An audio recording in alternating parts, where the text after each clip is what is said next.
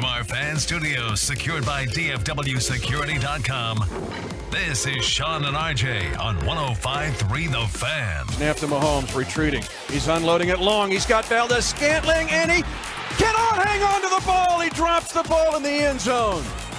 On a deep post, had the deep safety beat, and Valdez-Scantling drops the ball at the 1-yard line. And with that, the NFC East may have been locked up. Good morning, Metroplex. It's a Tolo Tuesday here on Sean and RJ. We are DFW Sports Station 105.3 The Fan, live as always. Sean Sharif, RJ Choppy. We got Peyton and Ryan in the back, and we are live on the Fan Cam, Twitch, and YouTube.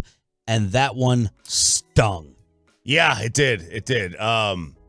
Question. Watching that, did you feel Philadelphia was the better team? No. Because I didn't. Nope. And that's what really stings about it, because you're going to have to win games throughout the course of the season where you're not the better team and you don't play like the better team. And Philadelphia might be the better team on paper, but they didn't play like it last night, and they still won. That's a discussion on its own, because that's a bigger, broader, that's what championship teams do, right? It'll be a Bobby fight. It will be. He's already tweeting that the game meant nothing. Philly is still trash. And see, there's this dividing line that sports fans love to be on one side of. And a lot of times that side is you just finding a way to win. You balance that versus the flaws that you have and eventually getting exposed. See, Bobby is setting all of this up for a fall and slip in the postseason so that he can completely dismiss their regular season because of the way that they've been sticking around, hanging around, and they have one big play or one big final drive to go ahead and waste away the clock. So do you believe in that? You just finding a way to win? That's the sign of a great team? Or, nope, they can be had, they can be exposed. Yeah, I don't necessarily believe in the just finding a way to win thing, So I understand that, but at the same time, if you believe in that, then you can't go by the result in the playoffs either.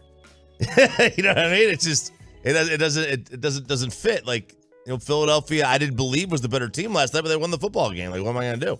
They won the game. Now that's good news, I think, for the Cowboys. I think it's good news for the NFC because they are beatable. But everybody is in this league right now. You're not terrified going to Philadelphia. Look, Kansas City probably should have won the game, but they weren't impressive at all. Their defense was. Yeah. Their defense was impressive. Their offense has issues. I was wrong last year when they lost Tyreek Hill and still won it, but I'm going to double down that they're in trouble. They're in trouble offensively. I've been saying it now for 3 weeks, even putting them at 5 or leaving them out of my power rankings, but you had multiple drops and red zone turnovers. Kelsey with a fumble. Kansas City is saying, we had that game. Kelsey fumbles in the red zone. Mahomes throws an interception in the end zone, and then Valdez-Scantling with the game-winning drop. Kansas City's waking up this morning saying, we know we're better. We beat ourselves. Yeah, and Philly's waking up saying, this is what champs do. We survived. We went on the road. We did it again. In that moment, in that fourth quarter, in the final 5 minutes, 6 minutes, 7 minutes, even if you don't believe figuring out ways to win, I do believe in pressure situations, different people feel different things. No, I buy that. I'm always going to bet money that the Cowboys are going to screw up in big moments, in crucial situations. It feels like Philadelphia is not going to beat themselves. They're not scary for the Cowboys. They can be had even in filthy, but I do believe in the fourth quarter. They believe that they're Michael Jordan or Steph Curry. Yeah, I mean, and you can there's a lot of, you'd hate Sirianni, but he does bring kind of an attitude of this is us. We're just going to do this. And I think a lot of teams take on the personality of their head coach. I do think they've taken on the personality of their head coach in that sense. They don't have the same level of, baggery that he will bring. But, I mean, they also take on the personality of their quarterback. Hurts is tough, man. He's a tough player. Like, he didn't care much, I don't think, about the way the numbers look. I mean, it's just let's just get this yard.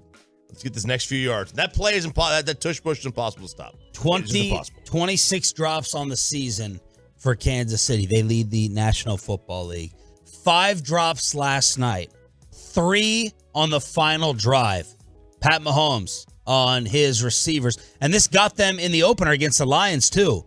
Mahomes on his receivers not hanging on. They know I'm gonna keep firing it. That's just who I am. I'm gonna fire it to the guy who's open. Usually they're gonna make the plays. I mean, it happens. I mean, I threw an interception in the red zone if I just flattened Jay Watt off. That didn't just lose the game. I mean, there was a lot of stuff that happened throughout the game, and so you just gotta keep firing. I mean, I don't think it's just me and the receiver. I think offensively we're just not where I would want to be at this point in the season, and that's everybody. It starts with me. I gotta make better throws at certain times. We have to continue to move the ball down the field and just be more consistent thoroughly throughout the game. I saw the stat this morning. The 4 teams with the most drops in the league: take KC 1, Jets 2, Cowboys 3, Lions 4. Wow. So 3 of the 4 best records in the league have the most drops. That's surprising. You want a crazier, more surprising stat? Yeah. The Kansas City Chiefs have been shut out in the second half of their last 3 games. Wow. Let that sink in. Second half shutouts in their last 3 games. Second half points per game, 6. Fewest in the NFL. Their average for the year is 6. 6. So they lost to Denver, Miami, and now Philly were the last 3. Yikes. That's not how you, I mean, look, that's. I blame Tay-Tay. Yes. She had to delay the concert. Someone passed away as she's performing outside the country. She couldn't make it. Have the parents all meet. And I look forward to all the gifs, and memes making fun of Travis Kelce. Heartbroken that Taylor Swift was not there to watch him play. Yeah. I'll never forgive her for last night. No, because they dominate when she's there. Like, what is she doing in the Super Bowl? She going to be around Super Bowl Sunday? Are they going to be around? They Super might Bowl not be Sunday? around. They're going to be around. She might be there. They might not. Truckwreck.com text line is open at 877-881-1053. 877-881-1053. But again, that lull in every football game where you're like, all right, we've screwed this up. The Cowboys had it against Carolina. It did not bite them. And last night I tweeted, the Chiefs are just screwing around here. This should be a 2-score game. They should be up by more than this. And then all of a sudden, the Kelce fumble on Philly's 10. They were up 3. Devontae Smith bomb, tush push, a 3rd and 2 drop, and then Scantling drops the bomb. And Mahomes was a little bit long with his throws last night, but that one hit Scantling in the hands. And now they got some wide receiver issues there in KC. It's disgusting. Travis is apparently talking about retirement and stuff. So I don't know, but what does this do to the NFC East now? Because it is a full 2-game lead. Here's the schedule for Philadelphia. Please, Josh Allen, can you please respond? Please. Bills are going to go into Philadelphia, and then Philadelphia is going to host San Francisco. So their next 4 games, RJ, Bills, Niners, Cowboys, Seahawks. It's tough. That's 2, though, in Philly. Buffalo, San Fran in Philly, at Dallas, at Seattle. I would think they've got to sweep the Buffalo, San Fran. They got to sweep the home games. I think they'll lose here. Although last night throws a wrench into that. I think they'll lose here, though. The Cowboys play so well at home. And look, I mean, someone's going to get picked off. They're going to lose a game they probably shouldn't lose. Maybe is that Seattle, who is, I mean, I don't know. They've lost 1 game. I know. But it was a game they shouldn't have lost, right? It was the Jets. They had no business losing that game. Maybe it is Seattle that they get picked off by, but I think that they sweep that home thing, then it's over. The only chance the Cowboys have is if they come in this thing with a 1-game lead. You wake up as a Cowboy fan feeling good that Philly's not that great, but you feel bad because it looks like you're going to be on the road. You are going to be on the road. Detroit got a lucky win, and Philly got a semi-lucky win. That's how we start your Tolo Tuesday. Absolutely packed show today. Meet Church, a.k.a. Matt Pittman, in studio to get you ready for your Thanksgiving turkey. Also, a big college football fan, so he'll join us for the college football kegger. We got some surprise power rankings. Jerry Jones at 8:30, and the crazy airplane lady in studio at 9 for the Fan Cam, Twitch, and YouTube. But how about the Dallas Stars with an actual statement win last night? And Mike Modano is getting that Jimmy Johnson treatment finally. We'll bring it to you next. Coming up in the next G-Bag Nation.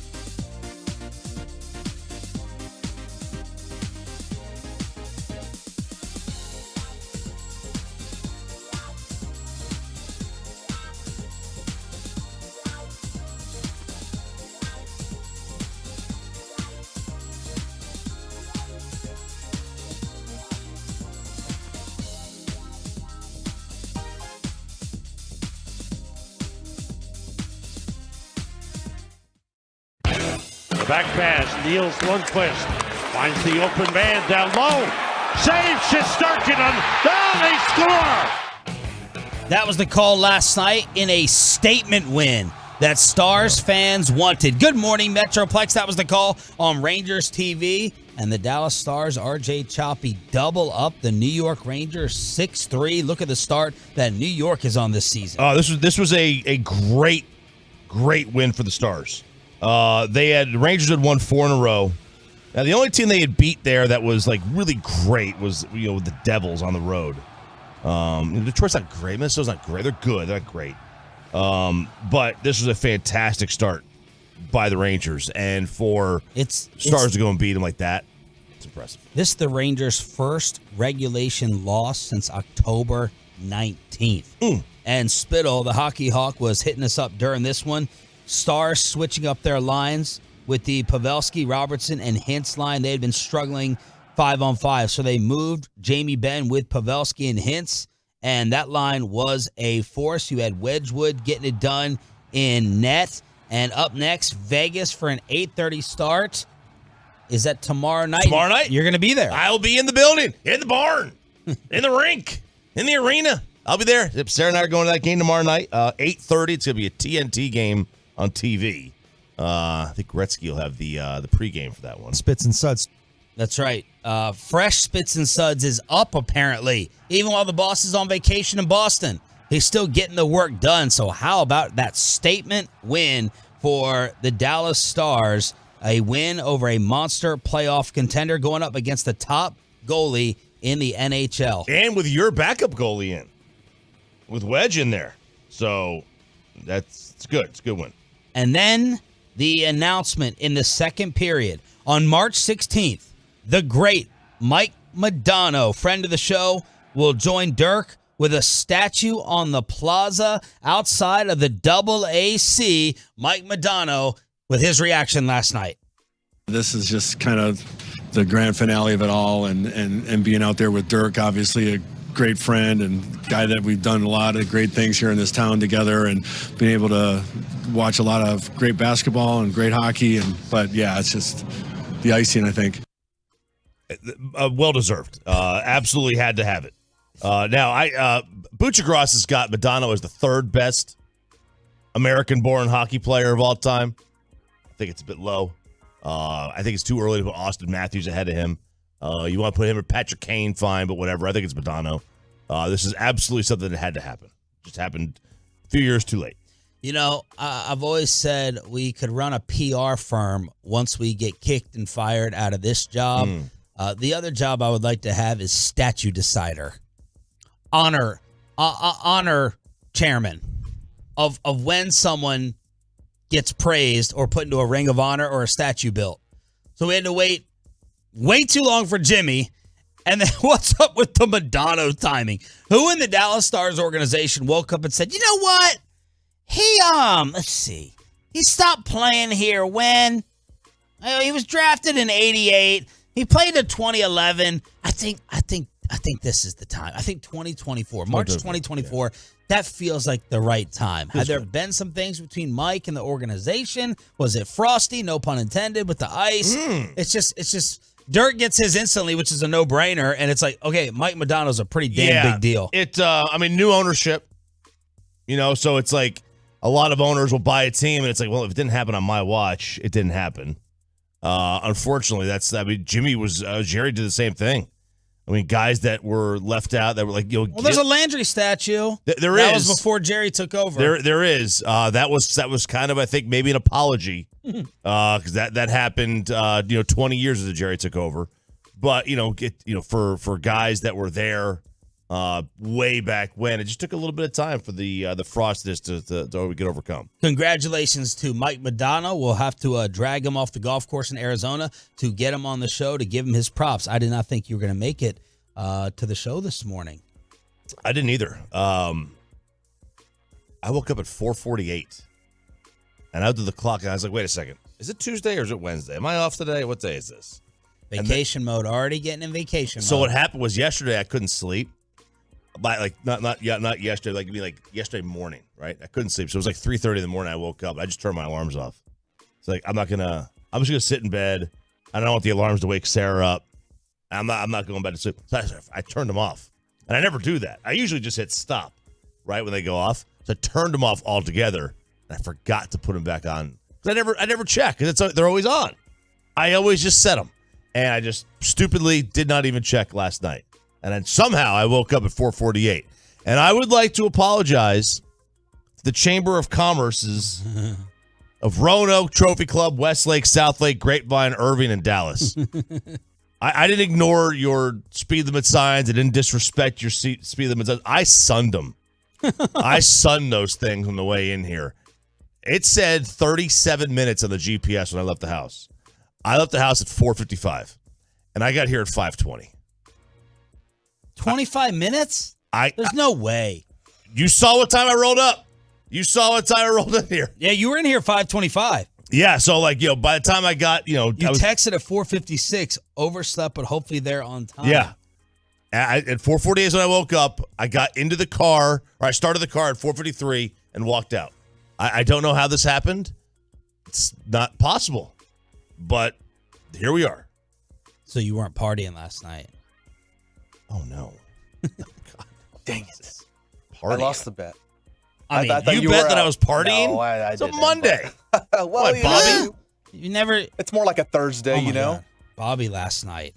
I'm sitting there. I'm tweeting out. I'm putting the show on Instagram, and this idiot is not reposting any of it. Instead, he's got "This is a jam." Kid Brunswick at 9 hours ago. And I'm like, where, I was like, repost the damn show. Kid Brunswick. Well, I said, and the game is on.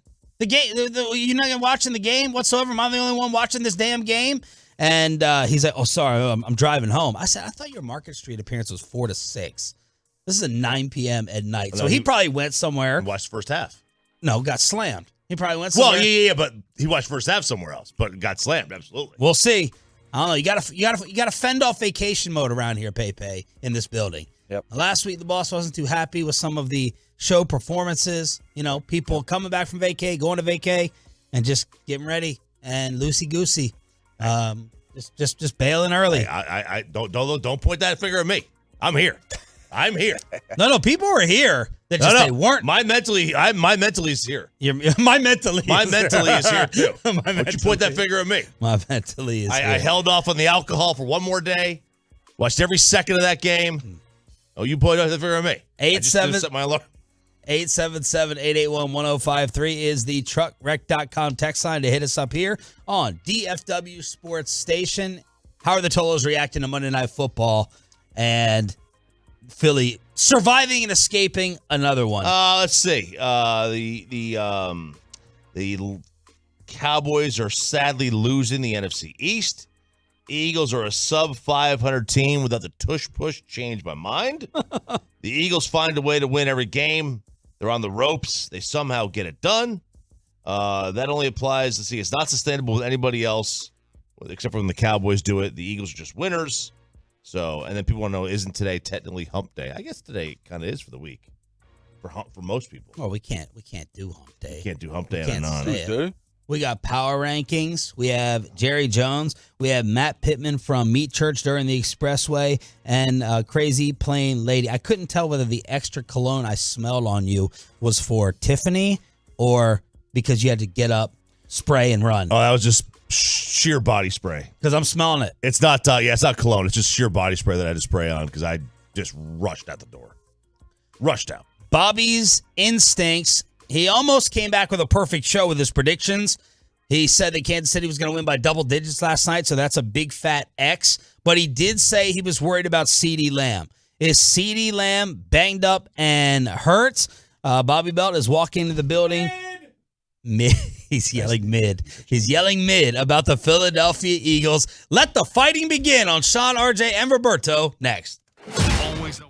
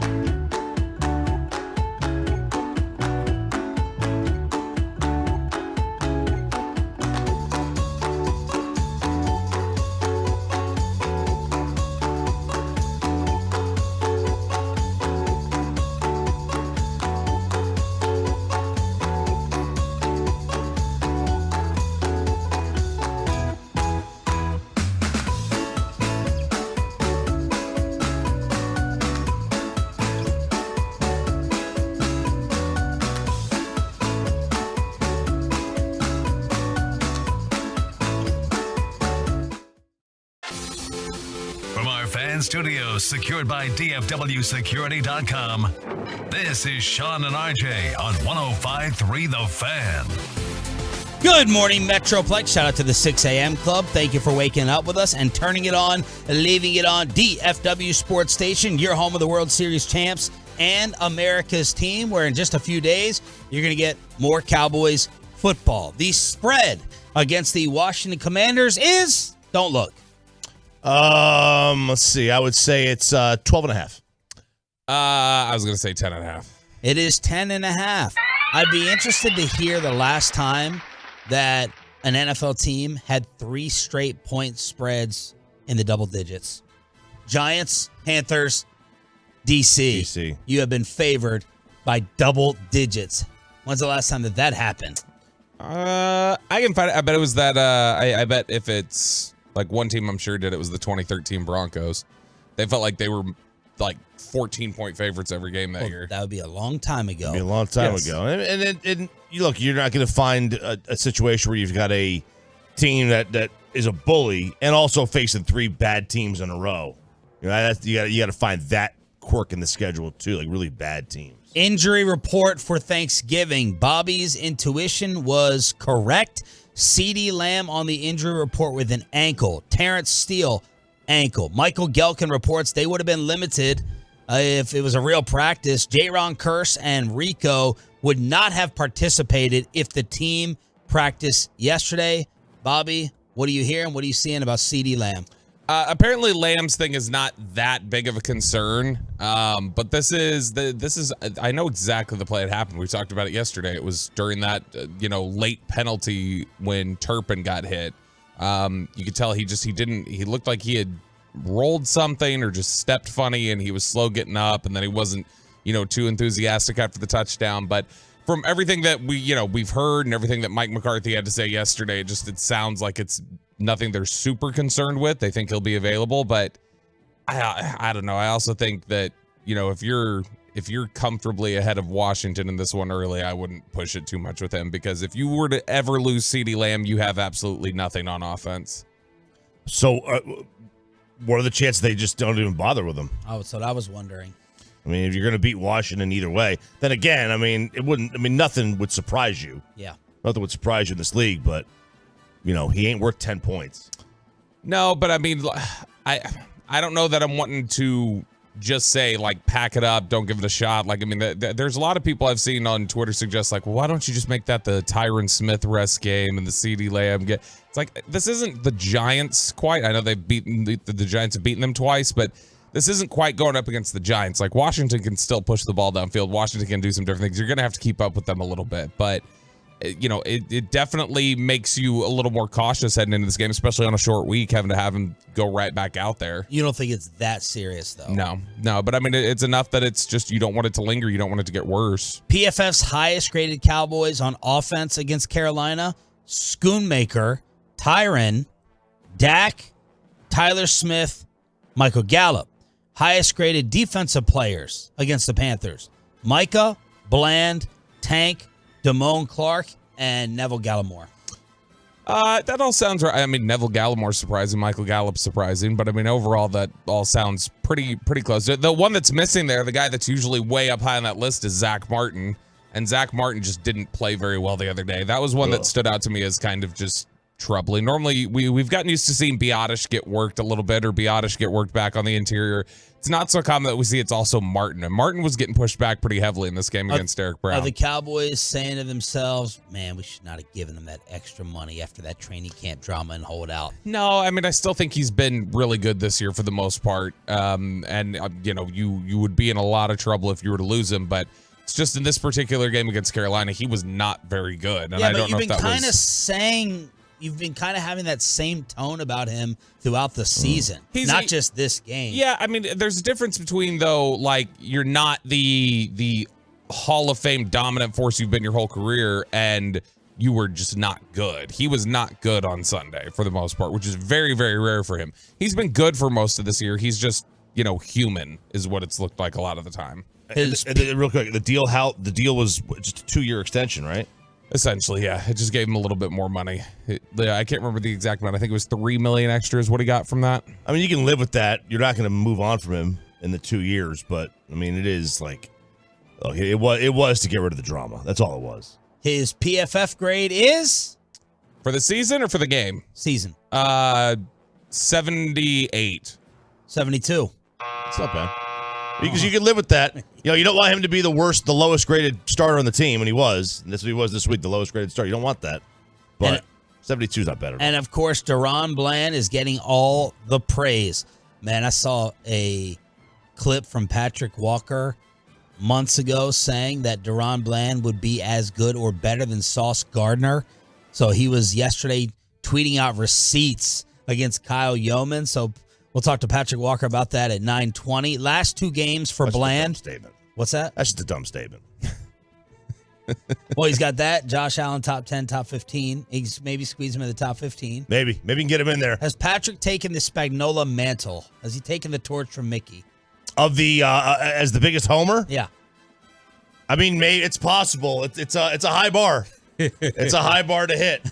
It's not a bar I want to be anywhere near. Look, nobody loves a bar better than me. And that is a bar I'm not going anywhere near. Look, I mean, if it's not Mickey, that's only because Mickey is Homer Emeritus. Like, he's reached that status to where he's just, got the title of perpetuity. By the way, I found it. Last 3 games the 3 of the final 4 games last year, Kansas City had 3 straight games where they were 10-point favorites. Wow. How do you find that stuff? Deron Bland, last 2 games, 2 catches allowed, 2 interceptions, 1 pick six, 8.3 passer rating against. Stephen Jones was on yesterday with a KMC masterpiece. Is Deron Bland making an argument for best cornerback in the league? Well, he's certainly playing as well as anybody as far as we're concerned. I mean, he's, I think, tied the NFL record for most pick sixes.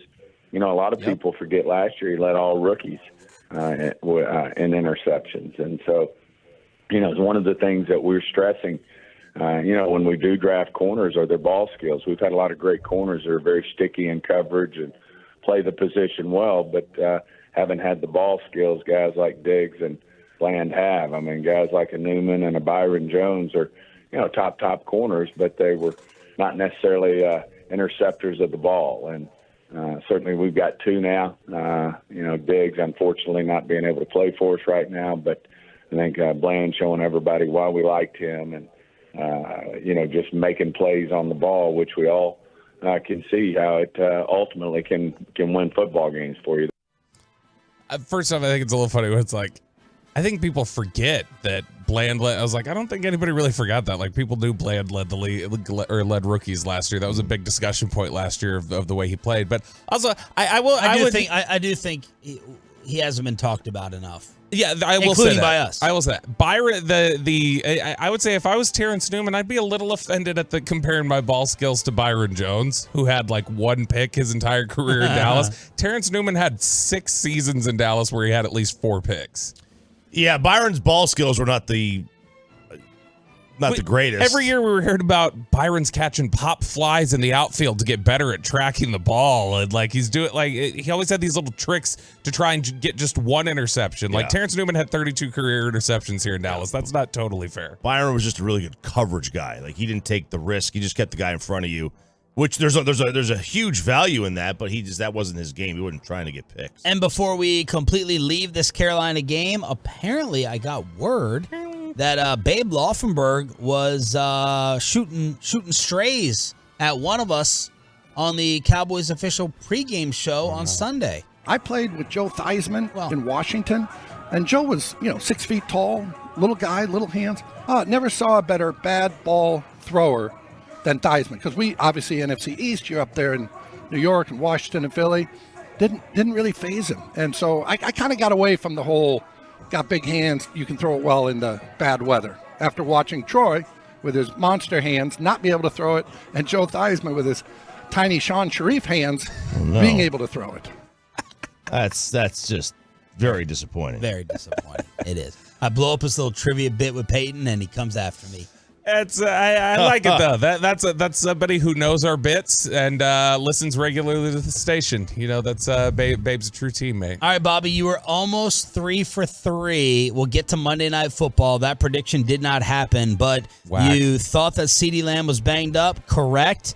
And you also thought that the Cowboys-Chargers game led to the announcement for Jerry Jones to finally put Jimmy Johnson in the Ring of Honor, and that sounds like it's correct. Sun Sentinel with the report. This is a guy who wrote Jimmy's books, and he's really tight with Jimmy. So Jimmy gave him the interview and the recap of what happened right after the news on Sunday. Yeah, this was Dave Hyde had written this, and the headline was that Jerry met Jimmy. Jimmy agreed with Jerry. The good meeting leading to Sunday's surprise Dallas Cowboys announcement. Apparently, this is something that just, occurred before the Chargers game, that they had a discussion, and it says, we've got to get together, is what Jerry said in their pregame chat, and Jimmy said, fine, let's do it. And that's what spurred everything, and that's what went down.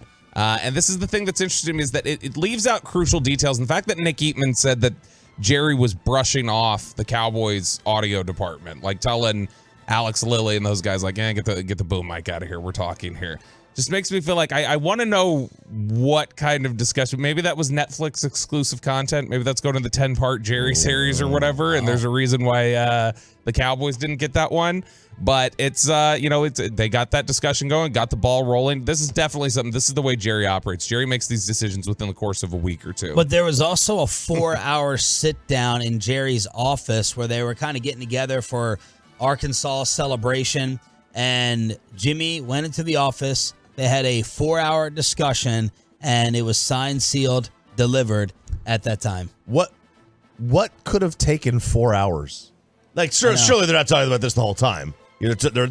Jerry will. And how many times can they relive the same old stories? At the Hall of Fame, they relive the same stories. Charger game, they relive the same stories. Carolina, they relive the same stories. You're doing it again in the office. You were only together for not that long. Stories change. As time, nobody loves to change stories better than people who lived them 4 decades ago. Could you not sit and talk to Jerry for 4 hours though, pretty easily? Right. That's the thing is that it'll deviate. Yeah, it's not even you talking. It could just be Jerry talking for 4 hours and talking about stories and things like that. Jerry, how many times does Jerry rehash the same stories over with us? That's the way that it is. He's got plenty of stories.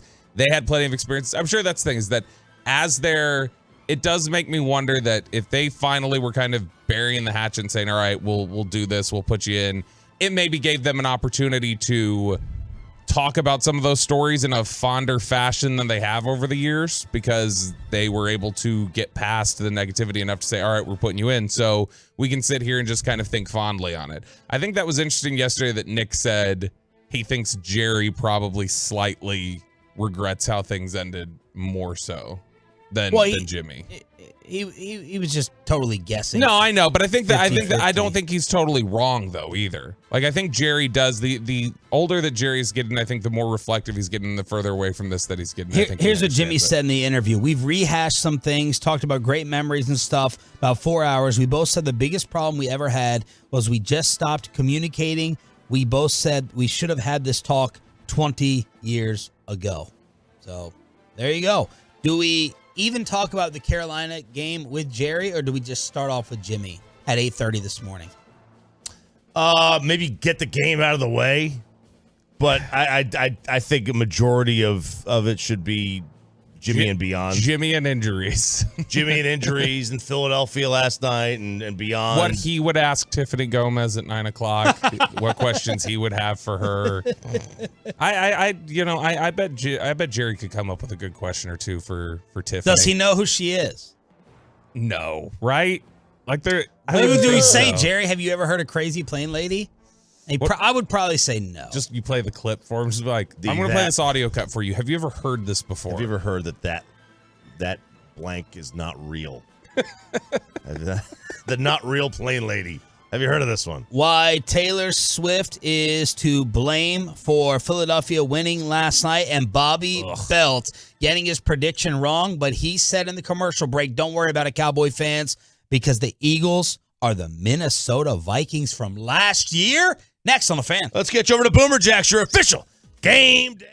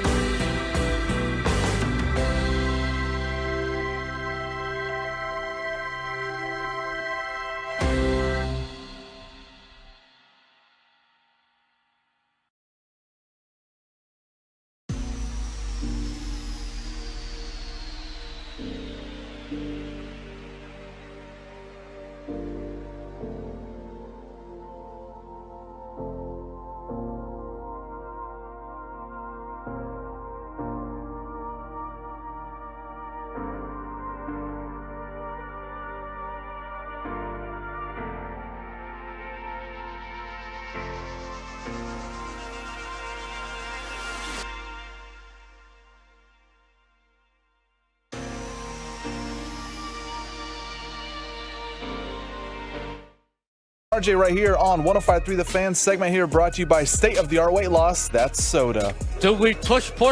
Do they brotherly shove? They push. They shove. Touchdown! Eagles take the lead for the first time in this game. I know it's whiny. I know it's bitter. It's just not a football play. It's so ridiculously stupid. It's just a tug of war. Now, some people say that is the essence of football. Oh, it's absolutely a football play. It's just dangerous. That's the problem with it. It's not a football. Do we push? It's not a football play when people are just lining up to shove. Again, the moment, in my opinion, the moment that someone makes contact with the back of the quarterback, it should be a penalty. The play should be done. Not just two or three people lining up and pushing and shoving.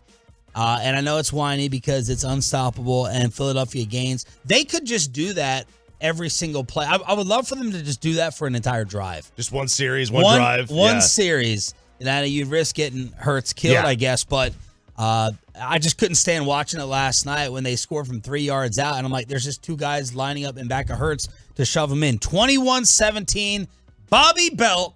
The Eagles survive again. And they're not very good. Yeah, that was an MVP performance again from Jalen Hurts. What did he do yesterday? 14 of 22, 150 yards, 0 touchdowns, and a pick. What a godlike performance. I certainly understand all the chatter about how he's the MVP. If that's the best player on the best team, then this is about as mid of an NFL season as we could have hoped for. You ruined the morning show. Yeah, that's great. Yeah, I don't care. Yeah, Jalen Hurts is the Jimmy and Plano of NFL players is how I feel about it. Look, this isn't just they are the Vikings from last year. You can talk about that if they win, if they win, they find a way to win. You can't win every game like that. If every game is finding a way to win and you're unimpressive in every game, you're not an impressive football team, and it will catch up to you. Okay, here's where you're an idiot. How can you say they're like this every game? Give me the football guy stats. Go ahead. They've played, 10 games now? 9-1? Mm-hmm. They're 6-2-2 against the spread. I don't give a damn about the spread, Chop. If it is a 4-point spread, this is the argument you always come in. Yeah. I don't care what Vegas has to say about the spread. If the spread is 4 points every time and they win by a touchdown, that's finding a way to win. I don't care about that. It means they're exceeding expectations, you Nimrod.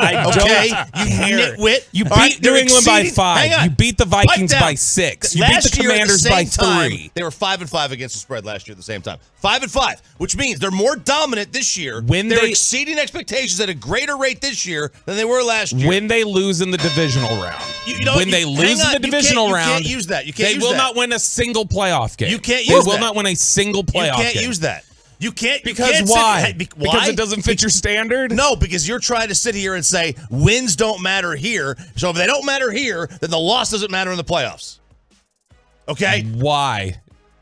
My whole point is that they don't have sustainability. They can't win like this. Bobby, it's not sustainable. It will catch the up. Result in the playoffs and then use Our quarterback wins a stat. Our quarterback wins a stat, Chop. No, they're not. Okay, because it doesn't matter. You can't ignore the results in the regular season and then use the results of the playoffs to further your argument. You can't have it both ways. No, I agree with your sentiment that wins don't matter, but you can't have it both ways. You can't use it in one spot and then not use it in the other. No, but what you can say is that this is a team that's not built to beat better teams consistently, so they will not win in the playoffs. They have gotten away with so much. It doesn't matter. Any of these teams in the NFC, whoever they get in the divisional round, they will not win a playoff game. I don't care who they get. Woo! I do need you to take back the Vikings comparison. I won't. That's the same football team. No, stop. Yes, it is. Stop it. You lose credibility when you compare them to Minnesota. You think they're not exactly the same. I love the hot take. I love the attention grab. I love the tweet and the retweets and the likes. If you sent that out, I'm going to need you to take that back for my own respect for you. For my own respect for you, they're not the Vikings and the New York Giants from last year. The Vikings, the Vikings were 8-1. The Vikings were 8-1, and what? They were winning games like similar. They beat the Dolphins on the road by 8. They were winning every game by like a touchdown. This is the same team. Okay. Power rank is gonna be fun. And just like that team, they won't win a playoff game either. That'll be the same thing. They'll be just like the Vikings. They won't win a playoff game either. And then everybody will go, well, it's a what-off or whatever. They're not going to team they were last year. They're going to lose the next two games. They're going to lose to Buffalo and they're going to lose to Buffalo and San Francisco. They might lose. Well, then they're going to beat the Cowboys because they play them the third game. Oh, well, then they'll lose 3 in a row. So they're the same formula they had last year. And by the way, if I hear another Cowboys fan come at me on Twitter with the whole little like, well, what does that make us if they're fronts? Did I say Dallas was like some litmus test? Like, well, they beat Dallas, so I guess that means they're for real. I don't think Dallas is for real yet. Dallas has got to show consistently that they can play with top-tier teams, and they can't. They consistently show that what happens when they play top-tier teams is that they lose on the details every single time. So that I don't think Dallas is some standard that goes like, oh, well, I'm not praising Dallas and saying Dallas is legitimate and Philly's a fraud. No, I think neither one of these teams right now are like championship-level football teams. This is where, and I know you're terrified to bet on the show, this is where you take advantage of him. And you bet him and take advantage of him. Bury himself, double down, triple down. Ryan. He said 2 things. He said they would lose their first game in the playoffs. That's not even the opportunity to take advantage of. Okay. He said they're losing for the next 3 straight weeks. 3 straight losses. 3 straight losses. You figure out some way to take money out of his wallet or make him pay dearly on the air. I'll do a bet with you. Think of something. Whatever you want it to be. I take your spot in Bennett Glazer's suite on the 30th. Not a chance. not a chance. He's not going to back down. My takeaways from last night, number 1 is really the Kansas City defense. Kansas City, they weren't that impressive in controlling the game, but they did control the game. They had 5 sacks of Jalen Hurts in the first half. Here's the biggest takeaway, though, for me. What did Steve Spagnuolo do defensively? Aikman, I would have actually been interested in watching the Manning. Did anyone watch the Manning cast for this? Yeah, it's. Did they have any good X's and O's inside besides Mark Wahlberg apparently looking really depressed and miserable, and he was trending for that? Aikman brought up the most important point for me, though. He said they're attacking Philadelphia on 1st and 2nd down like other teams do on 3rd down. They're not allowing 3rd and short. It was 3rd and long all night long. They were forcing screens, and they were sniffing out the screens as well. So 5 first-half sacks. Are you kidding me? Of Jalen Hurts and Kansas City running the football on them. Pacheco looked like he was going to be the player of the game. So Kansas City running it against them, and what did they do defensively that other teams, including the Cowboys, can hopefully copycat? Yes, you don't have, well, you can have Chris Jones and Micah Parsons comparisons, but dude, they shut A.J. Brown down. They ran it down Philly's throat in that first half, and they made Philadelphia's offense look lost. That's what I want. I want the Kansas City blueprint from Brian Baldinger on G-Bag or someone else with the tape review. Yeah, they weren't breaking down defense as much. They break down more quarterbacks. It's tough to watch them with a Mahomes game because they don't care for Pat. What? Because you can't teach what Pat does. Yeah. And it's like they would never teach that. So it's like they don't like to highlight some of the stuff that he does. Because he's not technically sound. He throws sidearm, throws all over here. It's like they're just drop back, scan the field, all that stuff. So yeah, it's better. It's much better for Eli to drop back perfectly from a technical standpoint and just heave it up than it is for Pat to do his thing. Yeah, it's more. I think it's more Peyton that would do something like that. I'm joking, but no, I know. I'm just trying to explain like what they do. Yeah, you could tell like even when they've done their detail segments, they don't really like that he's able to succeed that way because it doesn't jive with what they're they've been taught. I don't know. I mean, not only do you want to check out and see what it is that the Chiefs did to them defensively, you want to find out what did the Jets do to them defensively, or the Patriots, or anybody else this year that has made this team look like a middle-of-the-pack loser football team that continues to get lucky, just like the Vikings did last year. Well, they're not going to be middle of the pack. Now you're just being a troll. All right, You're going to have them in your top 5 of your power rankings. We'll see. Yeah. We'll see. 8 o'clock. I'm about to bet you myself. I'm about to take money out of your daughter's mouth. I'm going to take food out of your daughter's mouth here in a second if you keep it up. I'm trying to give Choppy the chance to do it. But I'm gonna go ahead. I'm gonna take some salary from you. You're not under contract. Look, imagine. No, that's you just do help. That's not true. I'm under contract for another 3 hours, Sean. So, no. Here's the thing: is that when you look at if this was Dallas, think about if Philly was Dallas. We would be terrified with the way Dallas had played through the first several weeks of the season. We'd go, they're 8-1. We are terrified with how they played. They haven't beaten a team. I know. So what I'm saying is that there's a little bit of grass is greener on the other side, and a little bit of like this is Philly, and so it's harder when it's outside of us to see the same sort of flaws. I think if this was Dallas playing this way over the first 10, 11 weeks of the season, I think we would look at it and go like, we're kind of terrified with the way they keep winning football games. Yeah, I'd be terrified if I beat Miami by 14. I've won on the road, beat the Chiefs. I mean, I'd be petrified. Okay, I mean, like Chop, you can spin it any way you want, but what you would be terrified was, could you imagine the meltdown this city would have if they would have lost to the Jets the way the Eagles did? Just beating the Patriots by 5, struggling against the Patriots the way they did, struggling against the Commanders twice. There would be a if they struggled to beat the Commanders on Thursday the way that the Philadelphia Eagles have twice, this city will melt down on Friday. Hang on, you think the Cowboys have had a more impressive season to date than Philadelphia? No, I think Cowboys have been more impressive in their victories over the course of the season. I'm not saying that they're a better team or anything else. I'm saying that they've been more impressive. They beat down teams that they're supposed to beat down. Philly does not. 877-881-1053. Around the rest of the NFL, Zach Wilson is finally going to the bench. Tim Boyle. That's his name? Yeah, a guy who has never, even going back to his college career, ever had a season where he had more touchdowns than interceptions. Ever. That's never happened in his career. Tim Boyle, but they got to figure something out because, as it was pointed out the other day, Zach Wilson didn't complete a single pass to a receiver on Sunday. That was all backs and tight ends. And Deron Bland has more touchdowns than the Jets receivers do combined this season. That's amazing. I look, they got to do something here, but I don't know if this is the right move. Like you're gonna expect what out of Tim Boyle? Like Tim Boyle has a ceiling. It's very, very low. Zach Wilson's got a very, very low floor. Like, that's the problem. Zach Wilson's just bad games are just bad. But you still have to figure out what you have in Zach Wilson. They have. They figured it out. They figured out he's not ready yet. That's done and over with. Which is, I really thought he was going to be good. He's just completely. It's funny. It used to be something where when a guy would come out as a quarterback, the first year would always be a real big struggle. And then you wouldn't really feel like you knew what you had in the quarterback till year 2, year 3, whatever else. More and more with more of the college concepts kind of blending into the NFL level, you get a better idea right out of the gate. And just Zach Wilson, year 1, you knew like, damn it, this is Josh Rosen. Meanwhile, former Jets coach Rex Ryan taking Brandon Staley apart on ESPN after another Charger loss. I think he should go back in Division III football where he belongs. Look, this guy, look at his resume, man. I mean, I'm sorry.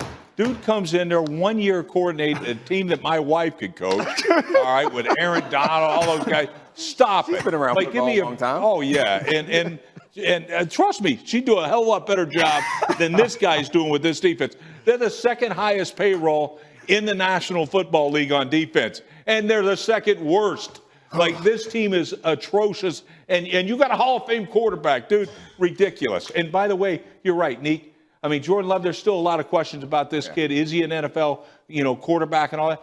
He looked like Aaron Rodgers, Brett Favre, Bart Starr, and all the other Packers, man. Forget it. This dude, I'm sorry, your job's to sit up there and answer questions. That man has a right, or woman has a right to ask you any question she wants. You get paid to answer those things. All right, handle it. The reason they're questioning you is because you're atrocious on defense. Give it to anybody else. Let somebody else coach because it ain't getting done. Woo! Wow. Rex-alicious. getting it done on Brandon Staley. Right after his feet. Took his feet right out from under him on that one. It's tough, though, when you're somebody like Rex Ryan, who just was an awful coach the last couple years that you were here, to just take that sort of a standing to take those sort of shots, it feels like. I mean, look, Brandon Staley has not done a good job in terms of winning football games. No. At all. He probably is getting a lot more hate than he deserves. They hate the way he has tried to change the game. They hate the way he goes for it on fourth down, even though he's correct. He just doesn't convert on fourth down. Is Jimmy Johnson going to be joined by Adrian Beltre? We have Jimmy Johnson, Mike Modano, and now Beltre. The Rangers offseason is about to become that much better. We'll talk about it on the Home of the Champs next. But first, let me go ahead and talk about these roads.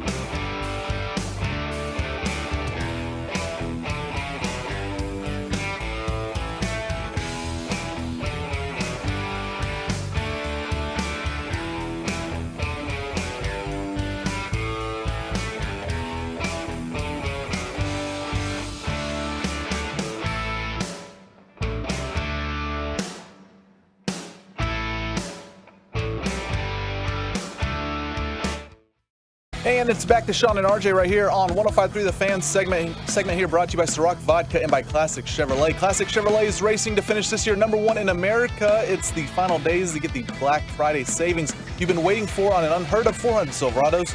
Shop them all today at ClassicChevrolet.com. This is Texas. This is Classic Chevrolet. Relax, enjoy the difference, and find new roads. Good morning, Metroplex. Shout out to the 6 a.m. Club. Sean Sharif, RJ Choppy, and Bobby Belt with you live on the Fan Cam, Twitch, and YouTube. We appreciate you being Tolos. That stands for Turn It On, Leave It On.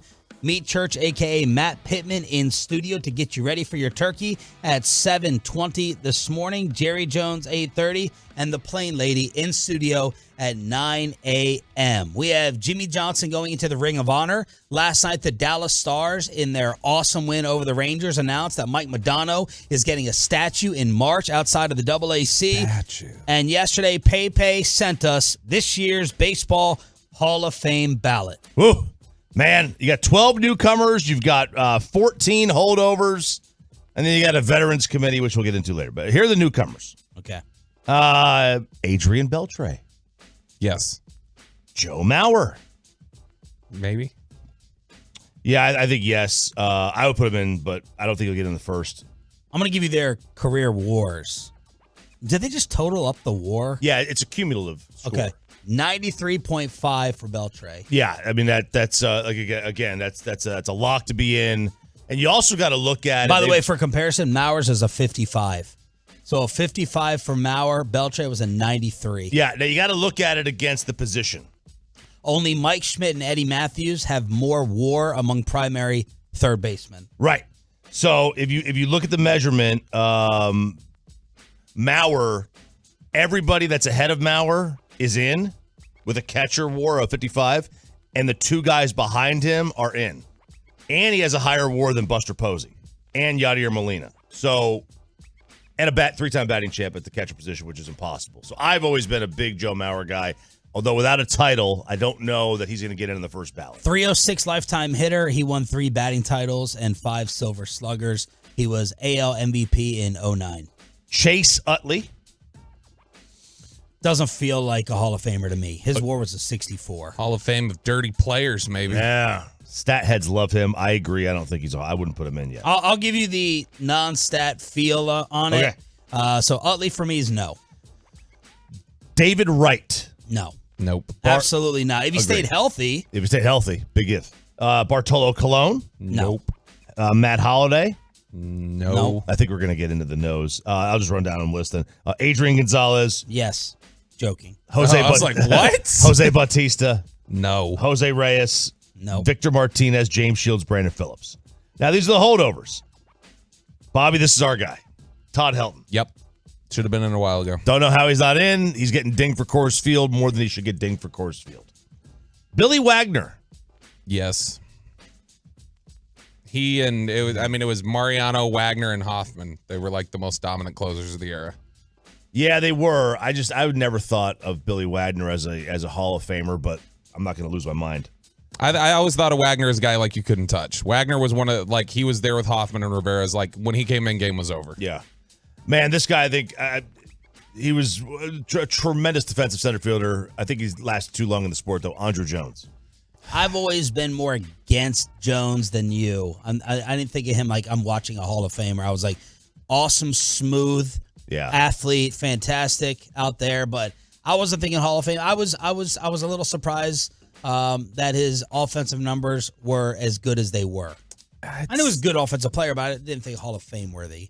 I mean, it's just because he's so good defensively that it's even a discussion. Mm-hmm. Because he was a 10-time Gold Glover. He was fantastic. He was 19 years old, starting in the World Series. Like he's got a lot that's impressive, but he wasn't good enough with the bat for long enough. Now you can make the argument, you could like say he's an Ozzie Smith type, like he's just incredible defensively. Yeah, and then like there are some people who are trying to knock his defense, and then the guys who were like the pitchers would say he got screwed by the pitchers on the Braves because of how he played the center field position differently because his corner outfielders were not as good, so he had to play it differently. So he had a lot of balls that he couldn't get to that a normal center fielder would have gotten to if they were positioned in the right spot. Look, Jones is number 2 on Bleacher Report's most deserving behind Beltre.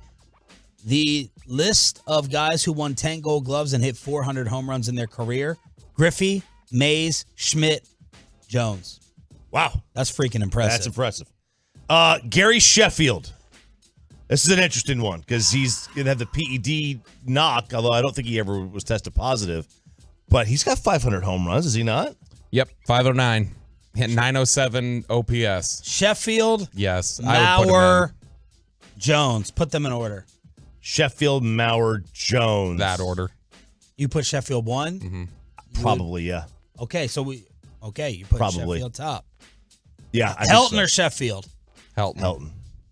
Okay. Gary Sheffield, 9-time All-Star, 5-time Silver. It's very hard for me to just get the batting stance out of my mind. I'm being way too biased. I really am. But 509 home runs. He got over the 500 mark. Involvement in Balco, admitted steroid use. He's not getting tough. That's gonna be tough. So I mean, numbers say yes, but the admission. Although he did go from 40 to 55% last year. There's got to be another 20% out there for him. Final year of eligibility. Carlos Beltran. No. I say no, but I seem to remember Beltran's numbers look a lot better than you would think. Right? No, I guess not. 837 OPS, no. Nope. A-Rod. I mean, yes. You got A-Rod and Manny here. Those are your PED guys. Because he came on the show. He came on the show, so I was a no before. But now it's a yes because he said you guys do a great job. These are your PED guys: A-Rod, Manny, Andy Pettit. I mean, Manny, yes. Yeah. Well, I'm no to all the juicers. I'm the old grandpa that's waving my stick on the porch. You're not getting in. My question is, I would have to go look at Pettit's numbers, and I know he had the playoff thing, but I'm like, I didn't think of Andy Pettit as a Hall of Fame pitcher while he was playing. I thought of him as a gamer. Yeah, that's basically what he was. I mean, there's a lot of Schilling's a lot of the same way. You know, Schilling's numbers in the regular season are good, but not great. They're not his playoff. Like, I thought of Kurt Schilling as a better pitcher than Andy Pettit. Pettit made 3 All-Star teams in 18 years. I mean, his ERA was 3.85. Yeah, you're getting him in for the playoffs. Yeah. So Beltre is a no doubt. I would think so, but I mean, I think I've seen crazier things happen. But guy with 3,000 hits and 400 plus home runs, I mean, that guy's in. Which is interesting because, I don't know. Nobody really thought of Beltre, I don't think, as Hall of Famer before Boston. Right. Like if you take Before just the Seattle. In fact, in Seattle, he was considered to have one of the worst contracts in sports. But if you take just Boston, the 1 year in Boston, and then through Texas, that's age 31 through age 39, he had a complete turnaround. Let me just, I'll say it. At the risk of sounding like Doug Gottlieb, I think that's the one who got in trouble. If Adrian Beltre, try to follow me here before y'all go crazy on the text. Careful, Peyton Gottlieb. If Adrian Beltre played in another city, we'd be having a steroid discussion. Because that's not crazy. It's not crazy. It's deadly accurate. Because he wears the Ranger uniform. We love him. The numbers don't look right. When you just look at the numbers, mid-30s, what happened after that? He made the Hall of Fame based upon his career starting in mid-30s. It doesn't look correct. That's all I'm going to say. The per 162 game average was not that different in terms of over the first half of his career and the second of his career in terms of home runs. He just became a better hitter. Well, he also got healthy. He was healthy. He was a better hitter. He was always a really good defensive player. But the thing was his OPS the first half of his career was 779. The second half of his career it was 872. Yeah, it's just like what Sean's trying to say, and he's right. Like you don't. Your prime years are 26 to 31, not 31 to 36. Yeah, I mean his top home run year was still when he was 25 years old. Yeah, but stop. That was a contract. Stop cherry picking. I'm not cherry picking. Yes, you are. That's the reality. He had 1 year 48, right, in a contract year in LA. Yep, include that, and then he went to Seattle. 19. These are the home run totals. 19, 25, 26, 25. He was a mid-20 home run guy. Mm-hmm. Then he went to Boston, hit 28. And then here, he's hitting 30. He is at 28, 32, 36, 30. So doesn't feel like a huge it's jump. It's not a huge jump, but I mean. It's not Brady Anderson. It's not Brady Anderson. I'm just saying, look, there's not enough smoke around Beltray like there was for Pudge. I'm not saying he did. I'm just saying a career like his is extremely rare. Oh, it's very rare. Where you skyrocket, mid-30s, it's like, oh my gosh, this guy's Brooks Robinson, and he's getting it done at the plate. It's very, very rare. Very rare trajectory. Who's similar? I'm trying to think who's similar in another sport that like they got into their 30s and they played a whole lot better. We always say this about Nash. Yeah, I'll have to go look at his stats, but it's like, okay, it wasn't that here, and then he became the back-to-back MVP in Phoenix. I'd have to go look at the years in which he exploded. He was good here. Like he was very, very good. All right, here. so he started in Phoenix age 30. And then so he hit another level at age 30. What were his MVP seasons? 05. Okay. So 04, 05, 05, 06. So it was like 30, 31, 32. Steve Nash is my comp. Nash started shooting more efficiently in Phoenix, but it felt like Phoenix was, I think that was a misunderstanding of what was going on in Phoenix, which was just, it was the pace of play. Like it allowed him to play freer. I think he was always that guy. It's just it allowed him to play freer in Phoenix. All right, so that is the Hall of Fame ballot. Max Scherzer hopped on the Foul Territory podcast and talked about the pitch clock and the arm injuries that have come along with it. He saw that the elbow injuries this year, that they're just way more severe. If you look at all the data that came across the game, that the pitcher injuries, arm injuries out of the pitchers, they're on the high end, but you've seen high end numbers, but the severity of the injuries are much more problematic from Keith, from the doctors. He talks to Neil Elatrosh, another renowned surgeon within the game. And both of them are saying the same thing, that they saw an uptick in severity. So it makes you start scratching your head. What's unique to 2023 here? And when you make the game go faster, part of the thing is, as a pitcher, I mean, your form just, I lived it, like your form just gets fatigued faster. And so for starting pitchers, they're trying to pitch, 100 pitches, like you're going through that fatigue. And you're overgripping the baseball to try to combat that fatigue. And, that's a very plausible reasoning, for the severity of the elbow injuries. So I think, look, this is what's going to happen. When you have changes like this, it's going to create unintended consequences. And the obvious good was the speed of the play, the pace of the play. The games were over in 2.5 hours. And the bad, again, it's just 1 year. So the sample size, you can't look at the sample size of this and then say, oh, it's a big deal. But then they'll get the playoff format and say, well, it's no big deal. It's small sample size, same thing. The issue I think you're going to run into, and they may change this, they may say, hey, look, 80 pitches is the new 100. Or 6-man rotations are the new norm, just to combat this. The 5 things RJ wants to see. It's so fun to do another NFL preview hours after an NFL Sunday. Fun for us, not for the Cowboys hurting physically, including CeeDee Lamb. The 5 things RJ wants to see: an amazing Stars win, and Matt Pittman, a.k.a. Meat Church, in studio. Loaded Tolo Tuesday. Glad you're joining us for it right here on The Fan. But I want you to do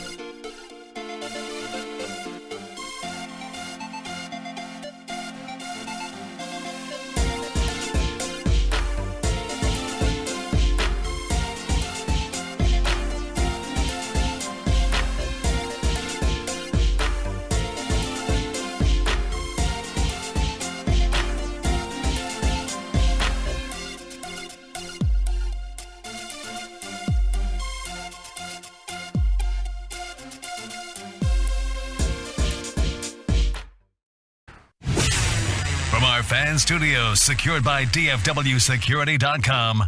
This is Sean and RJ on 105.3 The Fan. Good morning, Metroplex. Hopefully you have not abandoned us to start your Thanksgiving holiday early. Sean, RJ, and Bobby on your home of the Cowboys. You're going to hear Cowboys Commanders on Thursday, and your home of the World Series champs. It's DFW Sports Station 105.3 The Fan. Meet Church, a.k.a. Matt Pittman, in studio to start off the Expressway at 7:20. Little college football kegger as well. Yeah, the whale that Ryan puts up on the screen never gets old. Never gets old. It is good. Bobby, you look like you were correct about CeeDee Lamb being banged up. That's not a yes. We're not happy about it. CeeDee and Terrence Steele with ankle issues. Jaron Kearse and Rico Dowdle would not have participated if the Cowboys practiced yesterday. Take us inside the Star. Yeah, I mean, these are, you're right, these are projections. Basically, the Cowboys have like walkthrough practices here, and so the Cowboys have to project out what they would have anticipated their level of participation would be. So, if they had an actual full practice, would CeeDee Lamb have actually practiced? And they're just saying, well, we're projecting he would have been limited.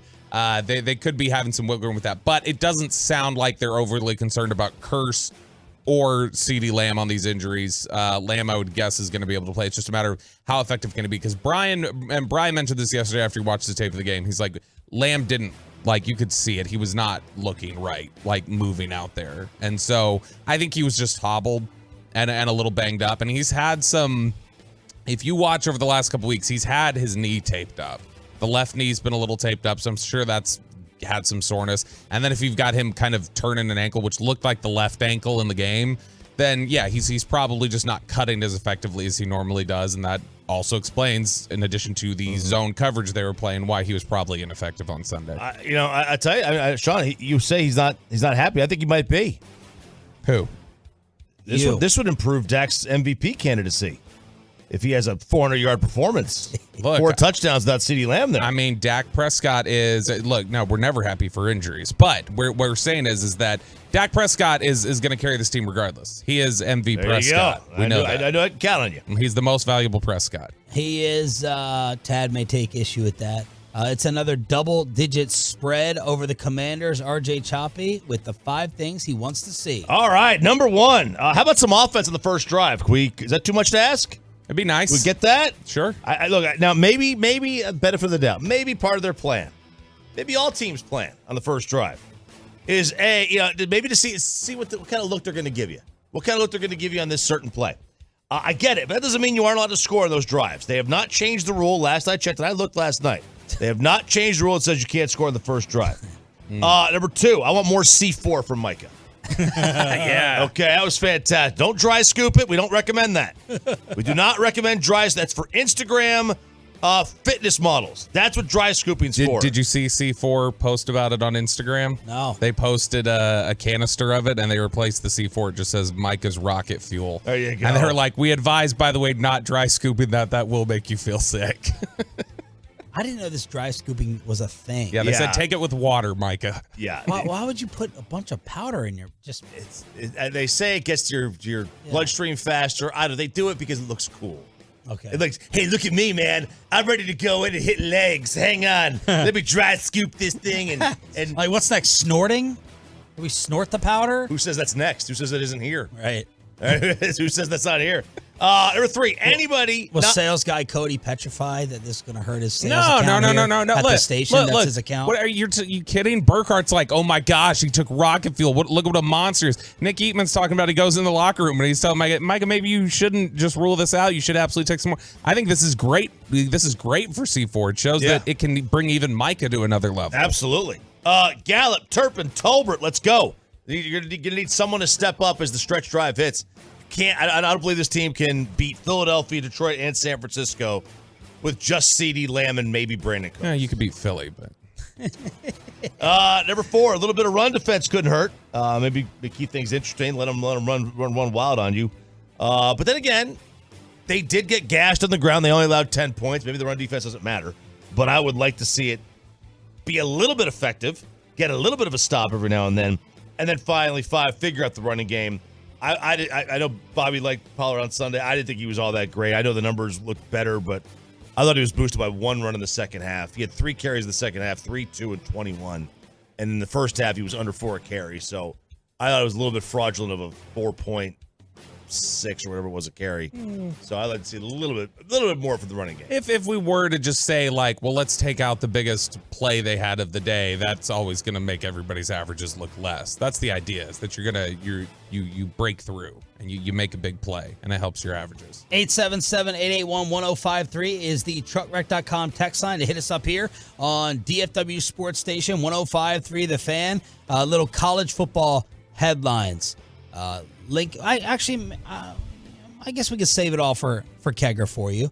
We can go ahead and do that. NFL hot seat though, Bobby. We know that Brandon Staley is on there. Who else are people talking about getting fired, whether it's after the season or while the games are still going on? Yeah, Bill Barnwell had his 7 candidates on the hot seat, and these are not all head coaches. It's a little bit of cheating. So there's some coordinators on there. You get guys like Matt Canada in Pittsburgh, which is the obvious one. Everybody wants to get rid of Pittsburgh's offensive coordinator. Nathaniel Hackett with the Jets, who I'm trying to think who it was. It was Leisure Doozable, I think, who had said the problem is that you set up this situation for Aaron Rodgers where he got everything he wants. So how are you supposed to get rid of the Alan Lazards and the Nathaniel Hackett's when this is the guy that Aaron Rodgers wanted? But is Sean Payton going to end up winning the Nathaniel Hackett debate? Is he going to end up? He'll always look bad for that to me. Like, even if he ends up being like completely right, because he still ran a train wreck of an organization the first several weeks of the season. He took a while to like find his own footing, which and it's nothing recently. It's normal. Yeah, but there's nothing wrong with that whatsoever. Yeah, but the whole approach he had, I think, was wrong. Now the head coaches he has listed here, he's got 5 of them. Let's see if you agree that these guys would be on the hot seat. Matt Eberflus in Chicago. Yes. Frank Reich in Carolina. Yes. Ron Rivera in Washington. Oh yeah. Brandon Staley with the Chargers. Yep.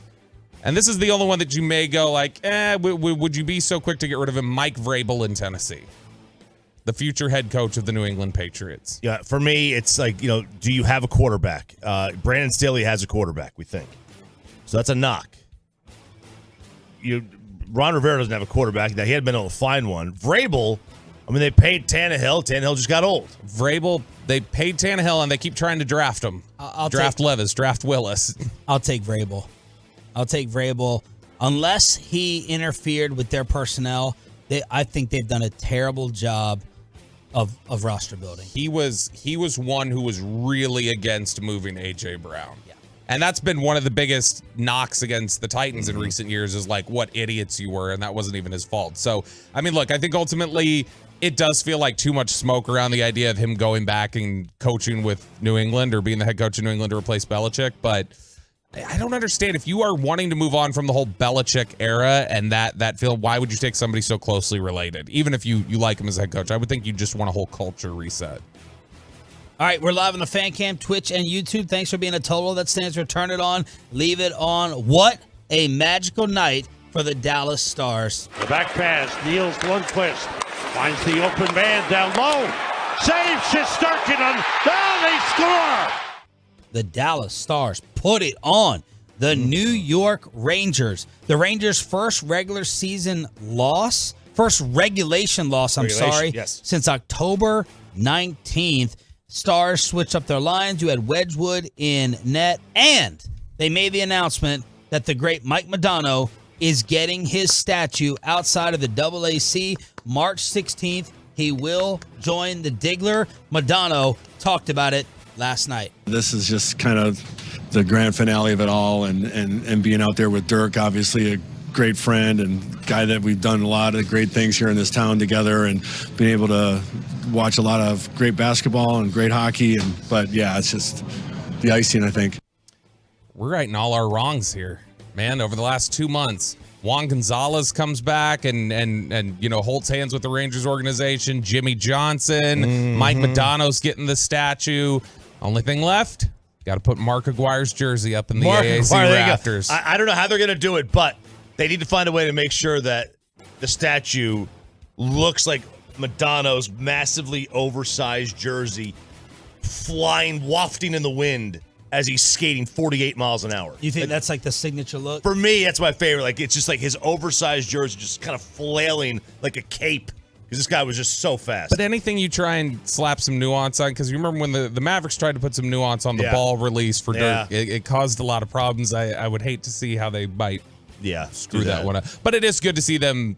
It does give you the warm and fuzzies over the last 6 to 8 weeks, seeing like, okay, we're repairing some relationships in DFW. And speaking of that, Stephen Jones was on KMC yesterday, and he talked to the fellas about how Jimmy Johnson's Ring of Honor came together. Well, I think it's been in the works for quite some time. Don't think I know. And, they just felt like this was going to be the right timing. They had people were at different visits they had out in L.A., and just felt good about it. And you can see they both seem thrilled about the situation. And, I think it's great, not only great for Jimmy, a great honor for Jimmy. I think it's great for our fans. Certainly, I know a lot of players on that team are thrilled to have him join him, whether you're talking about a Troy or a Emmett or a Michael and so on, D-Ware, et cetera. I think it's just it was the right time, and it's great that it's going to happen here at the end of the season. It's good. It's good that they repaired it. I don't know that it's been quite some time. I know it's been discussed for quite some time, and it's been something that, we have discussed as people on the radio or among fans and everything else, but I don't think it's anything that has legitimately been discussed from Jerry up until what feels like the last month. That's when this seemed to really take off. Is there any percentage of non-Trolley Cowboy fans who don't agree with this? No. You're the only one. Me? Yeah. You're the only one that said he's worse than Jason Garrett. Doesn't deserve it. I never said he didn't deserve it. Yeah, you said he's. I think he said Jason Garrett's You win always make a percentage is smart-ass higher. comment about Jimmy's. Now, I'm not thinking that you don't totally believe that, but you always make a smart-ass comment about Jimmy. What is it? Well, about his winning percentage that you rip off? Jason's career winning percentage. I think that changed after What? the Say last what? Say year. what the stat is. It was that Jason's career winning percentage was better. Okay. But I think that changed at the very end of Jason. It's a little nice. I like Jimmy. I like Jason. Oh. That's what it is. I like Jason. Jason. Who's the so next? I was just trying to boost my guy. Yeah. Who's the glaring oversight now? Because it's been Jimmy for forever. Like, who's going to be In the next? sports? No, for the Ring of Honor for the Cowboys. Who's the next one that people? Is it just people are going to wait around for Romo now? Like, whenever Romo gets in there, like, we need to get Tony in the Ring of Honor. I can't figure out what the next one is. Harvey Martin should have been in there a long time ago. I know that's the one Broadus continues to pound the table for. Sure, I think that's going to be one. But I mean, I think a lot of people would have a problem with Romo going in. I mean, what Cowboy quarterback that didn't make an NFC Championship game is in the Ring of Honor? I mean, I don't think I'm not saying I agree with that sentiment. I'm saying a lot of people would have a problem with it. It's very rare. I mean, if you look, Don Meredith and Don Perkins went into the Ring of Honor very early. Since then, they've essentially only put Hall of Famers in the Ring of Honor, generally. Mm-hmm. And so, I mean, That's why Romo's never going to make the Hall of Fame. Romo sealed his Ring of Honor fate. He named his kid Jones. So, bam. He'll right. go right in There you go. for that. Just a matter of whether it's going to be with Jason Witten or not. All right, that's everything you need to know to get you ready for your Tolo Tuesday. Next, we start with the Whale guest list. Matt Pittman, a.k.a. Meat Church, gets you ready for Thanksgiving in studio with the College Football Kegger. We are commercial-free with the Expressway right after this.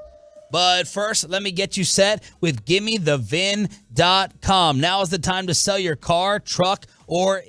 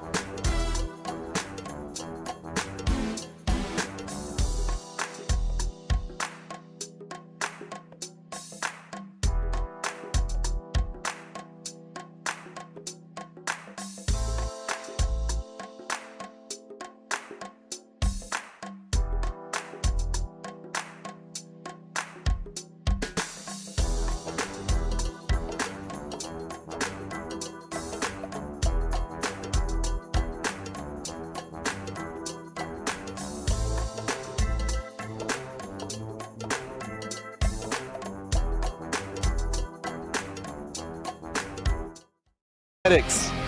All right, we have the monster guest list today. Jerry Jones at 8:30. I don't know what it is about having this guy in studio on days that Jerry Jones is on. And then Crazy Plain Lady in studio at 9 o'clock. Her name is Tiffany Gomez, by the way. Oh, I don't think we've said it once. I just said I don't think we've said it. I'm just saying, I've been nothing but respectful during the breaks when we've talked about her. And when we talk about her on the air, kiss ass. I don't know what you're talking about. Now, and all of a sudden, he wants to call her by her first name. Right. She's listening in her bathroom on the Odyssey app. Yes. Right. She's sitting there putting her makeup on. Yeah, right. We know the Odyssey app doesn't work. Come on. Yeah, the Odyssey app has been good. Anyway, in studio, the guy who beat Jerry Jones' YouTube numbers. The last Tuesday he was on, Matt Pittman, a.k.a. Meat Church, to get you ready for Thanksgiving and a little college football kegger. Good morning, man. Thanks for coming in. Man, I'm excited to be here. I feel like Evan Carter. You just move me anywhere you want in your lineup, and I'm going to produce. That's a good analogy. It's a good analogy. So Snoop Dogg fooled me and a lot of people when he said he was giving up smoke, and it was brilliant marketing because it was like some fire pit that there's not going to be any smoke for. Matt also put out the message. It was brilliant. It was a black and white photo. I'm giving up smoke right after Snoop, his second most liked photo ever behind the Joe Rogan one.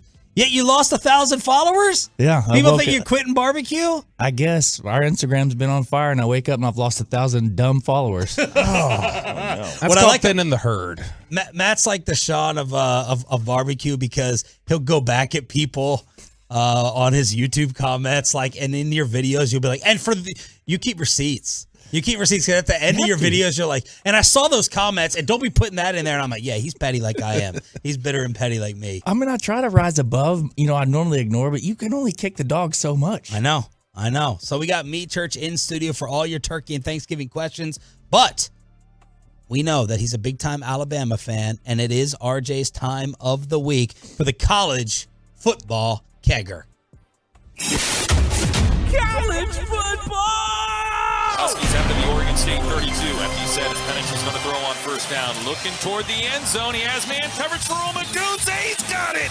Touchdown Roma Dunze! Up the left sideline. A Bolitnikoff kind of catch. His second touchdown catch of the night.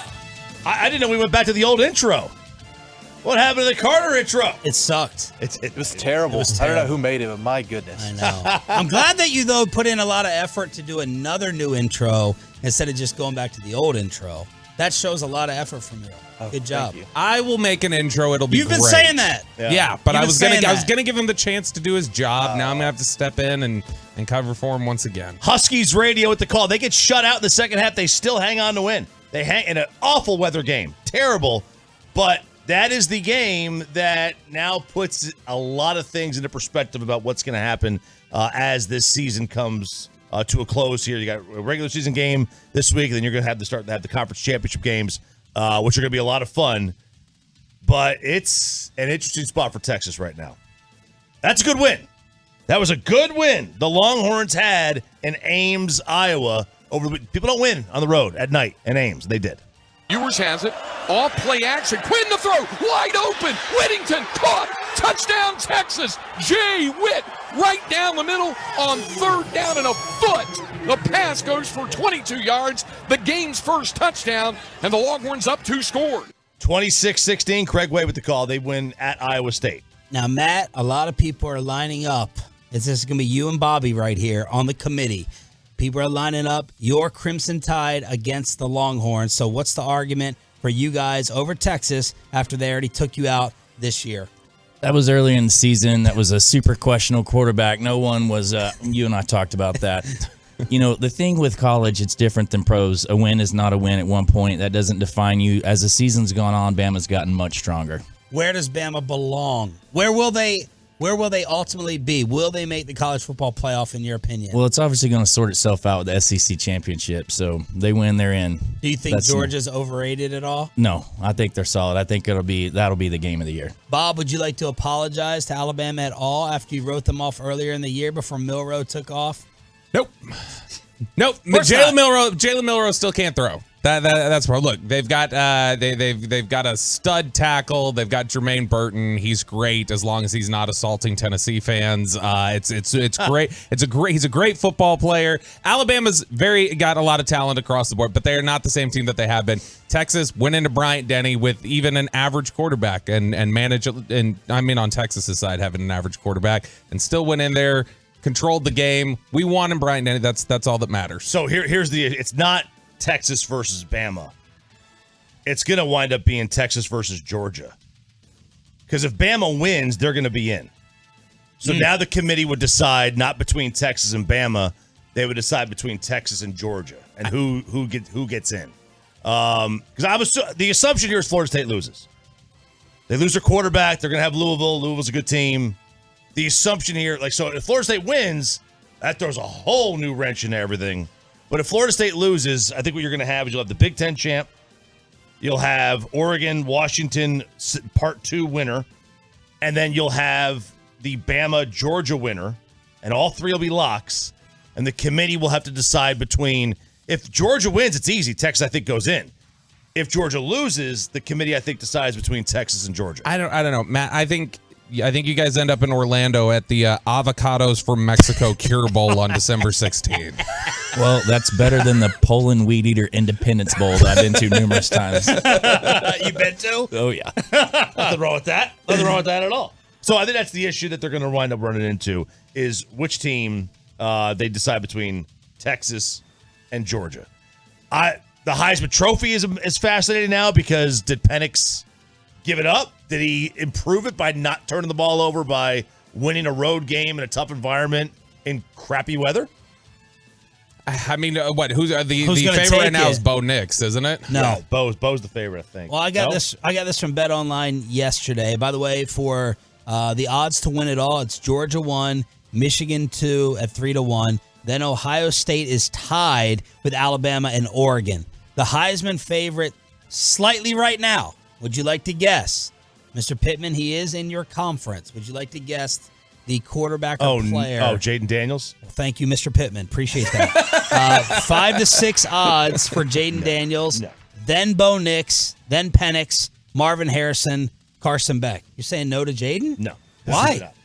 Because the Heisman Trophy. David Helm was tweeting out the other day the numbers that Kyler put up to win it, and Jaden's are the same or better. Well, there's one big difference is that Kyler was... I'm stunned Hellman was arguing for an LSU quarterback for the Heisman. Yeah. I think the major difference is that Kyler Murray was actually on a team that did something.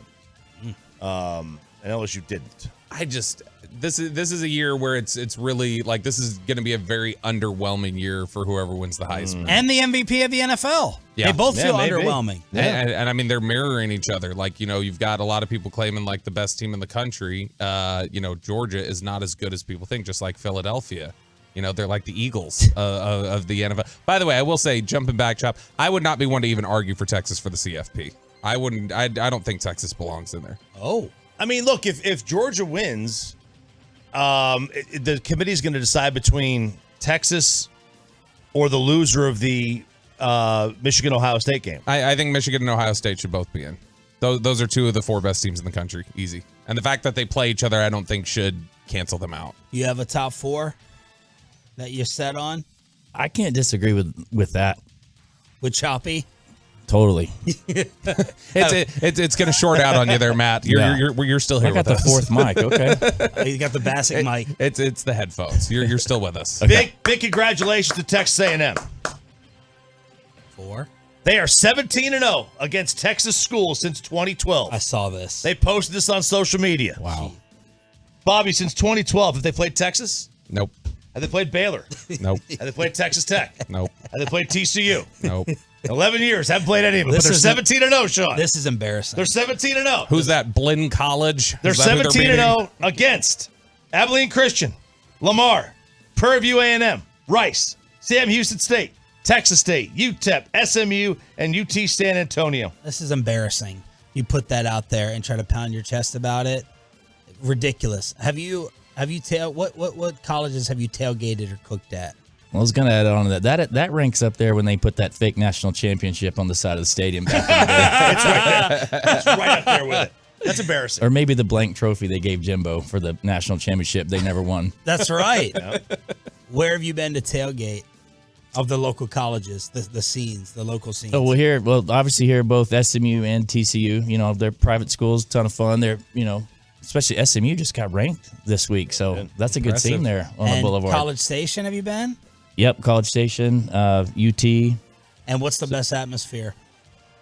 UT was fun, but the worst to get out of. Good luck. You can't get out of downtown. That was a pretty big scene. Game day was there, so that was a ton of fun. Is that where you served game day? Yeah, that's where I was on game day. Yeah, I'm biased. And Norman? Crazy? Nope, never been there. And Lubbock? Have been there. It's been a long time. Okay. So we got rivalry week this weekend. Okay, so you got Texas Tech in Texas. You've got OU, the TCU goes to Oklahoma. But you also have the Apple Cup. Washington State. All right? You've got the Civil War, right? Oregon State. But how about the strays that are being thrown at Bedlam from the fine folks in the Pacific Northwest? Huskies are leaving. They're going to the Big Ten. They're leaving Washington State behind. They have just signed a 5-year deal to continue that rivalry. Whereas Oklahoma and Oklahoma State say, oh, no, we're not going to play Bedlam anymore. Clemson plays South Carolina, different conference. Florida plays Florida State, different conference. Georgia plays Georgia Tech, different conference. And now we're going to have this. Washington State going to continue to play in-state rivalry in a different conference. I mean, that's the top question, I think, for Tiffany Gomez when she comes on at 9 as an Oklahoma State alum is like, what are you doing to ensure that Bedlam continues? How are you using your influence to keep that going? You got any questions for Tiffany? The top question. That's the number one. Really? The top question. That's the number one. Very nice. When what? When's the OF link coming out?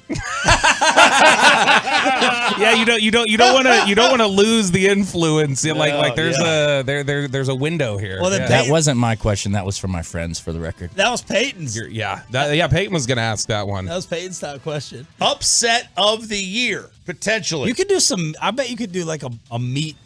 So do some stuff with meat with the OnlyFans. People do it with feet. You could do something with beef rib. You could do some things with that. Pork ribs. Take a bath in the brine that Bobby's holding up right here. Yeah, we'll give her some meat church. We'll do that when she comes in here. New Mexico State got paid $1.85 million to go play a game at Auburn. They were a 26-point underdog. They won 31-10. Oh, win of the year. Win of the year. Fantastic victory by New Mexico State in that one, and we could just end all the Dion. We can just end all the Dion talk. But wait, that's win of the year over Colorado TCU? Yeah, because TCU stinks. It doesn't matter. That's the game of the year. The Horned Frauds, man. That's what they are, the Horned Frauds. The Horned Eagles. Dion is so good. He took Colorado from last in the Pac-12 to last of the Pac-12. Oh, here it's fantastic. Wonderful. He will. You've been waiting to crap on Dion. He will get a better job someday. He will coach again. Not again. He's going to continue to coach. He will coach at a different school, and it'll be a bigger school. But not yet. It's not happening yet. What about Lincoln, though? Yesterday, Paul Feinbaum took him apart. He disassembled Lincoln Riley. That was vicious.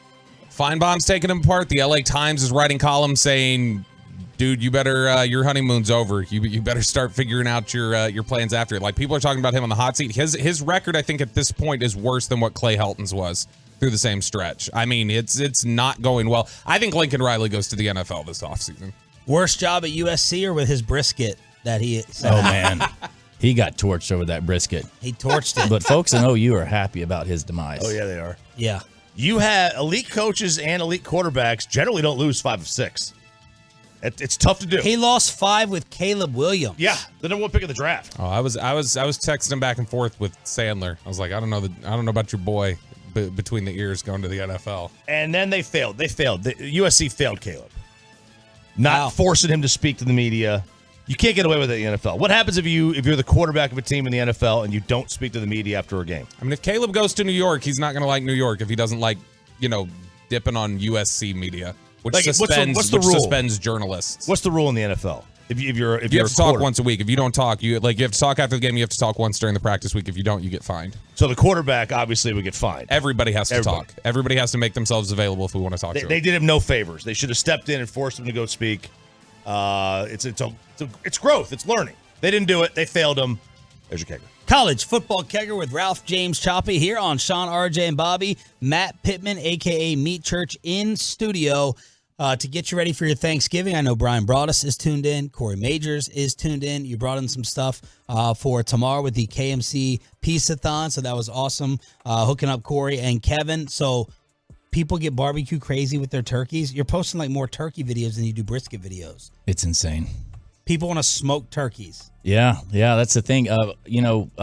We put out more recipes and videos during the last 2 months of the year than any time else in the year. We actually do about 40% of our business in the last 2 months of the year. Wow. So we're real focused on holidays just because we've learned that from our audience. People want to get outside and cook their turkey. I guess we all grew up with grandma's dry turkey, and everybody thinks they can do better. So the number one most popular technique that you're doing is what with it? Are you smoking and frying, just straight smoking it? You injecting it? What's the number one most popular? So we've done them all, love them all, but spatchcocking a turkey, which, it's the funnest word to say. That's why RJ was late this morning. Yeah. He wasn't late. It was close. I was close. I made it by 5 minutes. I don't know how. I made it. Yeah, so you remove the backbone from a turkey so that it lays flat. It cooks more evenly. It cooks quicker. I think it looks pretty. Yeah.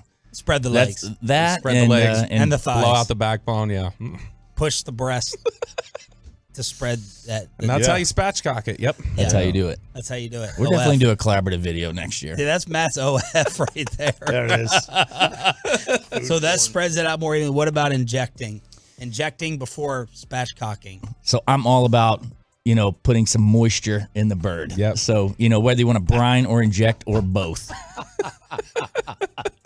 Okay. And then fantastic. and then how about some mayonnaise? Spread it. Well, That's actually a thing. That's People actually know a thing. it's not. Yeah. No. It's actually a thing. Absolutely not. 100%. Nobody puts mayonnaise on the outside of their turkey. 100%.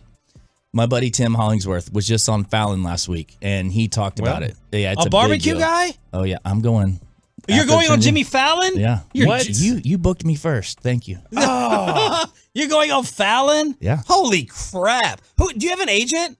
You're talking to him. Is Pittman your last name? No, I changed it when I got good at barbecue. I'm like the Meta World Piece of barbecue. I knew it. I told Bassick.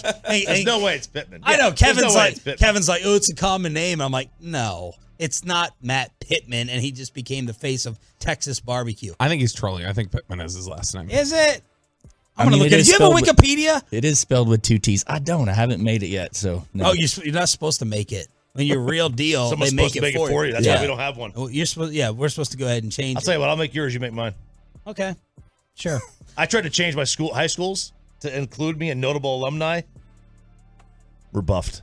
Your high school wouldn't do it? Yeah, they changed it back. Like, we don't know who the hell you are. All right, but for real, people do put mayonnaise on it. Yeah, true story. So it actually acts as a like moisture barrier, but it's great. So I have a few videos where I do that on just a big turkey breast, but it's actually a technique on whole turkeys as well.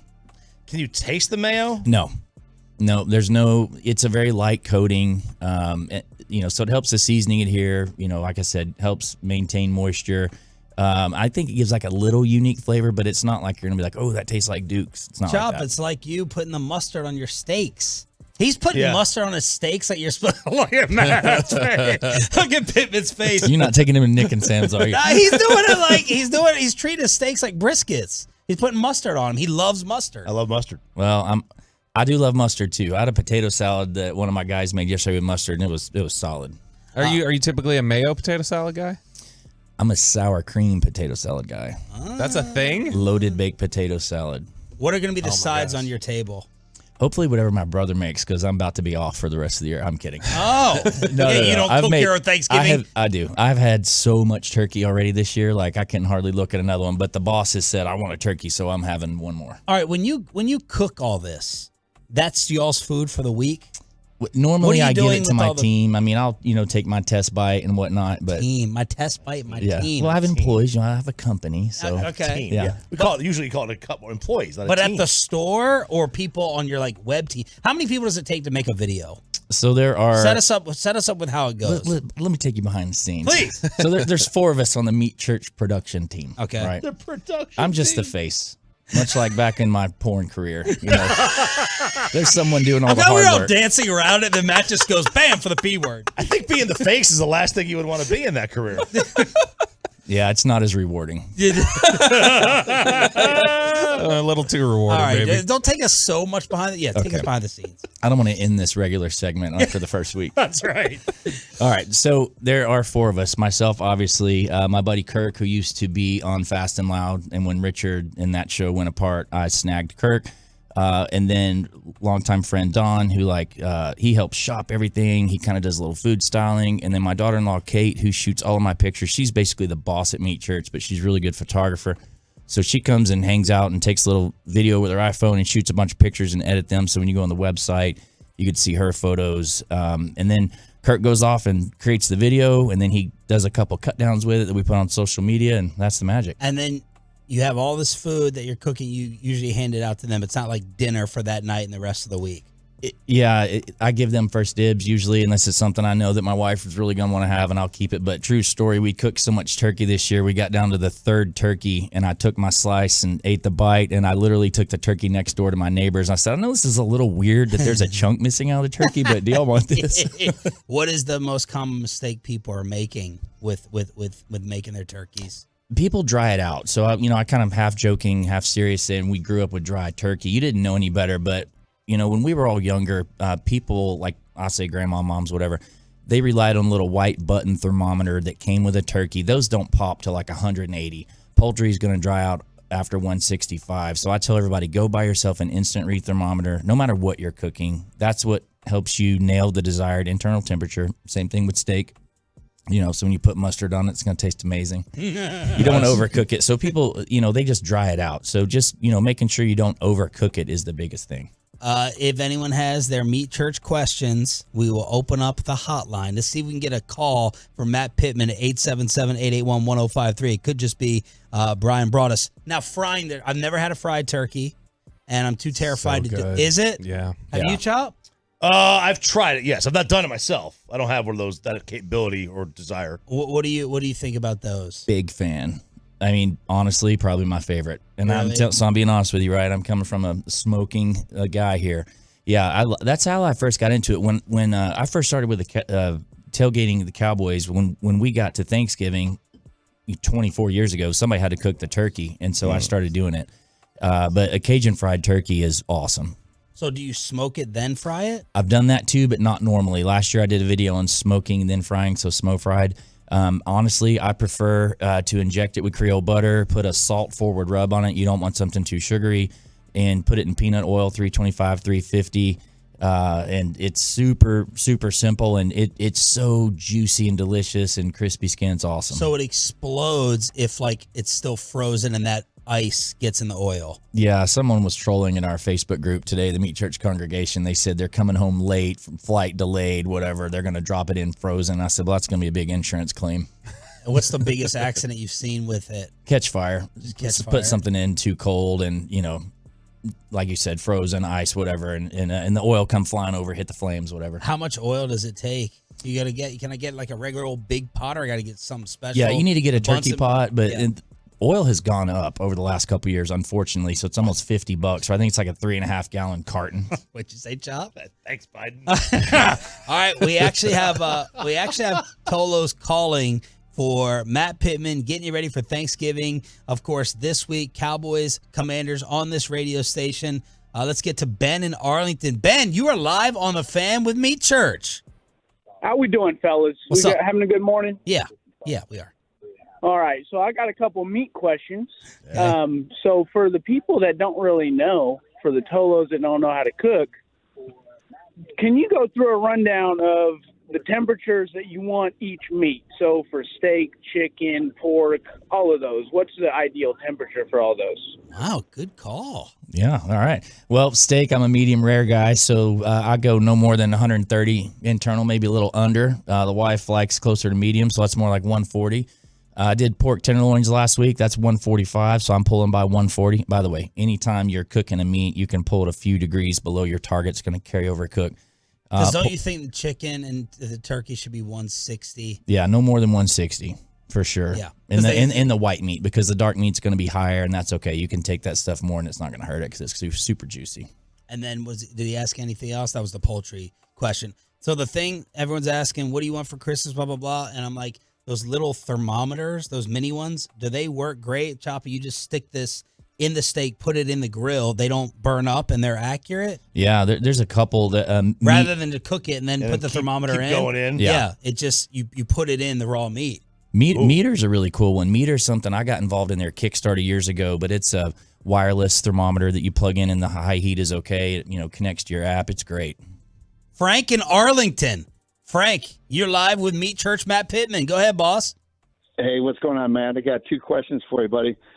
Hey, first one, I was just wondering if you have a steak on a flat grill, what's the best way to keep it moist without, drying it out on the steak? And the second question would be, where'd you come up with your name, Matt? The Meat Church. Yeah, well, made it up. So we're gonna stick with the temperature thing on your first question. The way you're not gonna dry it out is just make it. You're just gonna basically. I put a steak on. I flip it every couple minutes or so, or I reverse sear it. Just make sure you're keeping that temperature below your desired target. Meat Church, there's a fine, funny lady in Dallas named Alice Lasage. She owns Meat Fight, and years ago, I think it's 2013, she took a picture of a tray of barbecue at Slow Bone, one of my favorite barbecue joints, and she said something like, she posted it on a Sunday morning, and she said, I'm about to have my hashtag Meat Church, and I screenshot it and thought it was funny, and down the road asked her if I could use it for our name, and the rest is history. Oh, so you jacked it. Stole it. Man. I wouldn't say I stole it. I mean, I What asked did she get permission. out of it? Did she get money? Well, we do support Meat Fight. We do quite a lot with those guys every year. I'm going to pay it forward to them for the rest of my life. We got breaking news. The Steelers have fired their offensive coordinator. Pittsburgh, what was that? Has been outgained? In all 10 games. And outscored in all 10 games according to That's LeBron. right. So They ranked and yet they 28th. still have a winning record. So Matt Canada is out and gone. 28th in points per game, 31st in yards per game, pass yards, and then 16th in rush yards. I can't believe we're taking barbecue phone calls. Look at the amount of calls lined up. Eric in Dallas, you're up next here on Sean and RJ. Go ahead, boss. Yes, sir. I got 2 questions. First one, I see, I'm a beginner on the steak part. I see a lot of videos with people telling you different type of seasonings. How do you like to season your steaks? And then secondly, when making that, your turkey dinner sandwich, you got the buns, you got the stuffing, you got your cranberry, you got your turkey. I like to put the mustard right between the buns. Where do you like to put the mustard? Wow. Another OF idea. Another idea. Yeah. What if Matt leaves here with a collaboration with Tiffany Gomez?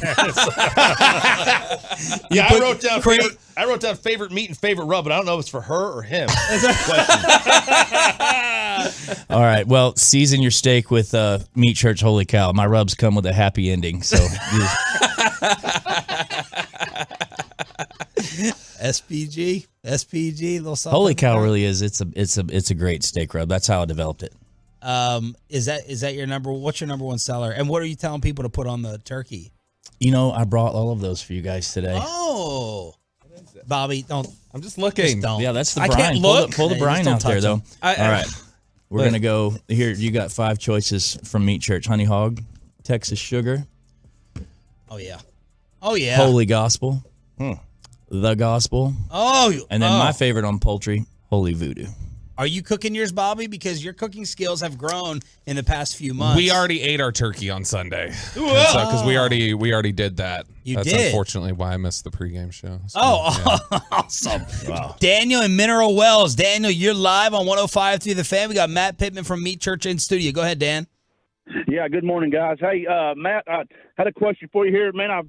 So I got a Pit Boss XL. I'm having trouble nailing down the brisket. I use your recipe to the T, and I'm just having a hard time. So a lot of times the flat will be tender and moist, and the point I can't get it there. So I just wondered if you got any more tips, something we don't see in video that you could help us out with. And I seen you at the Cowboys game when we played the Rams. I should have got a picture. I'm a big fan, but you was with your son. I let you make it there. But yeah, I should have got a picture of you guys. I'm a big fan. Well, holler at me next time. And I don't know if I'm still on the most wanted list at Mineral Wells, but I burned down 600 acres there in the 8th grade on accident shooting a bottle rocket at my brother. But Whoa! Wow. Hang on. Oh, yeah. You burnt down. Yeah. We were in the middle of what you call a drought, and I didn't know what that was. I just moved here. Yeah. And how much land did you burn? Like 600 acres. You're joking. Swear. 600. Yeah, it was on the they front have droughts page. in other parts of the country. You didn't know. I didn't really know what they were. He's young. Oh, my gosh. Yeah. Anyway, back to the question. And no juvie? No. Okay. No, thank goodness. That's why he no. had to change his last name. It had nothing to do with the barbecue. It was Matt Sparks. Hopefully the statute of limitations is going. I think you're okay. I think you're okay on that one. To the question. Yeah, back to brisket. That's interesting. Normally, I teach people to cook the flat to where you want it, and the point will normally be there. It sounds like you may need to rotate the brisket around while you're cooking it and probe both the flat and the point to make sure they're where they need to be. But generally, if you cook the point accurately, the flat accurately, the point is going to be okay. But you might want to rotate it around. You might be getting a little hot spot or something on your pit boss. Well, my idea that I want to do next is I just want to separate them. Why would You can do that. Why would I not cut them, separate them, and take the flat off early? It's a good question. Aaron Franklin said years ago he thinks whole packers cook differently when they're connected with the fat in between, and I agree, and I prefer to cook it that way. But in competition, many people separate the two. They cook their flat for slices and their point for their burn-in, so you definitely can separate them. I got a question on Twitter. Combat Wombat says he's moving to Montana next summer. Wants to know if you've ever done anything with bison. I have, not a whole lot. It's really lean. I actually still have a little bit with me because I got a bunch of friends up there. So I have. You just have to make sure to. I kind of undercook that because it's such a lean meat, but it's great. So what is the ideal time temp for the turkey? I know everyone's calling asking about steaks and brisket, but time temp turkey that you would suggest. Yeah, here we are in Texas. Everybody's like, screw the turkey. I know. Going straight to beef. Brisket's for Thursday. So, cooking turkey, my smoked turkey recipes, I preach 275 degrees, but I will say up front, you can go a little lower if you want a little smokier. I don't really advise that because it's just going to lead to rubbery skin. Or you can go hotter if you want. You can go as hot as you want. If you don't, you have to really keep an eye on. If you're going 325, 350, your skin may pop. And why do I care? Well, if you're putting it on your table, I always say your family's going to judge you. This is like the centerpiece of your holiday meal, so people want it to look really pretty. But as hot as you want to cook is actually fine. You just got to make sure it doesn't get away from you. But I go 275 middle of the road. And how long will that take? So I highly advise people to buy 12, 13, 14-pound turkeys. Don't be buying any 24-pound turkeys. They take too long to cook. They're not as good. They don't taste as good. So if you're cooking that size, I recommend it's in your spatchcock, you're 3.5 hours at 275. I was taking it all in. Matt Pittman, Meat Church. Look at all these leeches texting me. He got seasonings in there. Cody, get me a couch. Cody, and then you can have some he's a seasoning. vegan. I know He doesn't even eat turkey. He's a vegan. Let us know. Oh man, we got all these calls on here. You may have to stick around to squeeze this in with power rankings. I'm wondering if you're getting some of my buddies trolling me. Have you heard a familiar voice? No, but I know they're coming. You know they're coming? All right, let's see if we can mix and match. We got Jerry Jones at 8:30. Matt probably wanted to stick around till Plain Lady at 9 o'clock. Oh, sorry, Bobby. What's her full name? What's her maiden name? Middle name? Tiffany Gomez. Matt Pittman in studio and a surprise Tolo Tuesday edition of Power Rankings next on Sean and RJ. But first, let me go ahead and get you set with.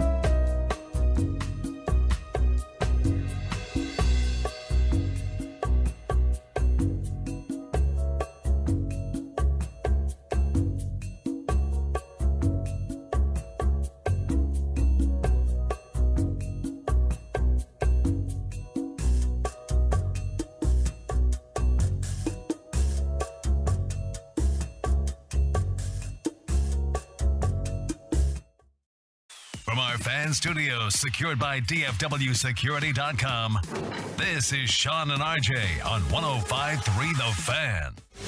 Welcome to the greatest show in sport. The biggest football game in the history of Western civilization.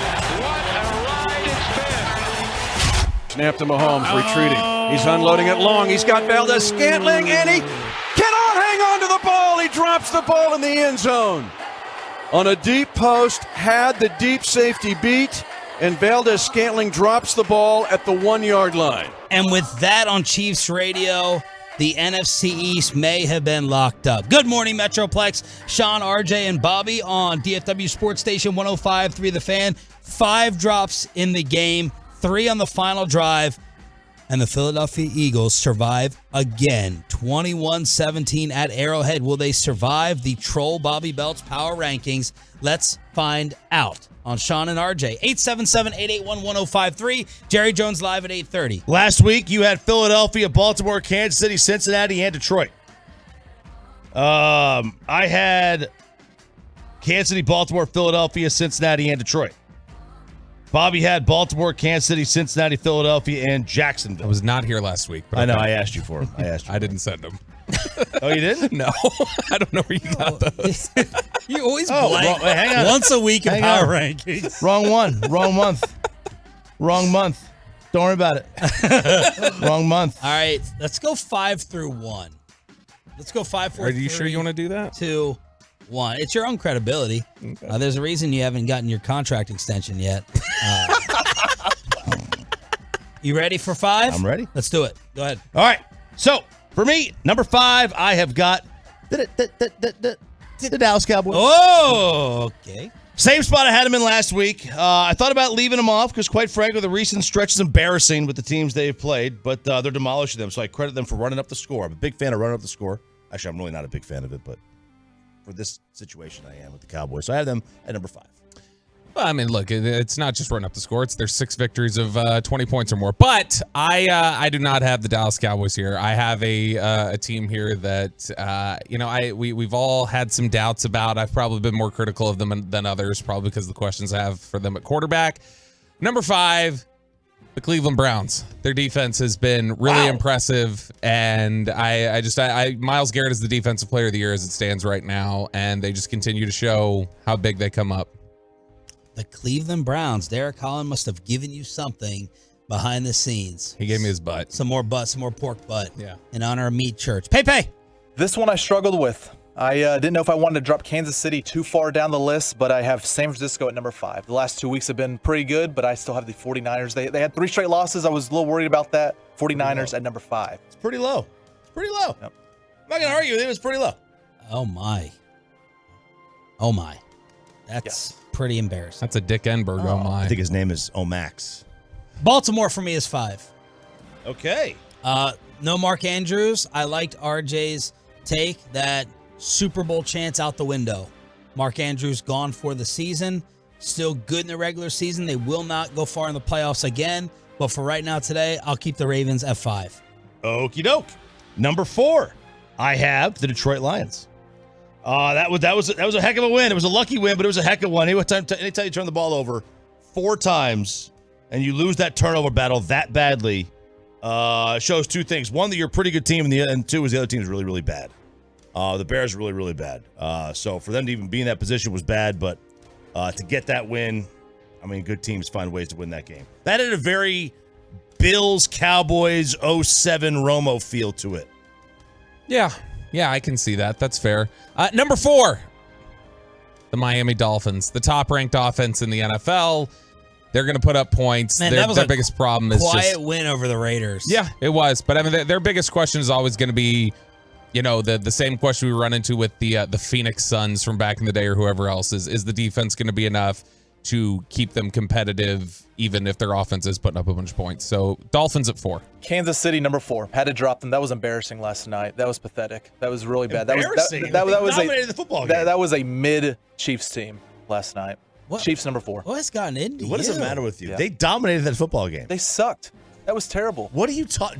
Were you The watching? Chiefs? Were you watching? Yes, I was. Don't raise your voice. Don't get a high-pitched voice to me. 2 red zone turnovers? No, 4 for Chiefs. What'd you say? 2 red zone turnovers. Yeah, that means they dominated the football game. I have Kansas City at 4 as well. Say something, RJ. I mean, Well, I'm going to. I didn't say anything about last night. Look, their offense is missing a receiver, and maybe 2. Now, I do agree that they should have won the football game. Mahomes intercept. Now you're making me again. I'm getting ready to pull a quick swap here. You know, I'm putting Detroit at 4, Kansas City at 3. Yeah, I mean, like when you have 2 red zone turnovers, I mean, you dominate that football game. Yeah, but I mean, they should have scored 34 points. They've been shut out of 3 straight second halves. That's a problem. That's a humongous problem. Their defense is definitely better than their offense. How long is it going to take to get it fixed? When Pacheco running it is the best part of your offense, that's an issue. But 3 straight second halves that you've been shut out, what I tell you, they're scoring 6 points in their second halves throughout the entire season. Humongous problem. I'll go Lions 4, Chiefs 3, but I had the Lions I had the Lions above them originally. Yeah, my question with that is because, like, you know, was the interception in the first half or second half? I can't remember what it was. First half. First. So the second half, how different does it look if A, the Kelsey fumble doesn't happen, and B, Valdez-Scantling doesn't drop an absolute dime? Like, Okay, how does that account for the other two games when they've been held scoreless? It doesn't. Yeah. It doesn't. It's just saying in this game. And all the second halves where they're scoring, averaging 6 points. Yeah, it doesn't account for it at all. I'm just saying, like, that's, you know, from last night's perspective. You're up. No, you're up. Sean went. It goes around the room. He did number 3. At number 3, I have the San Francisco 49ers. Their 3-game slide is so confusing because generally a single wide receiver and a single offensive lineman doesn't make you lose 3 games in a row. Generally doesn't happen. But it did. It did for them. They're very, very confusing. When they're healthy and they're on, I don't know who's beating them. I really don't. Not right now.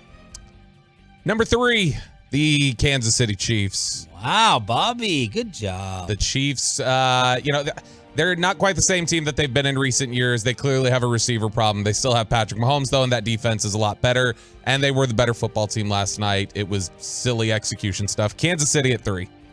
I have the Baltimore Ravens at 3. I think the AFC North it's a wrap. It's a wrap. You got injuries with Joe Burrow. The Steelers are firing their offensive coordinator. And Mark Andrews. That hurts, but they still have MVP Lamar Jackson. Oh, my God. The hot takes. Boy. We got to track the hot Baltimore takes at number 3. in these power rankings. Got to track the hot takes. So I'll go ahead and move on to number 2, the Philadelphia Eagles. Mm-hmm. They have been my number 1. Mm-hmm. There really doesn't need to be that much more explanation. Philadelphia is number 2. Yeah, I've struggled with this. Because I've had Kansas City number 1 the entire year. And I still think they're the best team in the league. So I have Philadelphia at number 2. I have at number 2 the San Francisco 49ers. Whenever Deebo Samuel plays at least 10 snaps, they've won 13 in a row. When he's in the lineup, when Trent Williams is in the lineup, when they are healthy, they have been pretty close to unbeatable. They have the top-ranked defense in the NFL. The San Francisco 49ers are at number 2. Number 2, Detroit Lions. Whoa! Struggled against the Bears, I get it, but they came back, they won the game. They won the second half, RJ. You know, winners win. And, this is a 14-win team in Detroit. So I have Detroit number 2.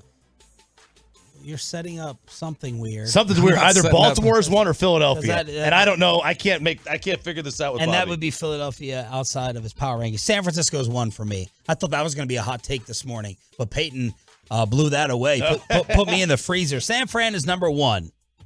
Chop? KC 1 for me. They dominated that game. I don't care what the score was. I don't care. I don't look at results. They were the better team last night. They're number 1.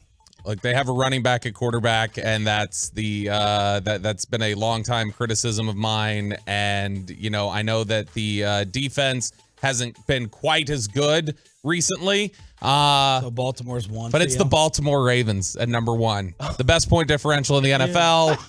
So Philly's not in your top 5, and the Cleveland Browns are better than Philadelphia. Philly's not in my top 32. Philly's 1 for me. Cleveland was a troll. Philly's 5. Wait, so what? Philly's 5? Philly's 5. See. Cleveland was a troll. Yeah, I was about because Bassick has canceled his Friday crosstalk, and that would have canceled power rankings. Below the belt would have been over. No, that would have canceled some power rankings. All right, there it is. We threw it together, a Tolo Tuesday edition here on Sean and RJ. Thank you for turning it on, leaving it on. Jerry Jones is on the way, and Carissa Thompson tried to fix everything. Did she do it? Plus, Plain Lady, 9 a.m. in studio. We continue on The Fan. Let's get you over to Platinum.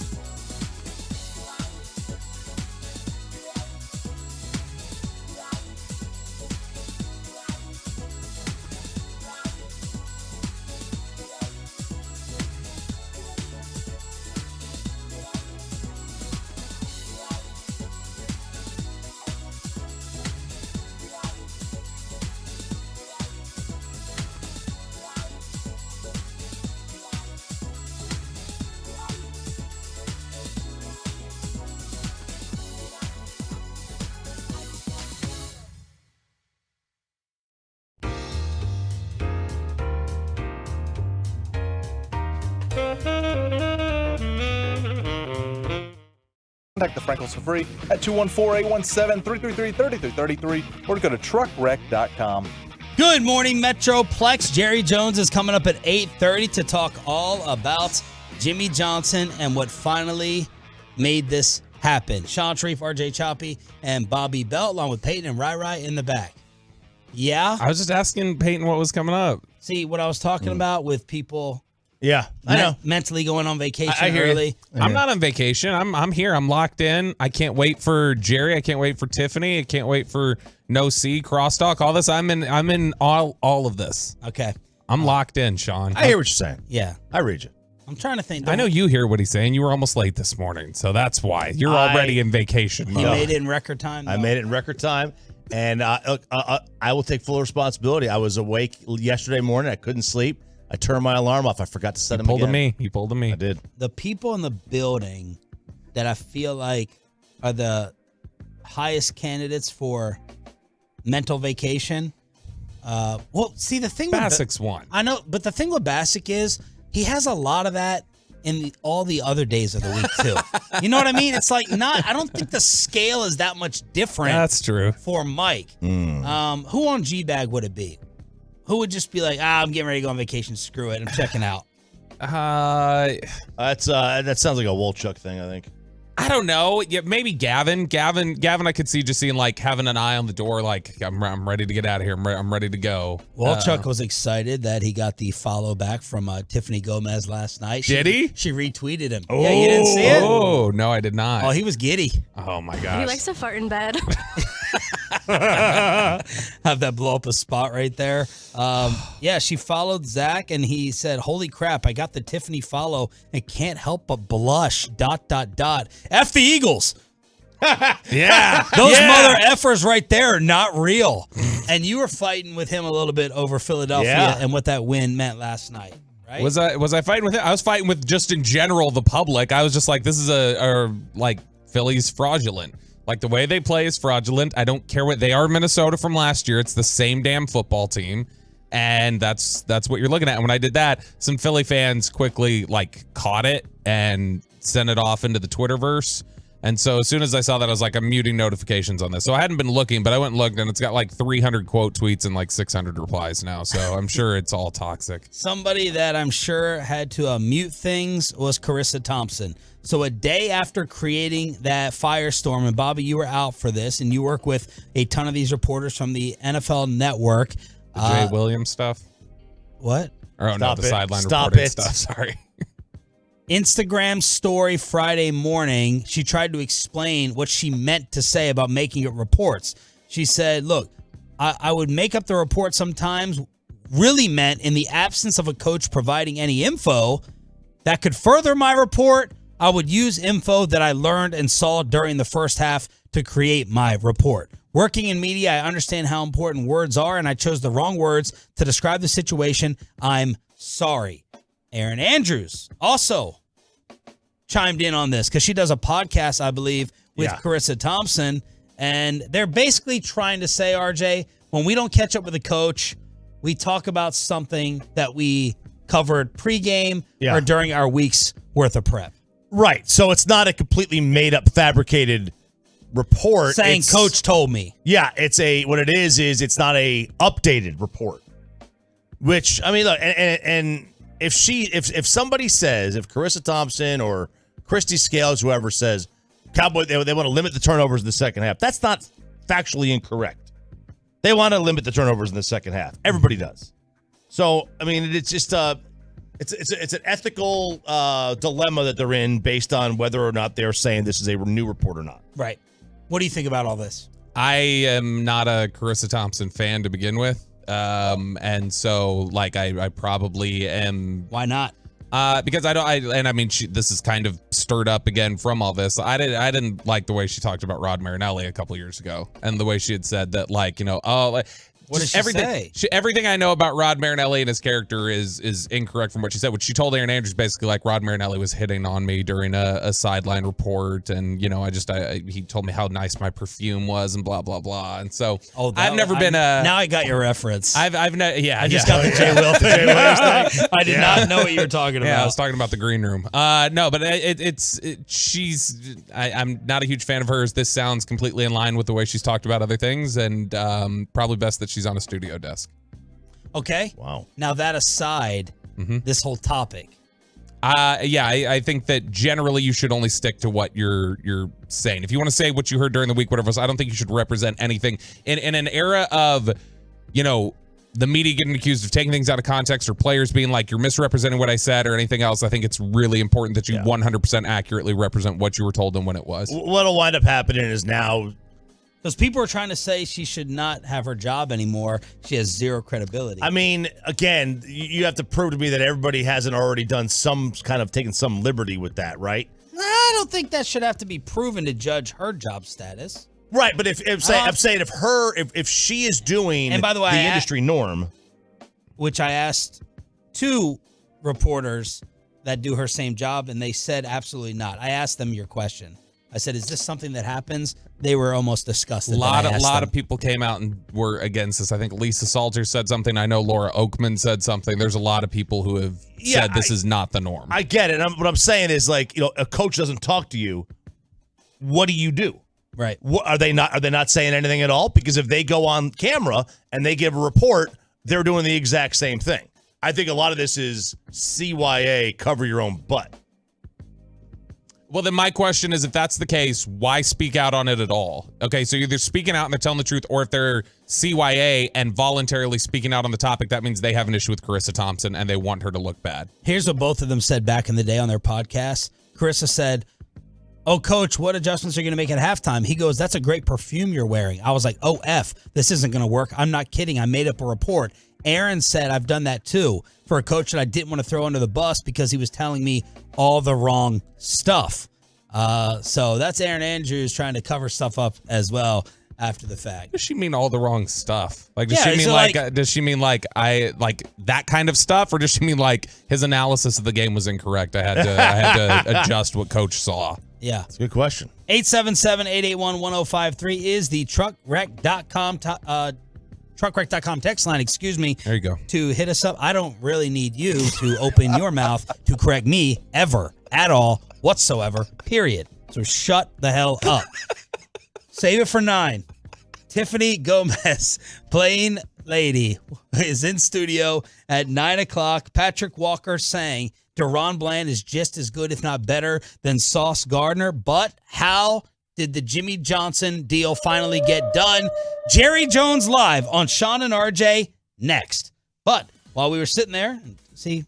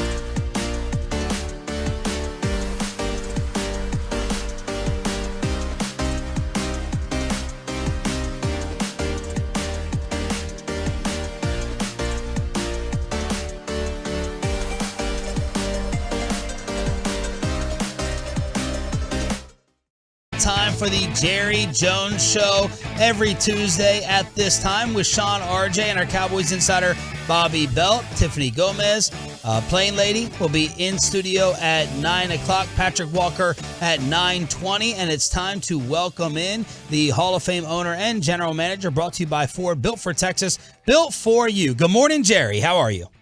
Hey, good morning and happy birthday, Sean. Oh, how's it feel to become of age? Hey, man, you can quit being illegal. You know, I've sat here for 3 hours waiting for my coworkers to tell me happy birthday, and it has to come from the Hall of Famer Jerry Jones. That made it even sweeter. So thank you, Jerry. Listen, there's insensitivity everywhere, but not here. Happy birthday, and good morning, RJ, you and Bobby. Oh, good morning, Jerry. Jerry, any age 42 advice? Hey, live it like there's no tomorrow. Every day, all the way, every day. Jerry, just give us, thank you, by the way. Give us your game recap against Carolina and the way you thought things went. Well, I thought that our team was just overall as efficient as I've seen them play, and candidly, it called for that. Carolina had us scoped out pretty good. They knew they were going to stop the run. That was their best shot, and they were going to not give us anything in the back deep, and so we had to earn it all the way. It was actually a harder game than it looked, and I think was indicative of it when we got within a touchdown in that third quarter. And then, of course, we're able to make those big plays, those turnover-type plays that got us out. But still, it's a great atmosphere for us. We've always had such a following in the Carolinas. I can remember going to Atlanta when I first got involved with the Cowboys in the late 80s, and the crowd in Atlanta was made up so many from Carolina. And for whatever the reason, we've had a real hotbed of enthusiasm over there, and it's carried through over the years. So it was a great atmosphere, just what the doctor ordered for us. Well, I thought we saw several areas that we should be encouraged about, not the least of which we came out there in good physical shape. Jerry Jones here on 105.3 The Fan. Jerry, I think that we've all been guilty of not talking about Deron Bland enough. Talk about his level of play, what you think his ceiling is, and what your coaches are talking about with the all-pro type season he's having. Well, I do want to give our coaches a lot of credit. When you look at Diggs and now then Bland, the way their purpose is to get the ball. And, you often hear how difficult it is for D-backs to basically focus on catching the ball. You certainly hear on the practice field, the ball, when it gets in the air, the ball is as much the D-backs as it is the receivers. Well, from our coaching perspective, maybe it's just the Diggs's natural instinct of being a receiver on the ball when he's playing in the secondary. But it has rubbed off, if that's the case, on Bland. And, boy, he's out there to catch the ball. And you could see it, that it was mentally in his mind to take it and go to the house with it. You got to think about those kinds of things before the ball is snapped. The old adage of just before a ball is snapped or before a pitch in a baseball game, think about what you're going to do with the ball. I think that's, to me, I saw that when he made that interception. Beautiful athletic play. And then turned around, he was not to be denied. He was headed for the end zone, although he was going in the other direction when he got it, almost.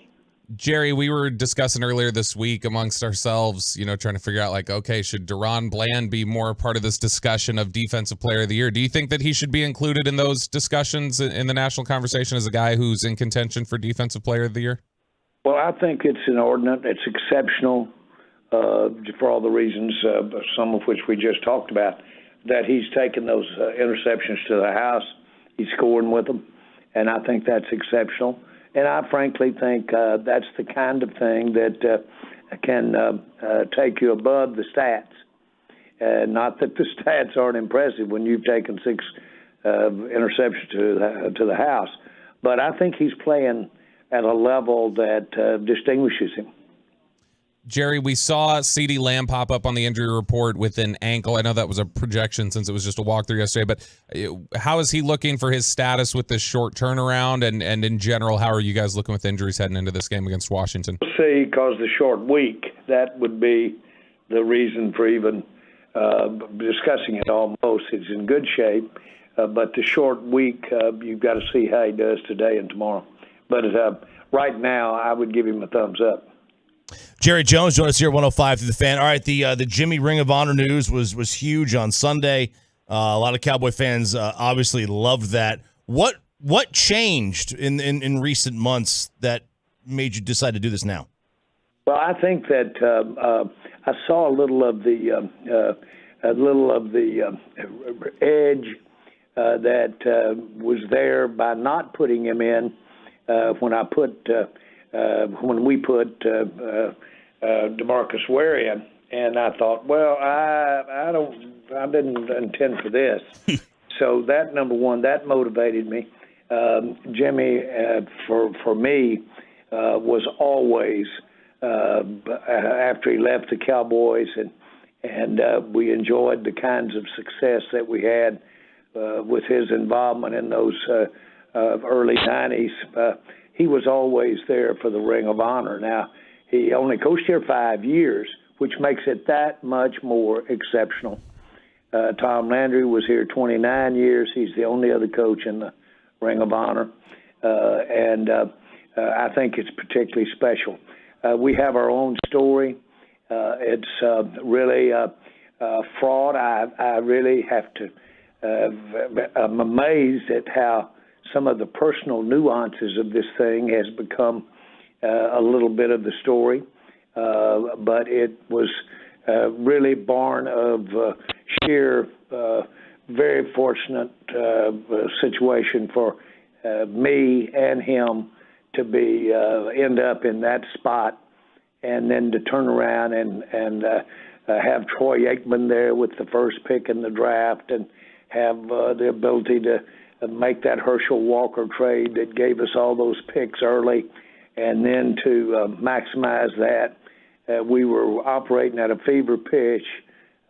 Feelings were on edge, but not hard. We worked together closely every day about every football decision relative to personnel. The structure required that then, because you didn't have a salary cap. So all of those things are manifest, come to my mind. But more important thing, I've known Jimmy since, he had to be about 18 or 19 when he came to the University of Arkansas.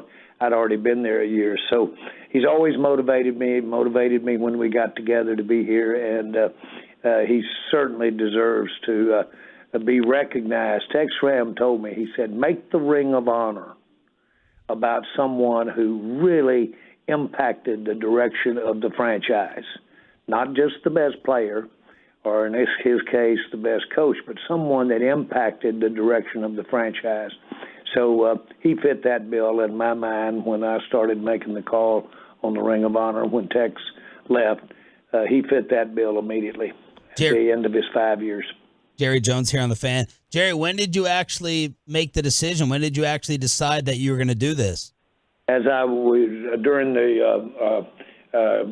DeMarcus Ware's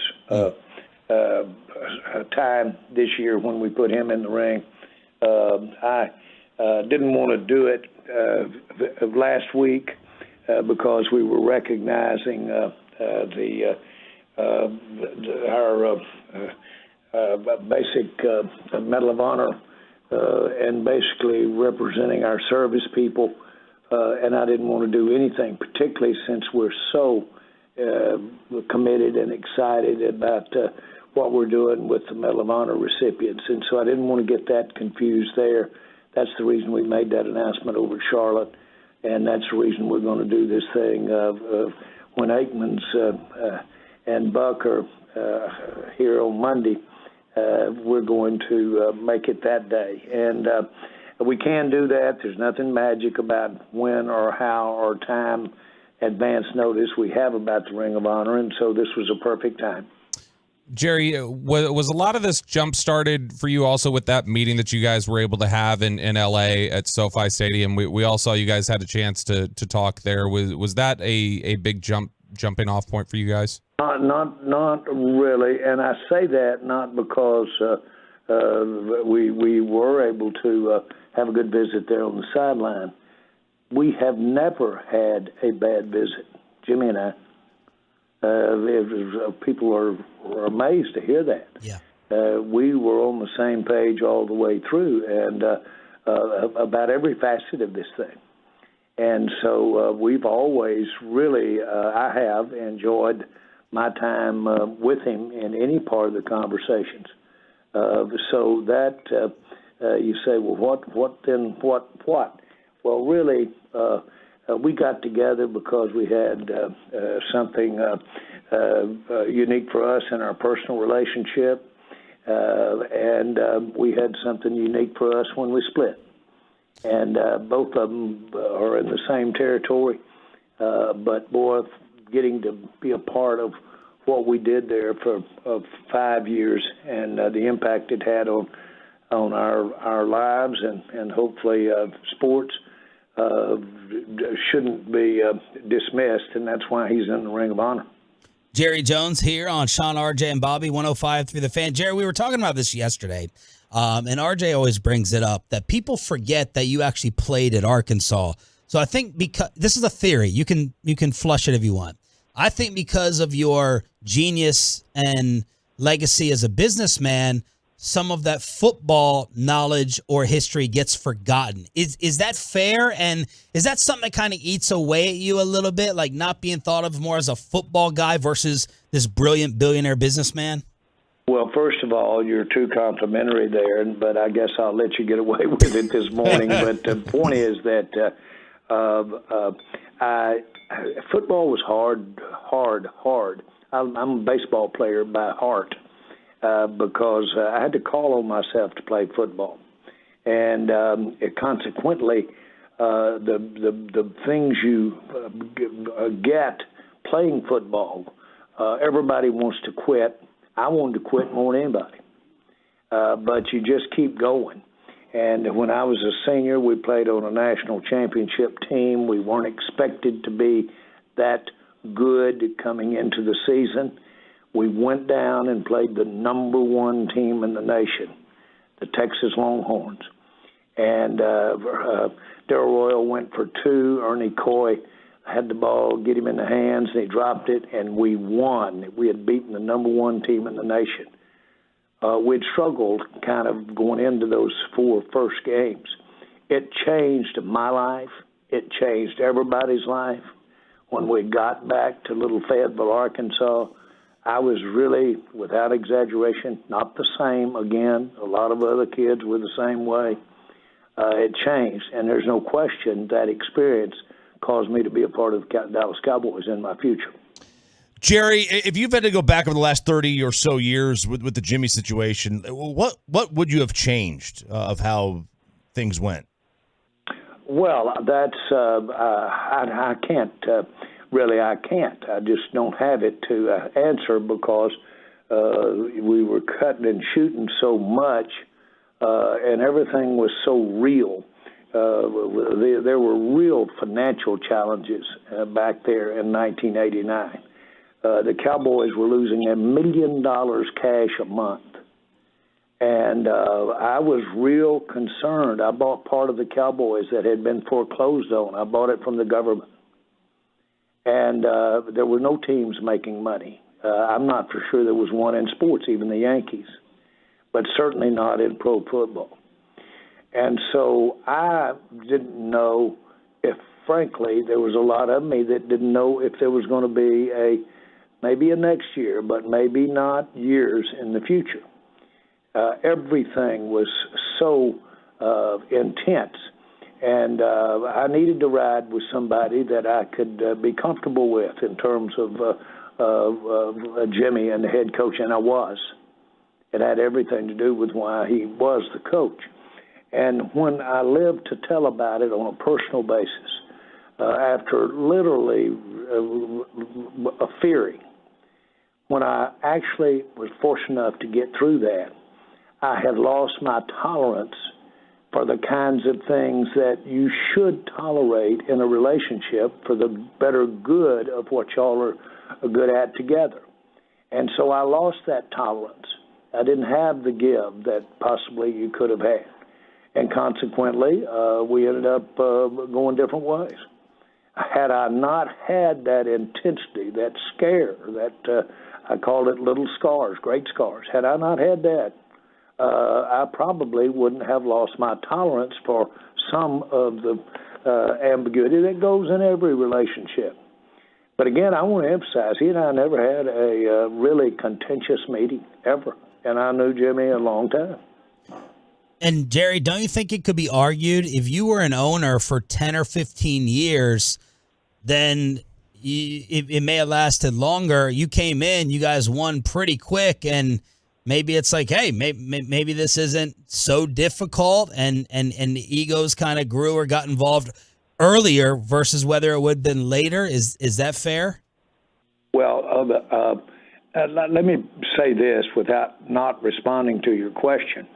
My offices, I wasn't an owner that was in another part of town or another city or what have you. Mine and Jimmy's office were 30, 40 feet away. We saw each other every day, and we discussed everything.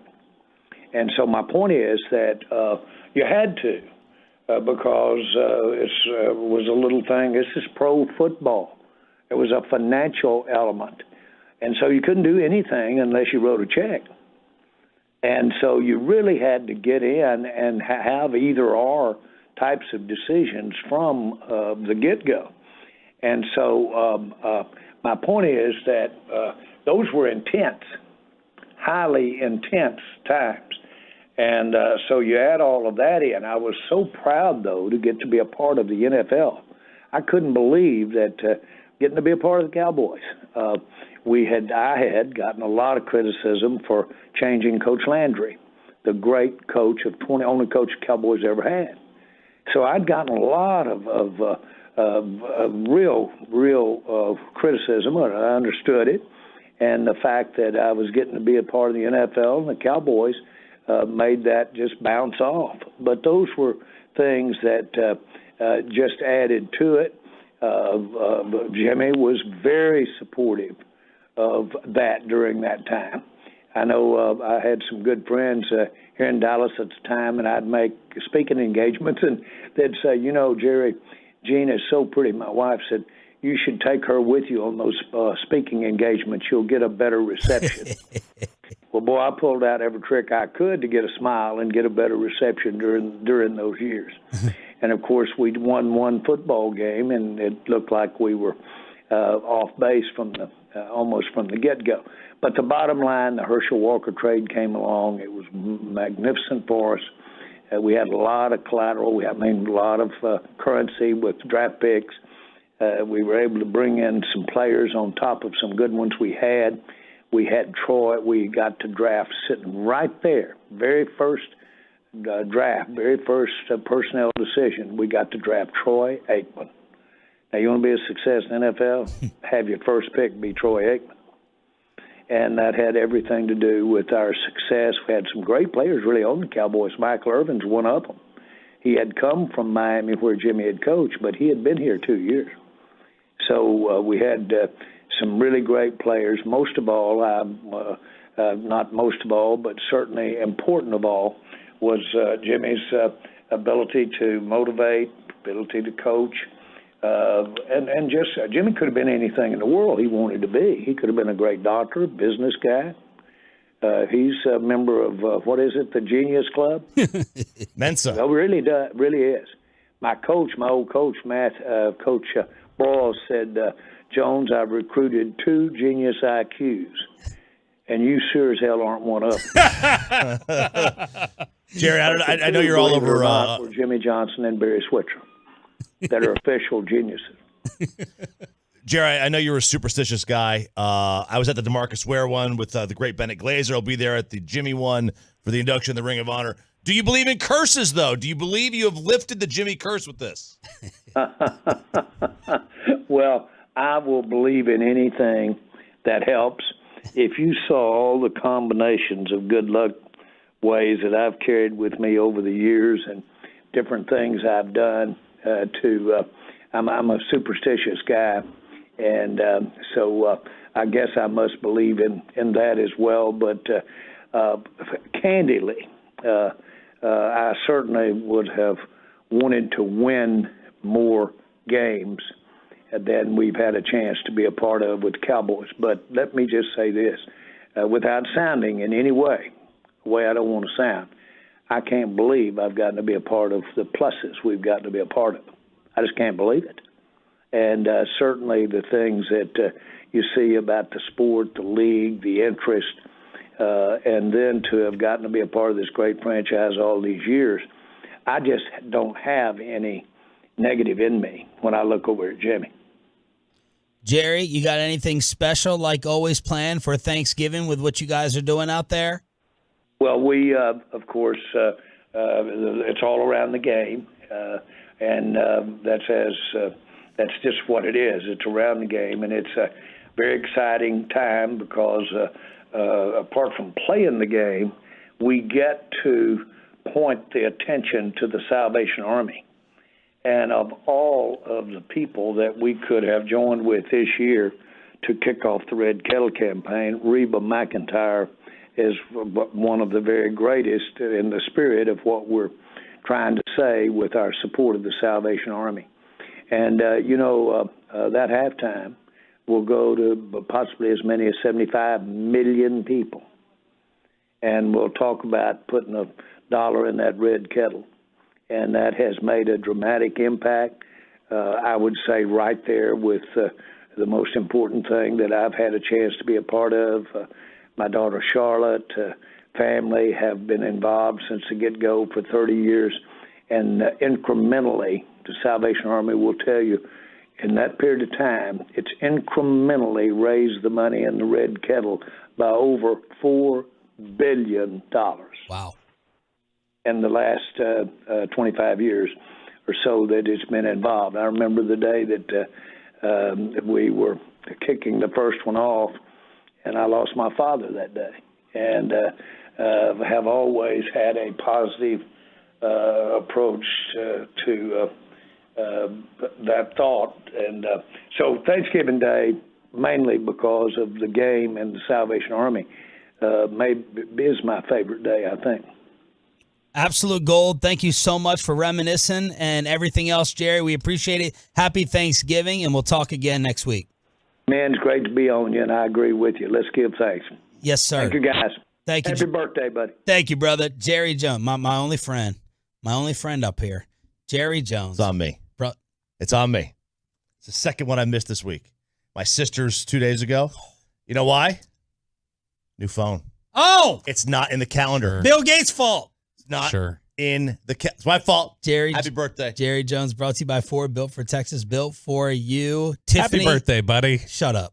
Shut up. I don't want to That's hear. like the fourth time you told me to shut up You're today. just sitting here just trying to Tiffany probably capitalize on my happy birthday. Tiffany probably knew my birthday before you morons. Final hour with Sean, RJ, and Roberto next. But look, don't be a moron.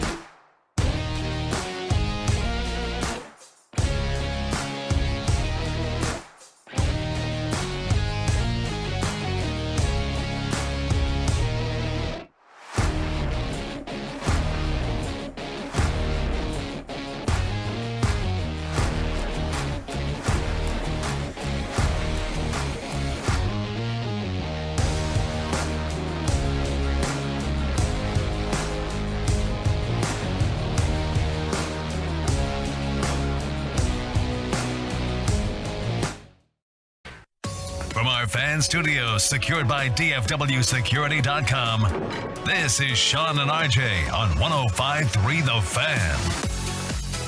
Final hour, fist pump time on the Fan Cam, Twitch, and YouTube. Sean, RJ, and Bobby on DFW Sports Station 105.3 The Fan. And we have Bobby's guest of the day in. Yep. I had Matt Pittman, Meat Church, Jerry Jones, and now continues going up. Yep. Now we got Tiffany Gomez. Hello, everyone. Gomez. Gomez. Okay. Right up there. There you go. We got the microphone straight. And you're a Texas girl. I am. From Azle? Originally, small town. Where is that? It's about an hour northwest of here, outside of Fort Worth. Okay. I got a shout out from a listener last night named Jonathan saying, Tiffany Gomez was everything every guy in Azle wanted in 03. Beautiful, smart, was not a snobby blank like some of the girls in her league. So, man, there it is. Thank you, Jonathan. Nice endorsement. Class of 03. Shout out to Hazel. There it is. Hazel. Hazel. Not Hazel. Hey, Hazel. A lot of people call it Hazel, though. Peyton brings drinks in. Corey Majors is taking photos like we're in a zoo. Yeah. So Matt Pittman was in. Everyone comes in. Peyton doesn't get his ass up ever to bring anyone drinks, coffee, waters, and they get the full VIP service. Yeah. I feel special. Yeah. That's Peyton. Peyton only being considerate for the ladies, never for you. Not wishing you happy birthday, none of that. So why do Wait, you... whose birthday is it? It's Sean's. It's his birthday gosh. I should have known that. You should have. You should I have. Appreciate that. They should have too. Well, happy birthday. Thank you. Only Jerry Jones knew it. That's all that matters. That's my birthday present. So what's life been like recently? Pretty wild. Very different. I live a pretty tame, well, I say tame, fun. I travel a lot. I do a lot, but never been in the limelight ever. Yeah. So I don't always know how to handle it, or I feel like my head's always on a swivel. So if you could go back and 1 year and wipe out all this, would you do it? 100%. 100%. Really? Yes. Not like, oh my God, this is awesome, famous, blah, blah, blah, national I don't figure. call it famous because it's not that. It's infamous? Yes. It's You're on SNL. Well, I wasn't, but someone played me and she did a very good job. But yeah, no, I mean, of course, it's mortifying for my family. Oh, yeah. But now I'm the butt of all jokes, like with my whole entire family. Well, you seem to be a good sport with it. Like we saw a couple of different interviews, and like you're embracing it, right? Well, I think at this point, there's really nothing else you can do. Like my name's out there for the world to see. 450 million people saw me, so I might as well actually show them who I really am. Is that the number? 450 million? Yeah, it's something wild like that. Why do you think there's plenty of plane incidents? There's plenty of incidents. Why do you think this thing blew up the way it did? Conspiracy theories. What are the all right? Give us the top conspiracy theories. Seeing an imaginary person, seeing a reptilian, a shapeshifter, being a clone, being a part of the CIA, a Fed. That it's actually not you. Yes. Okay, Yeah. so what's your answer to that for everyone saying, look at the wrist tattoo, that's not her. Look at the hair, this or that. I don't know why people couldn't see the wrist tattoo in the body cam footage, because it's always been there. How many people get to go on and be like, I don't know why they didn't get that in my body cam. My body cam. Yeah. I never saw that. How did you stay anonymous for like 2 months? Oh man, because I went underground and I scrubbed every account. So anything that I had social media for, like I either completely deleted the account or deactivated it. And until Dallas, Texas TV like ran the clip, most people in Dallas hadn't seen it yet. And then that's when all my friends came out of the woodwork and they're like, Tiff. And I just didn't respond to most of them because I'm like, it's just going to go away. It'll go away. No, it didn't. But usually, like, it's like even someone will spot you and someone will out you within 48 hours, even after they saw it. This literally was, when did this happen? Like, what month? July 2nd. She knows the date. Oh, of course I do. So hard to forget. That's 5 months. Yeah. Like you literally kept it a secret until September. Yeah, for about a month. I kept it pretty. I think that's a testament to my friends and family. Like I just have really loyal people in my corner. Why? And I don't have enemies. Oddly enough, you would think I'm probably a little batshit. But Peyton, hit the dub button. Oh wait, you're not allowed to say that. No, we do have FCC. So that was July 2nd. What was life like on July 1st? How different are things now? What was July 1st like? I was getting ready to go on a vacation. Where were you going? Oh goodness, I was going on a family cruise, on a Disney cruise at that. So like, imagine after all this happening, you're on a Disney cruise with your family and you can't. I mean, I had hardly any service on the boat. Thank goodness. I think it was like for the best. So when we would like port, that's when I like literally got off all social media. It was like the second day in. So you left the plane and then you took another flight, like the same. Are you banned? Are you banned on the airline? Just on American. Yeah. There you go. It's all right. Just Southwest and Love Field. I know they're the ones that fly like direct everywhere from Dallas. So yes, it is. It's very inconvenient, but do you get a letter or a phone call for that, or they I just got told an you in the email. airport? Okay, just banned for life, or like a year, 2 years, 5 years. I'm pretty sure it's for life. And you had lounge access. I flew American often because I used to live in Seattle, so it was like the main flight back. I never been in the lounge shop. She lost it. She lost the It's okay. We got the Amex one now, so we're good. Mrs. Hazel made it all the way to Amex. Go ahead, Bob. Do you think they'd be open to some sort of marketing partnership at some point and taking you off American? list? Yeah, I think that'd be good for them. I don't think it would. Would you be open to it if they came around? I mean, it would be nice to be able to fly American again. Yes. Why are you doing media now? Well, because I think at this point, for the longest time, I think people just thought I was this crazy person that was defined by this one moment. I think it's more just like showing people I'm a very normal person that had a really bad moment publicly for the whole entire world to see. So, have you been able to make money off this? No, I haven't. So I actually, because I've turned down some deals, but then also I'm probably spending more than, well, I know I'm spending more than I'm making. The only thing that's really been monetary, or it could be, is the Barstool sweatshirts, but I'm giving all those proceeds to charity. So, did you have to, Tiffany Gomez in studio, did you have to like go hire or get PR immediately? So my first thing was like crisis management. It wasn't like, oh, let me like profit off of this. It's like, how do I go away? Like, how do I disappear and my name like never goes public? But once all that got released, there was like no coming back from that. But yeah, I mean, I did hire a PR team, like a crisis management team, to like do SEO strategy to get things. But there was so much media coming out. There's like no way you could battle it. So just all the bads out there now. What have been some of the offers you've gotten? Oh, that you can say on radio.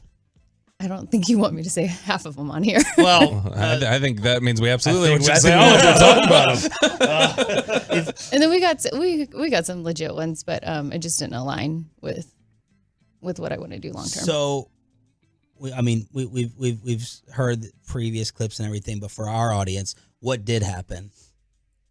I just had an altercation, and I felt strongly that I needed to get off the plane. I know that is not what the world wants to hear, and trust me, I wish I had a really cool story. Altercation with somebody else. Yeah. Okay. And so, I know people want far more details, but legally I just can't get into a lot of them. So I'm kind of on like at a standstill. You have pending legal things happening? No lawsuits or anything. No. So what's the legal stuff? It's. Was someone trying to smell you? Just blink twice. That's it. Now, you said you had some wine beforehand. Yes. And this is so you were in the AA lounge with the wine. Uh-huh. Red or white? It was summer. I was drinking white. Oh. I should have known. Wow. Come on, Chop. I should have known. Gosh. So could it have been too much wine? No, I only had 2 glasses, given they were like decent sized glasses. But okay. No. So my last question about the whole thing is, once in the terminal, when you're like, that plane's not going to make it there, that doesn't make a ton of sense to me with just having an altercation with someone. What can you say about that? Yeah, I think that's the $1 million question. And that's what legally I can't really get into. I'm not trying to get into a lawsuit with anyone. Okay. I've had enough trouble from here on, or up until this point. So I'm trying to move past that. Can you go out now? Like when you were you said you were in hiding for that long period of time. Can you actually go out on can you just go out to lunch now without issue, or do you get recognized every time you go out? I think I get recognized, but I think a lot of people are really nice and don't say anything. I don't think I'd recognize you because I was stunned when you walked in here how short you are. I was expecting at least half a foot taller. How tall are you? 5'2". 5'2". Yeah. That even feels generous. I thought 5 flat. You know what? Are you certain? Yes. Stand up real quick. I am 5'2". Because I'm 5'11", and I think I'm a foot taller. I don't know that that's 5'2". No, I can see it. My sister's like 4'11". She's taller than that. A lot taller. Now 5'2", Sean, it is your birthday. Can I get the hand? Oh yeah, the hand measurement. Why would I want to do something embarrassing to me? It's not embarrassing. It's not embarrassing. You're. Oh, I'll probably have smaller hands. I don't My know nails that, might be longer. We got to see it on the fan cam. Can you just walk over to his chair over there? All right, Ryan, go ahead, zoom in. We're gonna get a hand measurement. I have small hands. As there. All right, let's see how close it is. Oh no! No! Put it up! Please. She backed away. She's like, oh no! Oh my God! They're like equal. I might have you beat barely by a cuticle. There you go. Those are real, Tiffany. My nails are That's longer. real That's right better. there. Is all this going to help or hurt your dating life? Oh my goodness. Including RJ's friend. That's how all this got started. Maybe you can clear that up. That's what we're more interested in clearing up. I was so confused. That's why I tweeted back at you, and then I was like, wait, who have I been talking to? Yeah, I don't mean talking, like air quote talking to. Like he just slid into your DMs and got me an email address to hit up. Oh, That's okay. how this whole thing started. Okay, what was his name? Jason? I wasn't going to say it.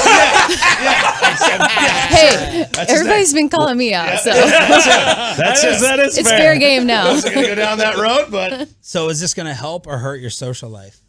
I mean, I have the most amazing friends, so it hasn't affected that in any way. But yes, dating is different now. It's been non-existent. How many requests do you get in your DMs daily for hey, let me take you out to dinner? At least 100. 100? Do you ever think about just closing off the DMs? Yes. Why haven't you yet? I don't even know you could do that. Yeah, you can shut off DM, but see, then you shut off also any marketing potential that somebody wants to jump in and be like, hey, I got a deal for you or something like that. So that would probably get closed off. But there's so many people that obviously you get a lot of from both sides, a lot of hate and love, but I try to respond to the people that are truly genuine and have been nice and go out of their way to send me a really kind message. I think it's important to say thank you back to them. What would because that means so much. What would you think if you did say, all right, yes, you slid in the DMs, I'll go out on a date with you, and then he took you to Olive Garden? What would you think about Olive Garden as a first love date? Olive Garden. On a first date? On a first date? Give me some all-you-can-eat salad and breadsticks. Thank you. You guys are idiots. This man back here takes his first dates to Olive Garden and buys one margarita and makes him share it. Give her scenario number 2 for Peyton's dating Scenario life. number 2 is you guys go out to say you go to a Mexican restaurant. Mm-hmm. All right. And no queso is offered. No queso, He doesn't no order the guac is queso. offered. He doesn't order That appetizer. might be a deal breaker. How many margaritas over a 3-hour dinner? I can only have one. They're too sweet. Too sweet. All right, okay, drinks in general. Drinks in general. Over a 3-hour dinner? Yeah, 3-hour sit-down dinner. I mean, you had 2 glasses of wine in the On a lounge. date. So Yeah, but that was 3-hour dinner. that was a 5-hour. I missed were my there for first flight. 5 hours? Yeah, I missed my first flight. What time? I wasn't even supposed to be on that flight. Another piece of the puzzle comes into play. What time was that flight supposed to take off? No, I missed my original one and by 10 minutes. And so I had to be bumped to the next one, and they wouldn't let me just get on that one and let my bag go on the next one because I was staying at right by the Orlando airport. So What I'm trying to ask is, what time do you find it socially acceptable? We all have this debate when you can start drinking in the airport. No, that was a later afternoon flight. Oh, okay. It was not. So it even wasn't my first 6 a.m. one. No, my first one was at noon or something. But if you have a 10 o'clock flight and you get to the airport at 8:15, it's totally acceptable to start drinking. I mean, I guess, but I typically do not drink that If you early. just pour some orange juice in it and then call it a mimosa, it's okay. Tiffany Gomez live in studio. Are you a sports fan? I am. Who are your teams? All Dallas sports, especially the Cowboys right now. Uh-huh. Finally Yeah. finally doing decent. Are you a Dak fan? Yeah, I think. There we go. Bobby, No, it was no, It was a mild. No, reaction. that's a yes. That's a yes. That's I'm not a with no. Dak. I feel like he gets a lot of Dak hate. or Romo? Oh gosh, why are you doing You that? just got to pick one, Dak or Romo. It's Dak. very important. Yes, there we go. Wow. Okay, right here. All right, Dak. There we And go. You went to where'd you go to college? Oklahoma State. Oh, shout out Cody. Who was the quarterback when you were there? Who was Gosh, the quarterback I don't and head coach? You know how long ago that was? I don't Tell remember. us. Oh, Gundy. We're trying to ask Gundy your was age the without coach. asking. I'm 39. Okay. Was it Whedon? Was Brandon Whedon? Yes, it was, and Gundy was the coach. Brandon Whedon was the quarterback while Or you were there. Gundy. Then Brandon Whedon would be 49 now because he was like 39 when he played at Oklahoma State. Oh my gosh. He was old, man. Yeah. He was old. Do you have any business or something that you like to promote, or do people even know what you do, or anything you need to push? I do marketing, primarily e-commerce and real estate investments. But I'm kind of trending more to just the real estate investments. They're much more fun. Is this going to cause like a major career change? Like what after this now? No, I'm going to still focus on that. Like I'm really passionate about the real estate side. I get to like have my creative outlet there doing like design. But no, I mean, I plan to stay the path. And business good picked up? No, it Shop through hasn't. the- No. It hasn't because I do like all my own e-com site. So I'm not really selling out to other people anyways. So it didn't negatively affect my business, thankfully. Okay. Thank goodness. And shirts, right? The your shirts with Barstool. Yeah, I brought all you guys one. Oh, yeah. Yeah. How are the Barstool guys? They were really cool. They were very down to earth. I saw you shooting. Like you can shoot. Thanks. You won like the free throw contest. I almost did. I messed up right at the end. Before you leave, I got to see if you can beat Bobby though in putting. Because Okay, I have a feeling I'm going to fail miserably at this, but I'm going to we try. can do this real quick. Hold on one sec. Are we going to do it now? Oh man, y'all gonna make fun of me on air. All over I mean, again. you just hit. It doesn't have to go in. He is like the white Tiger Woods though. 8 foot around here. So 8 foot? yeah, 8 foot. Are y'all good at this? RJ's went to college and played. Oh. Yeah. So he likes to play with his putter a lot. Yeah, that's right. Yeah. All right. We'll save this for commercial break content. Did he go in? Yes. There you go. Now go ahead. Let's see if you can match it. Knock it out. Patrick Walker, voice of the star, on why Deron Bland is matching Sauce Gardner coming up after Tiffany. Go ahead, commentate it, Steps up to Nance. the green. Here we go. She's lining this thing a ball. up. Pick a ball. You can move All the right, other she's one out of the way. picking a ball. She's lining it up. You got her she's hand on the ball. very nervous. And she misses. Just left. Just like an Oklahoma Just State cowboy. left. Look at that. Tiffany, thank you for coming. Oh, she's going to practice again with the competitive She's nature. Mulligan. Here she goes. It's going. And striking. And it misses. Just misses. Patrick Walker, voice of the star, next on Sean and RJ, 105.3 The Fan. Let me get you set up with Trajan Wealth, TrajanWealth.com.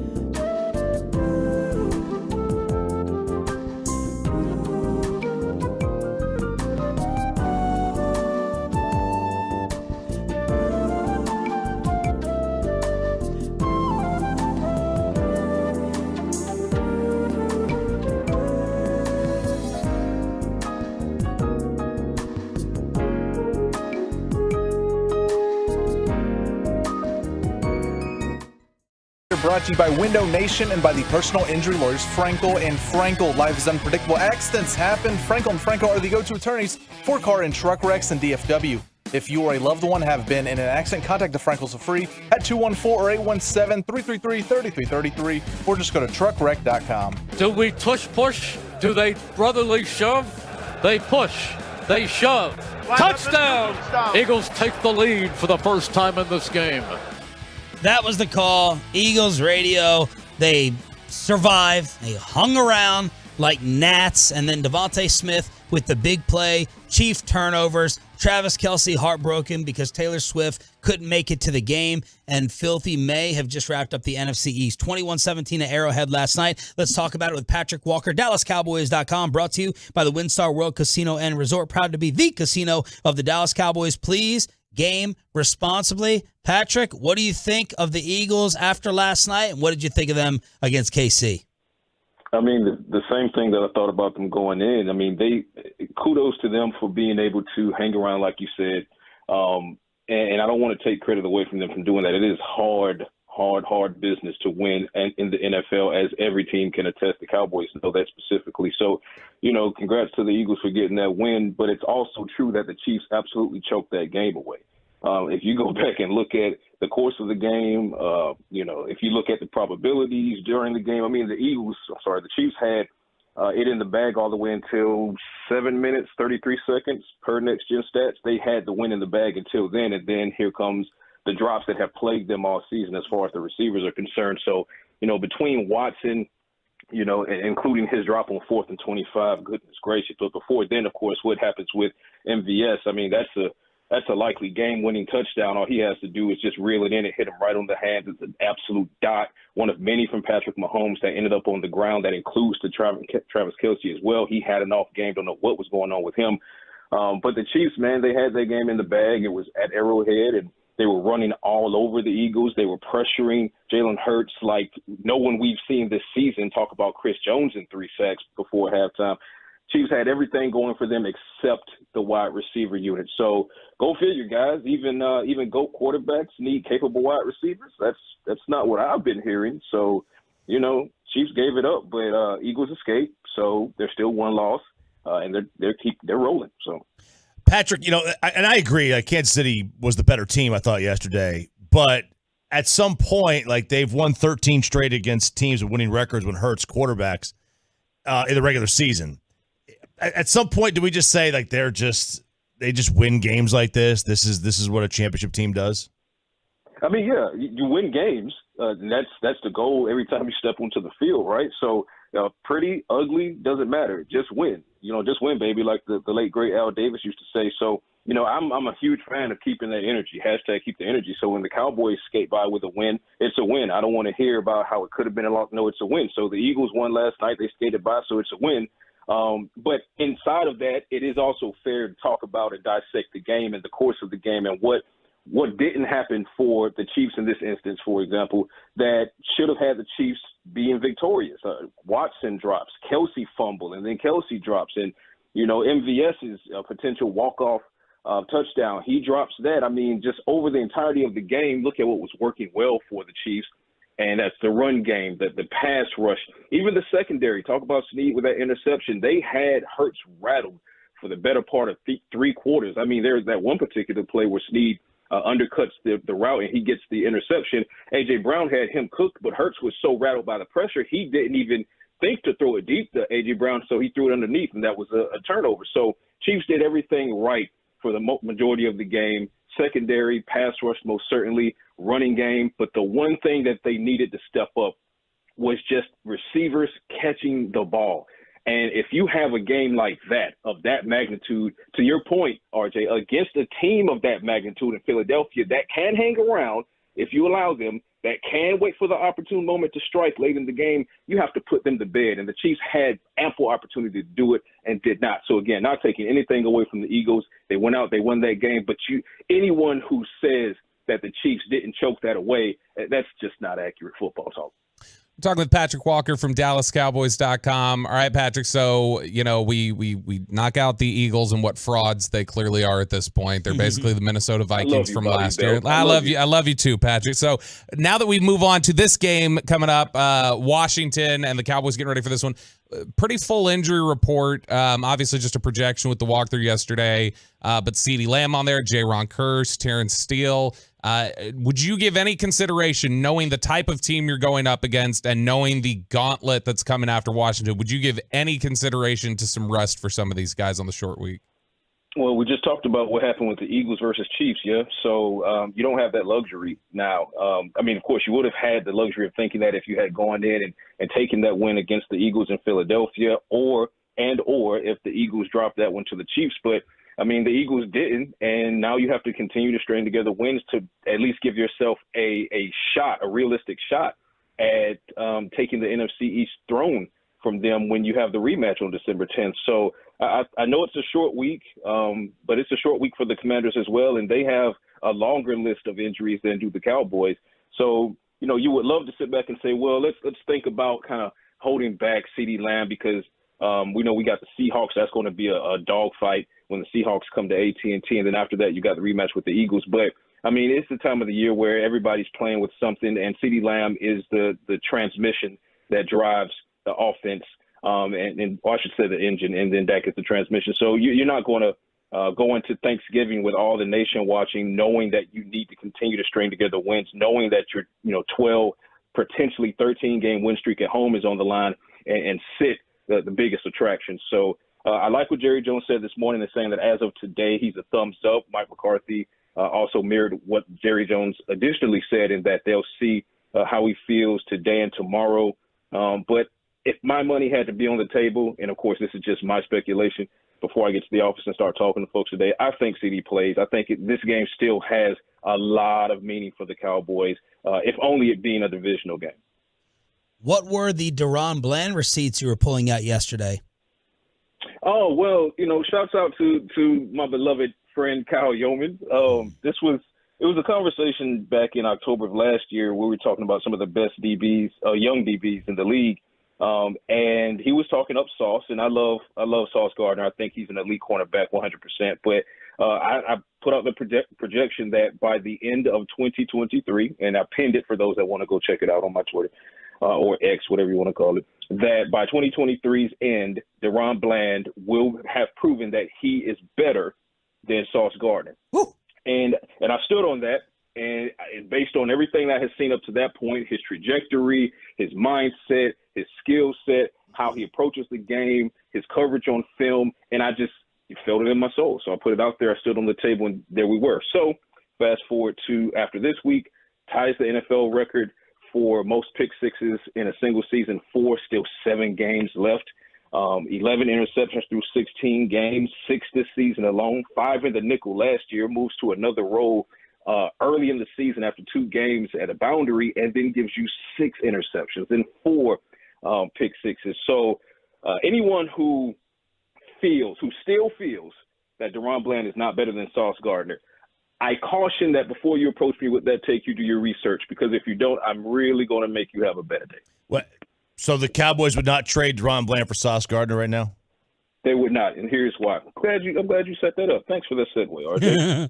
Here's some narratives. Obviously, people will say, well, they're throwing away from Sauce. Okay, fair enough. So targets to this point through 11 weeks, 39 targets for Sauce, 48 targets for Bland. That's only a a difference of 9 targets. Interceptions, 0 for Sauce, 6 for Bland. Passer rating allowed, 105 for Sauce, 44 for Bland.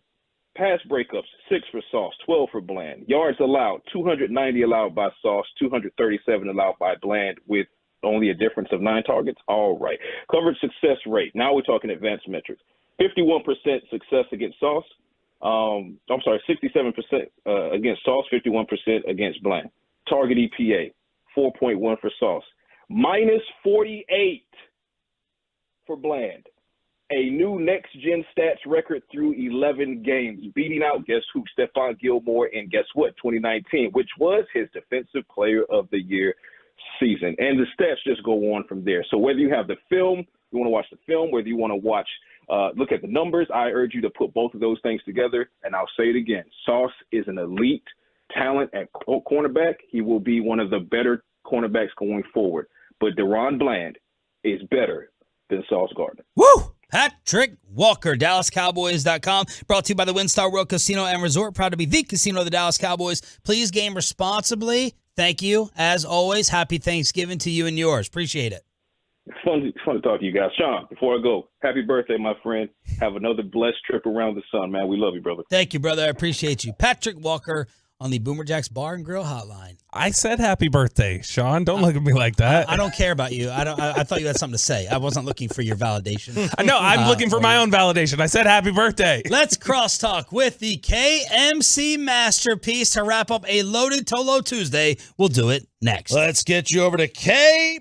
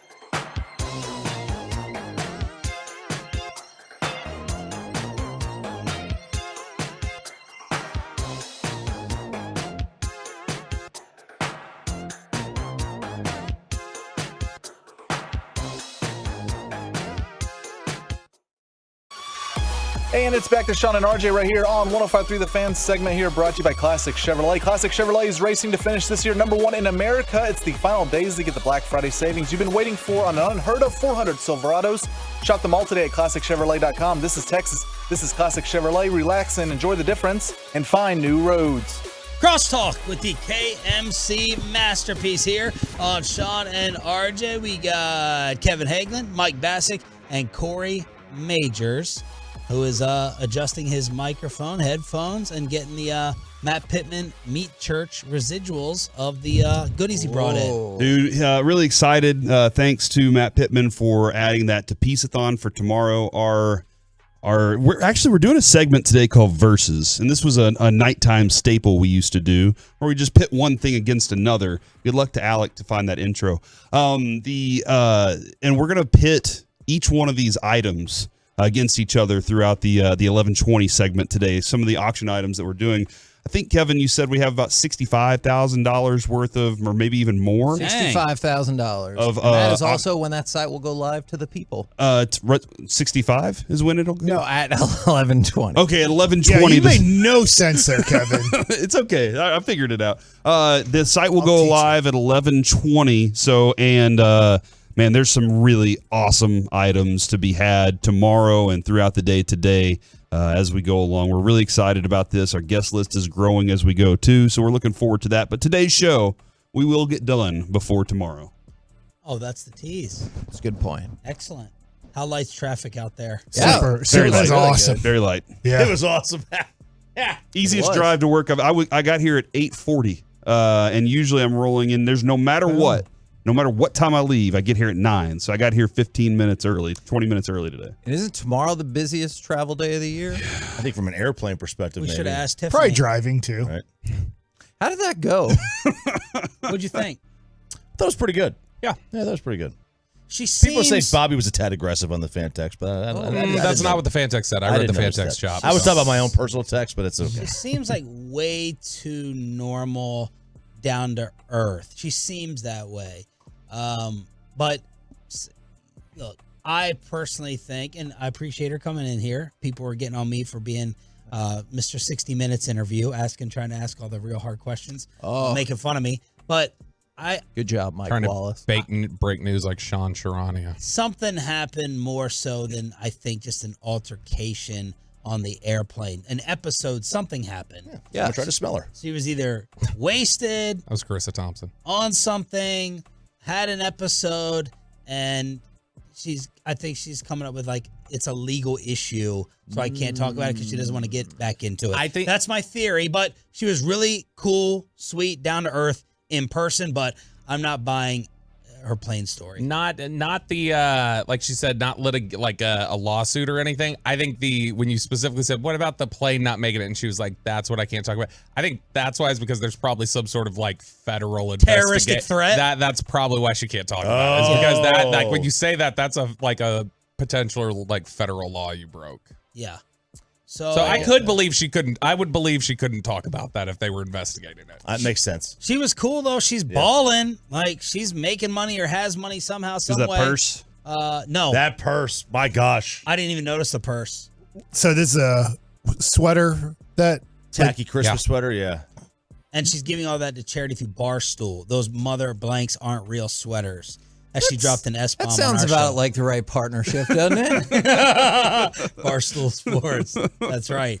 Jerry was fantastic reminiscing, and then we took calls from Matt Pittman. I really enjoyed Jerry's his take on.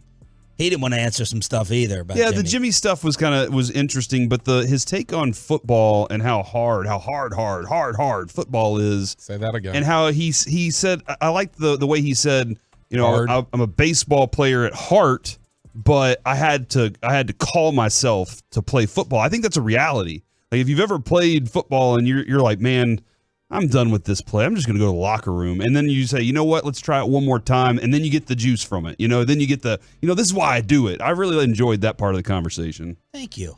I wish it was what I actually asked him. But that's happened to you 1,000 times, right? Absolutely. Here's some homespun wisdom to avoid the question you actually asked. I wanted him to admit that not being recognized as a football guy versus a businessman bothers him. That's what I was trying to get to, the core of it. Sure. Because we all want to be rock stars, or baseball want to be basketball, and this want to be football. And Jerry, my theory is he wants to be recognized not as a brilliant businessman, but as a pure X's and O's, like football guy, like Al Davis was. Yeah. Al Davis, I think, was an idol of his. And I think that kind of played into the Jerry stuff. But I saved Baseball Hall of Fame candidates for you guys. 2024 Hall of Fame ballot. Let's agree, disagree, and have the fight in the room. Adrian Beltre. In. Very easy in. It's just amazing to me how there's going to be like 20 people who don't vote for him. So he's going to get like 95%. It's just amazing so it's not to me. First ballot? No, he'll be first ballot. You have to get like 70. No. Those people 76. wouldn't. Yeah, they don't do it no matter what. Like so they don't make him a first ballot. I mean, there's only been one unanimous, which was Rivera. Right. Griffey got like 98%. Jeter missed one vote. Jeter shouldn't have gotten in. Okay. There's just a lot of guys that Michael Young in pinstripes. Yep. We've always said that. We yeah, filled in for you guys. Once He'll we got be in tested really for it. easily. It's just amazing to me if you're voting. You're like, I'm not putting Beltre in right now. I'm just like, or what they in the use world? his slot on somebody else to get 10 names in of guys at their last ballot. One interesting note that Mike's always said about that is you played against him.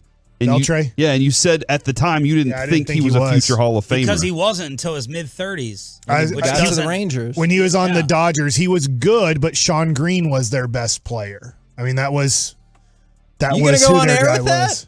I already did. Okay. What are your thoughts? Oh, God. That's why I asked you. I know. So what I said earlier was, and try to listen to me. Sean's opinions are Sean's alone, everybody, just On so you know. on the fan text. What I'm trying to say is if Adrian Beltre was not a Texas Ranger, we would look at the numbers and say, that's really rare. We would have some accusations or talk of accusations. The mid-30 skyrocket. Sure. That doesn't happen because of it's an age thing. And then the career year in the contract season.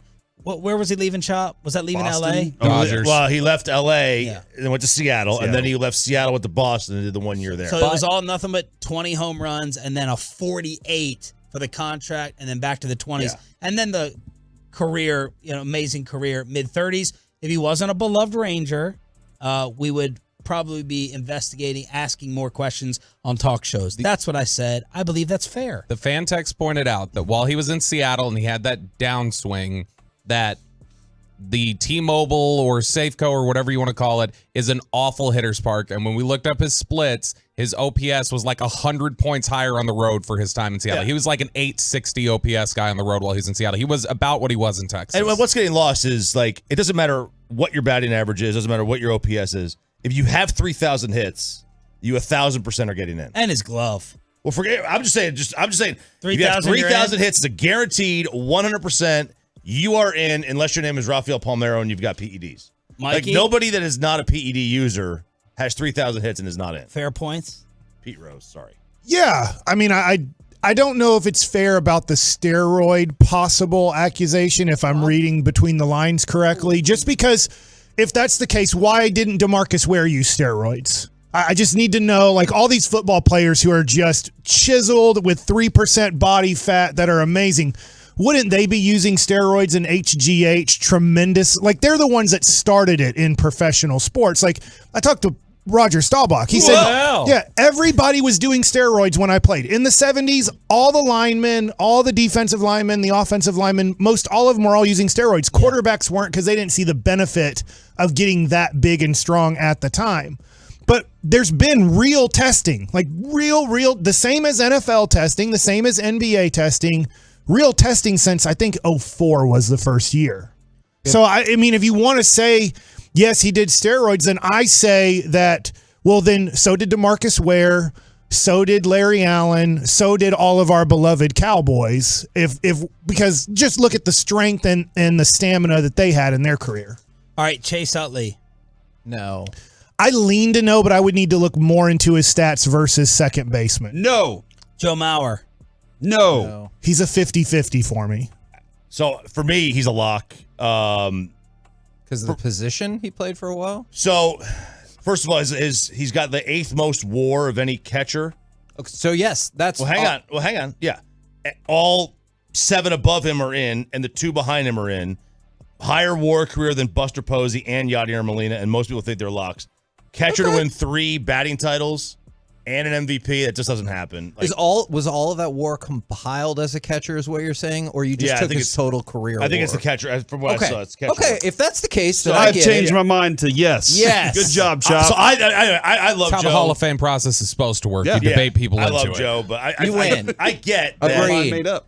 I get that a lot of people don't. He's Agreed. a singles hitter. He's right? in. He was a singles hitter. David Wright. No. Bartolo Colon. Yes. Matt Holliday. No. No. No. Jackson No, might. no. Sorry. Jackson might make it. Who? Jackson Holiday. Oh, well, for a second when you said it, I was thinking Roy Halladay, and then I was like, oh, wait, he's already in. And then Adrian Gonzalez, Jose Reyes, Jose Bautista, Victor Martinez, James Shields. Dean Palmer. No, I played with some of No those to guys. all those. And who are the Good leftovers? teammates. So the leftovers, you got A-Rod. Nora. You've got Andrew Jones. Kevin. No. Andrew Yes and Jones. yes. Let's talk about Andrew Jones. A-Rod and When you Andre look at his Jones stats, the answer is no. I thought he was Defense? like that's the tough thing. Defense? Yeah. And but that being said, I said it. I guess I'm contradicting myself. Playing against both those guys, I thought, and I say both those guys because I thought Torrey Hunter was going to be a Hall of Famer. Yeah.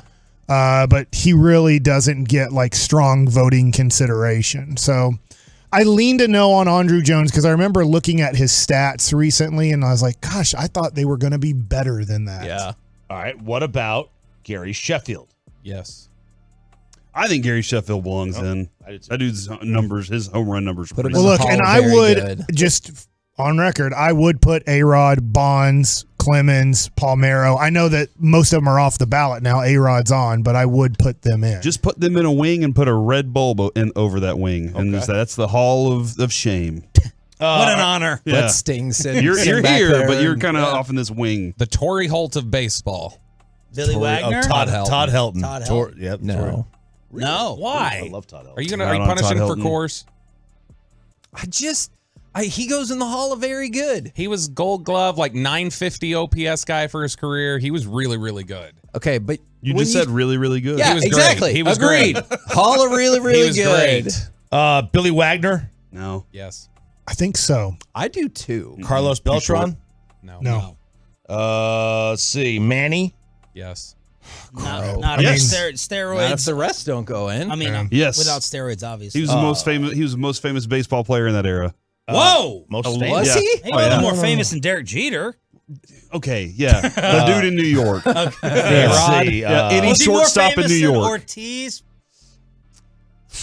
I guess not. He shouldn't be in the Hall of Yeah, Fame I think, either. He was but, bigger than but Ortiz. I think Ramirez kind of got like there were lots of things that were put down because he was who he was. Manny being Manny. Yeah. I mean, you could argue Manny Ramirez is top blank right-handed hitter of our lifetime. Albert, I love Alex, Manny, I fear. Yeah, you're there. Feared You're Manny there. Ramirez. Miguel. And Miguel. You Maybe the best feared righty swing. Pujols. And he should be in the Hall of Fame just for that catch that he made while he high-fived a player in the outfield. Like that's amazing. Omar, Andy Pettit, Bobby Abreu. I was always shocked by Omar Vizquel's not getting in. Obviously, there's now off-the-field stuff that just crushes him. But he's, I think, the second greatest defensive shortstop of all time. And when you're talking about such a defensive position, it's surprising to me that Omar, before the allegations, didn't get more consideration. And if he didn't get consideration before that, then now in his situation, he's just not. K-Rod, Jimmy Rollins, Torrey Hunter.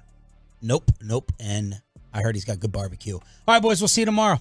The KMC Masterpiece is next, right here on 105.3 The Fan. Happy Thanksgiving to all.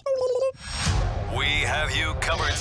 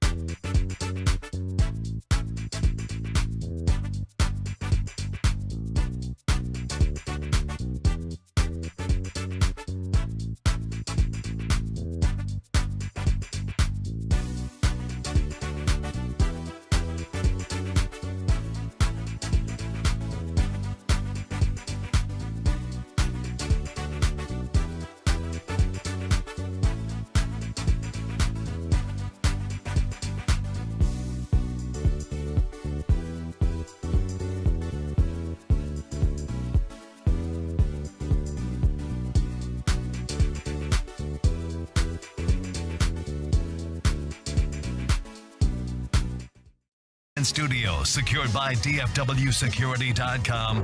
It's the KNC Masterpiece on 105.3 The Fan. KNC Masterpiece right here on 105.3 The Fan. We are less than 20 hours away from the beginning of the 10th annual Peace-a-thon. We will go into great detail about that at 11:20. But right now, there's a lot happening in the sports world. I would like to go to cut number 5 if we can, because I want to know what got the majority of your sports TV attention last night. 3-on-1. Rangers trying to catch up. Set up to Pavelski. They score. Jamie Benn.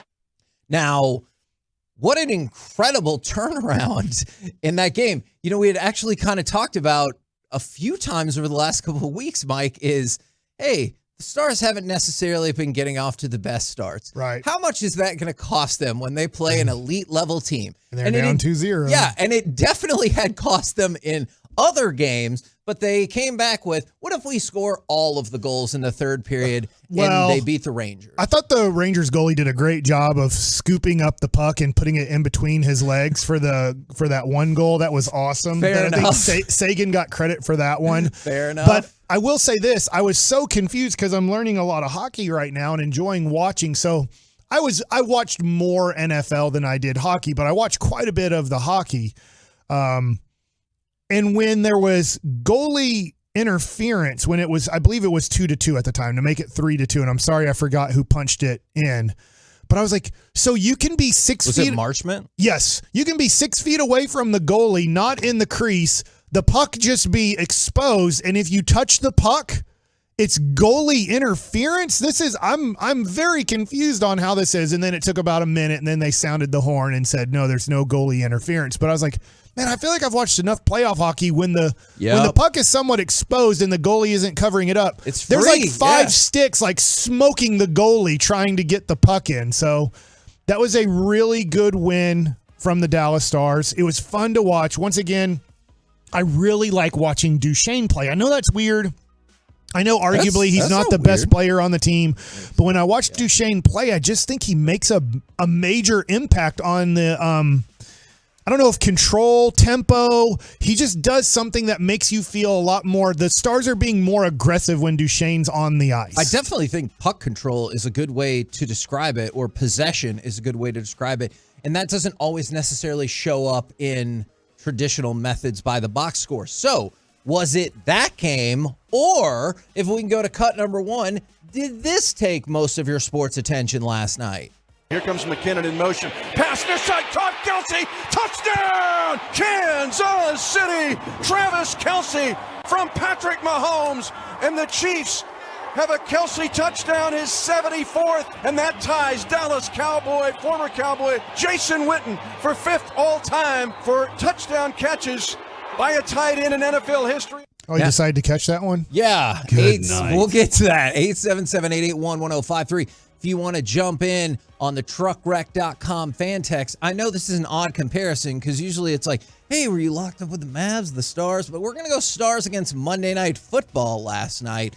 Where were y'all falling on I should have been more Stars interested, but this was a big game to me. I really appreciated Jason Kelsey on their New Heights podcast talking about how he didn't think this was a Super Bowl rematch because he was like, this has nothing to do with the Super Bowl. Sure. Like, this is just a regular season game. Is it 2 opponents that played in the previous Super Bowl? Yeah. But nothing of this game is anything like the Super Bowl. Yeah. There's no build-up. There's no practice the same way. It's all different other than the names on the helmet and some of the guys that are still there.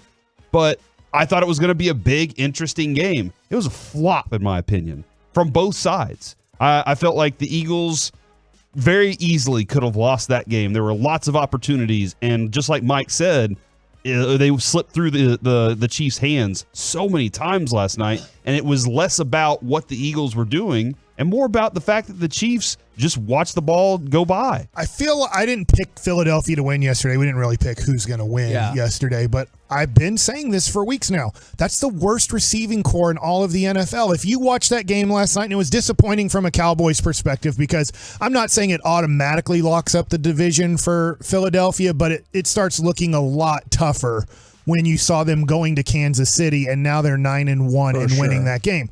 But when you watch last night, Cowboy fans, when you watch the Chiefs play, and you probably watch them play some, that's the worst receiving core in the NFL. I ask you. Worse than the Giants? Yeah, I think so. I really do. If I ask you this, would you want McCole Hardman on the Dallas Cowboys? Who are you releasing off of the Cowboys to put McCole Hardman on your team? At this point, probably no, because I like Kevontae Turpin. I like what he's doing. Kadarius Toney, you want him on the Dallas Cowboys? Probably not. All right, you want the talent's so Sky good. Moore? That dude's a super bust. Sky Moore? Yeah, he sucks. did not turn into little Lance Moore. How that's for about sure. Marquez Valdez-Scantling when you throw a perfect touchdown pass to win the game, and he's like, I don't know how to catch a football. Let me just beat it. He is very weird because he just beat the ball. He's like, oh, man, there's the ball. Let me punch it in the sky. No, you dummy. You're a wide receiver. Catch the ball. When he was with like Green Eric Bay, Dampier at wide receiver. when he was with Aaron Rodgers, he struggled to get on the same page with Aaron Rodgers a lot of times, and I felt like Aaron Rodgers could get guys on the same page very quickly a lot of times.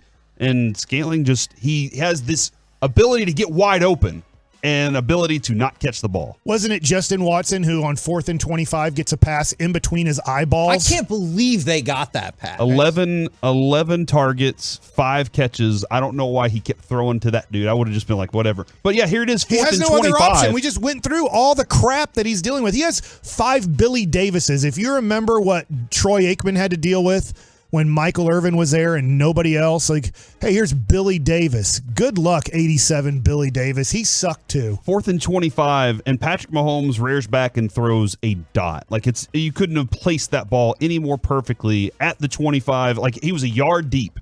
Perfect. And Watson drops the ball. That was miserable.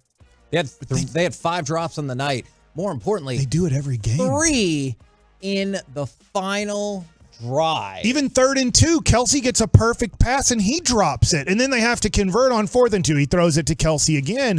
They get a big, I don't want to say it was a bad call, but a favorable call on roughing the passer to get a free 15 yards to get it to midfield. That didn't help them that much because they have to throw the ball to their wide receivers who are almost non-NFL players. I'm not saying all teams, to your point. Like the Giants, if they had a chance to pick up some of these wide receivers, they would. And I would say they also don't play at this level, right, if we're being honest. That Rashi, am I saying?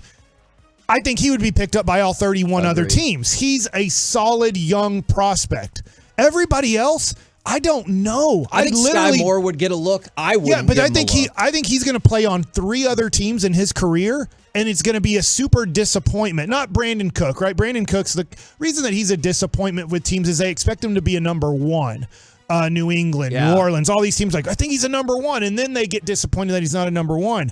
I think they're going to go, Sky Moore, let's pick him up. They're going to go, oh my God, he can't play. I will say this. I wish they didn't call it the tush push because the power bottom. And even that play. too, because it's not that. It's so much more about Kelsey and the 2 guards and what they do up front. That's where all that comes from. Those dudes put their hands on the ground and crawl forward. It's a rugby-ish play. It really is. But they crawl forward and create the space for Jalen Hurts to do it. It's beautiful. It's amazing. That's what offensive line coaches want whenever you're at like goal line situations. Get low. Be the lowest player here and make something happen. That's exactly what it is. I love it. I think it's great. I wish other teams could do it better. But these guys do it the best because their offensive line does it so well. The extra push that comes at the end, that gets them an extra 2 yards probably. But it's everything about what those guards do. And I will add this too. That Jalen Carter play where he dove between Creed Humphrey's legs to try and intercept the spiked ball. I don't know if that's ever been done before. I don't have the history of that. But the attempt to do it, I think we have to, Kevin, you said it earlier, I think we do have to give the Eagles coaching staff credit for these little things that they do so nuanced that they make work successfully that most teams don't think about. It's details. I have to admit, I have never thought about that as even being conceivably possible in my life. Is what if on a spike, a defensive lineman dives underneath to grab the ball? When we were looking at that play, it's unbelievable. I know it didn't work, but that is high-level coaching IQ, football IQ right there. I like haikus also. Yeah. It's a good coaching haiku. Coaching IQ, football IQ. And if that would have worked, that people would have lost their freaking mind. Haikus are 5.75.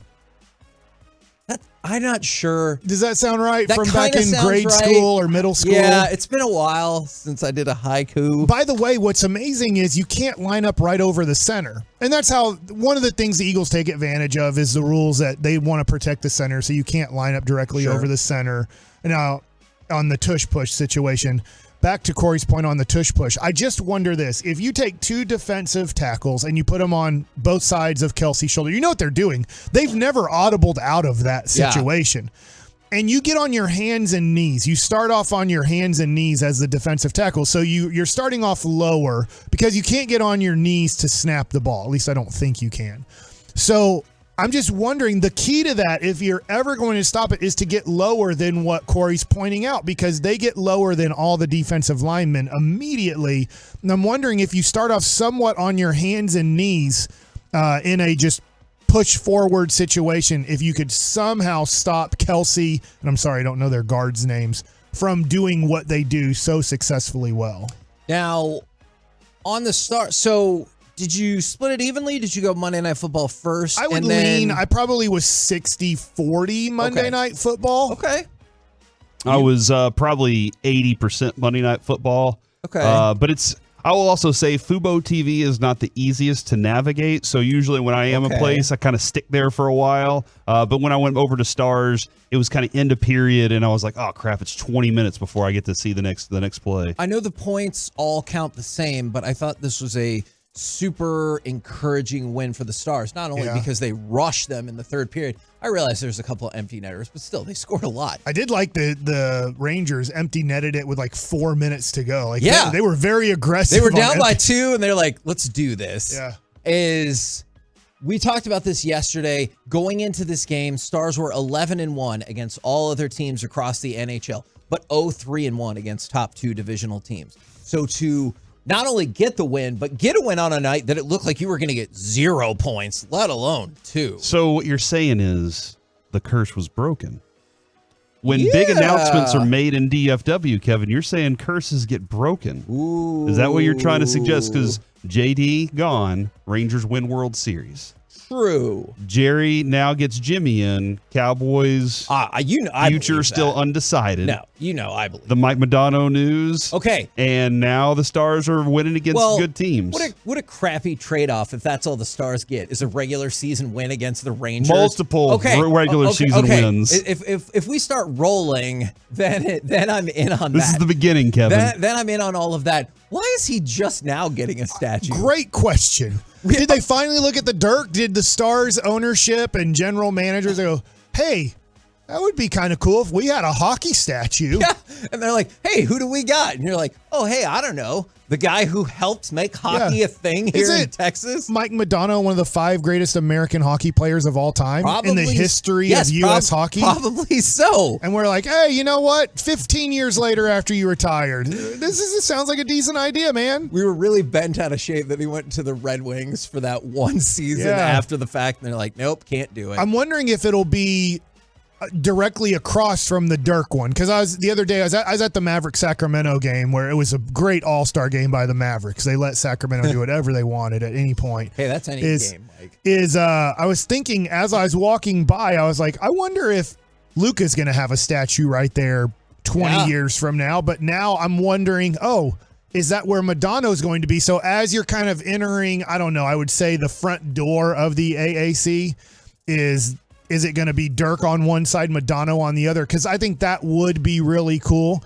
Because let's be honest, by the time there is a possible Luka statue, there will not be an American Airlines Center for the Dallas Mavericks. I could definitely see that. I think Luka's going to play not on another team. He might. But if there's a Luka statue by that time, do you think it'll be a floating statue where it's just like it's floating in the air, or a hologram statue? A little bit, I do. New technology, he gets like a phone book off of the ground. So we're going to make him float.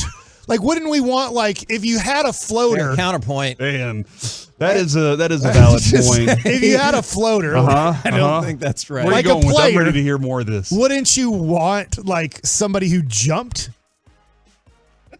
You know what, Mike? I hear what you're saying. All right, I still don't hologram think it we is. use Hologram that. it is. That's what I'm shooting Yeah. for here. I mean, I really want one of JaVale McGee. He had the greatest game he's You ever said had. you weren't going to call him that anymore. I hate him again. You know What why? the hell, He plays for Mike? Sacramento. He and played for Sacramento, beat us. and that's the best game he's had in over a year. It was. I mean, I think we should have one of Magoo in his white sneakers and sipping a smoothie on his way to the bench. Eating a hot dog. Jack nuts. Now he tries again. Mike! You're a piece of dump, Magoo. Jeez, Yeah, I'm letting it all really? out. Why didn't he try for the Mavericks? I don't know. And by the way, if you think all the players liked each other last year, how about the second time JaVale McGee runs down the court, Tim Hardaway Jr. pushes him in the chest for no reason? We're the KNC Oh, masterpiece. yeah, that team got along great. They love playing with each other. Right here on 105.3 The Fan. It's going to be one today. Coming up next, the anonymous NFL player poll, biggest trash talker, most annoying fans, Commissioner Goodell rating, and so many other questions answered. We'll do it next right here on The Fan. We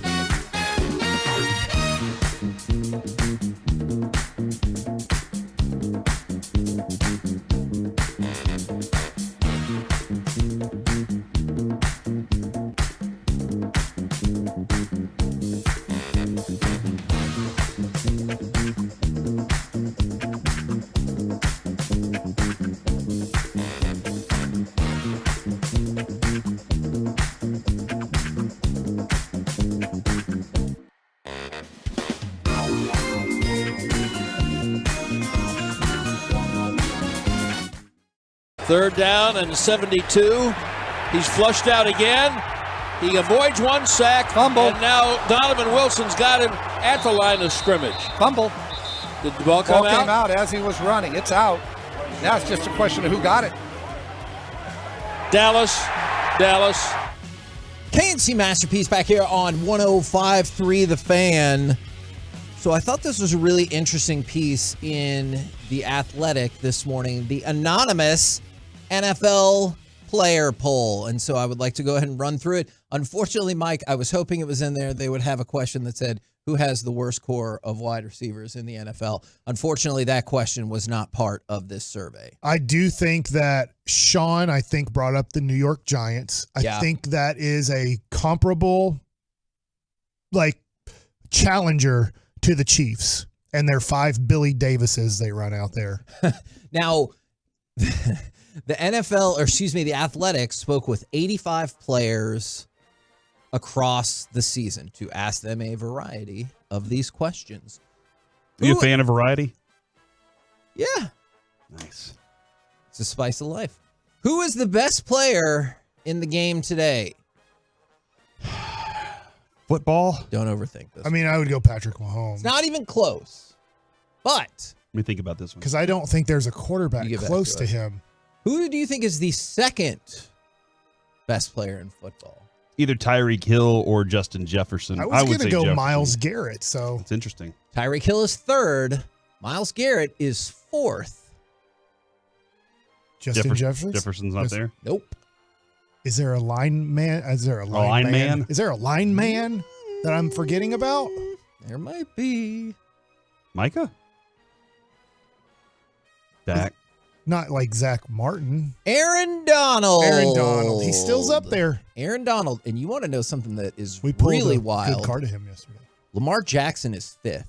Okay. So the players have it: Mahomes, Donald, Tyreek, Garrett, Lamar.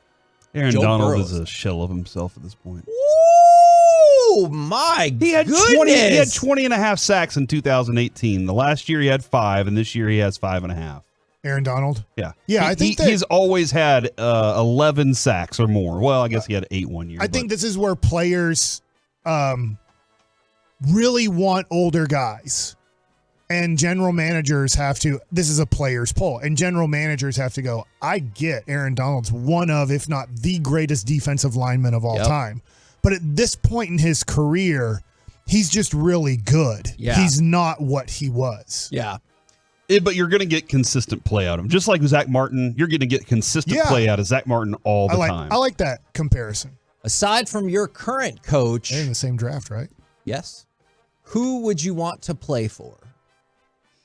Mike McDaniels. 2nd. Andy Reid. 3rd. Dan Campbell. 4th. Wow. That is pretty astonishing, by the way, you guys. That was really impressive.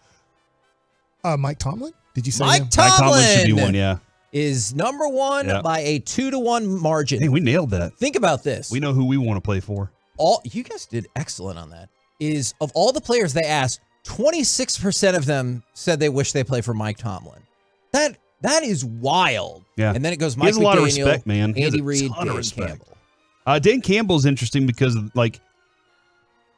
when the conversation was, would he take the A&M job? And that conversation, the hours for college football are so different. Did you see his answer, too, when he said no? And he goes, but I definitely want to help you guys find the best guy. That's great. He played there. He played at A&M, so obviously he wants that part of it. But the respect he's gained amongst players in the league and his own team, that's why. That's why the Lions are playing the way they are, because when he says, hey, let's do this, they say, all right, let's go. So he's done a very good job at gaining their respect quickly. Isn't he one of the few, and I'm sorry isn't he one of the few former NFL players that is a head coach?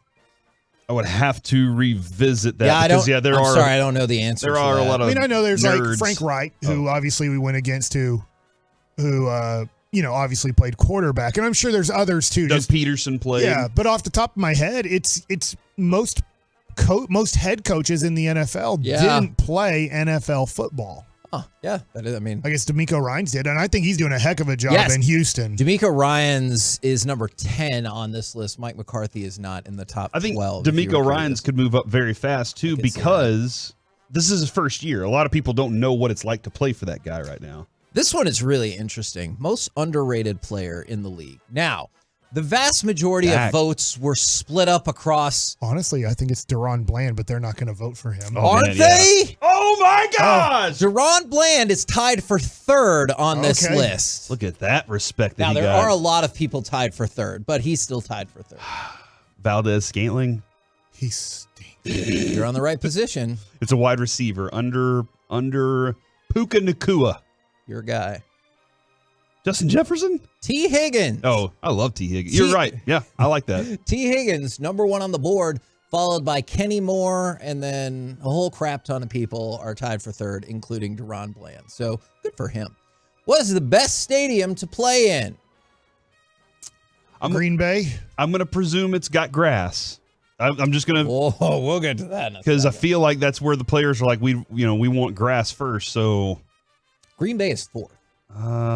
And that is a grass field. Seattle's very loud. I don't know if opposing players are going to like that answer.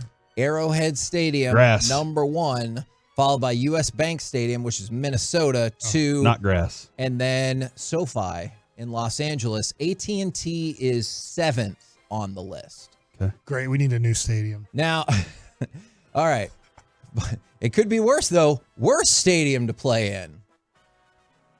RFK. MetLife. It's not called RFK anymore. MetLife Stadium. Okay. What are they called? What is it called? Is it FedEx? FedEx Field is second. Which one's that? MetLife. That's Washington. Okay. That is RFK is what he's still calling it. And MetLife Stadium is number 1. The Bills Stadium, which is called Highmark Stadium, I could not have told you that for the life of me, is 3rd on the list. And interestingly enough, Lambeau, 4th on the list. Lambeau, 4th best, 4th worst. So good job. They use a Deso Grassmaster. Is a hybrid grass sports playing field surface, a mix of artificial fibers and natural grass. Oh. Because, snow and stuff. Okay, since I can tell you're in on the grass, well. You can say that. I'm fine with that. We'll hear that Friday. Yeah. Turf versus grass. Is it overblown with the players or a real concern? 100% real concern. No. Oh. However, it is a lot. 12% overblown. 5%, that's about right. 83% say it is a real concern and they need to do something. I was off by a little bit. Yes. But close. Just a little bit. Very close. Most annoying fan base. Cowboys. Cowboys are second. Eagles. The Eagles are first. By the way, Told y'all. nobody is even close. To the Eagles or the Cowboys? To both. Okay, all right. The Eagles, 25.3%. The Cowboys, 24.7%. So think about that. Those two teams alone got half the vote. No other individual team is higher than 7%. Wow. So the players are Wow. like, you know who's the worst? The Eagles fans and also the Cowboys fans. Every other fan base, either way. I'm very fascinated because the Eagles fans, we know they're the worst because they talk like very crudely to you. And they might smash a bottle. And who knows? And they're yes, exactly. It sounds like they're miserable. Cowboys fans, I'm very curious from a player's perspective what they don't like about them, other than they think they are elitists that don't deserve to be that. Okay, while people ponder that, who is more miserable? Eagles fans or Marky Mark on the Manning cast last night? Did you see his face? I have not seen it. He looks like he would rather... Did he open up a bad box of UFC cards? I don't know if that is the case. He looks so miserable. His kids, like he has like a whole like Instagram and social media thing, towards cards. He looks so unhappy. Why? While he is doing it. But see, that's the thing. I don't know. That's just how he is. Maybe his that's face. just what Was his it face not looks time like. to break forth the rhythm and the rhyme? Maybe it's because when they showed the picture of him in his underwear, he's just Yeah. like, whatever, guys. Do you think come he on. gets mad Did he if not someone get brings mine? it up to him? Did he not get yours? Did he not see sweat coming out your pores? Sports Illustrated says NFL fans roasted Mark Wahlberg for his awkward Manning cast appearance. Yes, he looked miserable during that. Wow. His agent made him do it. Probably. All right. He must be coming out with a new underwear line. He is also an Eagles fan, and he was on with Eli. Oh, well, that's Was fine. he also on during the Eagles game? Did he not want to be on? Was he an Eagles fan, or is he a He's Patriots fan? He's Eagles. You're getting both. Ben Affleck and his buddy confused. Yeah, Oh, that's right. He is I Boston. thought he was a Pats fan. He was in the Eagles movie, but was he a Pats fan? I thought he's a Pats guy. Yeah, and so he hates Eli because Okay, well, wouldn't you have losses. fun telling him what a piece of crap Maybe he is? he is a He is a Boston Good fan. God, I am looking at this face. He looks ticked off. He looks so unhappy. All right. How do the players feel about Commissioner Goodell? We know how the owners feel about him. They love him. They agree with everything he puts forth. That's a good point. Do you think they say thumbs up, thumbs down, thumbs in the middle? They're probably going to say thumbs down, even though they give him 70 million thumbs up. Anything he comes up with. Thumbs middle. Thumbs in the middle, only 11%. Oh. Thumbs down, 30%. Thumbs up, 59%. I guess that makes sense because that's about how the vote went when they said take it or leave it. They said, "All right, we'll take it. We'll take it. We'll take it. Take it. We love taking it. Uh-huh. Oh my God. That's the motto of the NFL Players Association. NFLPA. We love taking it. That's a fact, Kevin. You know that. Like, that's not anything new. No, I'm not disputing the logic behind it. Still, phrasing. How would you rate overall officiating in the NFL from 1 being the worst to 10 being the best? You know damn well they're not going to say 9. that. Actually, interestingly enough, 9 is the only number that got 0 votes from anybody. 4. 4? I watch some college football, and it's way better than college football. Corey, you're close. The average score was a 5. 2.5% gave him a 10, but 10% gave them a 1. So every receiver is going to say that the refs are against them, and every cornerback is going to say the refs are against them. And so there's a big, Probably huge offensive lineman too, right? Offensive lineman. I think, and Mike, you talk about this a lot with baseball. I think the umpires and referees don't get enough credit for what they do well, because the one thing that they did wrong, or the two that they did wrong in a game, is a significant, and everybody can see it. But you don't sit there and go, "Oh man, that was a really good call by that referee." Whenever they make the right calls, you just always see the ones that killed your team. Yeah, no, that's a great point. We're the KNC Masterpiece right here on 105.3 The Fan. Coming up next, it's time for Baseball Nuggets with Mike Bassett. All right.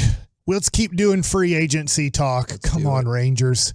Give us something before Thanksgiving. Now, before we talk Rangers.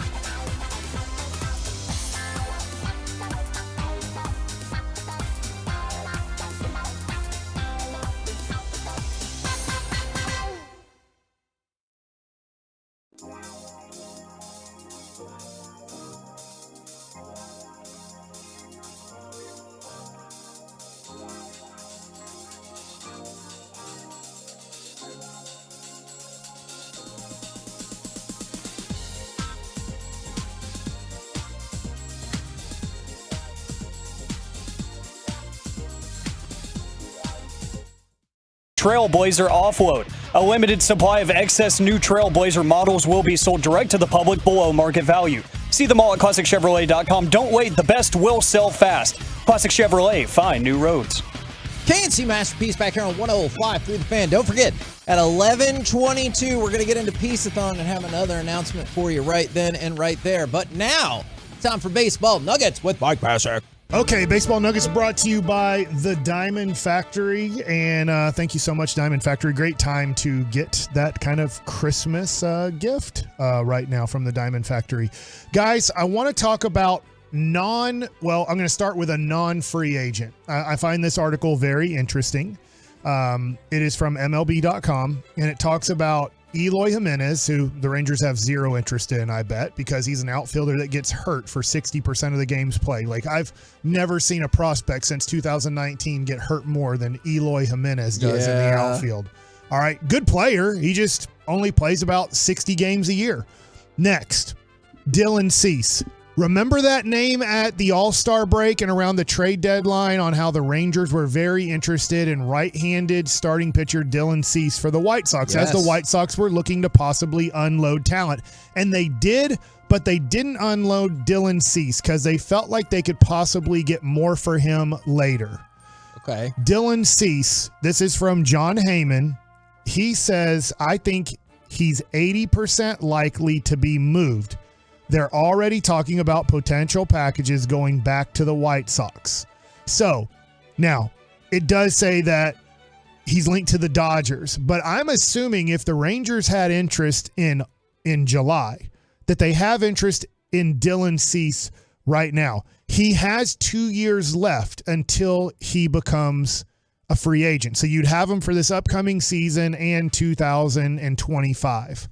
How interested are you guys in Dylan Cease? 2 years of control, I am very interested. And I actually think this might be a good year to buy off of not his best season, which the 2 seasons before were awesome. 84% whiff rate, fastball, slider, curve, low, like 2% changeup guy. It feels like when you say 84% whiff rate, explain that to me real quick. The whiff rate, those are pitches, I believe, my understanding is pitches that are swing and miss, that are in the strike zone. So in the strike zone, people swing and they miss. 84% of the time? Well, let's call it an 84 number. It's his best number. It's his best number on Baseball Savant, Mike. Just because it might be. Like, I'm not saying you're right or wrong, but that just sounds confusing to me that when he throws a strike, people don't hit it 84% of the time? Okay, my bad. 31% whiff rate. Okay. He's in the 84th percentile in Major League Baseball. There we go. Okay, that makes more sense to me. His K, he's in the 77th percentile there too. And so, like I said, fastball, slider, curve, low changeup guy. Sounds like a perfect guy for Mike Maddox. I would love him. It will cost you a lot. I'm just going to be honest here. This will cost you 2 premium prospects. Yeah. No, not Evan Carter, not Wyatt Langford. I almost said Wyatt Johnston there. I guess Mike, baby. I'm hockeyed up in my head. But it will cost you probably 2 of your top 10 prospects to get him. Then maybe one more guy that's kind of prospect 15 to 20. So this will cost quite a bit to get, but I am very interested in this. Kevin, his projection is 167 innings pitched and 200 strikeouts. And so, like, when I look at that and his walk rate, he got about 71 walks in that time. Yeah. That's a starting pitcher at a place where you need that value. You need that position. He's a potential ace. And we do have to look at it this way. The Rangers' best pitchers right now, because we cannot include Montgomery, he's a free agent, are older guys near the end of their careers. Max Scherzer's near the end of his career. Like it or not, and I know that DeGrom's not going to pitch this upcoming season for most of it, if all of it. He's not in his prime anymore either. And then Nate Eovaldi, who was unbelievable. Thank you, Nate. But at the same time, he's on a 1-year deal. Probably 3 to 4 years left in his major league career. I'm guessing. I hope there's 8 more years left for Nate Eovaldi. But you do have to start looking at this and then go, Sorry, go ahead. I'm just thinking, Jack Leiter, Owen White. Yeah. Whether you're thinking Brock Porter or you're thinking Kamar Rocker, who's going to miss all of 2024, still rehabbing from his injury. You also don't have young pitchers who look like they're ready to step into the starting rotation in 2024. So this would be your one guy that you would look at if you traded for a Dylan Cease, who would be kind of in his prime, under control for 2 years. He's about to be 28, so yeah, definitely in his prime. And if you couldn't, let's say, sign him, I don't know who his agent is. I'm sorry, I don't have that pulled up. But if after 2 years, you're hoping at that point that you have developed pitching in your farm system, that younger guys are helping you, or you look at it and you go, I don't know, did we re-sign Max Scherzer? Did we re-sign Nate Eovaldi? At that point, Jacob deGrom has 2 years left on his contract, and he's closer to 40 years old. So Dylan Cease could be a guy to me that makes a lot of sense, and then financially could make sense too, because last year he made $5.7 million. I'm going to guess this year, I'm just guessing, he's going to make like $10 million in an arbitration number. Maybe 13. Yeah, so you're looking at a 2 year, let's just put it at $25 million. Okay. A 2 year, $25 million contract. Yeah. I think that for the Rangers ownership, who did a tremendous job of spending money the last 2 years, would look at that and say that's very doable over, let's say, Blake Snell, who you'd have to pay over $30 million, or you're looking at Jordan Montgomery, who I do want back because he's in his prime too. Is Montgomery's probably going to be around the $25 million mark, I'm guessing. Just looking at some other things with him, low home runs given up, like about 18. I think that's low considering Lance Lynn gave up 44. Each got paid too. And a couple of names that they say are similar type pitchers, Rasmussen in 2021, Justin Verlander, and Spencer Strider. Like that's similar style of things. I would, based on the number, power swing and miss guy. The number, the baseball savant on his changeup, I don't love it, but his other three pitches are pretty good. Okay. So, and that's something, you can work on. Sometimes when you are a guy that throws that hard, a changeup is something that comes a lot later in your career. Yeah. Now, I know it's a different era, different time, but Nolan Ryan didn't have much of a changeup at all till kind of he was a Texas Ranger. He had a little bit of one with the Houston Astros. I don't want to take that away from him. That big old curveball that could hit you. All right, so shocking news 2 days ago. I didn't get to yesterday because obviously we had a lot of Dallas Cowboys talk and stuff like that, is Brandon Woodruff got released. And look, you can say non-tender. That's the nice way to say it. But really, if you want to say it the really harsh way, he got fired. So he's out in the world, and we talked about him last week. So he is a free agent, and I think that was surprising to a lot of baseball because he's not going to pitch next year. He is hurt. But John Paul Morosi is reporting that a lot of teams, the majority of MLB teams, are interested in signing Brandon Woodruff to a multi-year contract because you're just going to rehab him next year. But he is, if I believe right, he's 29 or 30 years old. They believe that he has a lot of time left. And just to give you this, over his 9 starts in August and September, the 30-year-old, so there's his age, logged a 2.59 ERA and hitters batted 170 against him. So he is a great starting pitcher when healthy. It is a shoulder issue. You just don't know how those are going to rehab. Elbows are a lot easier to rehab than shoulder, but I'm wondering how likely the Rangers are going to be in on the bidding. And isn't timing everything on this? The timing on Ohtani, the timing on Yamamoto, the timing on Blake Snell and Jordan Montgomery, the timing on if Dylan Cease gets traded to the Dodgers and he's off the board. Obviously, we have Aaron Nola who signed. The Braves are making little minor moves here and there, making trades. Yeah. So timing can sometimes be everything in free agency because you have so many things that you want to do, but you kind of want them to line up correctly because if things are happening in the order you don't want them to happen in, then you lose everything and get nothing. Yeah, no, and I keep thinking about this when you said all the teams are lined up, and I'm like, well, sure, because now you can take all compensation off, like all non-monetary compensation off the table. And so doesn't that drive you even more? You're like, I actually think this is going to turn out to be really good for him, don't you think? Like putting aside the Rangers, I think this is going to be good for him. Because now instead of getting kind of a 1 year tender where he would get, I'm going to guess like close to $10 million, even though he wouldn't pitch. I don't know how that goes in arbitration when they're like, well, he's not going to pitch 1 inning for us. That's a weird arbitration case, but I don't know how that works. Is now he's looking at probably a 3-year deal. Because if I'm the Rangers, I'm almost looking at it going, he's not going to pitch in 2024 for what I'm understanding and reading.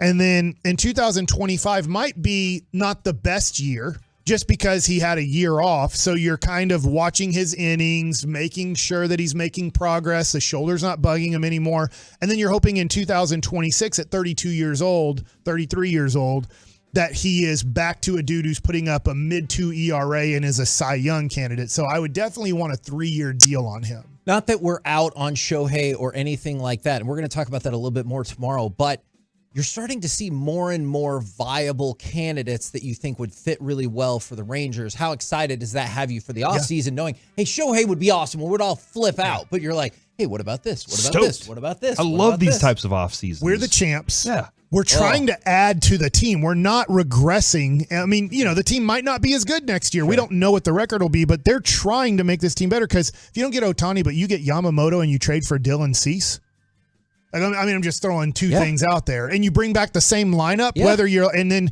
you're hoping that Langford helps out at some point. And Bochy's still here. Yeah. And Maddox. Yeah. Tim Hires. And Will Venerable. I mean, let's be honest. If he wasn't taking interviews, he's the next manager of the Rangers. That's a whole other story. I think you're probably right. But, I mean, there were a lot of teams that looked at the Rangers and said, let's pluck Bochy's next guy. And he said no. And I think he's saying no because he knows that most likely when Bochy decides to not do this anymore, he's the Rangers' next manager. I think he's saying no because he loves Texas, the great state of Texas, and the DFW area. You heard it here first. Really, that was beautifully done. KNC Masterpiece right here on 105.3 The Fan. Coming up next, is this the saddest in-game injury ever? Plus, Dallas Cowboys insider Mickey Spagnola next right here on 105.3 The Fan.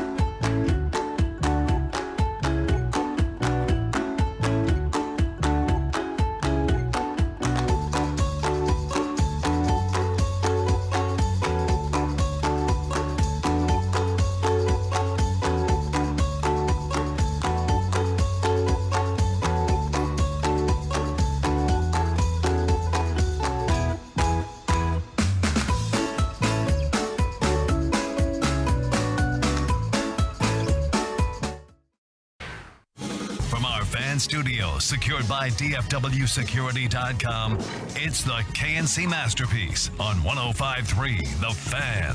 KNC Masterpiece right here on 105.3 The Fan right now, brought to you by Ford and your North Texas Ford dealers. Ford is the best in Texas. It is our Dallas Cowboys insider, Mickey Spagnola. Good morning, sir. Good morning. What's going on? Hey, tomorrow. Yes. We need to make sure you have lots of content because we have our 14-hour show tomorrow. So How many hours you need me for?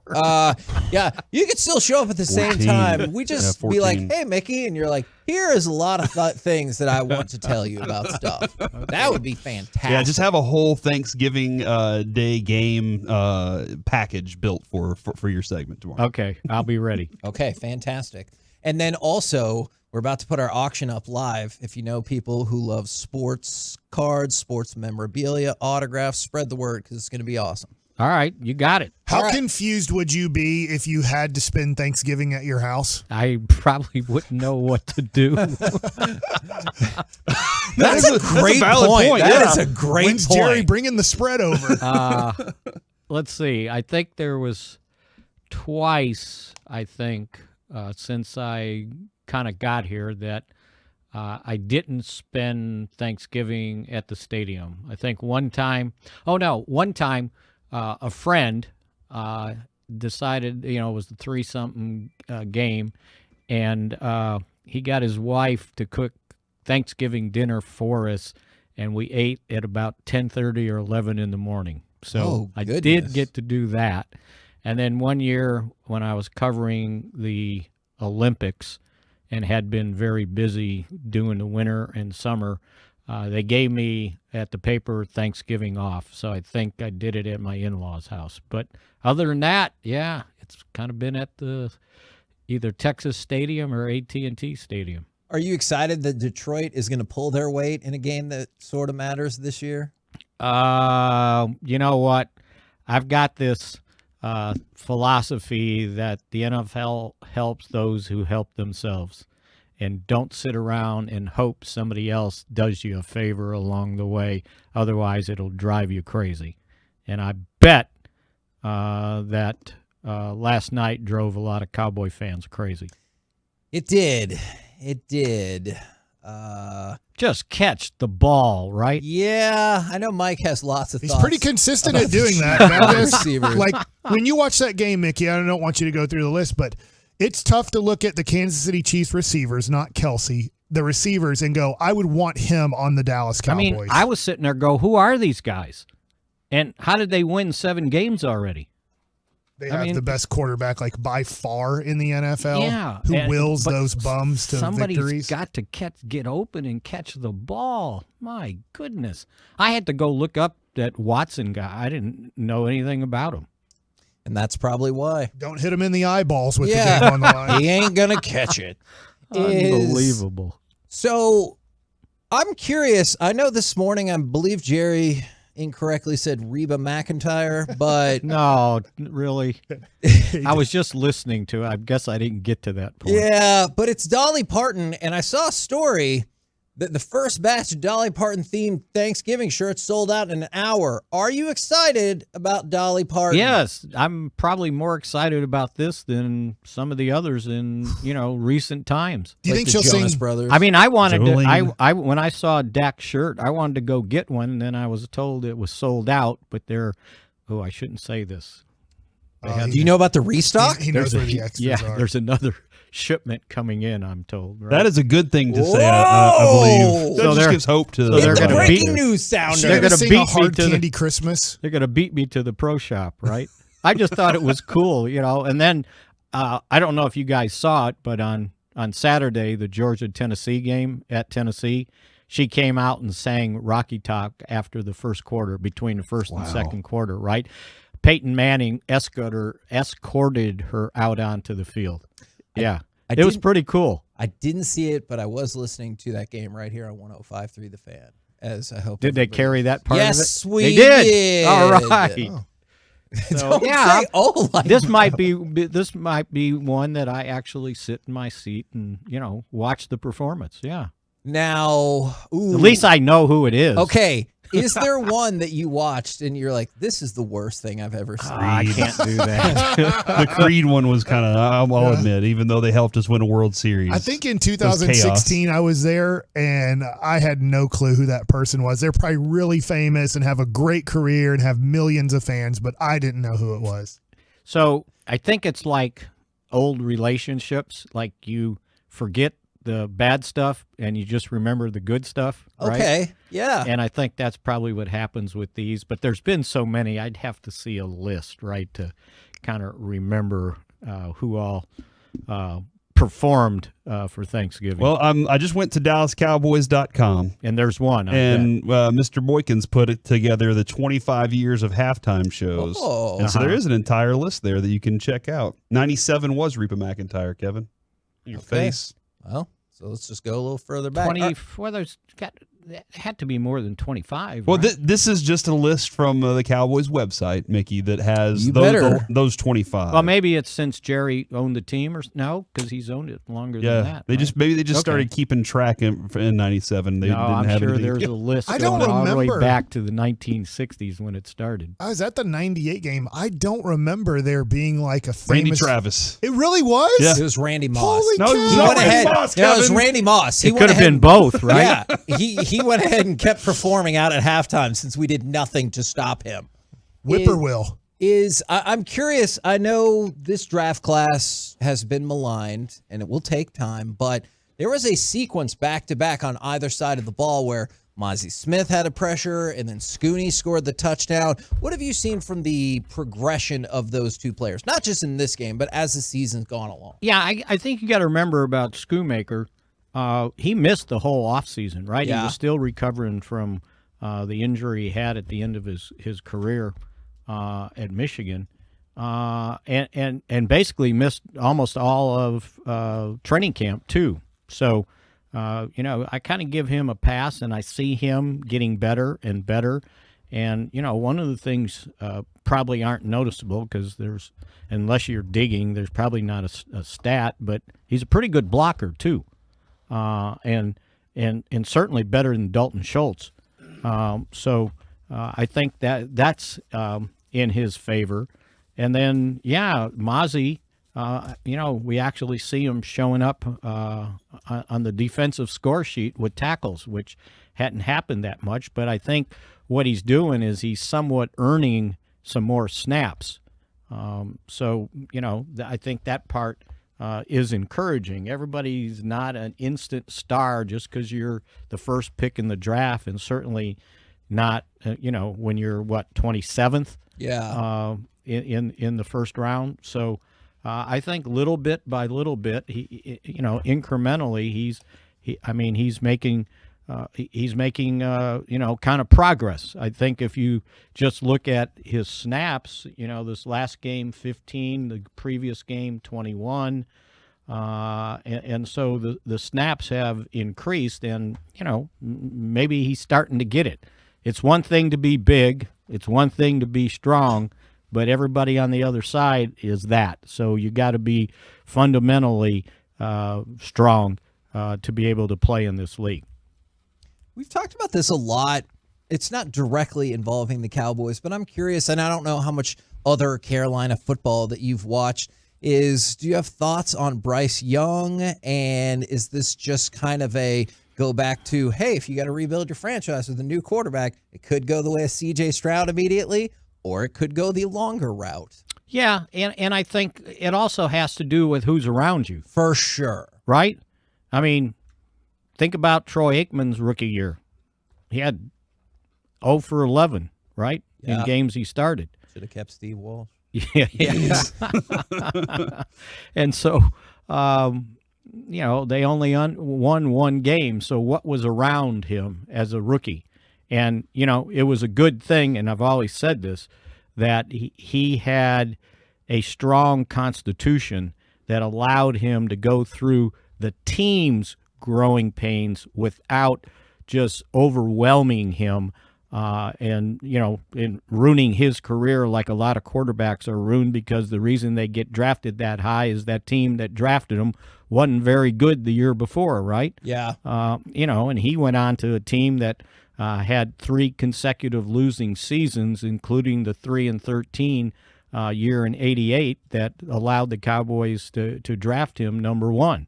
But he was so strong-willed that he was able to, survive those first couple seasons until he became, Troy Aikman. And even in '91, there were some bumpy roads there until they got to, the 5 games left, and they went on a winning streak when they were sitting there at 6-5, and then he gets hurt in the Washington game, and Steve Walsh Berline finished it off for him. Was that Nate helping you out there? Yes, it was, by the way. Thanks, I was Nate. just going to give him credit, right? And so, and then he flourished in '92 and became, the Troy Aikman that we Cowboy fans came to know and love. So, yeah, sometimes it takes time. I think this kid he's a good guy. I just saw things about him when he was at Alabama as a team type of guy that I was very impressed with. I heard an interview with him, and I kept it, and I saved it. And he when he won the award in Fort Worth, David O'Brien. Yep. And he had to finish whatever he was doing in Tuscaloosa with the team, flew to Dallas-Fort Worth, got to the ceremony just in time, and had to leave because he had to get back, and he had a 7 o'clock class or a 7 o'clock workout and then a class. And so he got to bed at 4 in the morning, got up and did what he had to do, and someone asked him, well, I'm sure Coach Saban would have excused you from the workout. And his answer was, you don't know Coach Saban. Wow. And he said, and the reason we have to do that stuff is the reason we have success. And so when I heard that, I said, I'm pretty impressed with this kid, as young as he was at the time. And so they just need to put people around him. I mean, again, what about the receivers there? Everything went to Thielen, right? Yep. I was thinking during the game, I wasn't sure that he threw a pass to any of the other outside receivers, right? And then I looked it up, and Chenault had 2 catches, yeah, he did. But nobody else. And the one time he went to somebody else, what happened? It was Mingo, right? Yep. And it got picked off. So, yeah, and they need some help on the offensive line, too, by the way. I'm with you, Mickey. I said that yesterday. I think that he has the potential to be better, but that whole thing around him is just not good enough right now. No, and they were scared to throw the ball, right? Yeah. And for good reason when you get sacked the first 2 third downs on your first 2 possessions, right? Yeah. So I think he needs some time. What do we Mickey, I'm terrified. Is CeeDee Lamb okay, or is the ankle? What's going on? Well, what did Jerry say? I thought he said thumbs up, right, this morning? Yeah. Yes. And, it's a short week, so if he has a little bit of an ankle thing going on, once again, knowing what you need to do is more important than doing it on this short week in practice, right? And so, they did a pretty extensive walkthrough yesterday. The practice today will be light, and then Wednesday it's no more than a walkthrough. So McCarthy's doing the best he can to keep them off their feet, to make sure their legs are ready by Thursday. And so, I think he plays. We'll see how well. That's not a lot of rest in between the games for anybody. That's why my philosophy on Thursdays are just get their legs back as best as possible and do whatever you need to do to win the game, and don't worry about style points or scores. Just kind of muddle through it and win it however you can. Appreciate it very much, good sir. We will catch up with you again tomorrow. And I'll be ready. Yes, you will. There we go. Mickey Spagnola right here on 105.3 The Fan from DallasCowboys.com. Did you guys get the chance to see, I believe it was Sunday night, the LA Laker fan who hurt himself taking the half court shot? He hurt himself. This is like he's older like us and would probably he sneezes and pulls his back. He doesn't look that old. I don't actually know how. That's a good question. I don't know how old he is, but is he suing? Oh man.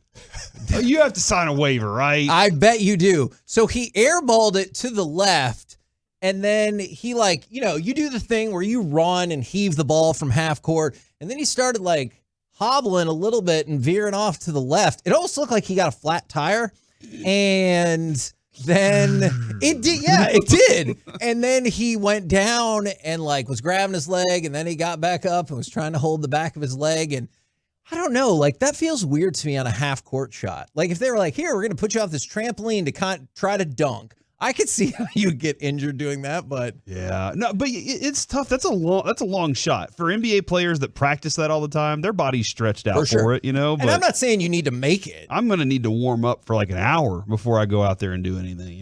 It's now. And what do you win? He would have won $55,000. Yeah, to a charity of your choice. I don't want to shoot it then. What? If I don't get it, shut up, Mike. You're sitting in the stands. And they're like, would you like to win $55,000 for charity? And you're like, I'm good. Just think about this, Mike. God, you know what we're doing tomorrow? Mike, you donate that donate that to Peace-a-thon tomorrow immediately, and then say, Kevin, I'm out. I'll see you next time. Deal. Deal until the end of time. You come to the table with $55,000 already lined up, you can have the day off, man. Okay. Did you see him lean back? He's like, all right, hold on. Let's see how I can figure this out. Just talk to CA and see if he can get you on the court during the Mavs one, and you can get that all squared away. I don't think I'd count because I'm a former professional athlete. Oh, yeah, it makes sense. I would love it, though, because he'd look in the camera and be like, I'm not coming in Wednesday. He wouldn't be like, yay, my possibilities. CA would go, have you ever shot a half-court shot before? And Mike's like, not a single time. Everybody has. We're the KNC Masterpiece Doesn't right mean here. You make it. How many times at basketball practice, he's just like, let me heave it and see what happens. Coming up next, we'll do versus Peace-a-thon style. Plus, the bidding and donation site will go live. We'll give you that link next right here on The Fan. Miss any show segments?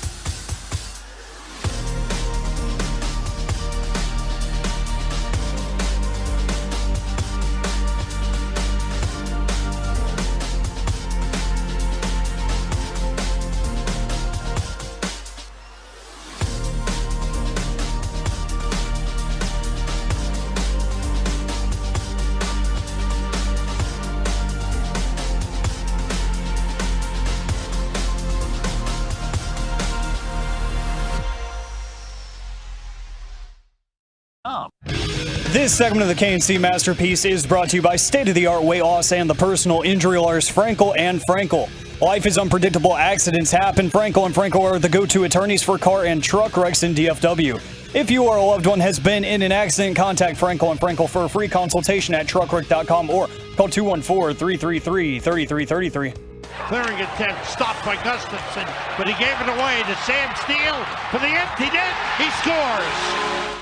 KNC Masterpiece back here on 105.3 The Fan, where the Stars were victorious last night, 6-3 over the New York Rangers. Because Dallas! The Texas Rangers are undefeatable. But right now, Corey, does it feel weird you're rooting against the Rangers last night? I hate the Rangers, bro. The New York Rangers, yes, not the Texas Rangers. 105.3 The Fan. When they were beating us, though, 2-0. Oh, you're about to talk about the... I'm sorry. I'm ruining charity again.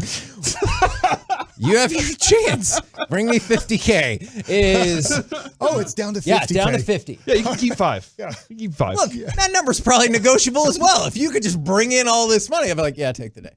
1053thefan.com/peaceathon. It is up and it is live. All right. What's the website? 1053thefan.com/peaceathon. You can bid on items. You can buy a lot of them outright. You can donate to My Possibilities. And I will tell you to be prepared for tomorrow. Some new items will appear on the page. But for now, this is the bulk of what we're going to be rolling out there for the 10th annual Peaceathon. Yeah, man. It's a good looking website. What? You don't see it? I hit 1053thefan.com/peaceathon, but it just took me to 1053thefan. It worked when I did it. It worked when I did it, Mike. Do you know how to spell Peaceathon? Pieceothon. Oh. Peaceathon, not Peaceothon. I thought we were doing Old English. As Carter is coming in to computer for Mike right now. Yeah. Because computer for Mike is we're not doing best. the King James version. Peaceothon. From the it's like Chico stick. From the 682.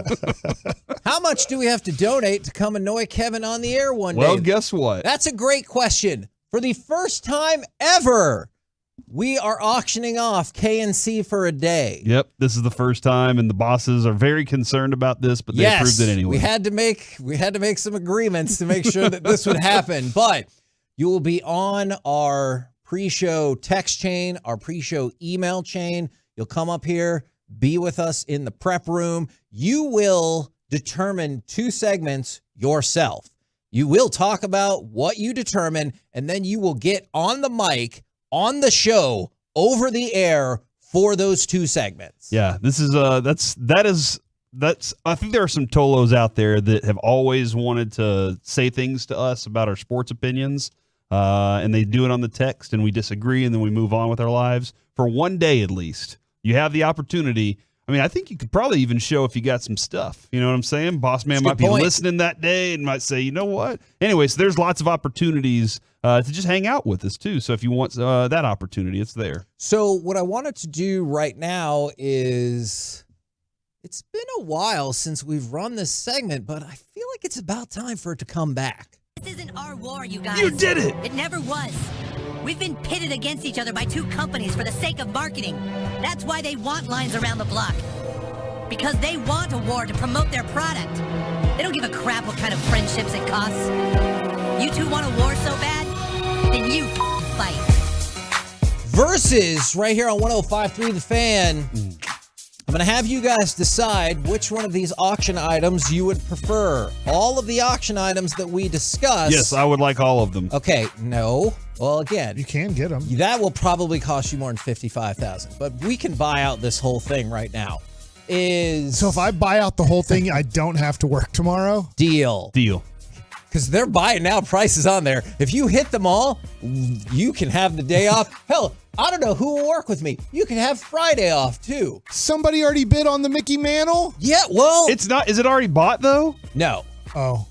And what's really cool too, Kevin, is there are featured items. So if you want to see some of the items we think are the real big highlights, those are available. The current bid for that is $400, Mike. And then there are all items selection page also, where it's everything that's there, and there are plenty of options to be seen for that. Wow. Somebody did bid on the mantle. Somebody bid $400. Yeah, I saw that, but it's not bought yet. Sure as hell better go for more than that. Well, that's the first. No, you're that's right. the first You're bid right. you could You're right. do. Would you rather, on Versus, have Lawrence Taylor autographed full-size helmet or Tony Romo autographed football? Lawrence. Oh man, that's interesting because I feel like Did you say Trevor Lawrence? I said Lawrence Taylor. Tony Romo and Lawrence Taylor. LT. The mini helmet. I know a lot of people love the mini helmet collection, right? Like you collect a lot of those, Yes. and like we saw him yesterday at RJ Duke's, and a lot of people love the Funko Pops and stuff like that. I feel like the footballs are always very significant. In my mind, Lawrence Taylor is far superior than Tony Romo. I mean, sure. I don't. But there are a lot of people here locally that love Tony Romo. I'm going to go with the LT one. That's just me. That's just my preference. Okay. Mike, you also go an LT? Yeah. He's a Hall of Famer. Corey, I'm going to start with you on this one because I don't know which direction you're There's an gonna go. Andre Dawson jersey? Yes, there is. You play with Andre Dawson? No, he's old. Autograph Hall of Famer. framed Kobe Bryant jersey. Ooh. Or autographed framed piece that is autographed by Tony Romo, Troy Aikman, and Roger Staubach. All right, I will. Kobe is like that's a significant piece, and it's gorgeous. By the way, if you haven't seen this, you need to go to 1053thefan.com/peaceathon and click Number on this 8. to go check it out. Yes, I will take the legendary. It is interesting to have 2 Super Bowl winning quarterbacks and then Romo on there. That's kind of wild, Really? but I'll take that piece. I like that, man. That's really cool. I wonder for Kobe fans if 8 is more important or 24 is more important. Like when they're choosing a jersey, I mean, I'm sure it should. This one is the gold jersey. Like I bet it would be really cool if you had also the purple 24 jersey. So you had the 8, and then later on in life or whatever, you got the other number that he wore for the Lakers. But yeah, this one's the number 8 jersey. I guess I would lean towards the Cowboys one. Okay. But I'm with Corey on what he said. Okay. Would you rather? Ooh, a sweet. Yes. Dallas Cowboys preseason game with us or a Texas Rangers game with us. Now, by the way, I know it's a preseason game. I hate that they put a hyphen in that. I know it's a preseason game for the Cowboys. It comes, that suite is amazing. You get 26 tickets. Of your closest friends. Or people you don't like to show off. Yeah. 6 parking passes, and then catering with food, beer, wine, sodas, and water. And I believe we're going to throw in an extra little something for whoever wins the suite, are we not? Am I dancing for them? No. Is that what you want? A tangible item. Ooh. Which one? Trayvon Diggs.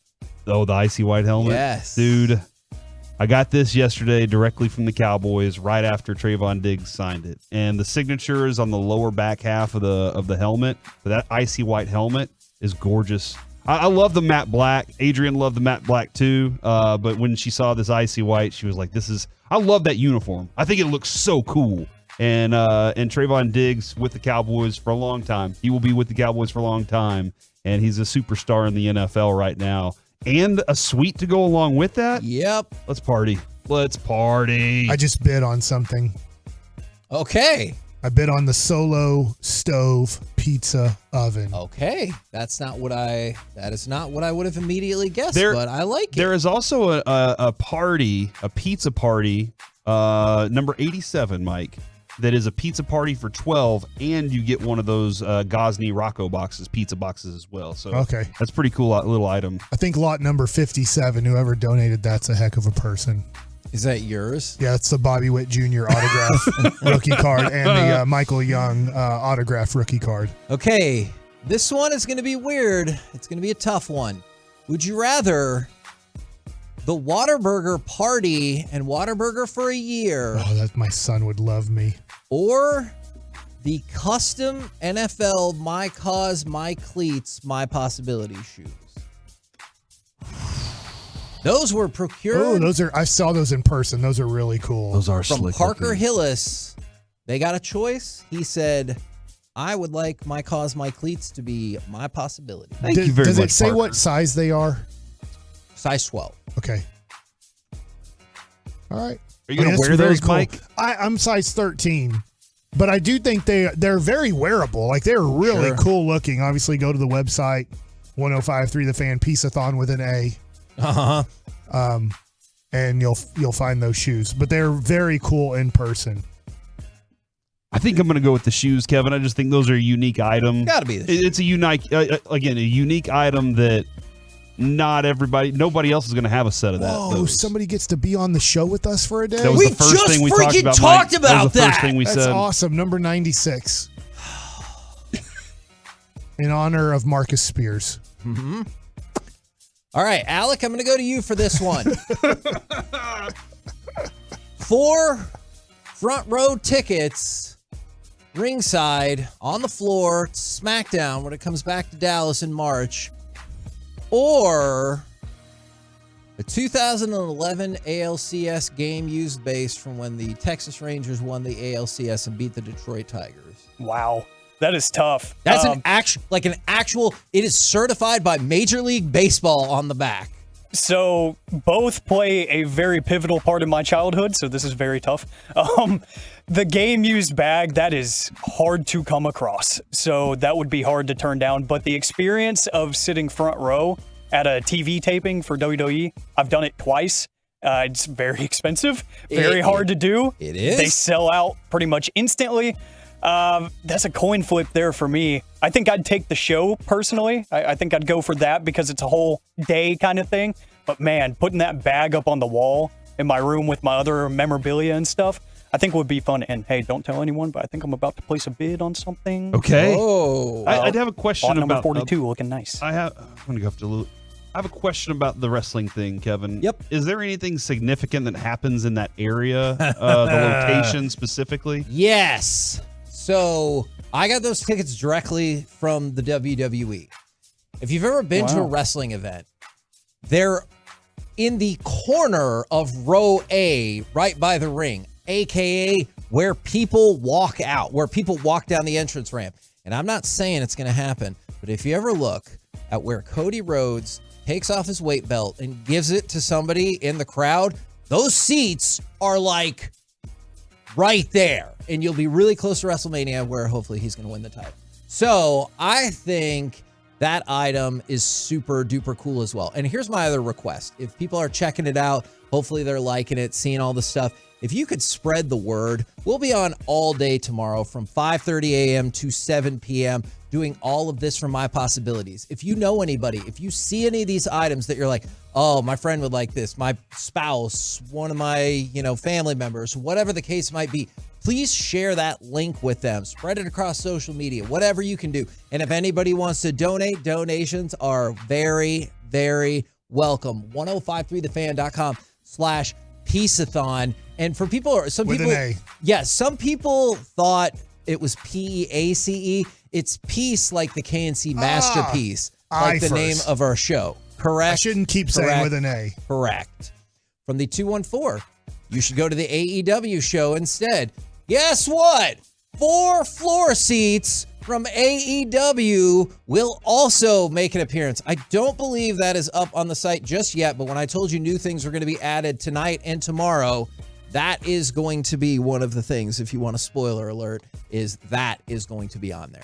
We're the KNC Masterpiece right here on 105.3 The Fan. Coming up next, it's time for Gridiron Gravy. This stat hasn't happened since man first took a step on the moon. We'll do it next on The Fan. Hi, it's Pete Thompson from the Consumer Team. If you're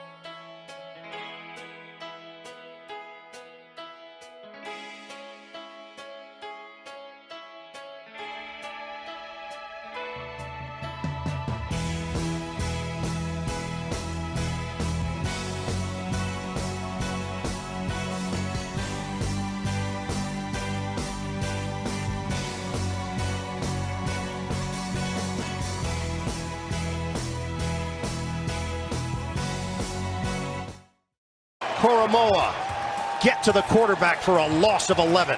KNC Masterpiece right here on 105.3 The Fan right now. Time to go around the entire NFL and dip into some gridiron gravy. Dip that stuff in tomorrow. I love it. Well, Thursday. By the way, Mike, you will be pleased, hopefully, to know is that we have outsourced in the building the seatings for the Thanksgiving food bracket. So no impropriety will take place. I feel like Zach does a lot of those. Is Zach the person that's in charge? Nope. Let's start Sounds with like a secret. It's not a secret.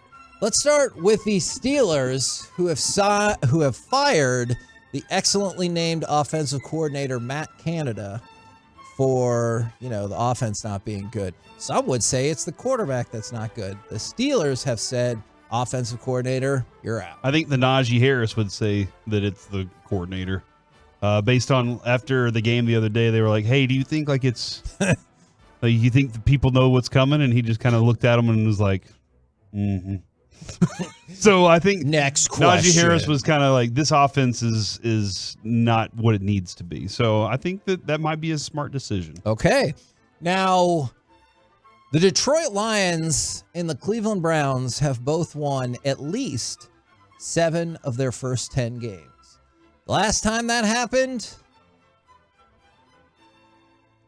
Apollo 11 landed on the moon. 1969 is the last season in which the Browns and the Lions have both been this good at the same time. Wow. And the Miracle Mets. That is true.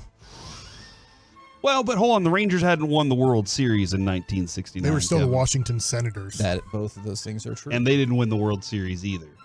Correct. They were horrible. So this is it's a different time, Kevin. Okay. I'm going to say. What do you think? I mean, that's really interesting that those teams have had that weird of a non-success. Do you think if the Detroit Lions and the Cleveland Browns played in the Super Bowl, everyone would gather around their TV just like they did on the moon landing? No, not TV. Warm glow over radio. Okay. Probably, but I guess they did have the black and white TVs. I just recently started watching For All Mankind. I don't know if you've ever seen this. I have seen that show. And that's just like what would have happened if Russia had gotten to the moon first. So maybe so, Kevin. There were a lot of people watching TVs that day. Spoiler alert, society is much better off if that takes place. Oh, I'm only like 2 episodes in. I didn't realize that. Maybe that's just my view. There's no such thing as a bad Super Bowl matchup, right? I mean, that sounds like a bad matchup, to be honest. Cleveland versus Detroit is not something I'm looking forward to, but there's no such thing as a bad Super Bowl matchup, right? The Cleveland song, hey, it's Cleveland. You know that song? Yeah. They say at the end of it, at least we're not Detroit. So those two cities are considered those miserable cities, Mike. But I don't know, man. There's sometimes when you look at Super Bowls and you're like, this one's going to be a dud. And it turns out to be a dud. But at least you have a good in the Super Bowl. show. He put up 3. Yeah. That was a bad match. That was a bad game. That was a bad game. Sucked. All right, last night, somebody put more than $1 million on the Eagles-Chiefs game. They put $500,000, 525 on the Eagles plus 2.5 win. They put $550,000 on the game to go over 45.5 loss. So they bet more than $1 million and end up losing $25,000. Which I'm sure if you've got $1 million to bet, you lose $25,000. You're like, either way. Yeah, probably so. It's a lot of money to lose. That is a lot of money to lose. They should donate to charity. Yes, they should, Mike. Thank you for saying They that. could hop on the show if they donated that much money. So far, I've bid $740 on Peace-a-thon. Hey! Mike is invested, baby.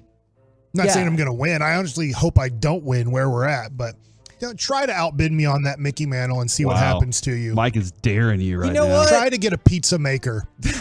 Yes, please do try. And also, if you know anybody that would just want to go ahead and donate $25,000, we'll just let you be on the entire show, and you can just run the show for a day. You can pick whichever day. I don't really care. If you donate $25,000 to my possibilities, great. You're going to let him interview Jerry Jones? Yes, I will. Oh. All right. Man, you know what? I might Let get him in interview trouble for Boach. that, but let's do it. Oh, my gosh. Absolutely. Okay. For $25,000, we can figure this out, people. Is from the 972. I'm off this week for Thanksgiving break. What time do you guys start tomorrow so I can listen to all of it? 5:30 a.m. to 7 p.m. 877-881-1053. Thank you, everyone, getting involved on the truckwreck.com text line. Let's go from that to, did you see Miles Jack unretired? What? Why would he do that? Because he wants to be on the Steelers. Hold on. He did. Wasn't he drafted by the Jaguars? He was drafted by the Jaguars. He's like, I thought nobody wanted me. I know my history. You know what I'm saying? And then, and now, where was he last? Was he with the Steelers again? Sitting at home. Him and Leonard Fournette changed the Jacksonville Jaguars franchise forever. He's been out. Stop giving us Jags facts. For good or forever? Okay, just forever. There's a reason they got Trevor Lawrence. Those two guys had a handle in that. He's been out of the league, I think, for about a year and a half. What? So this is shocking.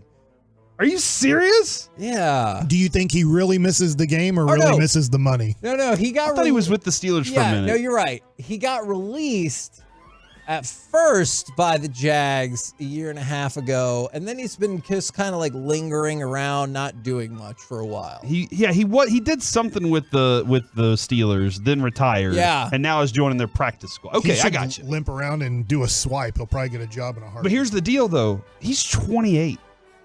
Retired at 28 years old, and that was the thing, right? Average NFL career only lasts 3 years. He had some amazing moments, and he had a moment that should have sent them to the Super Bowl. Yes. He recovered a fumble and whatever. Anyway, that's still the deal. But whenever he was drafted, that was the conversation that Jerry Jones was having with them was Jalen Smith, will he have a longer career? They suspected he would have a longer career health-wise than Miles Jack. Yeah. And Miles Jack done at 28, now on a practice squad. Wow.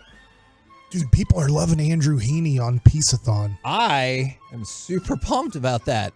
By the way, I guess another spotlight auction. We're still working on the picture, but tune back in tomorrow if you want a baseball that's autographed by Josh Young and Nathan Evaldi. Yes. And Corey Seager. Currently, and Marcus Simeon. The person who's in charge of that information is currently at an evaluation with Lucy. So okay. Well, check. I said there'll be new stuff up there tomorrow. Your nanny? My wife. Oh, I thought you guys lived in Plano. I thought all Plano people had nannies. I don't understand why you always say that. You live in a fancy as hell part of town.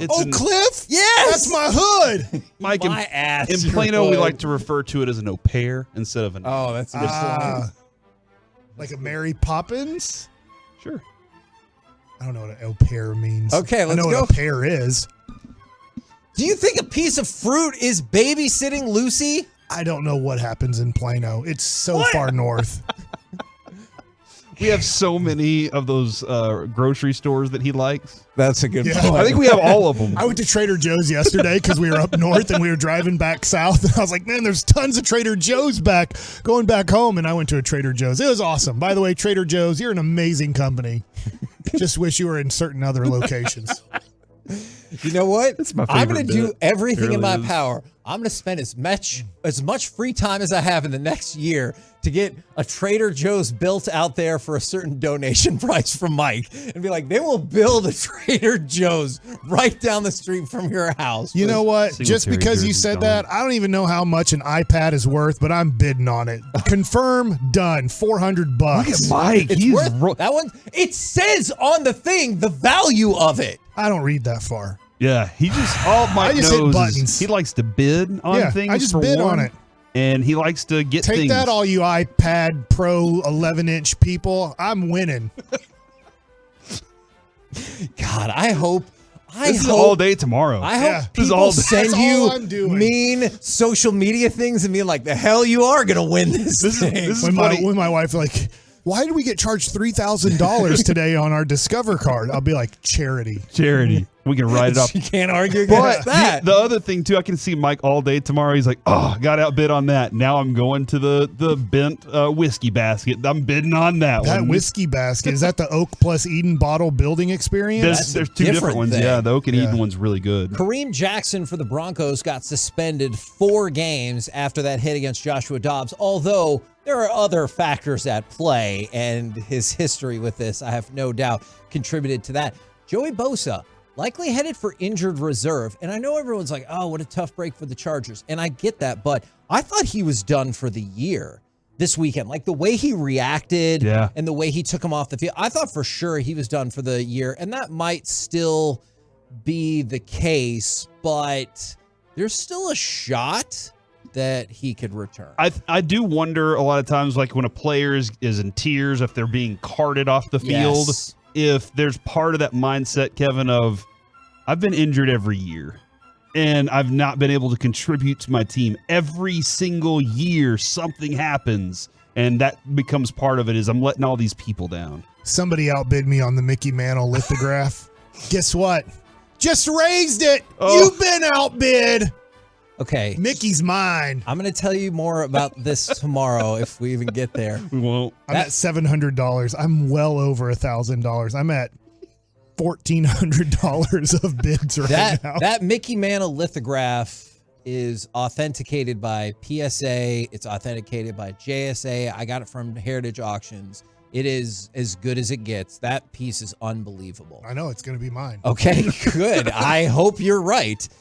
Unless somebody wants it more, then I hope that person is right. Hey, Kevin, a text just came in and said from the 817, we don't need a listener to attend the show to annoy Kevin because Mike is doing that all on his own. That's a good point. I hope that you I think will Mike's still just doing his thing. donate. Look at my activity, Mike man. is excited. I'm active today, baby. Not on the show, but No, yeah. he's still active You there, know what? too. Way more active than Maxi Kleba's been this year. Oh, my God. Jeez. Why don't you sit out another game? We're the KNC Master. I guess we're done with that segment. I guess we're done with that segment. It's time to go. Coming up next. Outbid again. All right. Yes. Yes. In your face. We might or might not hear.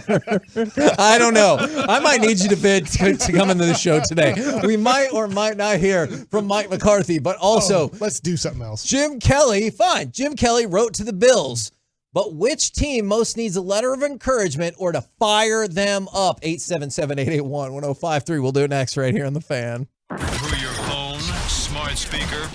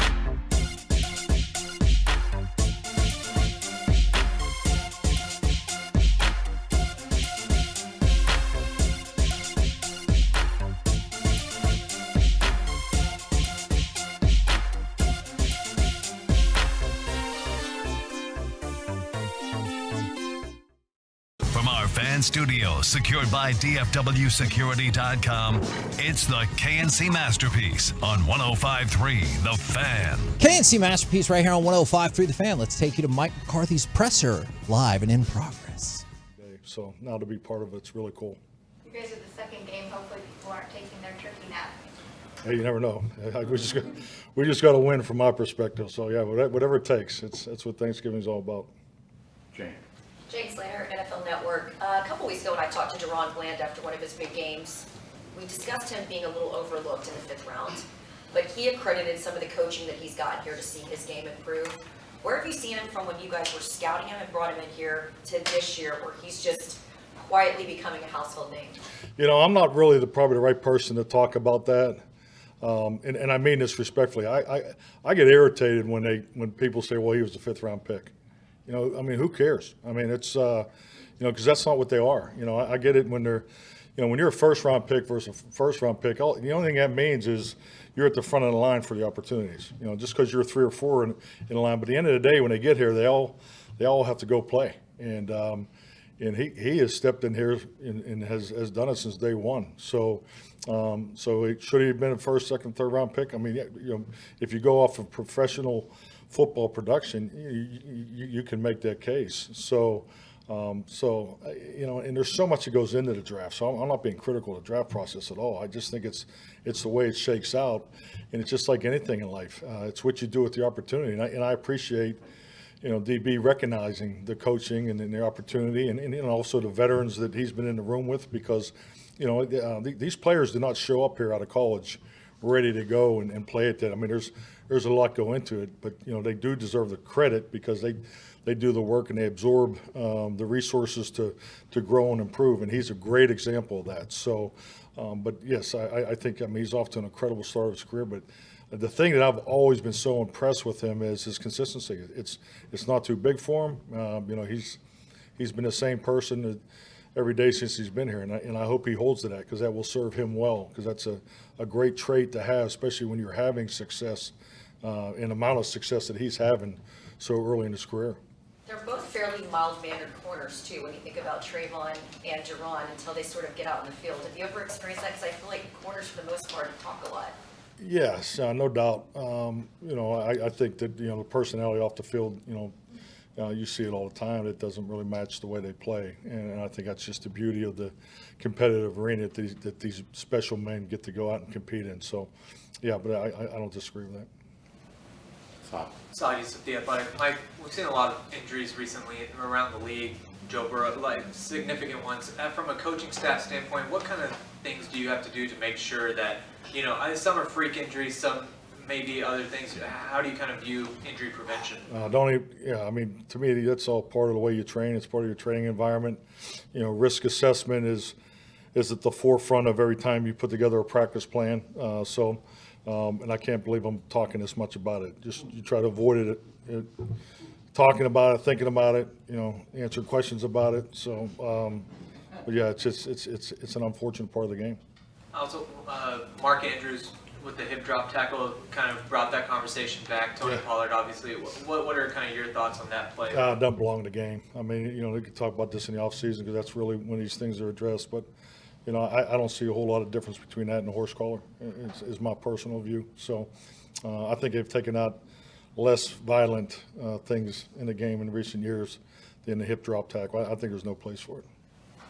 Garrett Podell, CBS Sports. Mike, Sam Howell's the most sacked quarterback in the NFL, and your pass rush is the highest quarterback pressure rate. What kind of opportunity does that present your defense? Well, I think just like anything, statistics are, they're in analytics they're bright lights, so you look at that, and and it's no different if you're on the other side of the conversation. But protection's a huge part of every passing game. So, but we understand what you did yesterday. It doesn't guarantee you anything today. So, but hopefully we keep building off that positive statistic. Skyler Dixon with the AP. Back on Bland, you made the point before, and I think you made it again today, that it's not like he came out of nowhere this year. He had a good year last year, led you all in interceptions. How much do you think the success of last year kind of laid the ground for what's going on now? Oh, I think it's a big part of it. I think confidence is the most important thing. You can't put a gauge on it. I think you want to talk about analytics, statistics, if ever we can come up with a device to measure, the confidence level of individuals, groups, positions, units. I mean, that's what we're all working on each and every day. That's how you're able to have success and continue to build off of success, and then that's when you obviously want to launch that going into December. Playing your best football. But yeah, his confidence level is a huge part of his success. Scholar. Oh, that was me. That was. I got one more though. Tad's slacking over here. I don't know. I'm doing three things at the same time. He's getting his Thanksgiving menu together. Right. Your own team's playing Detroit Thursday. What do you remember about the times that you made that visit on Thanksgiving? Oh, I mean, great game to play in. I love the early games. So, and the beauty of playing in Detroit from Green Bay, it's a quick 50-minute flight. So, always timed up real nice. You're walking in and you say the prayer and get sit down with the family for dinner. So, no, I've always enjoyed playing in the Thanksgiving game over there. So, it's a great environment, but there's nothing like AT&T. So, playing on Thanksgiving is awesome. It really is. It's the hard part's Monday, Tuesday, Wednesday, and it's really on the players.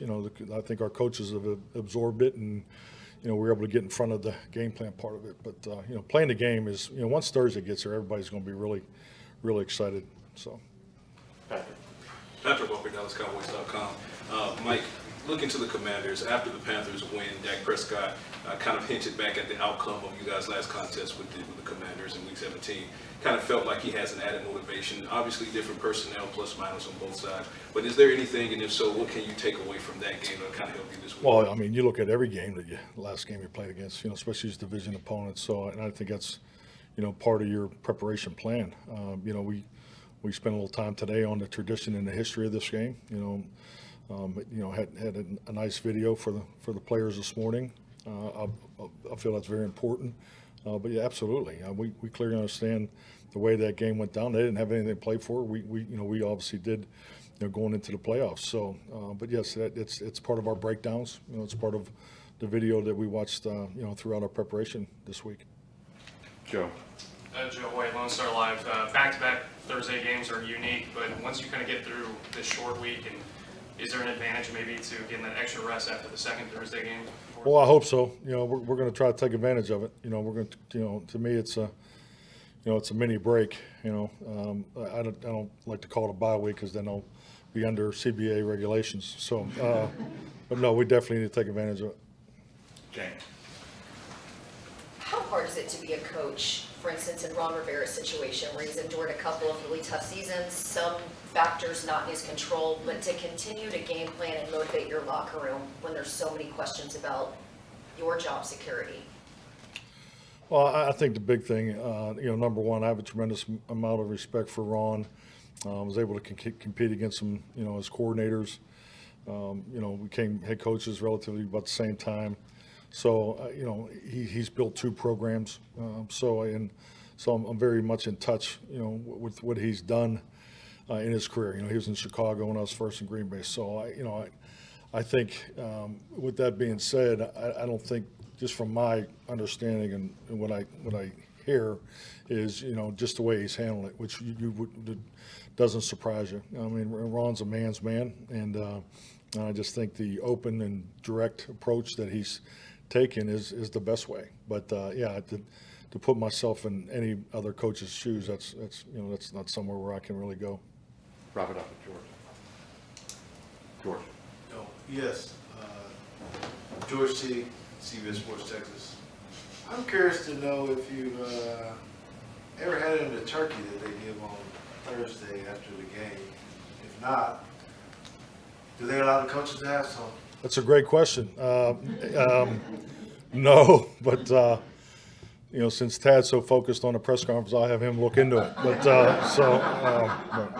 yeah. We'll get right back to you. Yeah. All right. Good. All right. Thank you. There you go. Dallas Cowboys head coach Mike McCarthy right here on 105.3 The Fan. And for anybody who missed it earlier, because I know we've gotten a lot of text about this and everything like that, 1053thefan.com/peaceathon. If you need anything else further, you can also just go to 1053thefan.com. It's right on the main page, so we'll get you there one way or another. I'm not crazy about throwing this out anymore because people keep outbidding me. Somebody just texted in and said, "I'm silently bidding against Mike and his Mickey card." It's not a card. It's a lithic, huge, yeah. Like it's 26 by 38. It is inches. enormous. But they are. That's not feet, Mike. They are silently bidding against you, and they said, "Tell him to deal with it. $9,000 to charity." So good luck. Dang it! Oh my Who God. is that? I don't know. I love this. them. Is an interesting thing to me. I don't know how y'all feel. I asked Mike about this. Kevin I bid on my own auction thing and I've lost. You I haven't lost yet, but I'm losing. Do you like the bidding process, like eBay type stuff? No. Okay, I think Mike loves it. I think he enjoys watching the bid, and I'm on the other side where I'm just like I get anxiety from it and everything. So, but so you feel the same way where you're just like, no, are you a buy it now guy? Exactly. Or I like the ones where it's like, will you accept an offer? And you can go, I just want to go ahead and like try to cut right to the chase with this. And I also I understand people who come in there and like snipe and everything like that. But I do hate it if you've been watching this auction for 4 days and somebody's like, oh yeah, I would do that. Click. At the last second. But you know what? I encourage everyone to do that in this. And I hope you bid all of the dollars for my possibility. And yes, Mike is donating his chair. We will start getting all the autographs and signatures. We probably should have that done by now. I don't know. We'll be able to do it because every host will be on tomorrow. And I'll get a silver Sharpie and we'll silver Sharpie this up. Yeah, it's going to be fun, man. We just got to make sure we get Lucius to get it. Because remember, I built this myself. Yeah. So it works almost perfectly. I don't know what I do with these. For some reason, the hydraulic just every randomly once in a while goes down, and I don't know why it does. But besides that, this is a very comfortable chair that I'm going to miss. And you know what? Derek Holland will be here tomorrow. We'll get him to autograph it as well. Wow. So there's a bonus for you. Maybe Luca will be here too. You know what? You take that chair over there and get Dirk to sign it. We're the KNC Masterpiece. I know. Coming up. Let's wait. Next. Let's go around the rest of the NFC East. Dirk 100 things. He signed all this. That's what you do with Bobby Witt. For charity. Junior. Bobby Witt Jr. Oh, what about senior, though? That'd be cool to have a ball by Witt and let's save this conversation until we go off air. And the two Bassics. And the Griffies. Oh. Are you going to see your dad today? No. Will you go see your dad today? No. He lives too far away. He lives near Lake Arlington. Okay. So I was going to say a Bassick and Bassick signed autograph ball would be pretty cool. Next year. Coming up next. Sounds like a plan. Let's go around the rest of the NFC East. We will talk a little bit more about Monday Night Football, plus history for the Commanders, but not the good kind. That and Mike likes it. We'll do it next right here on The Fan. Are you ready for some commercial?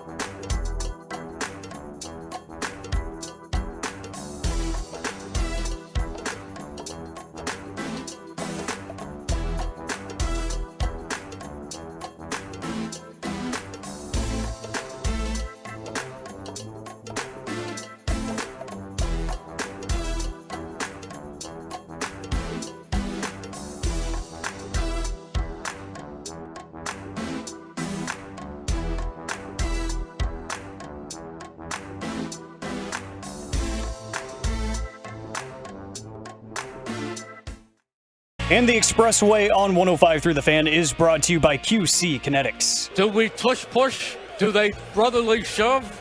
They push. They shove. Touchdown! Eagles take the lead for the first time in this game. KNC Masterpiece right here on 105.3 The Fan. We're going to talk a little bit more about that, but we're also going to go across the rest of the NFC East. Would you guys like to start with the Cowboys, the Commanders, the Giants, or the Eagles? Mike, last week we were out for this one. Oh, so you guys changed it up? We went in reverse order. We went from the bottom. That's true. Who's that guy that likes the Toronto Raptors? Drake. You draked it. From the bottom to the Started from the bottom, now we're here. And now we're here. Started from the bottom, now the whole team here. I'll stop that right there from what the next word is in that song. Thank you. Pick a team. E. No, stop it. That's my own fault. You're right to do that. All right. Philadelphia Eagles victorious over the Kansas City Chiefs 21-17. This is something that I've seen floating around a lot. I'm not saying that it was going to happen either way, but my question is, do you think that win by the Eagles last night means the division is over? Yes. I know there are a lot of people who think that. Yep, I do. I just think that was one of those that I was kind of pinning as I think this could be a loss for them, and Kansas City didn't show up at all, man. They were bad last night. And so I think that even the rest of their schedule looks tough. I think it's just too much because the Cowboys are probably going to have one of those two that are gone. I hate saying this, but the reality is there is time for major injuries to happen. That's true. Which can change things up. So, but if Philadelphia stays pretty darn healthy with their major players and they don't have let's just be honest here, their quarterback get hurt. Sure. Then probably, but I think the Cowboys can win this division. I think it's not super realistic, but they have to go undefeated the rest of the way. Yeah. So if the Cowboys win out and they end up going 14-3, I think they win the division. Okay. But I think we're down to that point now, is that probably winning out is the path for the Cowboys to be the division winner. And if they do that, they would be the 1 seed. And then regardless of how ugly the game was, is Jalen Hurts now entrenched as the MVP favorite? I realize how the game played out. I realize statistically not impressive whatsoever. I think I have a certain group of 5 that are kind of interchangeable at the moment. I still think Mahomes put on an MVP type performance last night. If any of those dudes could catch the damn ball, sure. That is a huge factor. But I still have Tua there. Tua is real for me. That he's my leader at the moment. Now, and I think he was your dark horse guy at the beginning of the season. Yes, he was. Thank you. We didn't get a chance to mention this on Monday. Did you see that the Eagles just waived somebody that hasn't played football for 29 years? Yeah, I did see this. This is wild. Mike, did you see this story? They just waived a 51-year-old. Fran Tarkenton? No. He's older than that. We do have an autographed Sports Illustrated from Fran Tarkenton. No way. Yes, we do. How do you have all this stuff? It's amazing. Because I think about this all year long. He's 83. And because, by the way, and we'll talk about this more tomorrow, we have a lot of really, really generous folks who listen. From the 682, Jason Kelsey is the real MVP. That might be true, Kevin, considering the tush pushes reality. No, you were right about that. So a fella by the name of Bernard Williams. He was the 14th pick out of Georgia in the 1994 NFL Draft. He played all 16 games at left tackle for the Eagles. Then he tested positive for marijuana, and he was suspended for all of 1995. When players are suspended, they have to apply for reinstatement to be eligible to play ever again. Even if their suspension was set for a certain amount of time, you still have to reapply. He never reapplied, and nothing ever happened. Yeah. So he just sat there lingering in, I don't know, the NFL Whoville. records. Yes, for 29 years, and he just got released. And he said all these people were blowing up his phone and being like, hey, what's the deal? And he goes, what? What happened? And he said he had no idea that he was even in the NFL system. But yeah, after 29 years, they finally moved on. That is Well, good for him. He's free to do what he wants to do in That's the NFL right. now. Does anybody have Mike's rights? He never retired from baseball officially. Does anybody have your rights still? No, Can I because auction it off? you can. 08. My last year was with Washington. So I became a free agent when they didn't tender me. Okay, So yeah. when you don't get tendered a contract, Brandon Woodruff, we talked about him earlier in the show, you become a free agent. So I'm still a free agent, can sign with anybody. You guys want to go with Giants, Commanders, or Cowboys? C. Oh, you'll let him spell out Cowboys. Spell this one? Wow. He's going to say O, and then he's going to divert to M, and I'm going to get angry. W? Okay. The Dallas Cowboys. That's how you spell it. So far. Pray for me tomorrow. The Dallas Cowboys had not defeated a number 1 overall pick since Jim Plunkett and the Patriots in 1971. Since then, they lost to Michael Vick in 2001, David Carr, 2002, Carson Palmer, 2003, Eli Manning, 2004. And then for some reason, they just quit doing that, and they Jameis Winston in 2015. So this is the first time since 1971. Oh, I got you. I think we beat Eli Manning in his career. No. In their first game. Okay. And that's what I said, a rookie quarterback. I was like, Matt in their- Stafford, but then, Matt Stafford had some significant. Okay. So, good job, Cowboys. So, huge win. That was a big deal for us, man. That's it. Maybe that's the thing that breaks when was the last year? 1971. What happened in that year? The Dallas Cowboys won the Super Bowl. Dude, there's so There many it is. things that are lining up right now. So many Right. stars are lining up for us. I don't know if this stat's going to mean anything to you because of the teams they played. And look, I realize the teams they played. In the last 2 games, Cowboys have given up a total of 359 yards. That is the lowest in a 2-game span in 6 years for the Cowboys. Does that impress you, or are you like, And 6 years ago, the Cowboys won the Super Bowl. No. They were the number 1 seed. This is the weirdest season Yes. that there's I'm such thinking of a different season. Never mind. crap in the NFL. And the Cowboys, to their credit, there was obviously the one game, but man, they're taking advantage of the crap. Yes. It doesn't, Kevin, I like when you say haven't done it since whatever year, Sure. many, many years ago. Sure. 6 years. Okay. That's low. Okay. Okay. CeeDee Lamb, first player in franchise history with 3,000-yard receiving seasons in his first 4 years. Never happened in the history of the Cowboys, ever. He's good, man. He's good at footballing, and that's why when I saw that he was on the. They didn't practice yesterday, but whenever they were like, "Hey," but he wouldn't practice anyway with the ankle.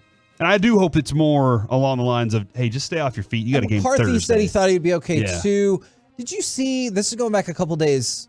Neville Gallimore, his fine for kicking that dude in the junk, $9,754. Well worth it. I know, because that's like on the low end. Think about it. Mike, hold on before you say anything. All right.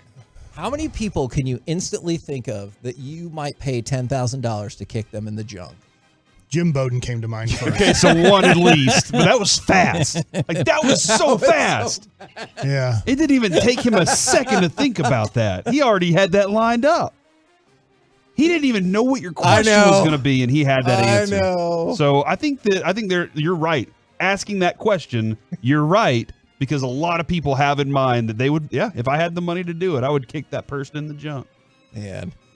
Who's your number 1? Ooh. I'm gonna have to think about that. Okay. I had a number 1. Yes, man, immediately you did. All right. The referee that didn't call Deion Sanders for the pass interference, and we could have had 4 straight Super Bowl wins. See that. You're okay with him. You don't even know his name. I'll find out. He didn't ruin your career. That's a good point. You don't know. What if I would have gone on to be a great referee after that? Only I thought because it was great. that 94 I was like- NFC I was like, championship? man, that was an amazing call. I want to be just like that referee one day and make great calls. Okay. I don't know. You want to go with the Commanders or the Giants next? They're kind of intertwined. Let's go with the Manders because we're playing them. All right. At RFK. C. Can you spell this? O. M. ANDERS. Commanders. I thought he was going to add another letter. I did too. It's like two manders. Is there an apostrophe on right? No. What? Two manders. Commanders. Commanders? Co's. Yes. Yeah. I know, Mike. There's no comment to the top. Huh? All right. Stop it. Washington looked like they were going to crush the Giants. Mm-hmm. They had 5 sacks on Tommy DeVito in the first quarter. Then I give you this amazing factoid. I didn't even know this was possible. The Commanders are the first team since 1984 to have 9 or more sacks in a game and lose by double digits. Wow. They had they had 9 sacks in that game. And what happened in that year, Kevin? Apple computers were created. Yeah. What year? I don't know. 1984. I'm pretty sure. I don't know if There's that a is commercial where that factually person accurate. throws that sledgehammer Yeah, through the but that was apple. about 1984, not... Oh, my God. Don Mattingly was the hottest card on the market. All right. How about that? I was remember when I grade said school. new items might show up tomorrow? We still got to tomorrow if you want my broken headphones. Oh, yeah, man. Those are tough to break. Those are really big. I was really mad. The Commanders also turned the ball over 6 times in that game. So if you're wondering how Okay, they all right, lost, see? that is how they lost. Now, And I bet they'll do it again. you're probably right. Tommy DeVito. Hey. I can't believe he won an NFL game. That is, I mean, if you don't believe in miracles, Tommy DeVito won an NFL football game. His passer rating That of would be one, like DiNucci winning. Okay, think about this, though. His passer rating, 137.7, higher than any other Commanders quarterback in any game this season. And then it took him so long to get to the showers, they turned the water off at FedEx Field. What? There was Are they in a foreign country? They turned the water off. Why would they do that? There Hey, was no more water. There was no We're out. hot water, so they went to the sinks to see if the water was working, and then they grabbed bottled water to see if they could shower off. Just the one guy? Who turns the water off in the Yeah. stadium? I don't know. Is that like if we go to AT&T or we go to Globe Life and we go to a water fountain, it's going to work. Yeah. We're there early. It's not off right now, and nobody's doing Nobody's anything in there. that stadium, as far as I know. Yeah, I mean, there could be people there just still celebrating. But you know what? I take that back. I think that players that live here can go there and work out. Now, it has to be during hours that I think the strength and conditioning coach is there, stuff like that. I don't think they just have a key to the whole stadium. But so even if you were going to Globe Life Field right now, the water would be on so that guys could take a shower after their workout. Yeah. Yeah, I You don't. want them to stink in the car on the way They home? never turn the water I off at don't. RFK. Yeah, I heard it just keeps flowing from the toilets. Oh my God. Or actually, I think that's FedEx. Hey, RFK smelled so bad. From the 682 with the sewer line issues, FedEx Field wasn't risking it. So that's probably what it is, Kevin. Yeah, They're like, we've had these you're- issues before. You're probably right about that. Now, sticking with the Giants, they extended their string of games without a touchdown on the opening drive to 19. So they didn't score a first quarter touchdown, so good for them. But no touchdown on the opening drive in the last 19 games. Wow. And also, all 4 of their offensive touchdowns in the first half this season are against the Commanders. Think about that for a second. All 4 of their first half offensive touchdowns are against the Commanders. 2 this weekend, and then 2 in week 7. And that's it. That is nuts, man. That is, and those two teams paired up, you're going to get weird scores and weird stuff, but that just shows how bad they are in general. Yes. Is it, maybe I'm wrong about this, because I know the Cowboys have lost a few games recently in week, 17 or 18, where they don't care, like last year. Sure. But for some reason, the rival games, now somehow Arizona does this to us, who used to be in our division, but we don't have issues with, like, it doesn't feel like we have issues. Where they say throw the records out? Yeah, because it's a game in your division, and it's tough to beat them 2 times in one season. I don't feel like the Cowboys have had that issue for a long time with these bad teams. You're absolutely right about that. All right, I have one more, I guess, around the NFC East thing to tell you. I'm just going to warn you, we're going to move into the no-joke zone for this one. I am still of the belief that there is no chance this will actually go to trial, but the sexual assault lawsuit against Jerry Jones, according to court documents, you know how much I like checking those out, that has been set for March 18th of 2024. So it's per the Dallas Morning News, it's in the 160th Civil District Court. Obviously, we've talked about this a lot over the last couple years. This lawsuit was initially filed in Dallas County in 2020. It now has a court date for March 16th of 2014, or excuse me, March 18th of 2024. But like I said, I would be stunned if this made it to trial. But the point is, it's on the docket 4 months from now. There's obviously still other legal maneuverings you can have to try to get it delayed and everything like that. But for now, it is on the docket because I know people are always curious about things like that. Now, can I give you a quick update about somebody who used to play in the NFC East? Sure. Have you seen what Randall Cunningham is up to? No. I was a big fan of Randall Cunningham as a kid, and then it's like, wait, he plays for the Eagles. It's really tough because you enjoyed watching His him. style of play was amazing. Of course. But then you knew that you couldn't enjoy him because he was on the Eagles. Then he eventually became the Cowboys quarterback. But sure. Huh. Yeah. It was interesting. He has been hired at UNLV. That's his former school. Not for football. He is going to be an assistant coach with the track and field team, specifically for jumps. Okay, so I remember watching, I don't know, I don't think it was a 30 for 30. Sorry, it might have been on NFL Network. I remember watching a Randall Cunningham documentary or some sort of thing on him. I don't know where I saw it, but it was really interesting. And I think his daughter was really good at track and field. Yes. His daughter was... She won medals at the World Championships. Yeah, she's signed by Nike. Oh, Yeah. hey. Yeah, she is she a high jumper? And then I think she's a high jumper. he has another daughter that goes to UNLV, I do believe. He's coached track athletes in 2 Olympics and 7 World Championships. Randall That's awesome. Cunningham. Yeah. That's really dope. cool. That You know, is I have dope. some cool McDonald's cards of him from 1986. I remember those cards. I think those are the coolest cards just because I remember going to McDonald's as a kid and getting those. Did you say his son also was a high jumper and won 2 NCAA I national don't think I titles knew at that. USC? So At USC? At USC, yeah. He forewent UNLV.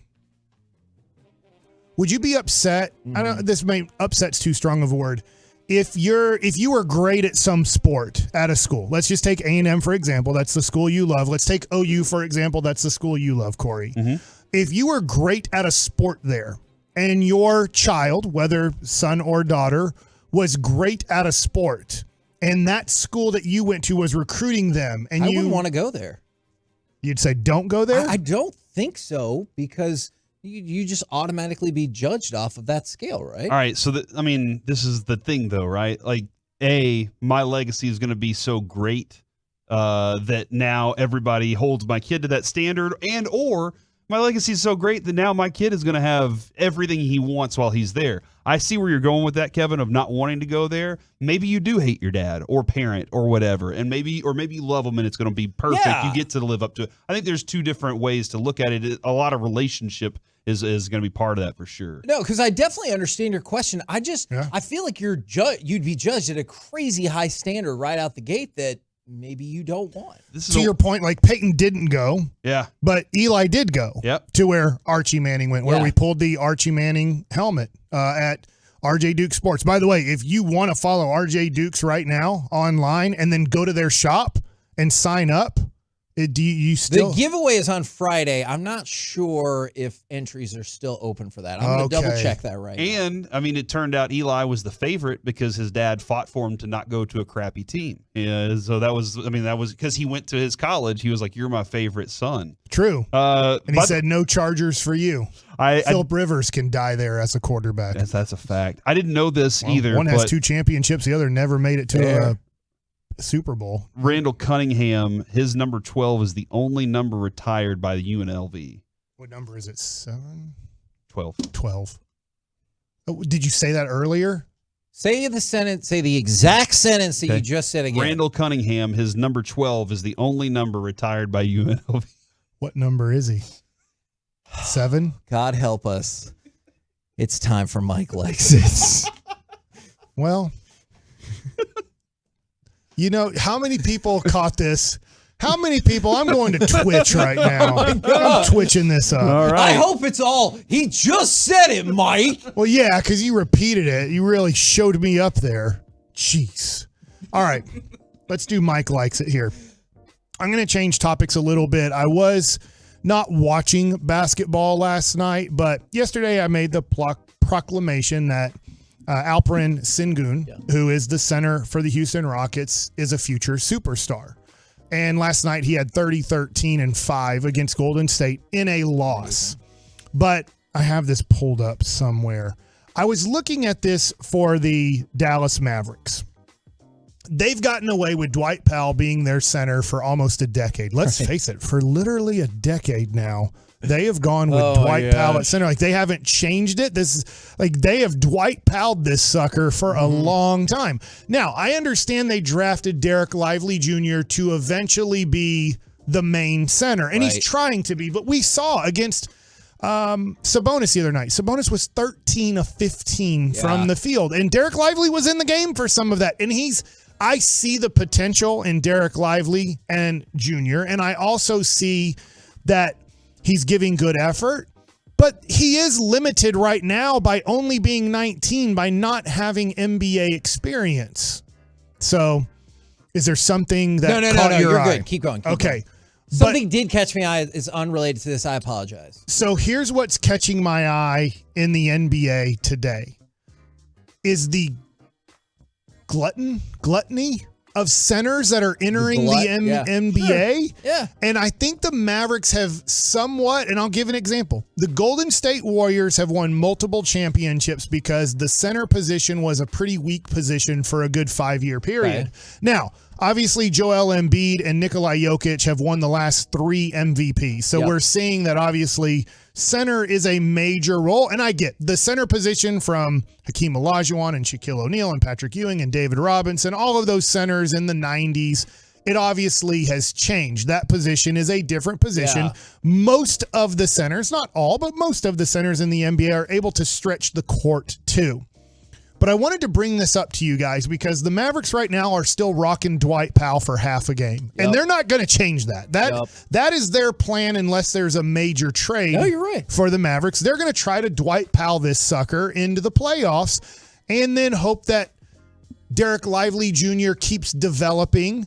But it's very tough to ask a 19, 20-year-old to be a leader of the defense. And I remember on one of the podcasts that I watched, everybody that starts a center in the NBA that's a rookie usually loses 50 games. Now, I do not think that's what's going to happen to the Mavericks this year, but it shows that it's very tough to do this with a 19 or 20-year-old center and make some sort of playoff run. And just in your mind, whether it's Vooch, Capella, you would like another big that can siphon off those minutes from Powell while not stopping the progress of Derek Lively. Do I have that? Yes. Okay. Derek Lively, I want playing 15 to 25 minutes a game. Okay. Obviously, his foul trouble, matchup, physically. He's going to also hit a wall, too. I mean, you follow Duke basketball. He wasn't getting tons of minutes, and he didn't play tons of games. And whenever people look at his stats and everything, I definitely get that. But you look back at his game log, you're going to see a lot of 18 to 20-minute games, right? Yeah. And that's in a condensed,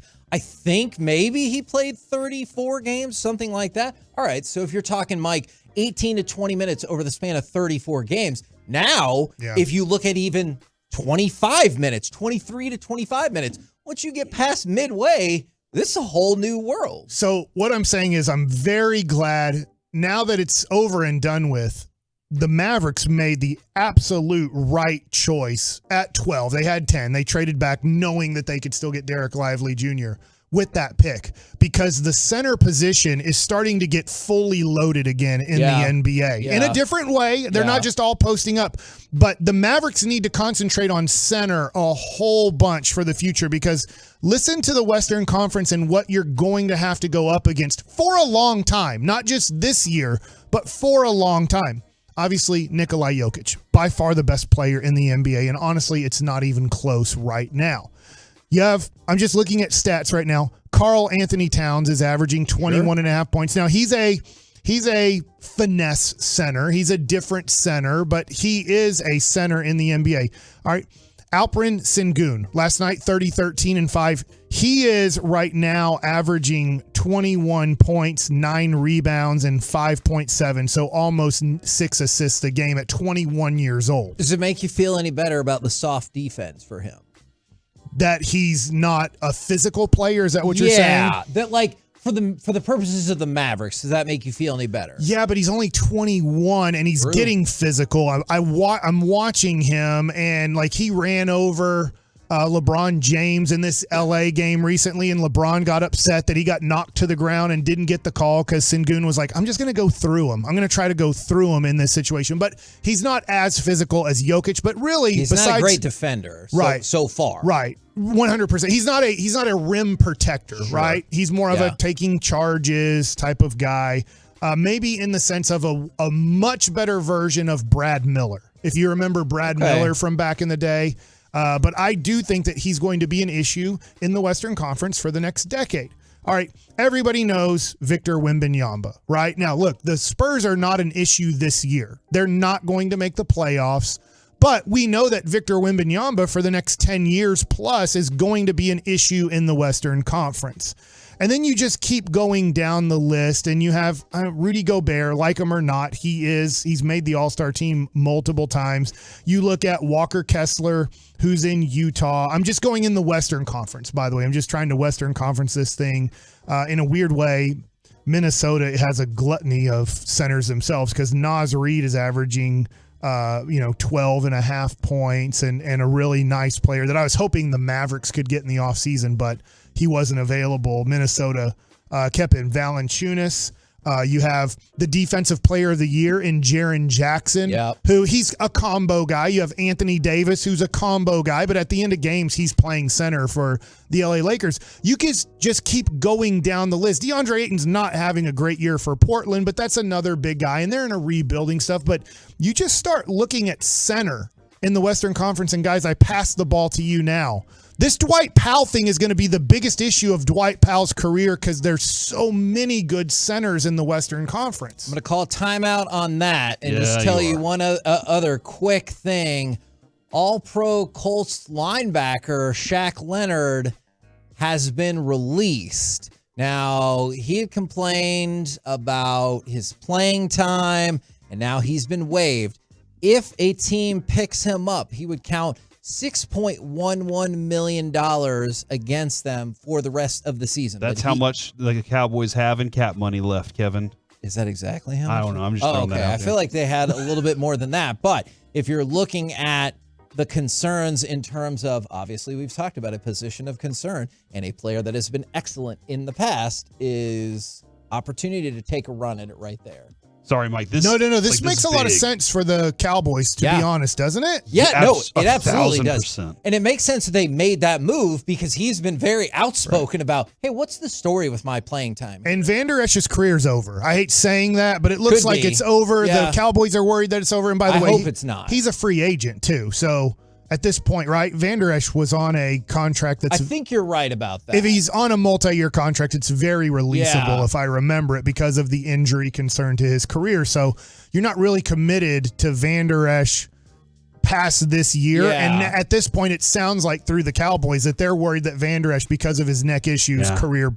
they are worried about that. That could be over. I'll use the word could be over. So this is an interesting scenario for the Cowboys to try to get help at their weakest or he's still under contract next year. Okay. How guaranteed is it? It is releasable, and he wasn't making a lot of money to begin with. Was he $6 million? It's actually $4 million. Okay. So he is definitely releasable, but that's the other thing. To your point, the Cowboys don't know if he's ever going to play again. By the way, I didn't mention, like I mentioned to start, but Sabonis is like another guy, because sometimes you click on center and they're listed at power forward for their stats or whatever, but you just start looking at the Western Conference and you just get worried about what are the Mavericks. I get Lively at 19. Great pick. I love that he's contributing his rookie year. I didn't think that would happen, but you also have to go, can we really make a run in the Western Conference with a 19-year-old center and Dwight Powell? Probably not. Yeah, I don't think so. There has to be so much different contribution to help out in that respect, and that's why that's been a problem for the Mavericks for the history of the Mavericks, right? But maybe they can add another body that can be better. I just wanted to kind of look at, hey, sometimes we don't look at the other teams and you start looking at the other teams in your competition and you start going, oh, crap. Yeah. Now, the Clippers are horrible at center. I won't say horrible. Zubac is a guy that, look, they have issues with him in the playoffs because teams take advantage of him tremendously. We've seen Luka take advantage of him. So you don't want to get, like, even though it's Zubac, I do think would help the Mavericks, and he's way better than Dwight Powell. I do worry about him come playoff time because teams can take advantage of his lack of mobility, I would say. And then he doesn't take advantage of you on the offensive end where, look, I think you'd run into that issue if you got Vooch, but he would take advantage of you on the offensive end if you decided not to play a center. And somebody asked this question. I've actually seen a couple people. Why isn't Rashawn Holmes playing? You've seen it sparingly, and I guess it doesn't look super awesome. He played the last 6 minutes of the Sacramento blowout, and I saw I think he's as good or better than Dwight Powell, but it doesn't matter. I mean, I do not. I'm not joking here. I think there's a 5% possibility that Dwight Powell's number 7 gets retired by the Dallas Mavericks. When it's all said and done, I do think there's a small possibility Dwight Powell, there will never be another number 7 in Mavericks history. That's how much they love him. And then on the football front, somebody was asking if Leonard has to pass through waivers. One of the things about that, though, is if you pick him up, you have to eat that money. And so that's a $6.1 million hit. So I don't think a team that's out of contention would pick him up just to be like, hey, let's see how that goes, because you have to eat a chunk of money right there for salary cap space that can be rolled over for the season. I think that's what I think. That the teams that would be in best position would not be as interested. Last one, somebody just texted me, don't forget about Chet Holmgren and his 10-year career possibly coming up in the Western Conference. There's a whole bunch of 7-footers that you're going to have to deal with this next decade who are in their early mid-20s. Well, Mike, Brad Townsend just posted a video of Maxi Kleba shooting shots, but not jumping right now because of the dislocated right pinky toe. So we still have time. He's shooting shots, though. Yeah. All right, good for Maxi. Usually he passes them up during the game and screws up the offense, but I knew that was going to happen. We're the KNC Masterpiece right here on 105.3 The Fan. Coming up next, time for the C Block starring Corey Majors. Yeah, let's dip back into this Shaq Leonard situation here a little bit more and talk a little bit more about Peace-a-thon tomorrow next on The Fan.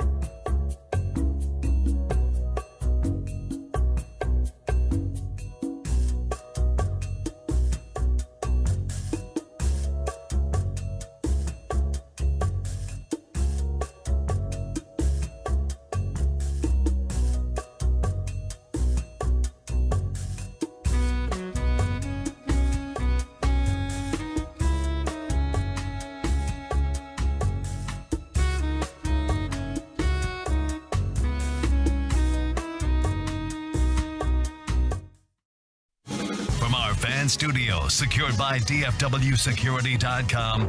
It's the KNC Masterpiece on 105.3 The Fan. KNC Masterpiece right here on 105.3 The Fan. The website is 105.3thefan.com/peaceathon or just 105.3thefan.com.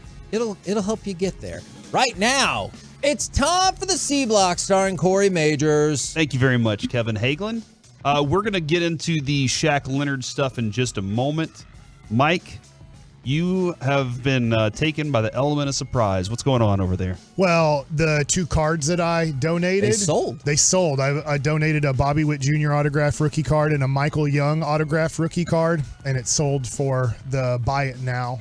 So I'm very proud. Awesome job. Way to go, Tolos. Donating money.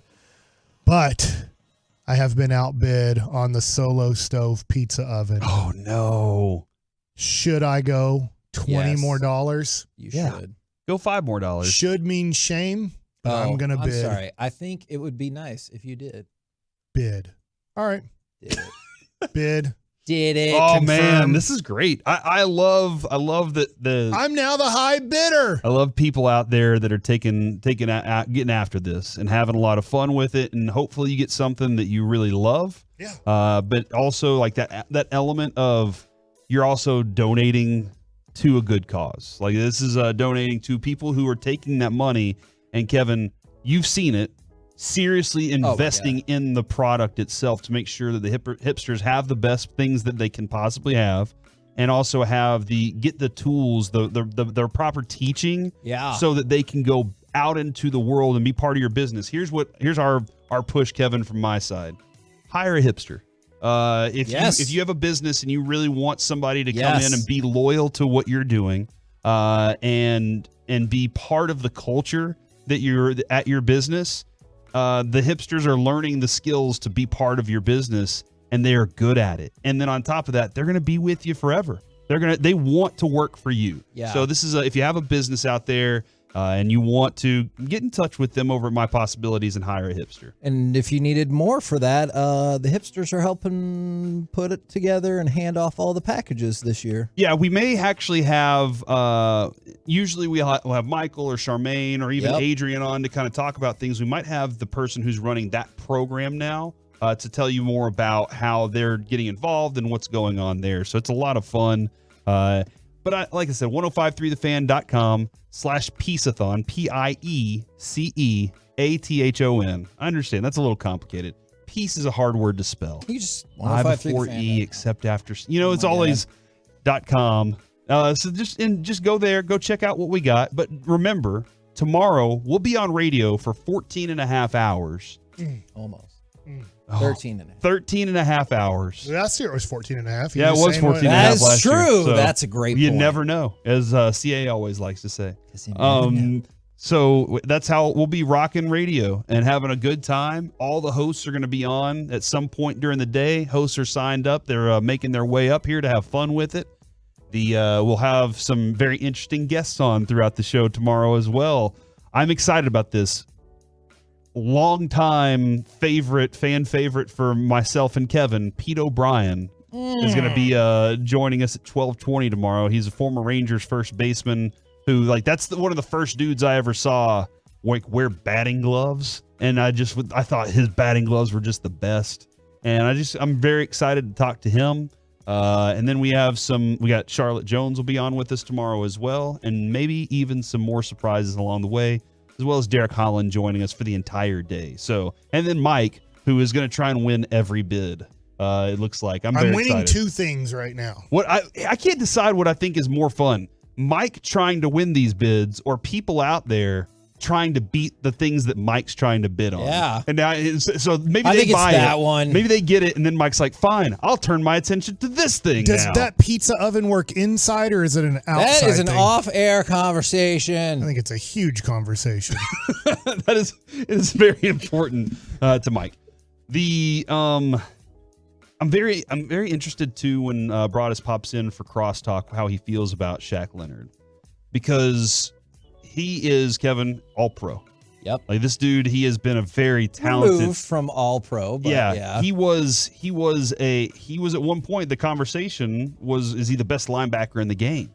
And I know he had back surgery, and he's working his way off of that. I know there's a lot of things that kind of go into getting and acquiring this player, especially with the waiver situation. But Kevin, you just brought up the point of other teams that are maybe ahead of the Cowboys might not be they might not have the money to do it. Correct. B, they might not be a linebacker away. The Cowboys are a linebacker away. This is one of those, they need a linebacker. This person has been released. This is a perfect opportunity for them. Is he a good, I know this sounds weird, is he a good, all-around linebacker, run stopper, blitzer, cover a tight end? Everything. I always thought it was better for run stopping. Now, the thing that you run He also I think his interception numbers are pretty interesting too. So Sorry, I just got word that one of the packages that already sold out, I believe we're going to be able to do another one of those. All right, there you go. So here's the thing, though, is you have to be careful with buying the name as opposed to the skill set. You know what I'm saying? But how old is he? He's 28. So 2 to 3 years left in the NFL, I'd say. And as a quality player. And the Colts are not good. Like, I know they've already done better probably than I thought they might for the season, but they've been declining his playtime for a variety of reasons. And if he was still at a certain level, obviously you would keep him. But the question is, if he's not at that elite level right now, but what level is he at? Because if it's 2 years ago, well, obviously this is the easiest decision ever. But he's not. Yeah. So where is he? He is under contract through 2026. Kevin, Let me double check that. I don't think you have to eat most of that. All right, Field Yates says it would owe him $6.11 million through this season. Year. The contract through 2026 would be $16 million, $19 million, and 19.6. Now I don't know how maybe you can rework something like that with him. You're fine. When you said 6.11, that made me laugh because I know you mean 6.11, but it makes it sound like, hey, once you get to 10, doesn't it just go to 7 million? Yeah. And Mike, you know this too. Back surgeries are nothing to play with, especially at a very physical position. True, very true. And I think, Kevin, in my mind, I'm looking at the end of this season and playoffs, and that's kind of where I'm focused at right now. Sorry, I'm checking these numbers. You're free and clear after this year because you're right about the numbers on the contract. All of the guaranteed money that's going to hit the cap and everything now that they've waived him, that's all of a signing bonus. You're not on the hook for any of that. So you would be on the hook for taking the $6.1 million this year. But after that, you're done. If you want to keep him, he is under contract. There's no more guaranteed money that comes out of you. Yeah, in his first 2 seasons, Mike, he had 7 interceptions. Wow. I remember him and Quentin Nelson. It was like, oh my God, they got these 2 guys in the same draft. Yeah, he was from 18 to 21. He was rocking over 120 tackles per year. Last 2 seasons, 11 and 65. And again, playtime declining in 2023. And I don't know, man. There's a lot of things that I would have to look at to see, but I think if you're a Cowboy and you're in that organization and you're looking at what your weakness is, and I go back to, I love Marquise Bell. I really do. I think when he's in pursuit, it's a lot of fun to watch him run after people because he's fast. I think he hits hard. He's very physical. But there is a very simple thing. Sometimes a big old offensive lineman is going to take you out of a play. And that's a reality. And maybe having the size of Leonard to go along with it allows Micah to go back to his more natural thing that is doing so well right now and doesn't have those other responsibilities. But again, you add this too. Now he's got to learn the defense. They got all these things he has to get involved with very quickly and get up to speed. Can he be there by the end of the season and in the playoffs to be a big factor for you? So I think it's really interesting. I want to keep an eye on this and all the stories that are going along with it. I don't know when waivers posts, Kevin. I don't know the exact date on this. Yeah, this should be pretty. I'm not saying the final, but I mean, we should find out pretty quickly. And I mean, what if the Angels swoop in and take all the guys off waivers before anybody else gets a chance? No, the Angels are getting rid of people. Is that how waivers works in the NFL, where you're like, you can only get one guy instead of baseball, where they're like, yeah, just take the whole team of those guys. You're going to be okay. Everything's going to rock for you. I don't know. I do not know the answer. By the way, Kyle Gibson just reached a contract agreement with the St. Louis Cardinals. So if you were hoping to get Lance Lynn and Kyle Gibson, they're with the Cardinals now. All they need is Mike Minor. 3 years later, they're getting all the former Rangers. Yeah. They're going to sign Mike Minor soon. And everything's going to be rocking along for them.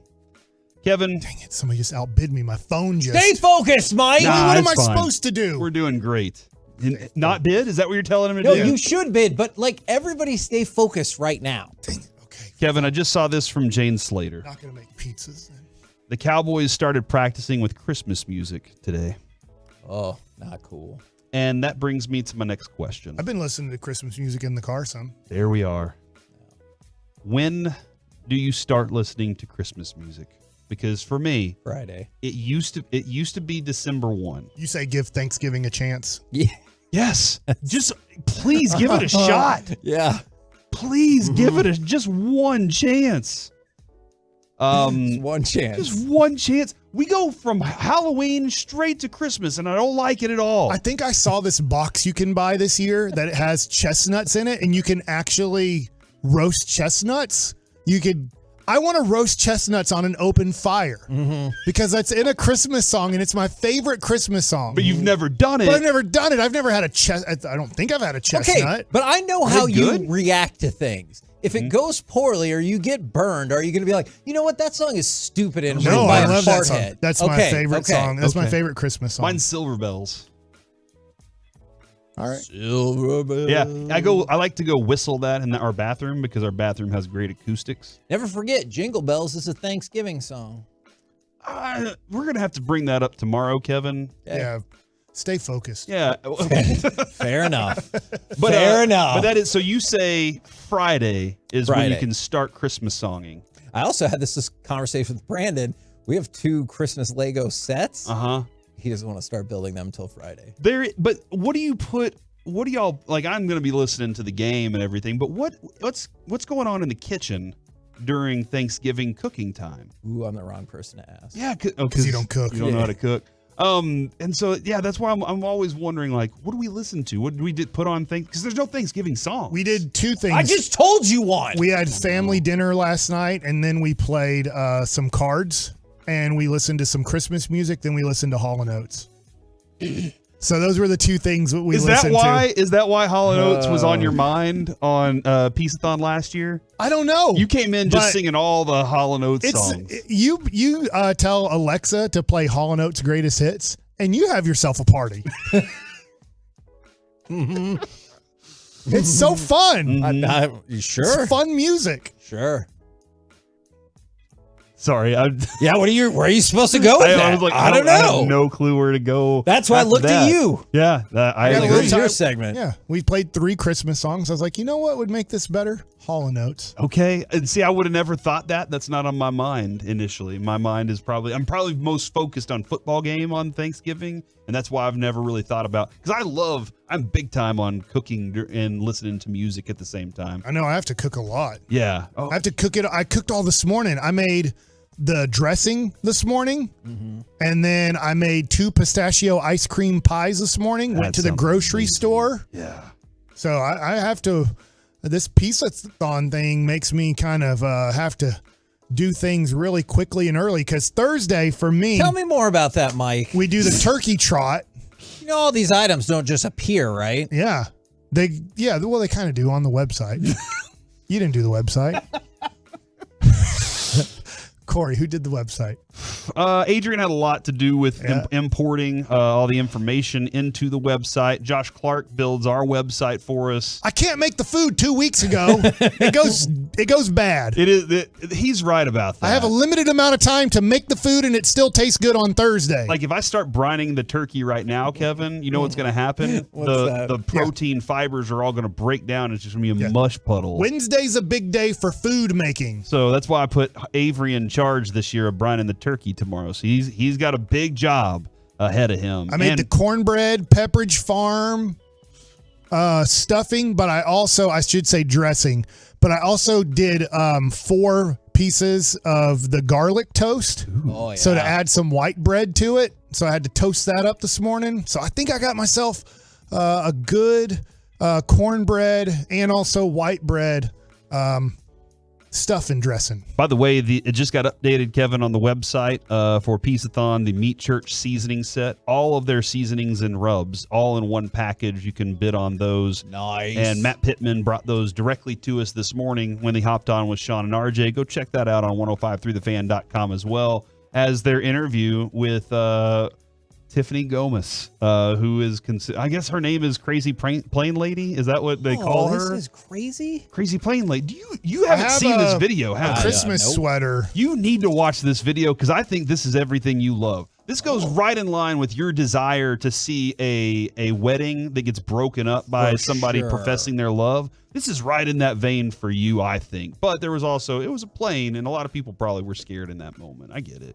Oh, okay. But there you go. We'll keep our eye on the Shaq Leonard situation and see how that all goes. Go ahead.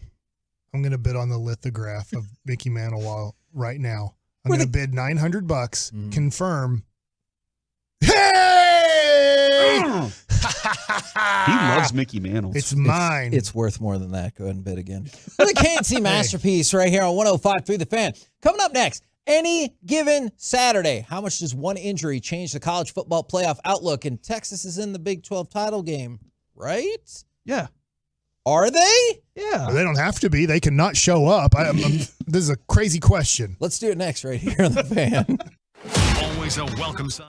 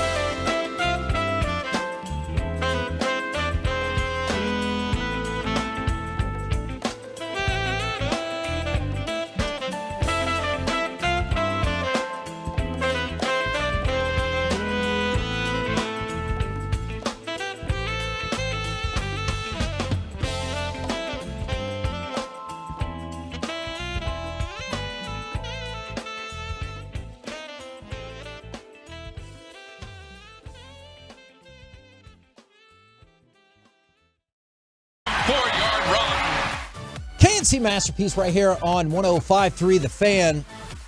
1053thefan.com/peaceathon is the website. It is up and it is live.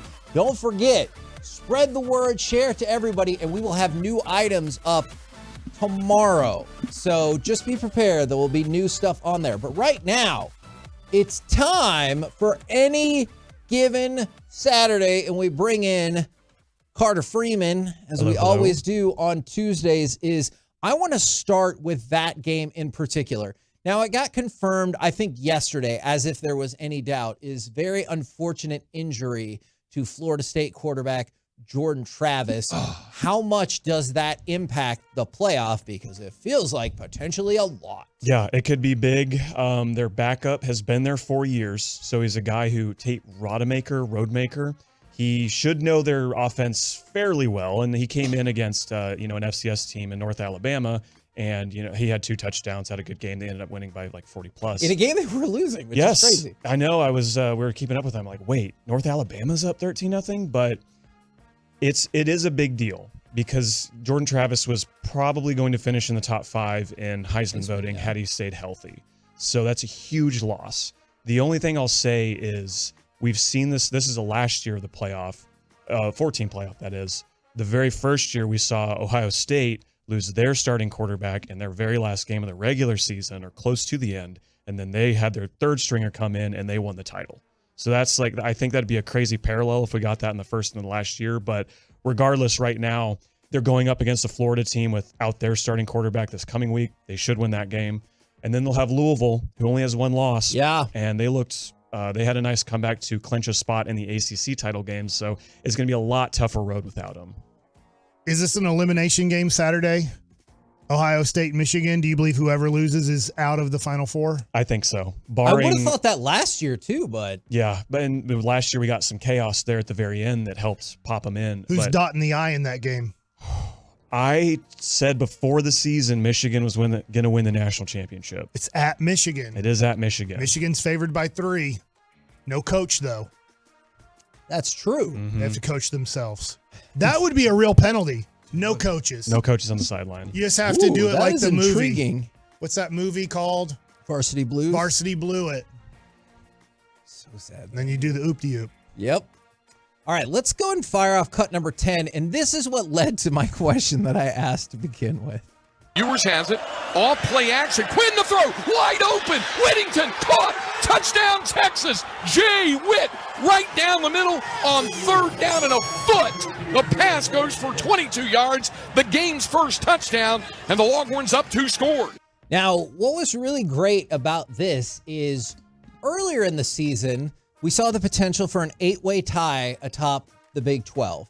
And then that's a true thing. That's true, yeah. And then are there 10 teams or 12? There's 14. I quit. But then the Big 12 had to hold a meeting to go over all their tiebreakers that I don't know if everyone understood, because once Texas won this game, there were multiple outlets that said Texas had clinched a spot in the Big 12 championship. And then Lee Corso popped up and said, "Not so fast, my friend." That sounded just like him, by the way. I guarantee you Lee Corso did not have this answer.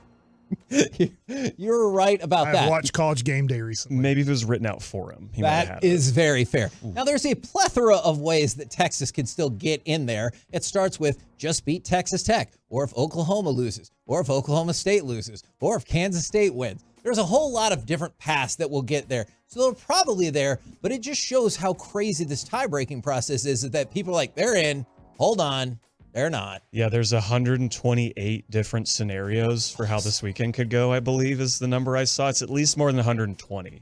And there are as many as, I think, 6 or 7 teams that still theoretically, mathematically have a shot to play for the Big 12 title. Okay, let me ask you this simple question. Hopefully you have an answer, because I'm not Lee Corso. Texas wins and OU beats TCU. Is it Texas versus OU rematch or no? It depends on other games, because it's not that simple. No, it's not. And this is going to be the new normal. Because Kansas State has 2 losses too, right? Right. So Kansas State has 2 conference losses. Oklahoma State also has 2 conference losses. So the simplest thing, Texas wins, they're in. Oklahoma State wins, they're in. So it'd be Texas versus Oklahoma State. if Texas loses and the other three teams, and this is a thing. How do we get to Texas OU? That's what I want. Texas OU rematch. You need Oklahoma State and K-State to lose. That's the way that happens, I believe. K-State's favored by 9.5. In Farmageddon. Yes. Mm-hmm. And By the way, tomorrow, Oklahoma Mike, State, they're not even ranked. I don't think you're going to study for this, but we've been I cooking won't. up a little something for tomorrow. I've been cooking up today. Just for you. Stuffing and pies. You remember that one time you did all the hockey teams? Yeah. You got most of them right. You did. Well, tomorrow we will unveil the great Mike Bassett college football rival trivia game. Okay. And Ohio State, Michigan. Bam! OU, Texas. Boom! What's it called? The Red River Shootout. Yeah, it's not called that anymore. Well, that's what I call it. Yeah, he said RFK Stadium from earlier. I didn't change it. Things Other change. God, Mike. Things change So you didn't sometimes. change it, Yeah. so it doesn't change? Yeah. That is... Makes sense to me. Shut up, Carter. It is... Oh, we called this for 70 years. Now it's, oh, no, we can't do that. My God, Mike. Well, that makes sense. You should change certain things. Okay, thank you for that at least. Let's go to Georgia. Georgia beat Tennessee. Georgia, Florida.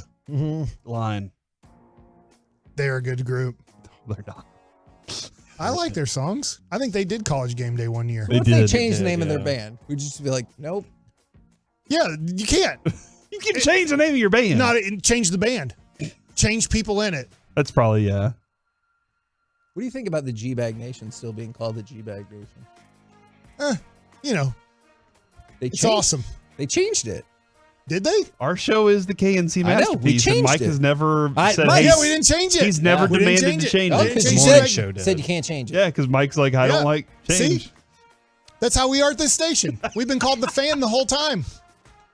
Except for that one day we almost were the hand. The hand. That's a real thing. Look it up, kids. Is You can't look it up. There's no article on it. Go Google. Did the fan change I'll to write the an hand? article and No, post you how can't stupid find that it. idea was going to be. Is Georgia beat Tennessee 38-10. It was complete domination by Georgia after the very beginning of the game. But they now tie the SEC win streak for the longest win streak ever at 28. Alabama did it twice, 78-80 and then 91-93. Do you think people are properly appreciating how amazing this Georgia run really has been?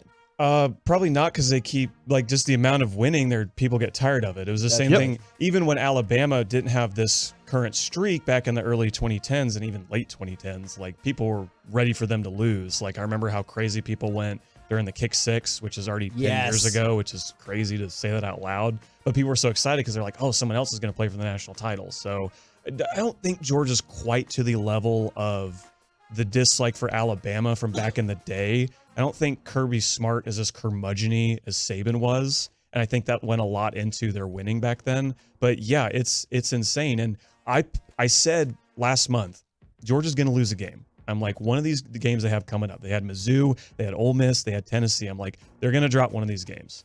I was wrong. They are probably going to win out and win everything again because they're just that good. Okay, but before we go that far, are you sticking with your Washington team that you said could very well make the playoffs? They eked out a victory, but an important victory against a good team. Overranked team. And now with Florida State losing their quarterback. Was Washington an underdog in that game by the time the game kicked off? Yes. Mm-hmm. I mean, Oregon State was 11, I think. They were. And so that was a really competitive game.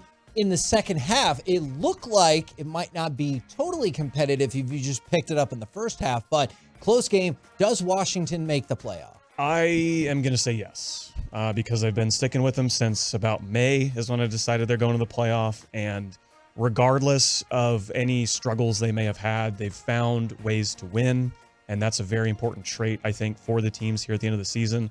Plus, they have three of the best receivers in the country. Romo Dunze's, I mean, he probably won't win the Biletnikoff, which is the best receiver award. That'll probably go to Marvin Harrison Jr., as it should, but they have an amazing offense, and their defense makes plays when they need to make They plays. have to play Oregon again in the championship game? We don't know yet. So the Pac-12. Sorry, Mike. I didn't make the rules. No, it's fine. TBD. I get it because I'm just looking Oregon and Oregon State. Now, Oregon's favored by 13.5 points on Friday night, so they're not saying that should be a super competitive game, but Oregon's a really good team, They right? are. So, I mean, if Washington has to play Oregon again, I have no clue where the Pac-12 championship game's at. It's in Vegas. All right, good for them. That's going to be a tough game. Yes, it the will. Vegas Pac-12 championship game, brought to you by Dr. Pepper, where we throw things like a wuss through the hoop. Oh my gosh. Well, nobody throws the pass. Yeah, they don't football throw it anymore. They like basketball pass it in there, like two. Yeah, and I'm like, it is because it's a faster mode of getting that across. I don't like it either. I think they need to make it 20 yards and be like, yeah, you have to throw it now. Yeah, or 60 yards. Oh my gosh! Yeah, you know what? Let's make it 60 yards. I bet none of them make it. Okay, but if you do, Money you should for definitely nobody. get your college scholarship or For sure. whatever we're doing. Yeah, there. and then join the team. All right, Colorado. That's a good point. We told you about, was it See, that dude Purdue? could throw Yes. 60 yards. This is Colorado's last game of the year, right? They have one more this weekend. Right, but they play Utah and their season's over, right? Yes. They've lost 7 of their last 8. Is there been a more dramatic shift in the season than Colorado? And let's make this clear. Colorado was supposed to be awful. But because of the start they got off to, because of Dion, because of his son, because of Travis Hunter, they were so much fun. They are getting destroyed in these games. Yeah, the offense that was so much fun is really falling apart. And they've changed coordinators. That hasn't helped anything. And it comes back down to the offensive line, which we all said was going to be bad. Shador Sanders has taken so many sacks this year, and that's partially on him because he does like to hold on to the ball a lot, but that offensive line is atrocious. I'm thinking that Dion's going to coach one more year, and then he's done. Coaching? Yeah. Oh. Didn't he say both his sons are going to go into the 2000 and they're going to go back to Colorado next year, both of his sons, right? And then they're going to enter the draft. I don't know if he's going to do a good enough job this year and next year to really want to do this. I'm wondering if he's just doing this for his sons and not for a career. Huh. Interesting. So I mean, that's valid. That's a valid I question. think he's going to go back to the NFL Network and chill. That's a lot of work. You just talked about Dan Campbell going back to A&M and the difference and the recruiting and everything. And everybody's trying to bring you down. I don't think Dion had a clue in a way in this. I think he's a solid coach. Don't get me wrong here. But I don't think he has a clue how hard it's going to be to recruit to Colorado versus all the other schools recruiting. After he's 3-0, he's like, and all these other kids are going to transfer here and all these things. All right, are you sure they're going to transfer there versus USC, versus Texas, versus Oklahoma, versus A&M? If he has some roots here in Texas, it's not just going to be the easiest thing to get all the kids there. And now those kids are going to look at Colorado and go, yeah, it's cool you were there, but you guys were horrible. Yeah, did what they did early this season, did it do enough to get the money from alum into that program to help bolster those types of things? He hasn't had to recruit a quarterback in his life. Yeah, and he did say, I mean, if you listen to him talk about it, he said, when he started this idea, it was during Pee Wee football. He was watching the coaches coach his kids, and he was like, that's not how you should be coaching them. So instead of just letting his kids be coached by other people, he said, I'll do it. And that's why he got involved in the process of it. And it's just he was like, you know what? I can keep doing this thing. Yeah, and their recruiting class for this upcoming year is not all that. He said he just wants transfer students. He doesn't even want to recruit. So I think that this Dion thing, is fun of a story as it was, and he's going to coach next year because both his sons are there. I think there's a 50-50 chance, and I'll put it I think there's like a 2/3 of a chance that he just coaches next year and says, I'm good. My sons, I got them through college. I coached them the way I wanted to coach them, and I'm good and I'm done. Interesting. Now, Carter, there's a couple of other things happening. Auburn, they were a 25.5-point favorite over New Mexico State. They lost. First SEC team that New Mexico State has ever beat. Would you like to talk about that? Or would you like to open it up to any other college football story that's on your mind? No, I'll stick with that. I was lucky enough to get to go to Provo this weekend to go watch OU play at BYU. So we were watching that game, and then as we check our phones as we're leaving, we're like, wait a minute. Auburn lost by 21? Who did they lose to? Oh, New Mexico State? So shout out to New Mexico State. This is their first year in Conference USA. They're going to play in the Conference USA title game. First year in the conference. They go and beat I mean, and it's not like Auburn has been super amazing over the last couple of years, but they should at the very least be able to out-athlete a lot of teams, like, a group of 5 teams that they play. So that's amazing. Jerry Kill, the old Minnesota head coach, he was TCU's interim after they fired Patterson. He has done wonders at New Mexico State. And after last year, they went to a bowl game for the first time, or they won a bowl game the first time in like forever. He got a giant New Mexico State tattoo. After one season. Remember that. Mhm. Yes. So Was shout the out to Jerry cheese Kill. better on that trip where it's made from? The root beer floats are really good. I Really? can't But not think the of provolone? I thought like fresh made there. I see what you did there. Took me a second. Provolone, Utah. I'm amazed you guys do this every day. Thank you. We're the KNC masterpiece right here on 105. The root beer floats, huh? Mhm, yep. What kind? Is it Barb's or A&W? What did you call it? Barb's? Barks. I'm a mug guy myself. I forgot about that one. So was it made by Mugs? I don't know.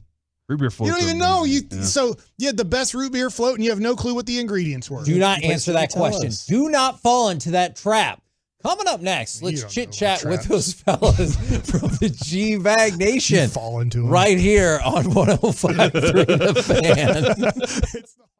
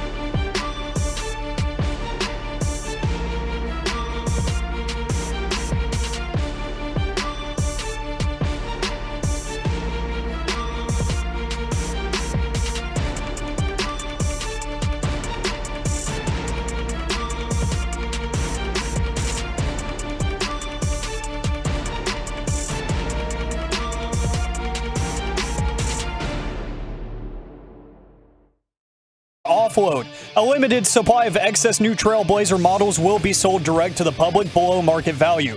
See them all at ClassicChevrolet.com. Don't wait, the best will sell fast. Classic Chevrolet, find new roads. KNC Masterpiece right here on 105.3 The Fan, where I think eventually the rest of the G-Bag Nation will get here. But right now, courtesy of D&M Leasing, we have Gavin Dawson. You sure do. How is it today, sir? Prepping us for tomorrow. I'm ready to hold it down. Yeah, I'm excited about tomorrow. You have Eric Chiafalo getting into studio now. He's been hard at work preparing segments for us. And Brian Broaddus is actually watching Darius Shaquille Leonard over there in the bullpen. Good. That is very smart. And Mike's not opening any packs today. That's kind of wild. Yeah, it's true. I'm not. But your hands are full. Well, I have the bird baptism brine by Meat Church. I was just looking at it. Do you baptize your bird? My mom makes the Always. turkey. I've never made a turkey in my life, so I have no clue like how to do it. It will be an experience. The day that I make one of those big turkeys will be an experience. But I do love cooking, so maybe I'd be good at it. I didn't think I would say this, but I actually have a shower update. The Commanders have said the reason why there was no hot water is because there was a malfunction, and to fix the malfunction, you have to turn all of the water off to fix the water to begin with. Hence why Tommy DeVito and others could not get their shower going. They could have warned some people, though, and said, hey, guys, water's getting turned off. Sorry, no shower is going to be available. So just because Daniel Snyder left doesn't mean things have changed. That's valid. Maybe certain things, but yeah, in terms of other parts of it, you're right about that. I was calling this progress yesterday. Like, at least the stadium wasn't defecating and urinating on its clientele. That's I a feel very like this good was a point. step in the right direction. You crawl before you walk there at FedEx Field. Yep. But I think Dawson had the take of the week, maybe the take of the year. He'd rather be the fan getting defecated on and urinated on because he can move out of the way as opposed to be the player who can't shower in hot water after every game. Yeah, I think this is the worst situation they've ever had because you've really inconvenienced the players in a meaningful way. You have become a joke, and they're going to be talking about how miserable that was to be cold on your field on a windy day and not be able to get a hot shower before you jump on the bus and go into the plane. Some people decided to not shower because of how cold it was, so they're stinky on the plane. You've created a horrible player experience. And, so as a fan, I can avoid sewage problems as long as it's not in the whole stadium. If it's in the whole stadium, I'm going to leave. But I do think this is probably rock bottom for Washington. A horrible, first year for the new owner. The smell of football player after a game. Oh, the so only horrible. thing that I think is worse is hockey. Player. Can you imagine that packed onto a plane? Well, Magic Johnson's I doing think this the 'cause he fan who learned got it from Red pooed on Auerbach. smells the worst. What, lighting a cigar? No, Magic's the owner. And he was like, oh, they used to do this in the Boston Garden, so we're going to do it to our rivals. I got it. Now I know what they're doing. He's Red Auerbaching them. And it didn't work. Yeah. It would be pretty epic if this story came out that there was actually plenty of water. They just were getting over on the visiting team. That would be amazing. Do you guys fear that Philly's win last night means the division's over, or are you like, that's just not realistic looking at even their next 2 weeks? I feared a little bit. I know they have some tough games, and I don't predict that they just win all of these, but that was one that you kind of chalked up like they're going to take that L in Kansas City. That's just going to happen. And now that's not the case. Buffalo doesn't seem quite as good, and you get them at home. Don't they get both these guys at home? They get Buffalo and San Francisco at home. Like, the Eagles are probably not dropping both of those games. So, and then you just think to yourself, like, is Dallas probably going to drop a few more? Like, yes, this schedule's going to, this thing's going to tighten up a little bit. Yeah, I think the last 3 weeks, Philly gets New York, Arizona, New York.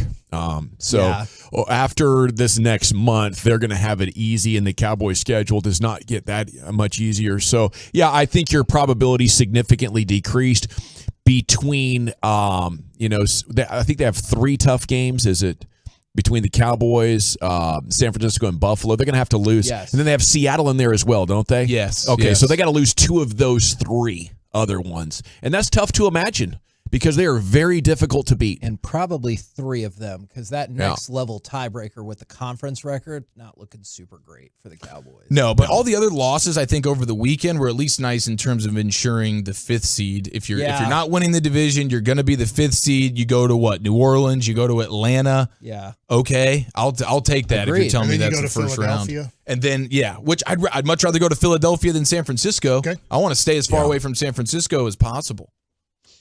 Now, we were talking about this earlier. They're putting the Mike Modano statue up. What do you think was the holdup on that? Because with Dirk, It got weird. Because he went to Detroit? I mean, even with him working for Minnesota, and then there was this weird deal where he wanted to live in Arizona and still work for the Stars, and they told him no, and it really ticked him off like years ago. Last year when we interviewed him at a golf tournament while the series was going on between the Stars and Minnesota, and I asked him, will you cheer for the Stars even if they win and the Wild is no longer in the playoffs? He said maybe.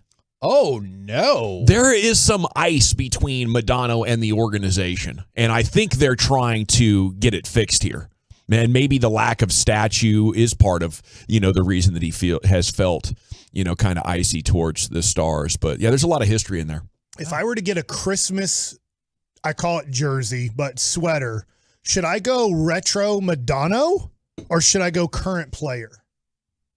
I'd go current player. I think there's a lot of viable. I think you should get a Duchesne sweater with how much you love him. I do, man. He's my favorite star this year. Yours too? That's where I am right now with him, for sure. I mean, no offense to any of the current guys, but Modano's the greatest American-born player ever. I don't think you could go wrong with that one. Okay. And it seems like they're making up. And a lot of people asking about Shaq Leonard. I also don't like the neon jersey. I'm just throwing out. Okay. I'm not the black with the neon. Yeah, I get that it's different. It's different than anything you've seen on the ice, but I'm not crazy about that jersey. I'd go either green or white. We talked a lot about Shaq Leonard, and the opportunity you might have to get him is because you still have to take a $6.1 million hit this year. I know Broadus is doing the research. What is y'all's initial thought about making a move there? I mean, I would think that the $6.1 million is a non-starter. From a Cowboys front office standpoint, like there's no way that's going to happen. They're going to have to wait for him to clear waivers, and then I mean, I'd be surprised if any team's willing to eat the $6 million on him right now, unless that's the $6 million left this year. Yes. Okay. Yeah, I mean $6 million for a little bit of a run. So I don't know. $1 million a game, pretty much. And you guys got in that he's not playing third down much. He's just a different player than what he was. He is a different player. Yeah. His playing time has dropped. So that's what we said. You got to be careful. You're buying the player and not the name. So what we know, I think, is he's not an elite linebacker anymore. But is he good enough to help the Cowboys is the big question, and Brian Broadus is going to have a full report on that for What you. else you guys got coming up on the program? Pure Gold as always. Thanks for asking.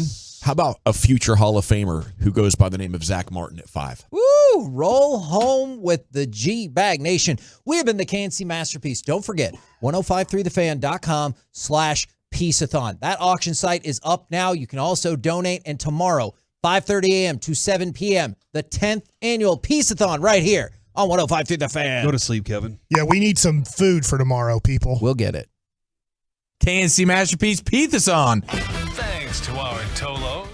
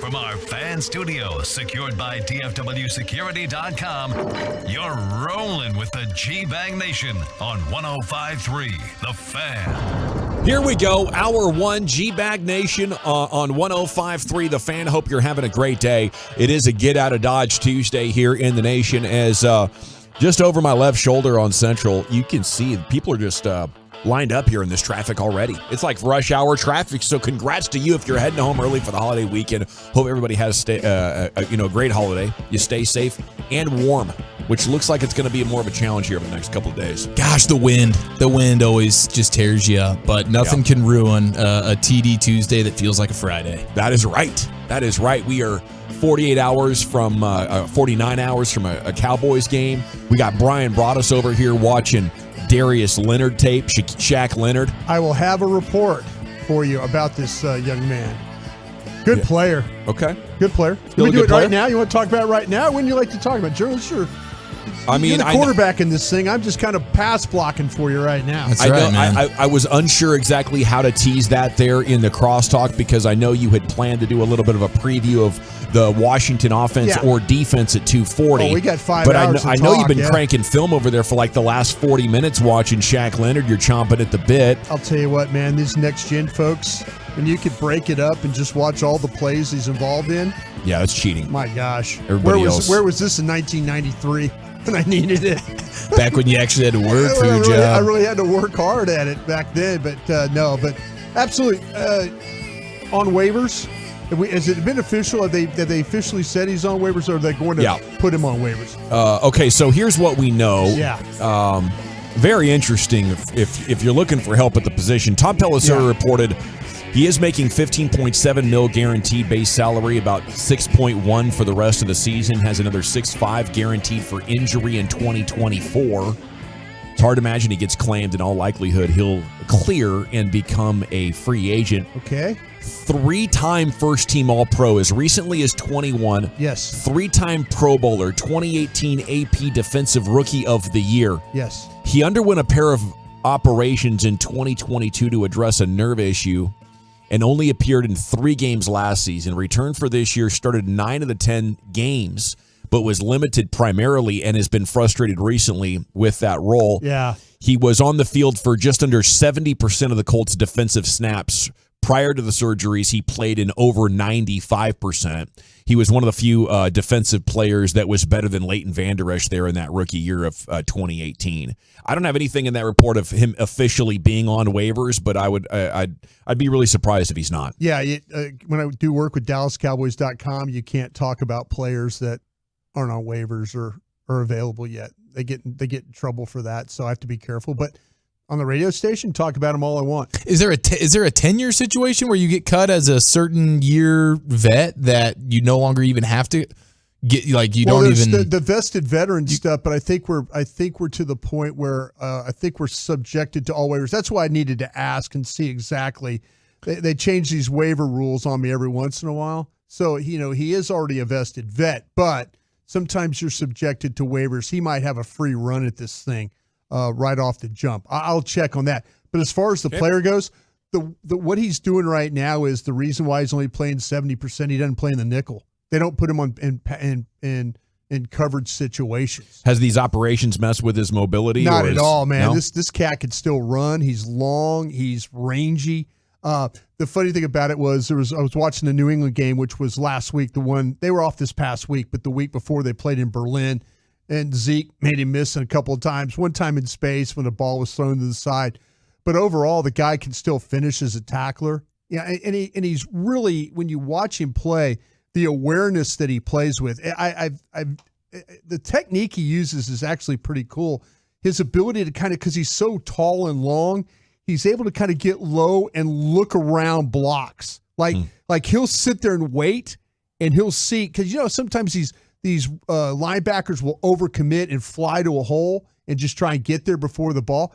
He kind of plays it like what we call slow play. So he'll slow play it, and then when he sees what's going on, he's flying after the ball. Nice. So there's a little bit of that. You can do that if you got good reactions. If you got got speed, quickness, reactions, and you trust what you're looking at, you could absolutely play so like I get the feeling you think he could really help the Cowboys. He absolutely could help. Would you put in the waiver claim? Well, absolutely. I mean, to me, this is a team that doesn't have linebackers. They play dime the whole game. You know, when they play with guys like Bell and Kirst and those guys. They're one of the teams that everybody thinks that they play nickel. They actually play dime with all the defensive backs they got on the field. But to me, this guy could help, and I don't know. Maybe there's something about the nickel pass coverage things and all that maybe that bothers them. But man, this guy, he could still get to the ball. He could still run. He could still finish. This is one of those cuts late in the year where you're going, well, maybe something happened that is getting him put on the street. But with your situation at linebacker, this wouldn't be a bad one to think about. So he had this procedure on his back. Might be another thing they're thinking about. Maybe they don't want to pay the guy anymore. Then he had to have a second procedure in June. Said he had no doubts, but he didn't have any sensation down his leg while he was working to get back on the field in July, August, and September. Didn't have any power on his left side of his body. Couldn't do a calf raise. But he was committed to trying to play through that discomfort and lack of strength, and later made his season debut in Week 4 against the Titans in 2022. Concussion sustained in that game held him out until Week 8. So he has been on quite a journey through this back pain that took away all of his feeling on his left side. But now these procedures apparently have given him his feeling back, but maybe not able to turn as well. I mean, if you're not in nickel, what are the things that you can't do? Well, the one thing they might just not, the nickel stuff would be coverage aspects. Can you carry guys? I watched 3 games, and again, I was fortunate because I could break down, I could put all his plays together. But he didn't look like he was laboring at all in that New England game. I watched him the previous week to that against the Saints. Then I watched him a little bit against the Browns. Didn't look like to me he was laboring at all or any problems with turning or running or bursting or any of those things. So I don't know. Maybe there's something that we don't know about. Yeah. I don't think it's a physical thing. Maybe they just don't want to pay the guy anymore. So do they have other options at nickel? I guess you would have to watch the rest of their games. But is it possible they have a better player at nickel that they're putting in there instead of Leonard? He's ticked off because he's about to be a free agent and wants to play all 3 downs? I think he wants to. I think he still wants to play all the downs. I think that's that's the problem right now. I see stories from the past few weeks where it's, hey, Shaq Leonard wants a bigger role in the Colts defense, but he's still waiting. I don't know exactly why they not trusting him or whatever the case may be, but he definitely wasn't playing much on 3rd downs, and that was frustrating him. I also see where he says that he believes he's returned to his all-pro form, but the defense he was in this year with Gus Bradley in Indianapolis, the scheme doesn't allow for him to make the splash plays that he used to make. He says it's different this year. Either I'm hammering the ball back to the other linebacker or I'm spilling it into the safety. I'm not as free as I once was in the other defense. So there's no question. The thing that he's capable of making every single tackle. But like I said, he's kind of holding his ground and forcing the ball, like you mentioned, trying to force the ball back to the inside. I would be interested if he's free. Matt Eberflus. Now, Matt Eberflus coaching the Chicago Bears. Matt Eberflus, is he going to keep his job? Who knows? This would probably not. This would be the type of thing that would Matt Eberflus say, well, let's go claim this guy. He had his all-pro campaigns with Matt Eberflus as his coach. Mm-hmm. And I wonder if the Bears would go and claim a guy like that for him. Yeah. Or if Leonard was able to sign with anybody, would he go to the Bears? Because Eberflus might not be there anymore. Yeah. He might not, but would the coach push for a guy like that? He had all his success with Eberflus as his defensive coordinator. Sometimes teams let a good player go just because he's a progress stopper. They don't plan on giving him a new contract. And it's just not a good fit anymore, but the guy can still really play. And if that's the case, then, Chief, I would think $6 million for the rest of this year for a guy that might be able to help you. Do you have anything on the analytics as far as, how is he producing? Yeah, I'm going to try and pull that up. But By the way, he is subjected to waiver claims. I just got confirmation of that. He is. Okay, so if you claim him off waivers, you'll owe him a little over $6 million for the remainder of the season. He's actually under contract through 2026. Okay. So he's got $16 million, $19 million, and then almost $20 million in 2026. Yeah. There's no chance anybody's doing that. Maybe you're a team like the Cowboys say, hey, we'll pay you the $6 million. We'll eat that for this run that we're trying to go on here. Yeah. There's no way in heck they're going 16, 19, and 19 for the next 3 years. And how much of that is guaranteed? The guaranteed money on it, I don't know that any of it's guaranteed after this year. Okay.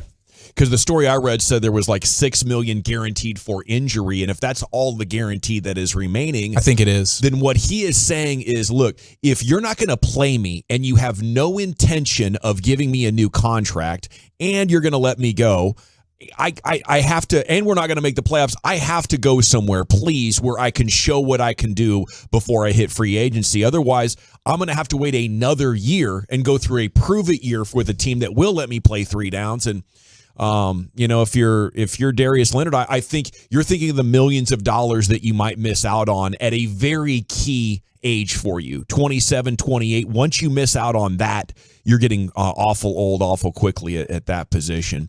Okay, at 877-881-1053, we will continue to track that story for you. If you have feedback on the text, please leave your name and city you're texting from. Brian, do we know to what extent the Cowboys may or may not be interested in Shaq Leonard yet? Yeah, I haven't got to that point. I mean, I'll try and circle back with some guys. They might be a little tight-lipped on that one, but I'll sure try. We'll see. But the player, to me, just watching him play, there's nothing that you would say that looks like that it would be that would kill any chances for anybody that's evaluating. I'm not just saying for the Cowboys, but if you watch him, the pro guys and gals that do tape around the league, I didn't ask the gang of 7 because I said, well, I'll just watch this guy myself. I'll ask them what they think about the guy, but it doesn't look like anything terminal. Now, maybe there's some things with the contract, maybe there's some medical stuff. The tape doesn't show a bad player. That's what I'm going on right now. But there might be something that could be terminal for some of these teams to claim him. Okay. Well, what a third period for the Dallas Stars. That was terminal for the New York Rangers. How about that? 5 goals. Yeah. They're looking more like a Stanley Cup team than maybe at any point in any regular season that I've observed, Brian. Wedgwood in the goal last night, though, he's been outstanding. Yeah, I mean, the idea that you're doing it with him in goal as well. Yeah, he has been. You kind of were like a little bit like, oh man, really they're gonna play Wedgwood tonight, but to the point where I'm gonna go from now on, I'm gonna say, oh, they're playing Wedgwood. Okay, they got a chance to win tonight. Dallas might have the best goalie tandem in the league. I'm not gonna act like I know every single. And here I'm saying that, but man, you look at what what they've been able to do with Otter and then Wedgwood, and the start that they're both off to. I think if you're the Dallas Stars, you have to feel pretty good about what your netminders are looking at right now. I mean, that Rangers team is damn good. They go up 2-0 on you, and you come back and whoop them. That could have been church for sure. You snap a Rangers 11-game point streak. Yeah. This is championship type stuff, and they'll host the Golden Knights tomorrow night on TNT. If you're wanting to take a look, maybe take a look. Don't have Bally's. You want to watch them? There you go. Tomorrow night's a good or get situation a real good for cable you. package that does those things. Yeah. There's a way to do you it. got options. 945. Good afternoon, nation. Can you guys give a special birthday shout out to Baby Nasty? 7 years straight, y'all haven't missed a birthday shout out. Would be nice to keep the streak going. Signed, Mr. Nasty. Salute to you. Heck yeah, dude. Happy birthday, Nasty. Baby Nasty. Yep. Okay, I'd love to see Darius Leonard added to the squad. Smart, excellent tackler. Joshua Crosby. It's funny. He missed a couple, but overall the finish I thought was pretty good. Nothing terminal that you would say, oh, he looks slow, he's hesitant, he's out of position. Yeah, nothing like that. I mean, Dallas they're comfortable playing the way they are with their guys, but man, adding a guy like that's got some length to him, that's able to finish like a legitimate linebacker type of guy, nothing wrong with that. Money might be wrong with that, but if you just the tape evaluation's not. I mean, it is. We'll talk about Monday Night Football, but I think a lot of people are comfortable with the idea that probably the Eagles are better. You got to give them credit. Yeah, I mean, I'm sorry, Cowboy fans. I know I piss you off a lot of things I say, but they're finding ways to win games. They didn't Kansas City struggling in second halves of games. They got shut out again. I get it, but you forced one of the best quarterbacks in the league to punt, really basically the whole second half, and then you turn them over one time. Yeah. I don't. If you're not giving them credit for how they're playing, then I don't know how to help. You're just being a homer Cowboy fan. There. I think the Cowboys are close enough that they could beat them. But I want a better chance. To beat them. They had a chance. They didn't beat them. It's it's how Philadelphia's been playing all year. You have a chance to beat them, but nobody has. I mean, the Jets got them. That's their embarrassing loss. Yeah. They're going to fold like a house of cards when Lane Johnson and Jason Kelce move on. And maybe when just Jason Kelce moves on, like that tush push, he's amazing at it. Felt like they moved on early in that game last night. I was like, is Lane Johnson here? Is Jason Kelce here? I mean, the first half, here's 5 sacks and 5 total completions for the Philly offense. It was like, man, this Chiefs defense is absolutely crushing them, and their offensive line is supposed to be this all-world offensive line. Things obviously got handled in half number 2, but I was floored at the way that offensive line looked in the first half. Okay, so there is a couple of things going on here with the Eagles. Are they lucky? Are they good? Are they better than the Cowboys? 877-881-1053. We'll tell you what some of the analytics say and measure how likely it is the Cowboys could still chase them down and get the division. Then we'll get you the G-Bag of the day. That's coming up next year on 105.3 The Fan.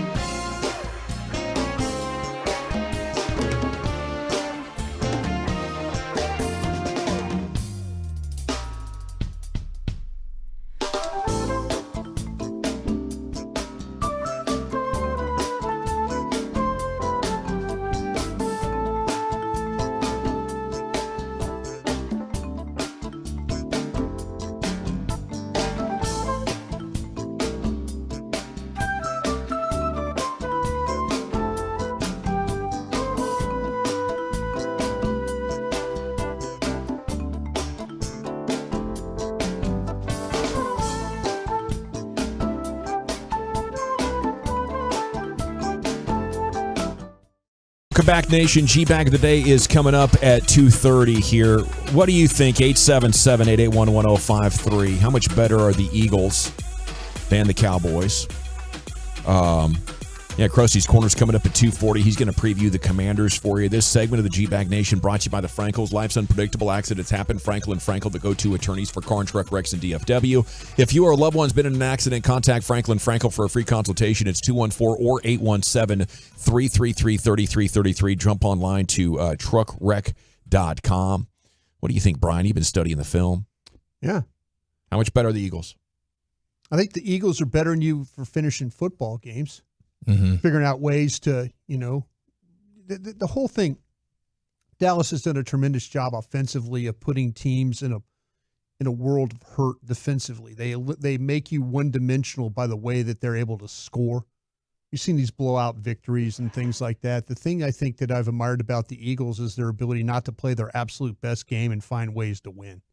That's a tough place. We all knew. We all felt like that Kansas City was going to play well last night, have a great shot at a victory, and they did. Now, people could talk about the drop at the very end and the pass that Mahomes threw that didn't get caught and, in the final fourth. But what did they do? They got you to 4th and 25. What did they do against you? They got you to 4th and whatever, in your game. Yeah. That's when they absolutely have to have a play, they go find a way to get you in a bad situation. Ref might have helped them a little bit. Sure. I think they have gotten a little lucky. It is a smaller sample size. You know what? I mean, to me, they're 9-1. Is that small sample size? Yeah. I think 10 games is a small sample size. Well, on a 17-game schedule? Yeah, the whole schedule is a small sample size, I think. Okay, I see. That's how the Giants make the playoffs last year. Yeah. To me, I just, when the team has the ability to finish the way that they do, and defensively, Philadelphia's offense wasn't any good yesterday. No. But what did they do? Their defense, who's been much maligned in the secondary. I believe that Mahomes was going to light them up. And they get like 95% of their 4th and shorts. Oh. So they're playing for 8.5 yards. More like 100%. It's just a huge advantage. Huge. Yeah. Huge advantage. The fact they screw up a lot of the game. Yeah. Compared to the other contenders, but they have these like tiebreakers in these tight situations, Chief. Off there. No, I mean, like they're when you look at something like a DVOA that measures an entire team the best way you possibly could, they're the 10th best team in the league. But the things they do well, which is the 4th down stuff, certainly helps them in a huge way. They have to work a little bit harder offensively than they did last year. Last year, things came a little bit easier, but they can still get in 3rd and 4th and manageable, and they can always convert. And they always make the right decision because they're so confident in their offense converting. They're not losing points by, we should settle for a punt here. We should settle for a field goal here. They are always maximizing whatever it is they can get on any particular drive, and they're always better than you in the trenches. For the first half last night, that was not the case. It was like, oh my gosh, the Chiefs are crushing the Eagles in the trenches where the Eagles always have the advantage. But then in the second half, things changed, and by and large, this whole season, that's been the case. The Eagles can run the ball on you, and they can protect their quarterback. They can get after your quarterback, and they can suffocate your run. So now the pass rush has kind of wavered a little bit compared to last year, which was historical for the Eagles. But as you mentioned, Broadus, when they need it, all of a sudden, it looks like the best pass rush you've ever seen. Yeah. And so they suffocate you that way, and they're not blowing the doors off of people, but they do enough things right to where they end up finding ways to win these games. Okay, Kenny and Quinlan, Eagles are better team overall. Eagles draft better, trade better, defensive lines better, defensive backfield is worse. Cowboys have a couple of things that are better. I'm not sure they draft better. They definitely trade better. They're more aggressive in free agency. Howie Roseman, I think, is outworking most of the league, kind of like how Chris Young's outworking a lot of the league in baseball. I think there's a luck factor. There's also a real quality factor with this football team, though, and you can't escape the fact that they've built a more complete football team again. I think we're going to see over time, Jalen Hurts is not as good of a quarterback as Dak is. Do you agree with that?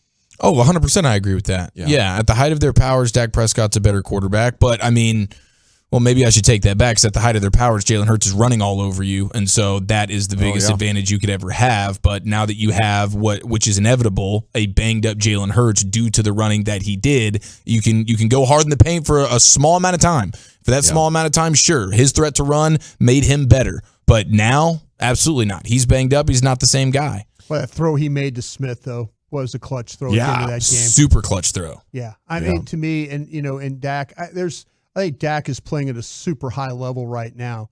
The thing about with Hurts to me though, it just his ability to manipulate and to find and to do what's right, make the right play at the right time.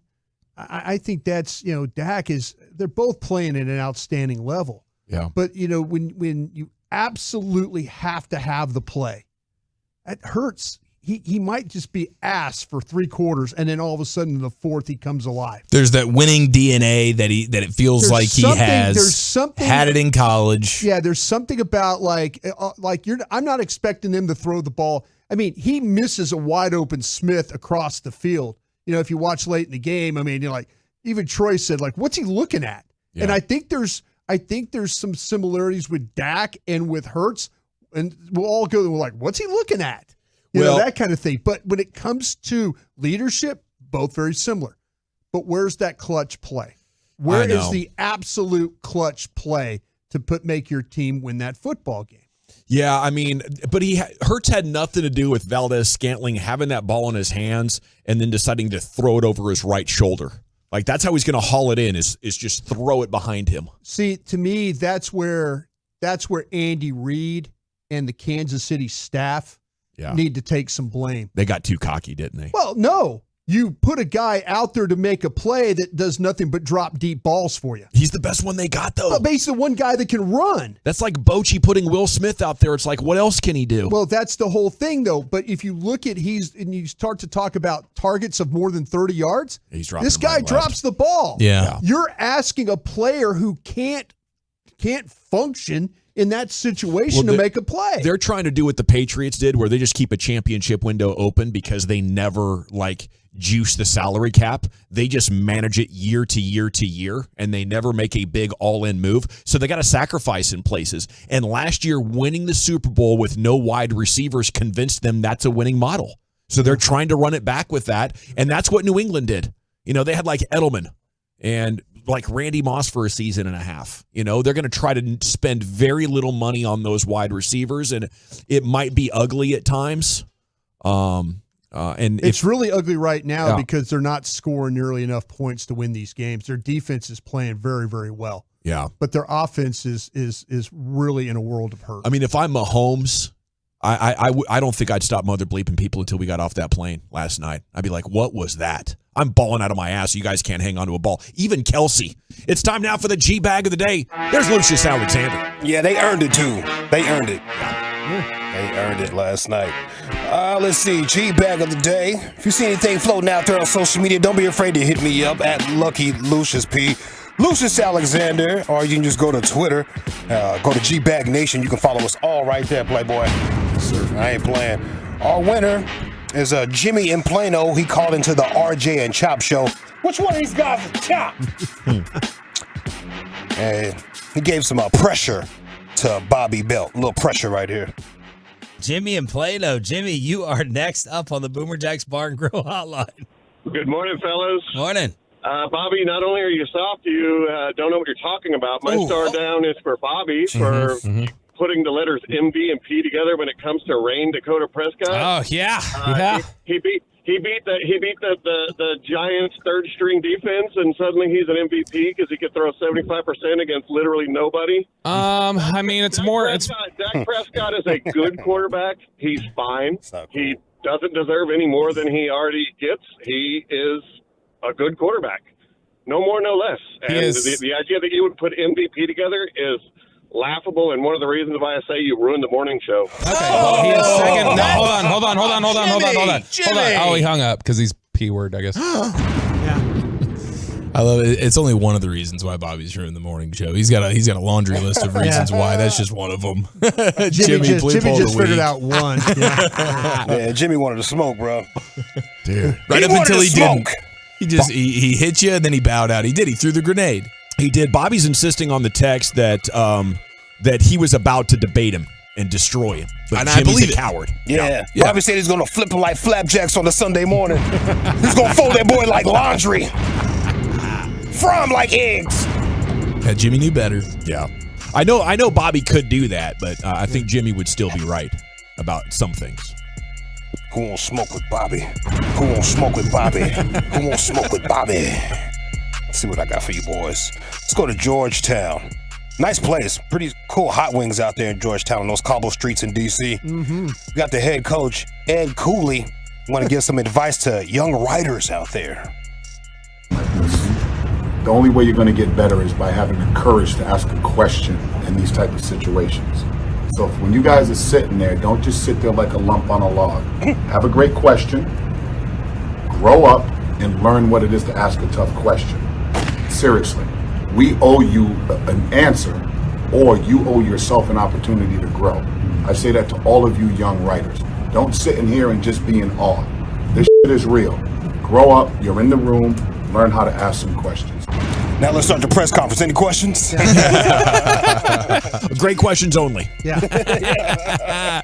I like that. Sometimes it's weird when you get into an established media horde. You don't want to be the new guy asking a question, and then, sometimes, for a new guy, you're like, do I want to start becoming question guy now? Yeah. When do you make that leap to, okay, I'm part of the question askers now? If you're just a tourist, you're coming through like 1 or 2 times a season to like say hi to the coach and get some locker room sound. I don't think you should be asking questions, should you, Brian? No, the thing that I know, because Carlisle got on me or asked me after that Denver game one time, Brian, you got a question? And I felt like I was there to learn. Okay. I felt like I was there to stay out of the way of Tim McMahon and all the others that cover The real journalists. the guys and gals that every night are sitting there with Rick Carlisle asking questions. Yeah. I felt like I'm here to try and learn. And there was a time, I've already looked, March 5th, the Indiana Pacers come to town. I'm going to show up and ask Rick Carlisle a question. You already getting your questions together? I'm already getting my questions together. You got a 20 right now. You're going to break them all the way down by the time Indiana get here. I got a good hot 5 for you. I got 5 questions for him. And I want to get to the point where he does what he does with Tim McMahon. He won't answer the question, and then he'll pull McMahon in and start MFing him like, I can't answer that answer that question. Yeah. I want to get to that point where he's like, he gets kind of snarky with me, but then pulls me aside and then gives me the real answer. If you got 5 questions, at least let me feed you one of them. One mystery question. You want to give me a mystery question? Correct. Oh, okay, I'll take one. Okay, perfect. I will. March 5th. Pacers come to town. See you there. Yeah. Stand your butt up. 5th. Happy G-Day to Baby Nasty. I heard that. Yep. I heard that. And happy G-Day to Josh. Who is Josh? Yeah. Remember this voice? Welcome to the nation. Yes, sir. That's Allie's kid, right? That's Allie's kid. That man is 21 years old today. No way. Yeah. Welcome to the nation. It's more like, 10 welcome to the nation. I think he's out of tech. Yeah. Somewhere. I don't know. One of them's out of college now. Don't give me a line on this microphone. Hey. I lie on the regular. That kid was a hell of a big balls player. When you guys used to do it out there at the what was the place out there? The Dukes? No, it was next to the strip club. Bombshells. Still there. Yeah, he was a heck of a big ball player out there. I went way back when I said Dukes. Somebody knows what I'm talking about. Yeah. Way back. Let's see what else we got. How about a road rage situation? Uh-oh. It became a roast session. The few girls in the car that got into it with this older lady, she has nerve issues and she wished it upon you too. You little You think you can talk to people like that and get away with it, you little bitches? I have severe nerve pain and I hope it happens to you someday, you little bitches. I could cream all of you even with all my nerve pain. You fat bitch. We're fat? Yeah, you. You're fat and you're a ugly little mutt and you have a big nose. Wow. Roasted him, bro. Roasted him. Yeah. And you have a big effing nose. Goodbye. Yeah. Roasted. Let's see. How about this one? Toxic Tuesday. Toxic Tuesday. More toxic stuff right here. Let's go to LSU's women's basketball head coach. What's her name, brothers? Kim Mulkey. Kim Mulkey. She pulls a Rudy Gobert right here when he talks about COVID and flus and all this other stuff. This is she's nuts. Yeah. I ain't a sissy. I don't have allergies. I got some kind of cold. It might be COVID, but I ain't testing. No, it's sinus. I don't know what you call it. Allergies, flu. I don't know. So if y'all get the flu, blame me during Thanksgiving, right? Oh, no. Kim went immediately to the Kleenex before the press conference and blew her nose right in the mic. Just basically just let it fly. Exactly. Yeah, she pulled a Rudy Gobert, bro. Yeah. She wants to smoke too. Hold on. She wants to smoke. She wants to smoke. Hold on. She wants to smoke too. Kim Mulkey wants to smoke. She COVID peoples. It's fun. We can joke about this kind of stuff now. We still can't really. Look at Aaron Rodgers every day. He's still giving it to him. Yeah. Hello, Mr. Pfizer. How you doing? Let's get in here. Okay, is it Jimmy, the Bobby hater? Is it Ed Cooley at Georgetown has advice for young reporters? Road rage turned into a roast. LSU women's basketball coach Kim Mulkey. I'm going to go with Jimmy, the Bobby hater. Chief? Same. Yep. Lucius? Let's go to Georgetown head coach right there, Ed Cooley. Brian? I'm going to make the Tolos decide this one. Let's go with Ed Cooley. Okay, it's a two-way tie at 2. Jump on to @GBagNation. That is a Twitter X account, @GBagNation. I'm going to create an Insta poll right here so you can vote at the break who is the G-Bag of the day @GBagNation. Please follow us all when you get there. We're all in the bio, so you can click those bad boys and follow us all up, and we'll announce the winner on the other side and probably follow you right back. I got a live spot here, so just give me a minute on that poll, and then we'll be rocking and rolling and back with Krusty's Corner. Isn't that right, Brian? Absolutely. We're going to talk about the Commanders' offense. We'll do that next. Okay, men's team.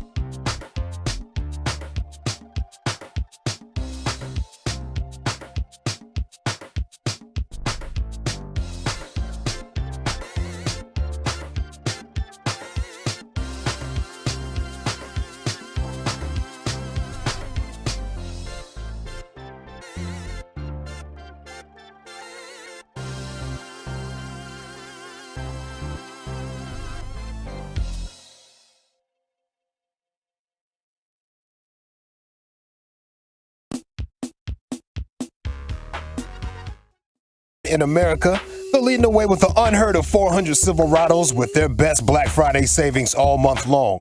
Shop them all at ClassicChevrolet.com. This is Texas. This is Classic Chevrolet. Find new roads, relax, and enjoy the difference. Well, thank you, Lucius. It is the G-Bag Nation here on 105.3 The Fan. Hope you're having a great day. Time now for Krusty's Corner. Here's Broadus. Thank you very much, Sean. Appreciate that. Let's say this real quick. I'm glad you guys like the cheesesteak egg rolls. Those were outstanding. Yes. Nice job, sir. You know what? And if I can give a pro tip on doing egg rolls, okay, don't overstuff them. All right. Don't overstuff them. That's the thing. I had to experiment a little bit, but the fact I did with the steak and the peppers and the onions and all that cheese, I'm thinking like, okay, I want to have a bite. I want to make sure when you take a bite of it, you get a bite of all of it. Uh-huh. So you have to kind of work with that. But with egg roll wrappers, so I learned last night, like as you're rolling those things and wetting the edges and folding and all that. Yeah. You could have some, they don't look the same shape, but the number one tip, if you're ever making egg rolls, and they're really easy to do, by the way, they're really, really easy to do. The hardest part is the deep frying of them, you know, for like a minute and a half, 2 minutes. And then you don't want to get them burnt or anything like that. But the stuffing part of it, just don't overfill those. You got to add that to your food truck. Yeah. You think so? With the chili dog situations and that one. Can I? The Thanksgiving sandwich. Let me ask that you food something. truck going crazy right now, but it's going up. I appreciate that. Give me something real quick. I know I'll get to the Commanders real quick. Give me a dipping sauce to go with that because I was thinking it's Philly cheesesteak. You don't dip anything. I was thinking, do you dip it in it? Do you egg on a cheese sauce? But it's like it's a Philly. It's with the steak. Some cheese whiz might be perfect for that. You think so? If it was off a food truck, whatever they're using over there at Del Frisco's. I was thinking that it was is amazing. Sweet Thai chili. Yeah, that's what that is. I think it's sweet Thai chili. I need to steal that recipe over there. Yeah. Somebody's got something going on, but I was like, what do I pair this with? I was thinking, and Bennett just goes, "Oh, give him ranch." Yeah. give him ranch. Give him ranch. I'm like, no, I'm not giving him ranch. Give him ranch. We'll be pulling for Give him him. ranch. All right, give him ranch. How about the Commanders? Offensively, this is what's interesting about this football team is that they really refuse to run the football. They refuse to run the football to the point that they put their first-year starter, Sam Howell, in a lot of bad situations. See, their play caller is a former running back. He even knows know. it's pointless to run the ball. I know, but the thing about it is they're second in the league in sacks. So they're dealing with that. They're second in the league, and if they're second, who the heck is first? Giants. Okay, the Giants have been sacked more. Giants have been sacked more. That makes sense. So, but the problem, to me, the problem is this team is capable of running the football. I mean, capable of being more balanced. Put it that way. They don't have to drop back 50 times. No, they shouldn't. But I get it. I get what they're trying to do here. They've attempted the most passes in the league. They're going to play 11 personnel. They've completed the most passes. They've attempted the most passes. Their receivers create the fourth most separation of any other team in the league. So I understand what they're doing, trying to get the ball to their playmakers, but they've got a couple of good backs that can run the ball, and they struggle on the left side of their offensive line blocking people for pass protection. So this game, if the Commanders are not interested in running the ball, Charles Leno and Chris Paul on the left side of that offensive line are going to give up 8 sacks in this game, especially the way that the Cowboys can win one-on-one, and then they play their twist games and their movement games. Because the Commanders on that left side of that offensive line cannot handle any of that. So if you're Eric Bieniemy and on a short week and you want to come out and here throw the ball, they're capable. They're absolutely capable of doing this. But to me, this doesn't help their quarterback in this game. You're asking them to block a pass rush that will destroy them if they just drop back and throw the ball as much as they have. Maybe the entire front four defensively for the Cowboys end up getting the turkey leg MVP. Could be. That back in the day with Madden, the turducken they used to have, they used to pin like legs onto the turkey, extra legs. 6. Might need to do it because but the thing, and I'm not being crusty guy here with the Commanders, but to me, Brian Robinson, and we'll see if Antonio Gibson plays in this game, but they've got 2 capable backs to run the ball here in this game. And they average damn near 4.7 yards a carry running it, but they run it the least amount of time of anybody in the league. It sounds like Eric Bieniemy is sabotaging Ron Rivera so he can get the job. This looks like an old Jason Garrett storyline. Yeah. What the hell are you doing not running the ball? It's the long play here for Bieniemy. They're putting how have you not fired this guy already? No, I mean, my gosh. Had enough of being coordinator. Well, Terry McLaurin, when you look at their receivers, like Terry McLaurin, of all like those Ohio State guys that have come in the league and played at a very high level, Terry McLaurin is probably the most overlooked, underappreciated guy for all that he's had to deal with at quarterback play for the Commanders. He by far, he's now Dallas has done a really good job of defending him. A lot of that was with Diggs. Diggs has done a good job the last couple of years of dealing with him. It's all right. Here's Deron Bland. We'll see with Deron Bland. Absolutely. But Jahan Dotson and McLaurin, those are the guys that are primary receivers. Again, a lot of 11 personnel, ball going down the field. The thing that I would keep an eye on, guys, is Logan Thomas, the tight end. Yeah. Okay. because Kerr showed up on the injury report with some back, didn't practice with some back tightness or back problems. Now does that turn into, okay, Kerr can't go, or does that mean that Kerr is dealing with the problems in the game? You're going to see Wanye Thomas. I'm okay with seeing Wanye Thomas. Me too. But Logan Thomas is a 6'6" tight end that plays down the field, runs the crossing routes. They do a lot of the same things the Cowboys do with the boots and those waggles where they get in space. They tie it in space, bring him across, and just kind of flip him the ball and let him run. So yeah, he's a good tight end. He's a good tight end. So scooped him in one of my leagues. Yeah. So how they play, this is going to be a challenge for Kearse, Wilson, whoever has to deal with Logan Thomas in this football game. If this ends up being the Logan Thomas game that lives on in infamy forever, I'm going to be ticked off. Come on. Don't let Logan Thomas be the reason why. Well, don't let him be the reason. You know what it might be? You know what the difference in this game might be? Eric Bieniemy just not wanting to try and run the ball. Well, it does because he is going to get his quarterback hurt if they continue to play the way they are in this football game. Does Sam Howell do much in the way of running, scrambling, that kind of deal? He's one of those guys that has that ability to break pocket and run. And he's kind of he's got some Dak Prescott traits to him. When I say this in a complimentary way, that where there's runs with toughness, runs with purpose, kind of plays the game in a kind of a mauler brawler way. He's that type of guy. So you'll see him break pocket and run, but you'll also see him not protect the ball at all. He'll throw the ball up, and you're like going, man, that one's not coming back. I got to think the over/under for his turnovers in this game. What would you guys think on the props? 2.5. 2.5. It's got to be 2.5. Yeah, especially as much as they're throwing it. I keep saying that, but this team on a short week, they might come in here and feel like, you know what, Carolina had a little success running the ball. A lot of it was Dallas's self-inflicted, not filling in gaps, getting turned, getting washed, all those terms I use. Yeah. When Dallas plays square and plays downhill, they can play great run defense. They don't give up a 100-yard rusher. But these guys have got a couple of backs that can legitimately run the football, and Brian Robinson's one of them. Yeah, he's been the best B. Robinson running back all season long in the NFL. Who would have thought? Who would have thought that? But yeah, this is Eric Bieniemy can go a couple different ways here. He can really hurt his team by his play calling, or he can try and help a young quarterback because they can't block you on the left side of that offensive line. I'm telling you right now. All righty. Thank you, Brian. Now you're going to come back and take a look at the other side of the ball at 6:20, right? 6:20. We'll do a little defense tonight. Ooh, a double helping of Krusty's Corner on a TD Tuesday that feels like a Friday? I got to pull my weight all week since Wooly Bullies decided he didn't want to participate with us. You've been doing a lot of work. Well, you know how he's got to prep his body for Thanksgiving? Yeah. I mean, come on. A lot of prep going on there. So much prep. The brine. Yeah.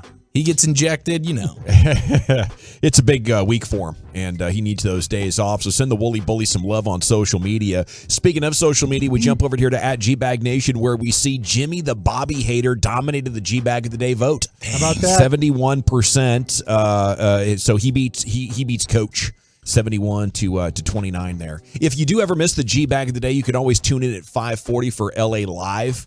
Lucius replays the G-Bag of the Day champion for you every night there in that seg. Okay, NFL news of the daytime, Chief. Where are you taking us? Choose your halftime destiny and the Monday Night Football play that was the first of its kind. Or was it? Next in the nation. Thanks to our Tolos. Those are our listeners who turned it on.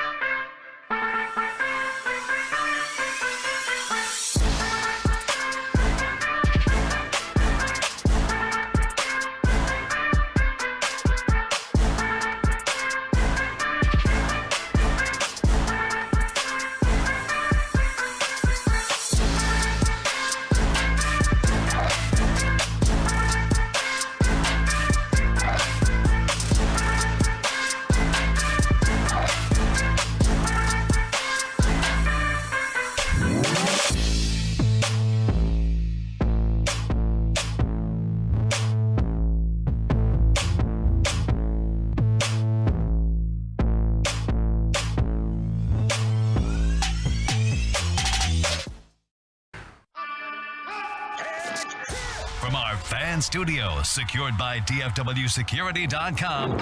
You're rolling with the G-Bag Nation on 105.3 The Fan. Here we go. It's hour number 2 of the G-Bag Nation on 105.3 The Fan. The biggest story out of pro football today is Shaq Leonard, released by the Colts, the 2018 Defensive Rookie of the Year. Brian Broaddus has been studying film of him before today's show and thinks he can help the Cowboys. Absolutely. So that's one of the stories that's out there. We'll have to see how the waiver process goes. And if the Cowboys have any interest at all, we'll hopefully get an insider report on that before the end of the day. But, yeah, Brian was saying, start out the show, Cowboys are actually playing a lot of dime just because they have so many safeties jumping in there to that linebacker position. Yep. Okay, it's time now, though, for the rest of the world of pro football, NFL news of the day, and here's Eric Chiafalo. You know, I saw, Stephon Gilmore was teammates with Shaq Leonard in Indy. Okay. Defensive coordinator Gus Bradley, who was coaching coworkers with Dan Quinn in Seattle. Gus Bradley was the one who was in the ear of Stephon Gilmore saying, hey, you're going to like, when we trade you to Dallas, you're not going to be upset about this because you're going to love my guy Dan Quinn. Yeah. So maybe when you connect all those dots, there is at least a voice on that defense in Stephon Gilmore that could be sort of recruiting Mr. Leonard to come play here. Hey, Dan Quinn, I've seen it firsthand now for almost a full season. It's fantastic. Defense is rocking. You got to think this dude wants to go to a team that's winning. Like, you would have to imagine he wants to. Losing in Indianapolis for as long as he has. I mean, he got a little taste of it, I think, with some decent years with Andrew Luck. But outside of that, like, you got to think this guy wants to go to a place that can contend. And to be fair, Philadelphia would probably be interested in him. Buffalo be interested in him. Teams Philadelphia's down on linebackers, right? Aren't they struggling at their linebacker spot? They've been banged up over there. Yes. I think that's right. Yes. So Philly, Buffalo would be two teams that are contenders. You still think to some extent Buffalo is. Yeah. That could use his services. But I think having Stephon Gilmore, at least a nice friend that Mr. Leonard might be like, okay, this Cowboys thing could work out. So just throwing that out there. I mean, winning would be a huge factor for me. If it is up to me, there's no way I'm signing with a team that's not headed for the playoffs. And like, if you want the best team in the standings is going to be the team that I go to. So I think the point plays. Then after that, it's got to be, are any of these teams promising me that I'll be on the field for all 3 downs? Yeah. Because heading into free agency, I need to be able to prove my entire skill set, because linebackers that play all 3 downs are special. And if you can still be that he's now 28 years old, it would significantly change your compensation. Brian, you still feel like he's that guy? I still feel like this. But the problem that I have is that I understand him as the first and second down guy. The movement doesn't tell me he can't cover. Okay. You know, I mean, if he was laboring to turn and run and burst and all that, I'd say, okay, I understand why they're taking him off the field. But I didn't see anything that made me feel like that they're – now, maybe somebody who's listening right now, it's a Colts fan, will tell me, oh, they've got these other players that look, much better playing in those spots. But I can't understand why you would take that guy off the field just because – of the length and the ability to move that he has. Well, I'm excited to see how this shakes out. I think the Cowboys will definitely be in the mix here, because they know, even if it is just a 2-down situation, hey, a guy who can help our run defense a little bit when you're trying to. Well, he fits into the Cowboys' ability to run at linebacker. That's not a the run and chase sideline to sideline. Yes, the guy that plays downhill and can get after the ball and plays with some awareness, doesn't get fooled. I mean, I watched 3 games of this guy and I didn't see him get fooled at all. Well, I'm on record with the Chiefs lost that game last night. The Eagles didn't win it. You guys on board with that? Is that cool with you? Or yeah, I totally agree. I think Broaddus is looking at me like no chance. You're all over these Eagles right now, Broaddus. You know what? I'm asking for respect. And I get it, Cowboy fans. You can't respect anybody in Philadelphia because their fans are a bunch of a-holes. I get it. They're all over your ass the whole time. They don't let you breathe. They remind you of all this, that, and the other. I get it. But you have to respect a team, at least I do, that finds ways to win when they don't play their absolute best. And I don't think Philadelphia's played their best all year. and they're still winning games. It's going to bite them. It's going to bite them at some point. Well, you know what? Buffalo, they play Buffalo at home, and then they got San Francisco. I mean, you're sitting there like last night. We're putting all our eggs in the basket of Kansas City, like they were going to get something done. What we should have known is Kansas City can't score in the second half of their game. Kansas City's got so many problems. They got a lot of That's problems. why I think they lost the game, and they lost it coming into it. I mean, there was things in the game that they lost it, and we'll get to that. But when you spend a second-round pick on Sky Moore, another one on Rashee Rice, who's a rookie, still give him time. He's made some plays, but certainly not a game breaker at this point. Third-round pick on Kadarius Toney, which is basically a third-round pick for a punt returner. And then you give $30 million to MVS, who, of course, knows how to drop a big-time pass when the time presents itself. And then they target a guy named Justin Watson last night 11 times, all while they have a tight end who is aging. We've been talking about when is Travis Kelce going to find some slippage for the last, 4 years. Yeah. And to his credit, he hasn't. But now, when defenses have to account for literally no one other than him, and he's a little bit diminished, and he's talking with GQ magazine about how all these surgeries are catching up to him. He feels it every day. He's thinking about retirement. This is not a passing attack that is really scaring anybody right now. The Chiefs' offense is sort of at the point where Mahomes, you're going to have to be perfect. Hopefully, we're against a team that we can run the ball against. And in the first half, I was like, wow, they're pushing around the Eagles here. They're running all over them. This is amazing. Everything changed after that. And it's, hey, Mahomes, go be perfect. Yeah, I think I don't know how much changed. Kelce had that drop inside the red zone, or the fumble inside the red zone. Yeah. He had another drop, and then Valdez-Scantling with the drop. And then right as Troy Aikman is explaining to the audience that if anybody on planet Earth has what it takes to complete a 4th and 25, it's Patrick Mahomes. He steps up and rips that ball. Perfect 27 strike. yards, yeah. And it goes right through the guy's hands. Yeah. Even when he's perfect, it's not quite good enough sometimes. That's where they're at. I mean, he made 2 all-world throws, and his receivers let him down on the final 2 drives in really unbelievable ways. So, I agree that it is, the Chiefs should have won that game, no doubt about it. But I wonder how much they're thinking they need to change their model, Brian. I bring this up because it's Andy Reid. That's your guy. Yeah. We go back 20 years, he's running out Todd Pinkston and James Thrash and Chad Lewis. Oh, no, you're right about that. This is just what he does. Patrick Mahomes might have to make chicken salad out of you-know-what with his receiver core for the rest of his career. Yeah, to me, though, I know what you're saying there. I bet you, and I wondered this, because Andy does come from the Green Bay system about first-round receivers, that we never drafted first-round receivers. And then, but you look what's going on in Philadelphia. I can't remember all the receivers he drafted in Philadelphia. He didn't have a first-round receiver, did he? I don't think he did. I don't think he ever drafted a first-round. Deshaun Jackson? Jackson was a first-round, absolutely right. But that's the only one that comes to mind. That's the only one. They trade for T.O., there were moments where they decided we need to go get a guy, but by and large, Deshaun was Jackson, some Fred X, Freddie Mitchell. Exactly. Charles Johnson, Torrance Small. These are the people that were wide receivers on teams making it to NFC title games. And I hope they get lucky in the draft and get Mahomes some actual playmakers, because I don't think he's going to allocate the premium resources it takes to make sure we're good at wide receiver. It's an interesting team build. Obviously, you can't argue with the results. Well, even Tyreek Hill is somebody that sort of fell in their lap. It wasn't like they had to reach to go get him. He's a guy that fell all the way down to him. John Dorsey will tell you that was because of some of the off-the-field stuff. There were a lot of questions about him coming out of school that John kind of turned his eye away from, at the time to draft him. I'm wondering now, was Deshaun Jackson actually a first-round pick? I think he was. Joe Banner, I think he was. I think he felt it was. Oh wait, he might have been a second-round pick. Might have been a second-round pick. I'm thinking about second round, 49th overall. Okay, he fell through the Shout draft. out to Hayden. Yeah, he fell through. Check me on that. Yeah, Jeremy Maclin. Maclin was a bad player for Andy.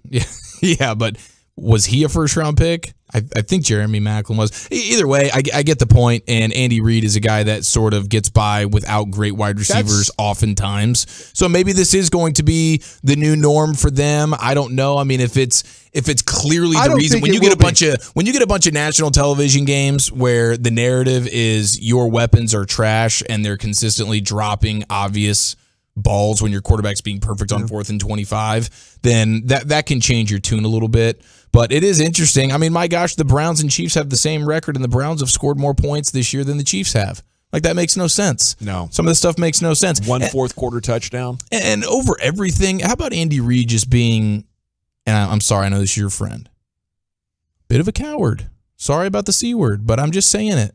Fourth down. No, you could be critical. I mean, why are we punting on 4th and 3, bro? Why are we punting on 4th and 4? Why are we punting on 4th and 4 at our own 39-yard line when we're up 3 with 9 minutes to go in the game? Probably because he doesn't trust anybody to catch a ball. Okay, which is fair because he's built his team in a way. Yeah. Trust your defense. I don't know. I mean, you're right. Andy's usually the guy that's. And then that's the problem with the Eagles. Yeah. Is they're not making any of those decisions. Right. They're making all the right fourth down decisions, and they have the built-in cheat code of when it's 4th and 2 or less or whatever. We pretty much got it. But hey, you got a little Pat Mahomes cheat code there as well. Let him go get you 4 yards when you need it on 4th and 4 and help your team here because you're not helping them with the weapons you're giving them. How are you from the sideline going to help them? And I know Andy Reid is helping Pat Mahomes plenty with his designs and things, but the game management stuff, which is the toughest code to crack. It's the toughest code to crack every stinking Sunday, and we'll crush McCarthy when he has his moments because they all do. Yeah. Sean McVay had the moment this weekend versus the Seahawks. He's just lucky that Pete Carroll out-incompetenced him when it comes to game management at the end of that game. It was the battle of who wants it least. And of course, Sean McVay won. I guess in that scenario, it was Pete Carroll that won it. He took the L. But you have that all over the place, and even Andy Reid is not immune to it. No. Matt Canada, play caller for the Steelers. Au revoir. Finally got canned. No, your defense is playing so great, and you're getting your D knocked in the dirt. You want to go for it 4th and 3 on your 39? Absolutely. You think like how much longer are you going to contain Philadelphia? Like, do you just think your defense is that good?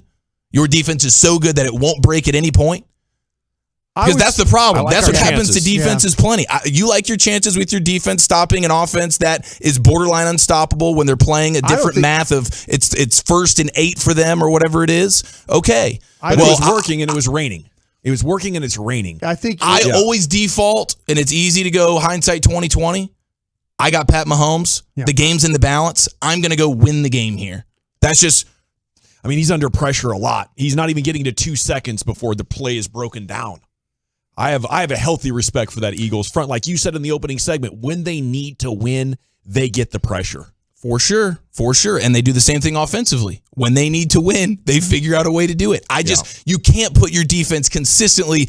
A great job by the defense. You've done awesome. You've done your job. When it's 9 minutes to go in the game and we're at home and I got the ball on 4th and 4 and we've only given up 14 points and it's a 3-point game, defense, you have done your job. It is my turn now as Andy Reid, the offensive guru. It's my turn now as baby goat Pat Mahomes. Let's go win the game. Defense, you gave us the opportunity, but I can't keep putting this out there for you. We're playing the Eagles who know how to advance the ball, move the sticks, and score. Yeah, that's what they do. Okay, but it's at the 39. And on 4th and 25, 4th and 25, Pat Mahomes gives you a chance. He did. On 4th and 4, I'm going to trust Pat Mahomes over whatever defense is out there. On the 49, I like it, bro. On the 39, we don't get this. They're in field goal range for a tie. No, this is my 39. This is Eagle territory. This is Eagle 39. Okay, I might have misspoke when I said that earlier. You're 39 yards from the end zone. Yeah. So you're 39 yards from the end zone. I would agree with you there. 4th and 4. Bad. Yeah. No, Andy Reid's bad.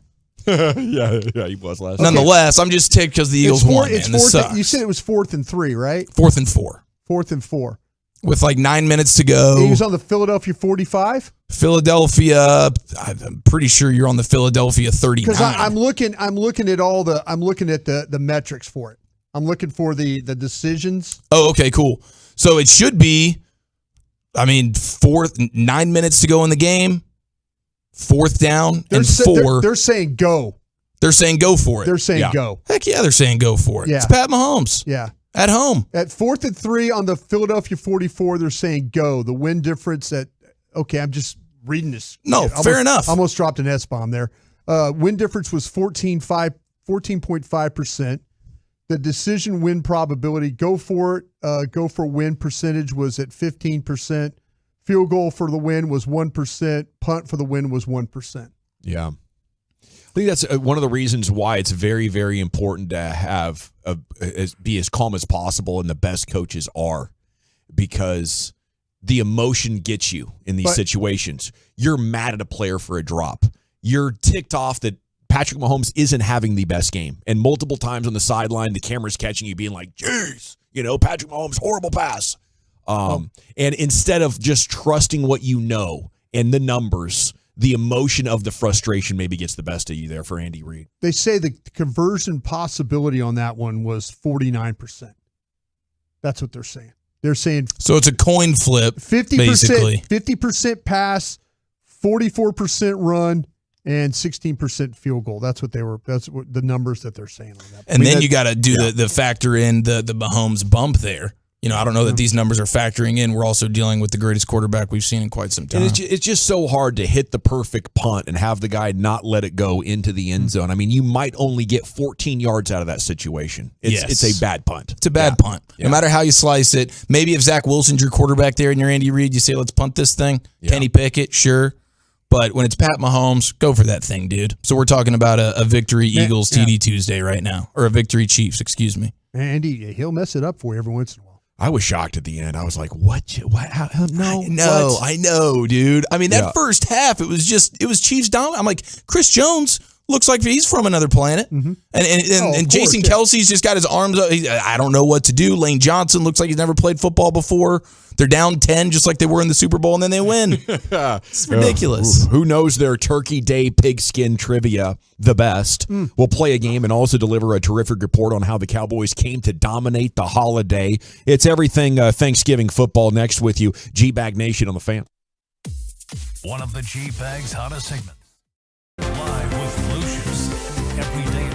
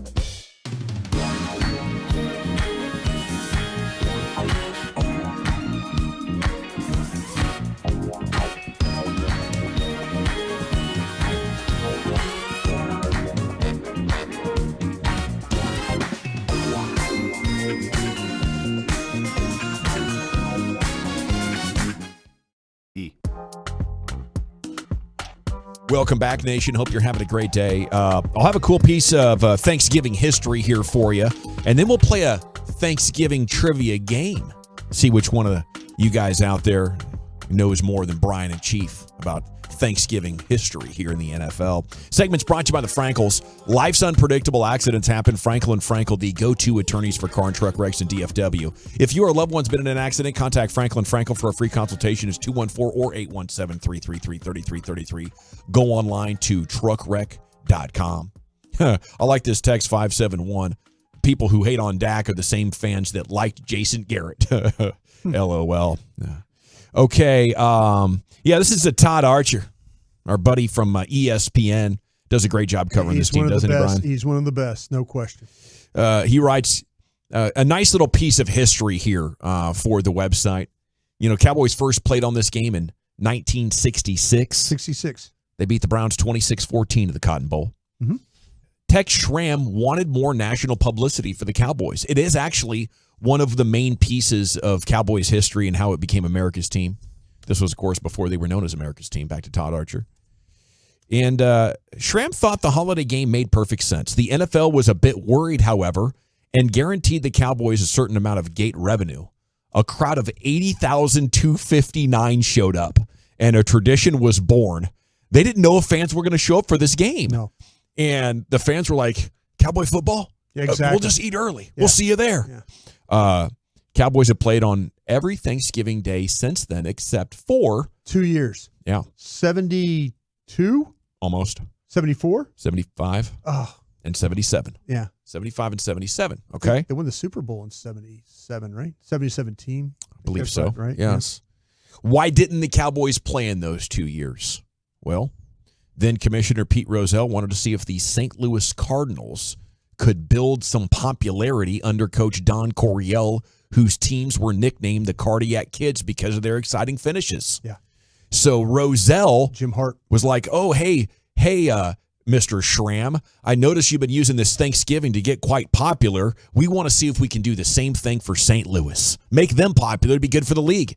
The Bidwells there, yeah. So he schedules them to host Thanksgiving games in 75 and 77. The Cardinals lost both games decidedly. Rozelle goes back to Schramm to ask whether the Cowboys would take the Thanksgiving game back. It was a dud in St. Louis, Schramm said in 88 to the Chicago Tribune. Pete asked if we'd take it back, and I said, only if we get it permanently. It's something you have to build as a tradition, he said. It's yours forever. That's what Rozelle said back. It is yours forever.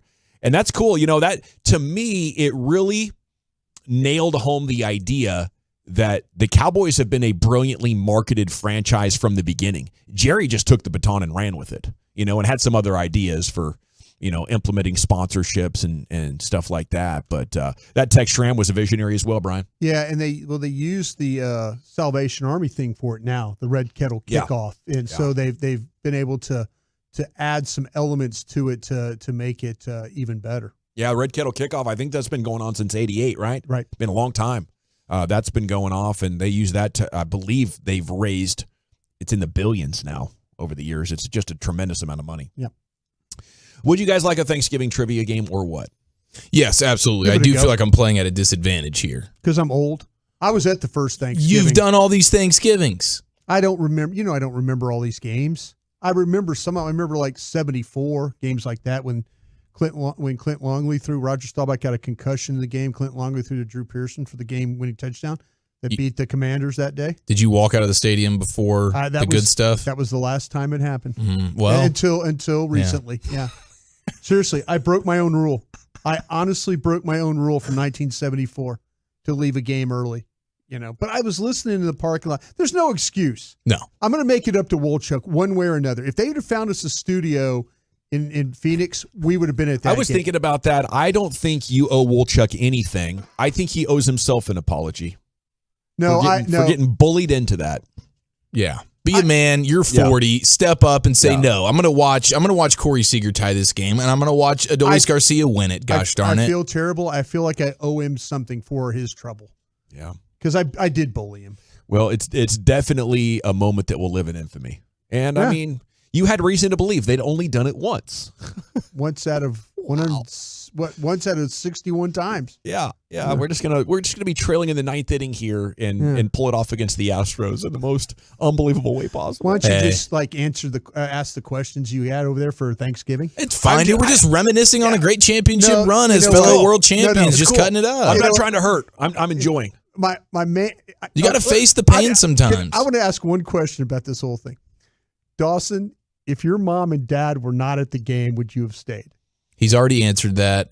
Yeah, no. No. We already know what kind of a fan I am, Brian. I know. I'm claustrophobic. I have social anxiety. I need to get home. I just wanted to make sure that I didn't. The fact that your mom and dad were even at the game, you just want to lash out, and I get it. It was the perfect day for me, and it was the worst day for you. I do want to remind people out there that in 1974, I left the game early. And you swore to yourself you'd never do it again. I'd never do it again, and here I am. I left the game early, and it was one of the great. You're World Series champion, dude. You did your part. Yeah, I'm thankful for you. Thanks for listening to those games on the radio, Brian. I did my part. Appreciate you. Hey, thanks to all the guys with Eric and those guys, they did a hell of a job. And I think the best thing about this is even though you missed the greatest Rangers moment ever, it still happened. Yeah, it happened. Nobody can take that away from us. Sure, nobody can take that away. And with all that YouTube stuff that you got, man, you can rewatch that thing as many times as you want. God dang, he is ready to mother bleep me. It's going to happen. He's just going to unload on me one day. Someone ball up his fist a little bit. Yeah. No, I'm just looking. That's just him being mad at himself. I'm looking for it. You're not. You know what? You're damn right about that. Go be Jim Carrey and Liar. Get to the bathroom and just kick your own ass. You deserve it. You're absolutely right. You're looking like Bob Dole over there with that right arm just stiff, ready to knock somebody out. I've got that pencil in hand, ready to. Here we go. We have 10 questions for the championship. Number of teams to never play on Thanksgiving Day. The number of teams? Oh, give me that have never played. Give me 8. That was just 3. Okay. Neither of you are correct. We're gonna have to. They've all played, I bet. We're gonna have to move on to the hint portion. I'm gonna tell you the answer is 1, but now I am looking for it to be the team to get the correct point. Is it? It's one of the head coach is one of Brian's friends from Green Bay currently. Ooh, Jacksonville the Broncos, Jaguars. Jacksonville Jaguars. He got it. Yes, You didn't work with Sean Payton in Green Bay, did you?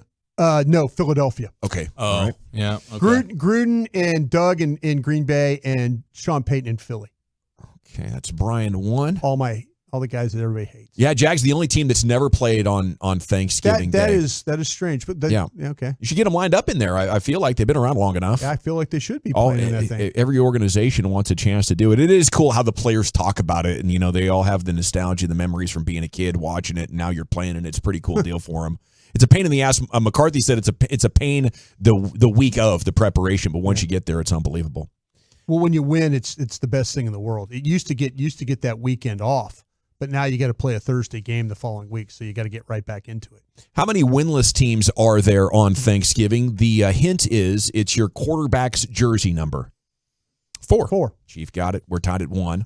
Okay, you're looking at the Browns, Bengals, Buccaneers. I had to think of what his jersey number was. And, of course, the Jags. Yeah, that's where I knew. 5. See, Brian has the advantage in history. Yeah. But Chief has the advantage in brain power. Quickness. Yeah, so the easy ones, Chief will get quicker. Quickness. The quickness will always win. Quick twitch. Yeah. Most passing touchdowns in a single Thanksgiving game. Peyton Manning. Tony Romo. Peyton Manning. I think it's Tony Romo. Okay. It's Tampa Bay. Okay. It's Peyton Manning versus the Lions. Okay, now here's the deal. It's actually a tie. Okay, so Chief is halfway home, but you don't get all the way there until you get both of them. Okay? Okay. So Tony Romo against Tampa wasn't one of an all-timers? No, sir. Okay. You have Peyton Manning tied with a quarterback who is part of a different dad-son combo. This dad played in the 70s for Chiefs' dad's favorite team. Oh, it's Brian Greasy. Brian Greasy. Bob Greasy? Bob Greasy. Oh, jeez. 2-1. Chief has taken the lead. Bob Greasy and Peyton Manning hold the record for most passing touchdowns in a single Thanksgiving game. Greasy. I think it's 6, too. Yes. I remember watching Peyton Manning. It was one of those. Bob Greasy might be the worst quarterback in the Hall of Fame. Yeah. Terry Bradshaw would like to have a word with you. Terry Bradshaw was better quarterback. Joe Namath would like to have a beer with you. Whoa. Let's get to the questions. Okay. How many Thanksgiving Day shutouts since 1970? No hint here other than it's a big number. It's a much bigger percentage than normal. 26. Since 1970, how many games have we had? Like 50? 53? Yeah, that's in half of them. No. 53. I would say 7. Pretty close. 7 total. 7 shutouts. Okay, yeah. not a percentage situation. I was going to go with like 10% of the games, but maybe that's not. I think that would be 7. The actual answer is in neither one of those numbers, though, so I do need a correct answer. Okay. The last one, by the way, 1999, Cowboys shut out the Dolphins. So there has not been a shutout for flipping 23 years. But between 1970 and 1999, there was this many of Thanksgiving shutouts. 7 was close. 5. Nope. 6. 6, he got it. There's the Chief. He is on top here and leading now, what is this, 3-1? Oh, 7-1. Dominating you, dude, in your own game. Okay. What? In your own sport. How insane is that? Over 29-year period, 6 shutouts. What was happening in the NFL then? Just defense wins championships. Teams weren't. 1 out of every 5 games, one of the teams was not scoring. It was one of those things where teams were not getting used to playing on a Thursday. Yeah. Now you play on Thursday. You're like, oh, we have to do this as part of what we do. But I think some teams didn't handle that very well. They were complaining about it, feeling bad for themselves, and feeling sorry, beat not up, cramming the prep in. Yeah. Softies, man. They probably didn't know how to take care of their bodies. Weren't getting that lean protein and kale. Okay, which Detroit pass rusher holds the record for the most Thanksgiving career sacks? Detroit's? Yes, which Detroit pass rusher holds the record for the most Thanksgiving career sacks? This is all-time Thanksgiving games. He shares a first name with a former Cowboys running back who's now in New England. Oh, Ezekiel Ansah? He got it. Ziggy Ansah, yeah. 8.5 sacks in his career. He is the all-time Thanksgiving champion. Ziggy Ansah. I think those are the only games he got sacks in. For another point, where did Ziggy Ansah go to school? BYU. Oh, God, he got another point. Yeah. Thank you. He's running away with this thing. Which Detroit? I'm quitting. I'm a football guy. Which Detroit megastar holds the record for most career Thanksgiving touchdowns? Barry Sanders. Megatron. Megatron. Yes, he's got 11 of them. Yeah. Should have known. Should have known it was Bijan Robinson. Which Dallas-based celebrity quarterback shared the record for most passing touchdowns all time? Romo. Share. Dallas celebrity quarterbacks. Dallas celebrity quarterbacks? One of them still active. It's Dak Prescott and Troy Aikman? No. Romo and from Dallas. Okay. Matthew Stafford. Matthew Stafford and Tony Romo. Half point each for that one, guys. Oh, thank you. You brought us the full. It's fine. I just gave him a point for BYU. Which legendary geezer boy Fogey holds the record for most receiving yards all-time Thanksgiving? Ooh, is it Drew Pearson? No. Said old school, so I was just.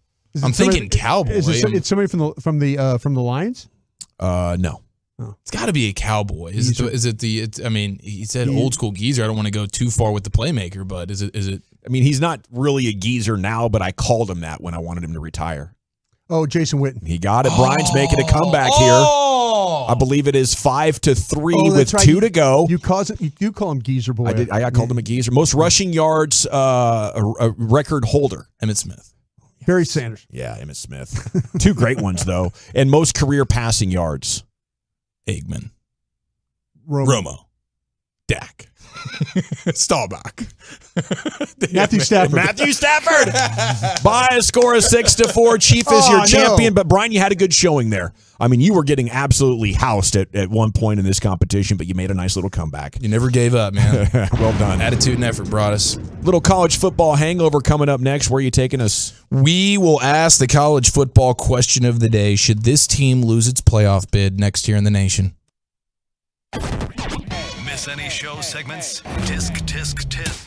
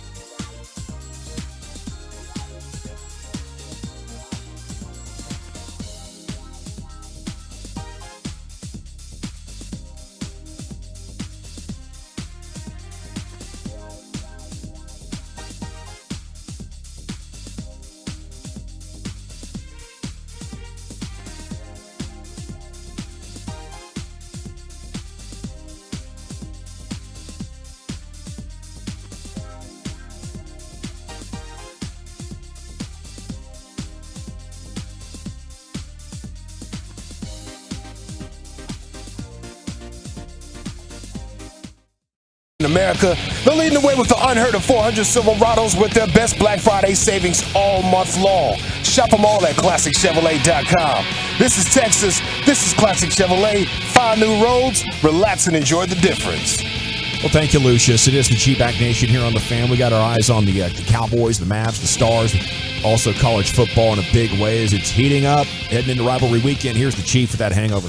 All right, you guys remember yesterday when we discussed a play in the Cowboys game that we felt like we'd never seen before, where you had Xavier Woods, former Cowboy, tackling Brandon Cooks, using one hand to pull his face mask and maybe the other to horse collar him down. Never seen that before. Have you ever seen this? The third-string quarterback made an appearance, walk-on kid from Colorado, the Buffs. Shedeur Sanders inevitably was exiting a game at some point this year, banged up. Was this the interception he threw? This was the pass that he threw where he throws it, it gets tipped, he catches it, and then he throws it again, and it gets picked off. Right, I did see that, yes. So it was... You can do that? I guess if it doesn't pass the line of scrimmage? Yeah, as long as you're throwing the ball starting from behind the line of scrimmage, nothing at the forward pass, I mean, it never hit the ground. Like, he throws it, D lineman tips it, lands right back in the quarterback. You've seen that plenty, and the quarterback usually just starts running with it. Yeah. But this dude was like, okay, I got another opportunity, another crack at it. Let's throw an interception. Let's throw a pick. Yeah. Yeah. So he was like, man, you didn't catch it the first time. Here's a mulligan, defense. You can go ahead and snag it. I don't know if Broadus, I mean, all the years you've been watching football, I've never seen that before. I'm gonna catch my own pass and I'm gonna throw an interception on the same play. Not on the same play. Brett Favre, I think the first pass he ever threw for us in Green Bay was tipped and he caught it and he ran. It wasn't even, I mean, he completed it to himself. So. With rules being rules, do you feel like we need to get Wolchuk on the Boomer Jacks Bar and Grill hotline after There's what been a couple in Broadus recent just days. did? I mean, you said Favre yesterday, and I gave you a pass because it's like you didn't say Brett, but you just said Brett Favre, and I feel like we're going to have to ping Wolchuk now. I kind of feel like that I'm trying to help him out here, so I didn't want to say the full name, but I just did. So, yeah, he probably has to call in and say something. We'll see. In the meantime, shout out, by the way, just to that kid in Colorado, because that was a historical play that I'd never seen before. Now, unfortunately, we saw FSU quarterback Jordan Travis have one of those disgusting leg-breaking injuries in the game over the weekend, and that ends his tenure at FSU. Really, really good season for them. They've been in the college football playoff top 4 all season long. One of the better teams I've seen play. I mean, I know they beat LSU to start the season, but when you watch them, all those transfers, they got those receivers and they got some players. Man, they got some players. For sure. They got Versay, the defensive end. I think Versay is how you say his name.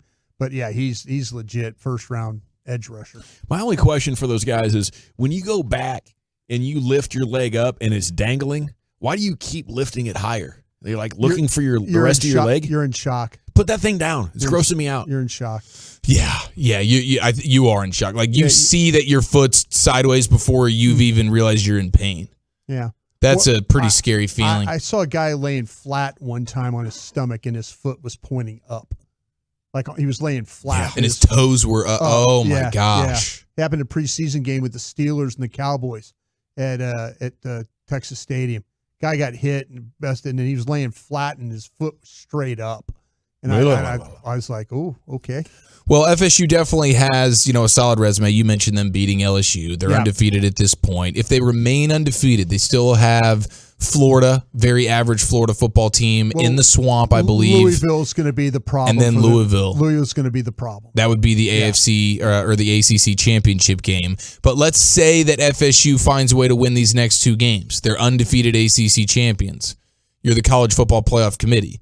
Can you still let them in, given the fact that they're now dealing with a backup quarterback? I think you have to keep them in because the fact that they keep winning. Even if they're not style point wins, if they scrape by these next 2 games. Washington, to me, what will help Washington is, can they find a way? I mean, they've got the Apple Cup this weekend where they play Washington State. That would be a big game. Gavin will tell you all about that. It's a big game. But then they got Oregon again. Now, how do you navigate Oregon? Can you beat them again? I think Oregon might beat Washington now. in the rematch of the Pac-12 championship game. Really hard to beat them twice if you're close. Yeah. They're going to make adjustments. Yeah, I do find it interesting. I wonder what you do there if you're the committee. I don't think Florida State is going to beat Louisville with a backup quarterback. So you think they'll take a loss anyways, and they'll just get themselves out of there? I think the committee would look at it though and make a decision that you're not good enough based on your quarterback injury. I don't think they'll give you credit for a schedule. Yeah. And I think that's the right way to do it. Yeah, I think you're probably right. You have some precedence with Ohio State some years ago when JT Barrett got hurt towards the end of the season, and it was Cardale Jones that stepped in. But they really dominated their next. I know Wisconsin, I think, might have been the Big Ten championship. And they Iowa just crushed them. And so Ohio State stayed in the playoff. The winner of the Ohio State Michigan game will be in the playoff. I mean, maybe it's Captain Obvious there. But Iowa is not going to beat either Michigan or Ohio State when they play in the Big Ten championship game. No, it's actually that's not going to happen. It's like disrespectful that's even. Yeah, the winner will be in. The winner of this game this weekend will be the one that. Do you have a feeling on it? Jim Harbaugh obviously not going to be coaching on the sidelines, and he did make a reference to, like, he was at the podium yesterday. And he says, with all the outside noise, our locker room's in one piece. Locker room is a lot like my mom's bathing suits. I like to see them in one piece. So Jim Harbaugh's cracking jokes at the podium while he's not eligible to coach this weekend. But it is a huge game, and it's obviously, at the big house. I think most people are assuming Michigan finds a way to get this one done. They've been obviously really, really good this year. Play well on defense.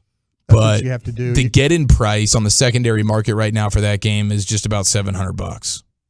And that's the actual price of the ticket, not including all the fees. The average price of the matchup is $1,700. I would love to go see that game one year. I'd like to go to Michigan. I've never seen a game at Michigan Stadium. I'd love to. I have. It's incredible. Yeah. Yeah, it's a hell of a trip. You've been to the big house. Mm-hmm. Did you paint your face? 2008 or 2009, I went up there and watched Oregon beat them, actually, week 1 or 2. It was a great game. Oregon traveled to the Horseshoe one time and beat Ohio State recently here. I think it's 2 years ago. It was killer. I got invited to that one. I had a buddy up there who listened to the show who was rich, and he would rent a plane and take like 100 of his friends to different games. It was so killer. Yeah. We were everywhere. What a great friend to have. Yeah. He called me like 2 days before they left, said, "Hey, we just had somebody bail out. You want to go?" I was like, "Well, of course." Yeah, of course Let's freaking go. Dude, that's awesome. Yeah, that's a bucket list college football atmosphere. No doubt about it. Love to see a game there. The main strip that you walk up and down, after the game, you can walk from the stadium right there and it's like, it's old history. It's iconic college football bars. Yeah. There's so many good things about partying in Ann Arbor, but it's still young and fun, almost like you're in a big city, but you're in a college town. And yeah, it was great.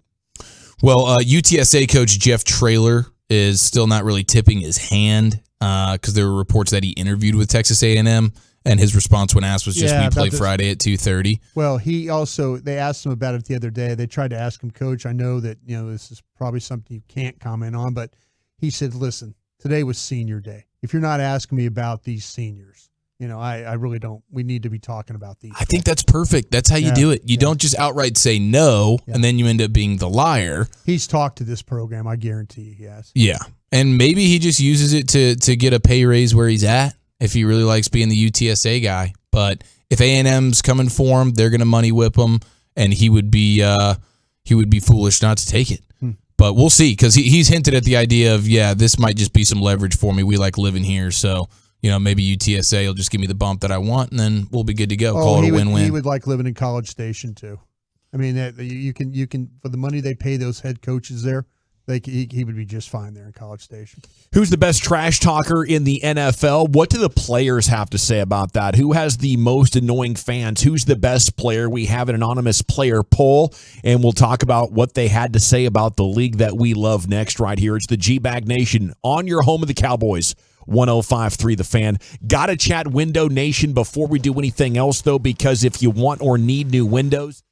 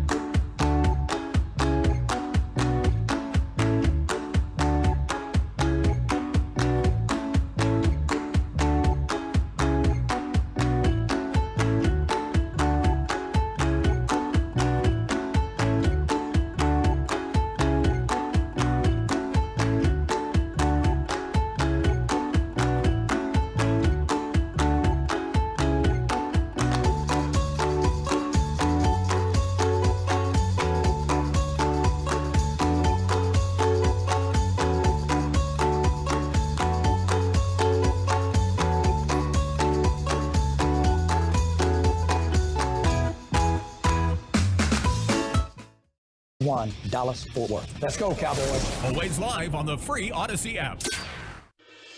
From our fan studio, secured by DFWsecurity.com, you're rolling with the G-Bag Nation on 105.3 The Fan.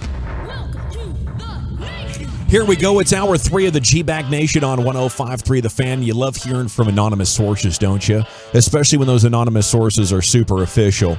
You know, a scout, a GM. I'll tell you what, front office guys and gals love to talk off the record. The first line they do to you is, "Hey man, you didn't hear this from me."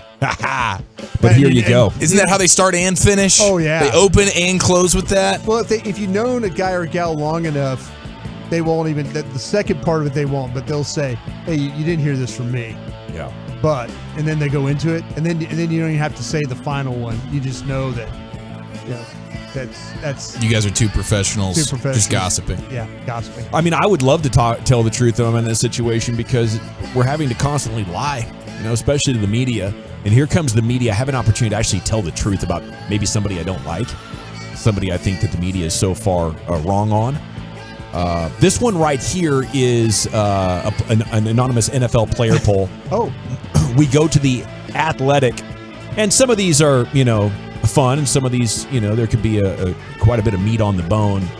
Best player in the game today, I was shocked 53.6% of them are wrong because only 46.4% of them answered correctly.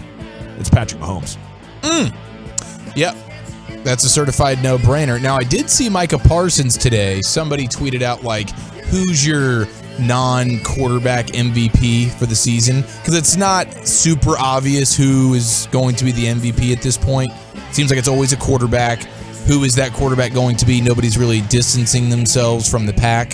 So everybody's like, okay, well, if it wasn't a quarterback, who would it be? Nobody's putting in their answers. But Micah Parsons says the best non-quarterback, or I think he just said the best player is Tyreek Hill this year. Yeah. Just going off of this year. But there's no question it's Pat Mahomes. That play that he made against the Raiders where he kind of catches the ball in the middle of the field, and the blink of an eye, he just explodes. It's like a surfer coming out of a barrel. Yes. Like, oh, he's done. The wave's going to crash him. And then, pew, there he goes flying out of there and into the end zone, high-stepping. God dang, that guy is an amazing superstar and puts on a show. Tyreek Hill did actually get 7.7% of the votes out of 84 responses from former players. Aaron Donald was the second most vote getter at 8.9%. Still at the top of his game like that. So salute to him. Myles Garrett, Lamar Jackson, Joe Burrow, 3.6%. He's obviously taking a big hit there with the injury. Bosa. Goff got 2.4% of votes. Some guys weren't taking this poll seriously. Teammates probably voted for him. That's Goff voting for himself. That's like two dudes. It's Goff and his buddy. And then Trent Williams, who is a monster. He got 2 votes as well. Oh, I'm surprised you'd go with anybody else, though, if you're being objective. I get voting for your buddies and voting for yourself, voting for a teammate, stuff like that. And that's kind of like why the player polls aren't always the best, but it is interesting to get their perspective. Agreed, 100%. Then they write in some other names that received a vote, but nowhere do you see Micah's name. I was a little bit surprised by that. It's like we want him to be the best, like we want Luka to be in the MVP, and early on it's like we're there, but something is happening, and I'm not saying he's falling off. It's just very difficult to be consistent. I think things have happened to his surroundings over the last couple of years that have made it more difficult for him to dominate. But it'd be great if we could get 4 months of domination out of him and the depoy and the MVP for Luka here before it's all said and done. Biggest trash talker. There's an individual out there who must be prolific and amazing because he got nearly 25% of the votes here, Eric. C.J. Gardner-Johnson there. The Eagle or the former Eagle safety? Former Eagle Detroit now, right? Yeah, but then I think he's out for the season. He's out for the season, yeah. Decent player, solid player for sure. But yes, he must, because that's not just like a superstar name that people are just throwing out there. That is a sort of a niche name that everybody just knows. Oh, no, this guy is constantly chirping. Yeah, it's just kind of like his shtick, one player said. I don't know if it necessarily works, but it's what he reverts to. So maybe he's a volume trash talker. He's not always, having the best quality of trash talk, but the quantity is there, and he's going to keep on firing at you. I can respect that about a player. Does Sauce Gardner get any votes? Do you have some other names on that? Jalen Ramsey got the second most. Brandon Graham, Jeffrey Simmons, DK Metcalf, Stephon Diggs, Zaire Franklin, Matthew Judon, Dexter Lawrence, also receiving votes. Okay. I don't see a Sauce Gardner. No sauce. No sauce. He's a pretty good trash talker, though. I think he's kind of a pretty brash guy about, when he's covers and stuff like that. I thought maybe he would be one of those guys. A lot of DBs in here. Jalen Ramsey, one player said makes a lot of sense. He has a lot to say. Yeah. Offensive linemen tend to get on the act as well, said a player of Carolina Panthers guard Austin Corbett. I think his trash talking is pretty elite. He can't block me. It's the psychological warfare. It's so nice you don't even know what's going on. Okay. Yeah. Yeah, some guys go that route. They try and sweet talk you a little bit, soften you up. It's a tactic, you know. But you got to be able to like perform well, right? To be a trash talker. Don't you have to block or tackle or cover? You could be a pest. I think you don't have to be great. But you do have to have some kind of skill that's going to rattle the opposition. If you're Pat Beverly and you're just in point guards' faces, and if you're talking trash and you're not any good, and I'm like dominating you, I'm like running by you, I'm pushing you down the ground. I just got to get you out of your game, though. This is where a non-star can get you out of your game. How do you get somebody out of their game when they're constantly running over you? Yeah, I don't. You have to be able to stay in the game. That's what I'm saying. But you don't have to be great. That's all I'm saying. Corbett, to me, I watched him play the other day, and I'm like, you're talking. When you said his name, I'm like, what? That guy can't. Seriously, he can't block me. Yeah, it's disappointing, and it was obvious. I think you're right about that. Yeah, seeing Jalen Ramsey's name up there makes a ton of sense because he's. You have to be able to perform to be a trash talker. You have to be able to back it up, right? You got to be able to make some plays. I think eventually. Yeah, you have to be the guy that's like talking the whole. But game. like Dylan Brooks is the #1 trash talker. Boom. Okay, and he is at times not above average. But he's going to be relentless, and he's not going to lose his confidence, and he's going to have his moment, and he's going to get the best of LeBron, maybe once out of every 2 years. Yeah. There's going to be that game where, you were the guy, maybe you were the difference. I think I'd keep my mouth shut if I couldn't block you. Oh, yeah, I'm absolutely keeping my mouth shut. If I couldn't cover you, I think I'd keep my mouth shut. Yeah, and even if I was killing you, I don't think I would say much, because I would be worried about the quality of my punchlines. This is a real skill. It's not something that you can just decide to be a trash talker. You got to it's special. Which current coach aside from your own would you want to play for? It's got to be Mike Tomlin. You're right about that. 26.4%. Mike McDaniel, 14.6%. Dan Campbell's in there, I bet. Yeah, Dan Campbell's fourth. Andy Reid is third. Yeah. McVay, Shanahan, Sirianni, Carroll, Pierce, Ryans, Vrabel. And then Bill Belichick actually got 2 votes. Must be some old guys here still around in the league. Matthew Judon. What they gave Brady a vote. What they like about Mike Tomlin, his messaging, leadership, and attitude seem consistent with a winning formula. He's tough and accountable, demands that of his players. From the veteran Super Bowl winning coach and Tomlin, players shifted to Mike McDaniel. He seems like a pretty fun coach to play for. Yeah. A guy who really loves ball, said a player who chose Andy Reid. Who's the most underrated player in the league? Now, this is an interesting result because almost all of it was just random dudes. The guy who got the most votes, T. Higgins, most underrated player in the NFL. I think it's Deron Bland, and he actually got he came in 4th or 5th in this voting, along with Amari Cooper, former Cowboy there. Mm-hmm. I really felt like he was highly underrated in his time. He's a dang good player, maybe a little inconsistent. What's the best stadium to play in? How do you think NFL players would answer that? Do you think they like playing at AT&T?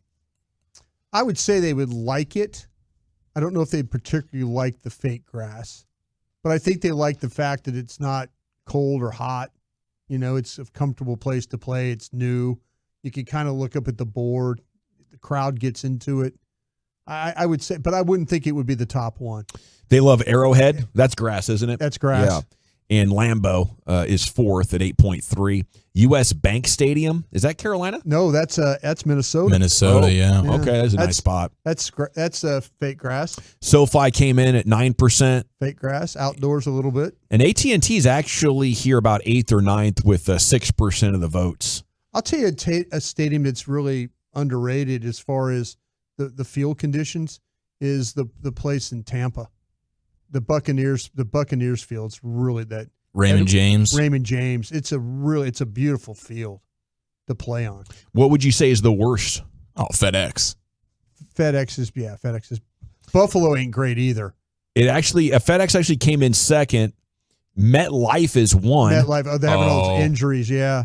Highmark Stadium is 3. Which one is that now? That's Buffalo. Highmark's Buffalo, yeah. Is that just because of the weather? It's an ancient stadium. Bills Mafia is nasty. It's a hard place to play with the weather, and it's because then you've got the field that's fake grass, but it's like concrete. when it gets cold. So it's kind of a hard place to deal with. Okay, most annoying fan base. How annoying are Cowboys fans, do you think? At 877-881-1053. Probably voted second to Eagles fans, my guess. How close should it be? I think both fan bases are really that way. Close. I think that they've got you on certain levels, but I think they're both that way. So obviously it's a different brand of annoying. Let's put that out right now. Right. Okay? Right. Because I don't want to be associated with Philly in any way because what they do. But they get 25.3% of the vote. Now, this is from the players. And the Cowboys got 24.7% of the vote. Yeah. So they're pretty much in a dead heat with a quarter of the vote, most annoying fan base. Let's see what some of these folks have to say while we're waiting for your truckwreck.com fan text. One player said of Eagles fans, loud, rude, and obnoxious. They just swear that they're the biggest football gurus on earth. And on the Cowboys fans, they usually think they should win the Super Bowl every year. And I would agree with that. I think maybe our confidence that this is going to be the year is maybe something that's annoying. But the team is kind of doing that to us on purpose by building the ultimate regular season team every year. So they build us this team that can blow out the bad opponents in the division, which has been the case for about 15 years now, and not really have a great chance. So you really can't hate on us because the Cowboys fans, they keep getting great regular season teams, and to believe this could be our year when you're one of the teams winning the division or in the playoffs, I don't think is that asinine. I don't get it. I needed somebody to explain to me why Cowboys fans are so annoying. I think it's just the quantity of them. Everywhere you go, there's Cowboys fans everywhere, and they actually travel pretty well. You see that in Carolina, so you're a team, you're like, this is a home game for me, but man, I am seeing a lot of Cowboys fans. They're not as loud and sort of violent and disrespectful. Yeah, let's as talk Eagles about behavior, fans. not just the fact that we travel well. Right, that should be annoying. There's just a lot of us, I guess. There might be a situation too where these players are looking at the amount of scrutiny that the Cowboy players get from the fan base. Maybe this is Cowboy players. No, they're serious. They're crushing my mentions, man. No, they're exactly. I mean, the fact. I mean, Philadelphia, they're known for getting on their teams when they're not having success, and I'm sure that players around the league they turn on these shows every week, and they see they see the media catering to these fans, talking about the Cowboys, talking about the players, and so probably players are saying, well, their players are under a lot more scrutiny than we are. So they're probably saying that's the problem that the fans have. How about turf versus grass? Is this overblown or a real concern? How do the players answer it? I think that's a real concern for a player. I don't think it's 100% though.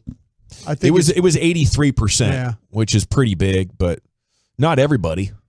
I bet the 12% that thought it was overblown don't change position really quick. They just can't feel what it's doing to their legs because they're not explosive enough. Would you be open to a change in the franchise tag rule for running backs only, even if it impacted the salaries of other positions? Yes, got 53% of the vote, no 36%, maybe 5.8%. This is the first time I've seen something like this. I think I've been saying for maybe as many as 10 years, running backs damn near need their own union. They need their own contract rules. I think they should be able to come out of college much sooner because they're old at 25 and 26. You can't see it yet, but it's getting there.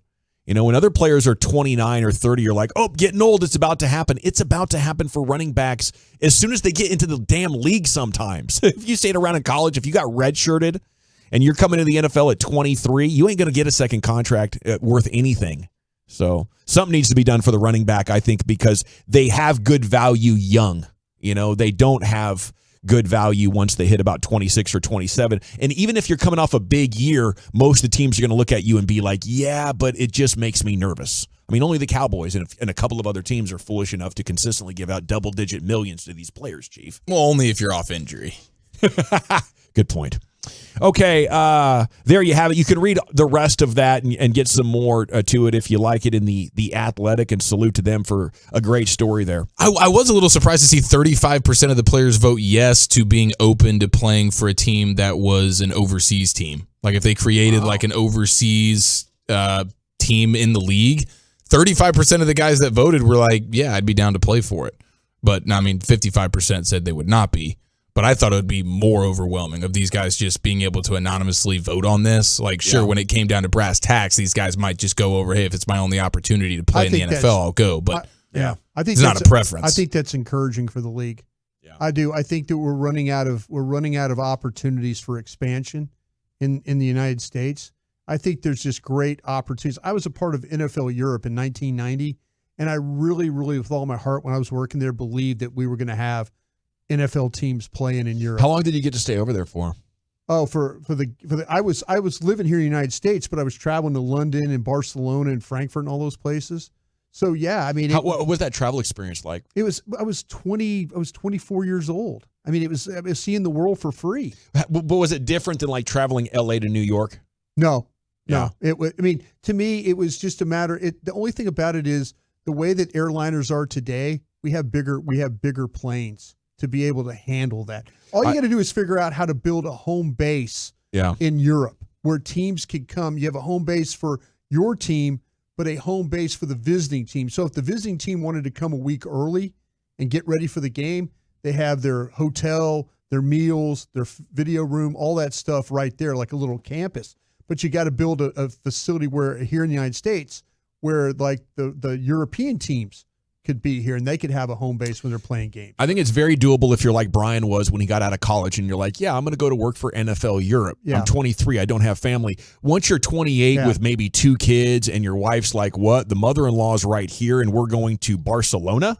Right. You're going to Barcelona. I'm staying here. And now dad's like, oh, crap. Now I'm away from my family for half the year. It does seem logistically tough. You're going to have to figure out the tax situation there. That's the problem because they're going to tax you wherever you're. And housing.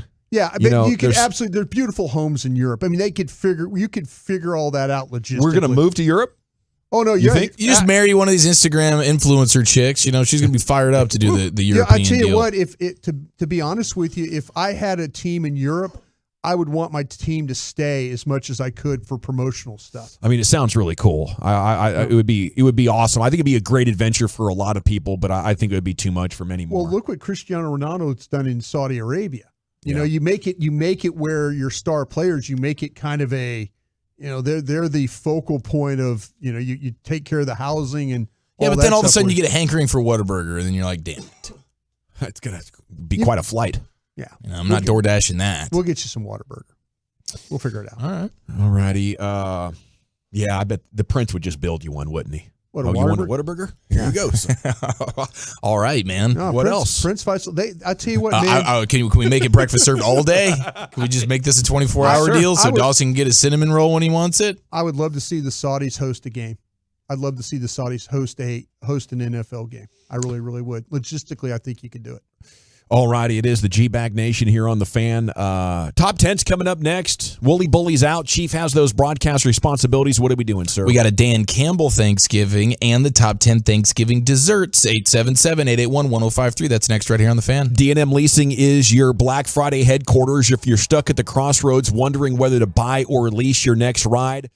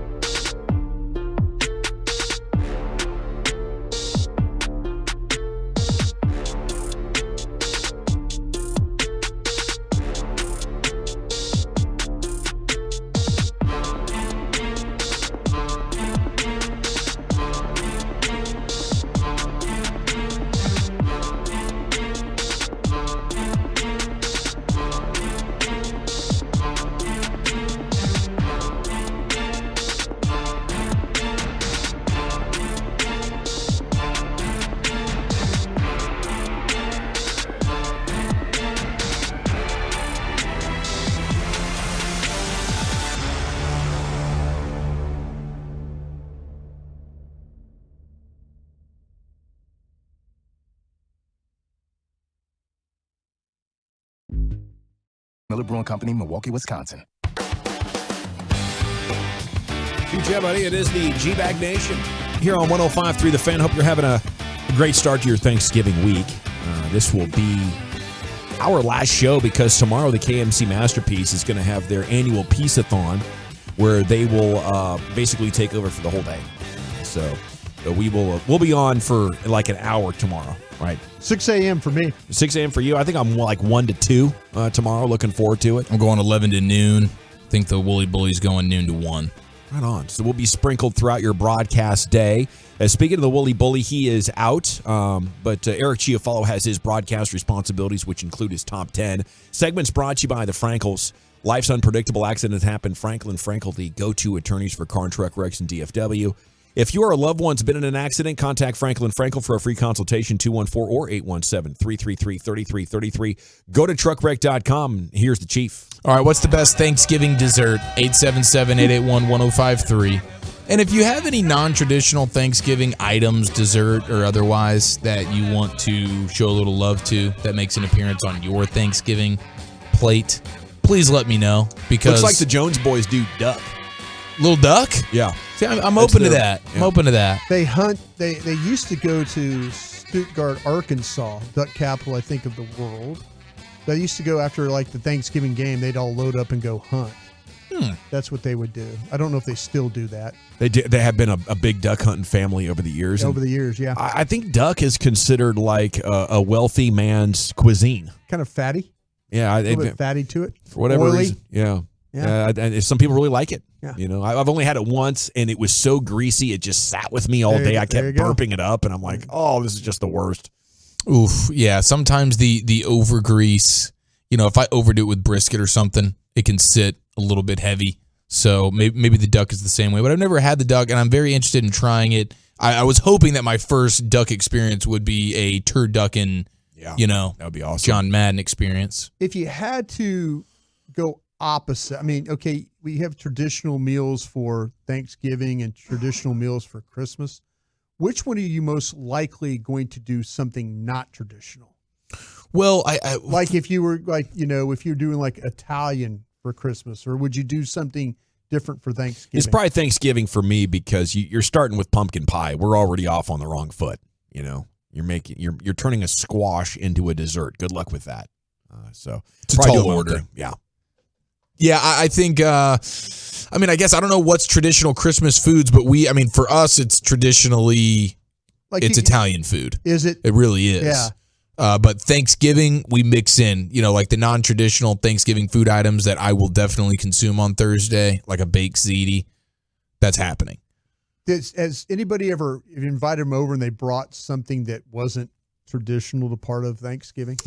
Like somebody shows up with something that you're like, you're just bag of Doritos, throw it on the table. Have you? Nobody's ever done that. No, but I know like some people will bring like some store-bought Christmas cookies or an obvious like store-bought really bad pie. Now sometimes you can get a premium one like the lovely Mrs. Chiafalo who won a pie baking contest with one of those. Dude, she did. But if you bring that the really cheap amazing one, story. It's great. So it's wonderful. if you show up, I'm not saying that everybody can cook or like to cook, but just give it a little effort. Just give it a little effort if you can to bring over. I mean, I could see Dawson bringing over, oh, look, hey, I brought some wings, some orange magic wings. Yeah, I would do that. And then all of a sudden you're like, all right, he gave this some thought. He prepared. This is legit. This is legit. He didn't just go out and buy this. He went out and made these. And then you're like, man, what the holidays are all about. Yeah, I could dig this. If you're kind of trying to make things, I'm for it. It's tough for the person that doesn't cook.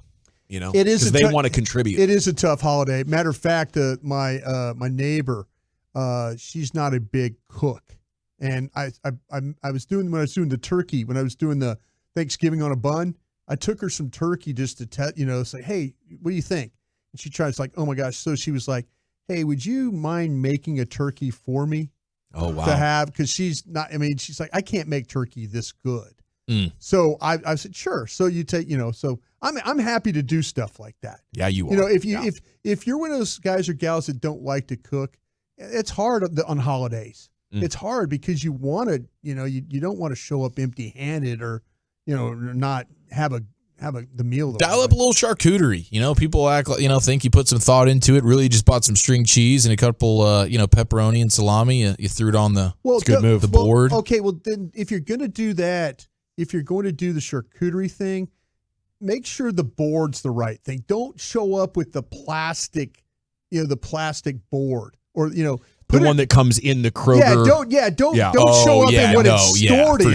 For sure. Those are nice meats and cheeses in that pre-bought one, though, by Hormel. No, that's a good product. You just dump it right onto a wooden sheet to make it seem like you're classy. Okay. Well, then also, if you're going to do that, go buy some Planters peanuts to put out there. Okay. Get some grapes to put out there. Yeah. Get a little jar of honey and put it out there. Take a nice touch. Take a baguette, like those long French baguettes. Cut them up in individual like little toast, but you don't have to toast it. But put them with the crackers. Don't go for just regular old crackers. Go for the club crackers. Go for crackers that can hold some weight to them. So you could take those little things, the Hormel board thing, but put it on Put it on a wooden, like a cutting board. Yes. Go buy yourself a cutting board. A nice one. Those are cool. And then bring it home when it's done. Yeah. Don't leave it there. Bring it home and use it next time. Shout out to the 214. Says they do a wings giving where everyone brings chicken wings. There you go. Different flavors. You invite Dawson. He's in. Wow. I was thinking about what's the best alternate Thanksgiving. Is it a Friendsgiving or a Danksgiving? I did not know there was a Wingsgiving. Yeah, it's always been the Thanksgiving one seed, but I think the Wingsgiving might be making a run for it here. And I've seen a lot of people doing the turkey wings. A bunch of turkey wings fried up. Wow. And it was like, oh my gosh, this looks to die for. So shout out to the folks doing it that way. But what's the best Thanksgiving dessert at 877-881-1053? Dan Campbell, when asked about Thanksgiving, quote, must have his ham. Yeah. I'm a big ham guy, not a turkey guy, unless it's fried turkey. Not a dressing fan, not a cranberry fan. I'll throw that right out to the dogs. Everything else, I'll load it right on top of each other, full stack. So Dan Campbell, he's at least down with the mix. Anti-turkey, more ham guy. That's probably my biggest take for Thanksgiving that is disputed is, the ham is not totally for me. I'm big turkey guy. Big turkey guy. The spiral ham cut with like a maple glaze to it is pretty awesome. What's the guarantee, Lucius, for the desserts on Thursday? Sweet potato pie. That's a must. You got to have that on deck at all times. Pecan pie, too. There you go. Yeah. I told Carter he was making out like the sheet for those guys tomorrow, like the best foods, power rankings or whatever. Oh, yeah, it's the bracket type of situation. Bracket, yeah. I told him to put pumpkin pie versus pecan pie.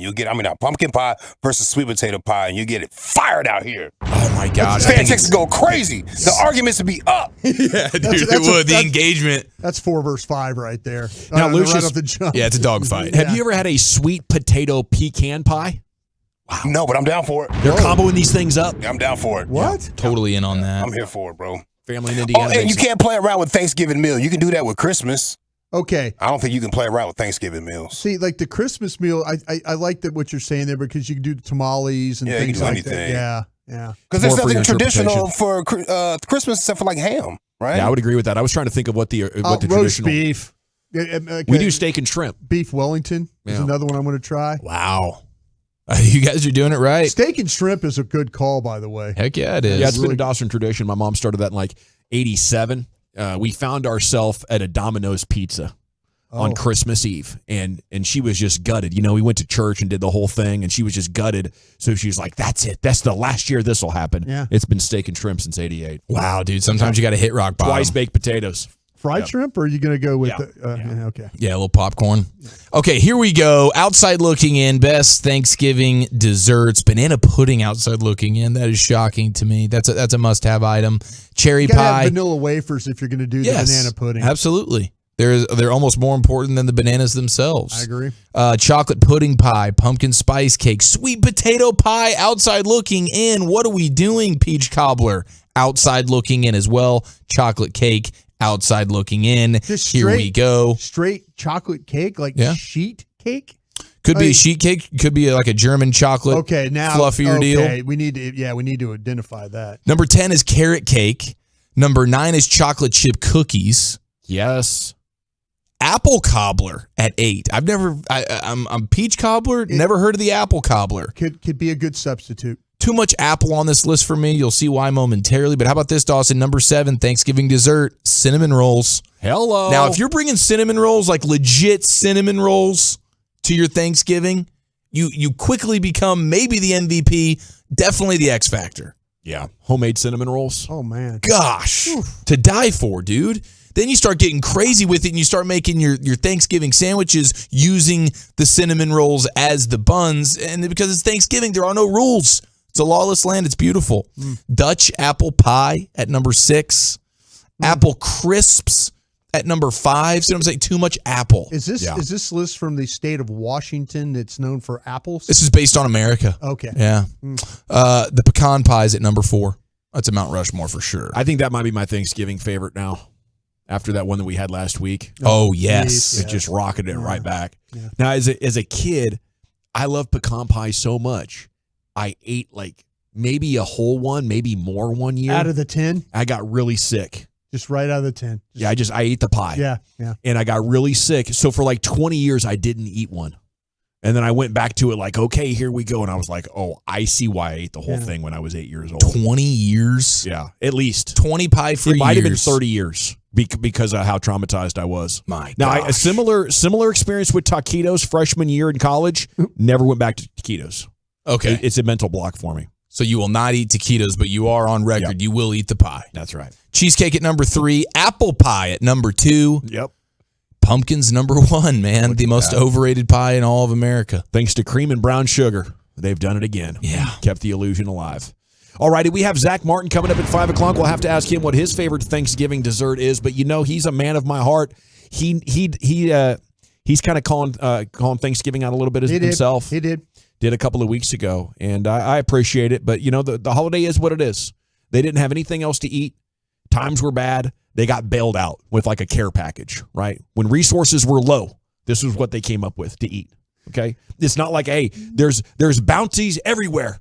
Where we have plentiful supplies. Let's make the best meal ever. It's just what they had. It's just what they could come up with. Hadn't figured out the shrimp yet. They hadn't, hadn't gone out the ocean. Got the shrimp You mean yet? they weren't passing up on big, strong calves? Yes, that's right. Okay, Zach Martin coming up at 5 o'clock. Around the Rim is next. Where are we going with that? NBA's version of the Manning cast coming to a TV near you, and the youngster, no respect for the vet, next here in the nation. We need to get you some new windows from Window Nation, though, especially if your house is just a little bit old. Your windows lose their energy efficiency.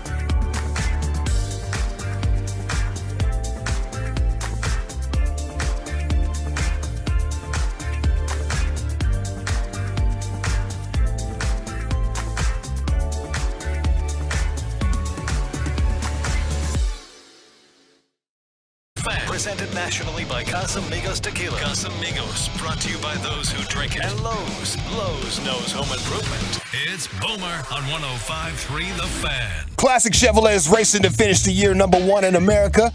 They're leading the way with the unheard of 400 Silverados with their best Black Friday savings all month long. Shop them all at ClassicChevrolet.com. This is Texas. This is Classic Chevrolet. Find new roads, relax, and enjoy the difference.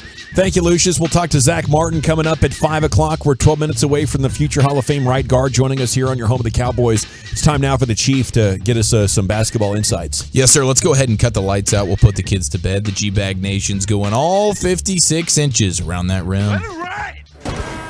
Rain dance. I gotta join here, man. I've been saving for a special occasion. It's always a special occasion when Kevin Durant is only 14 points away for 11th place on the NBA's all-time scoring list.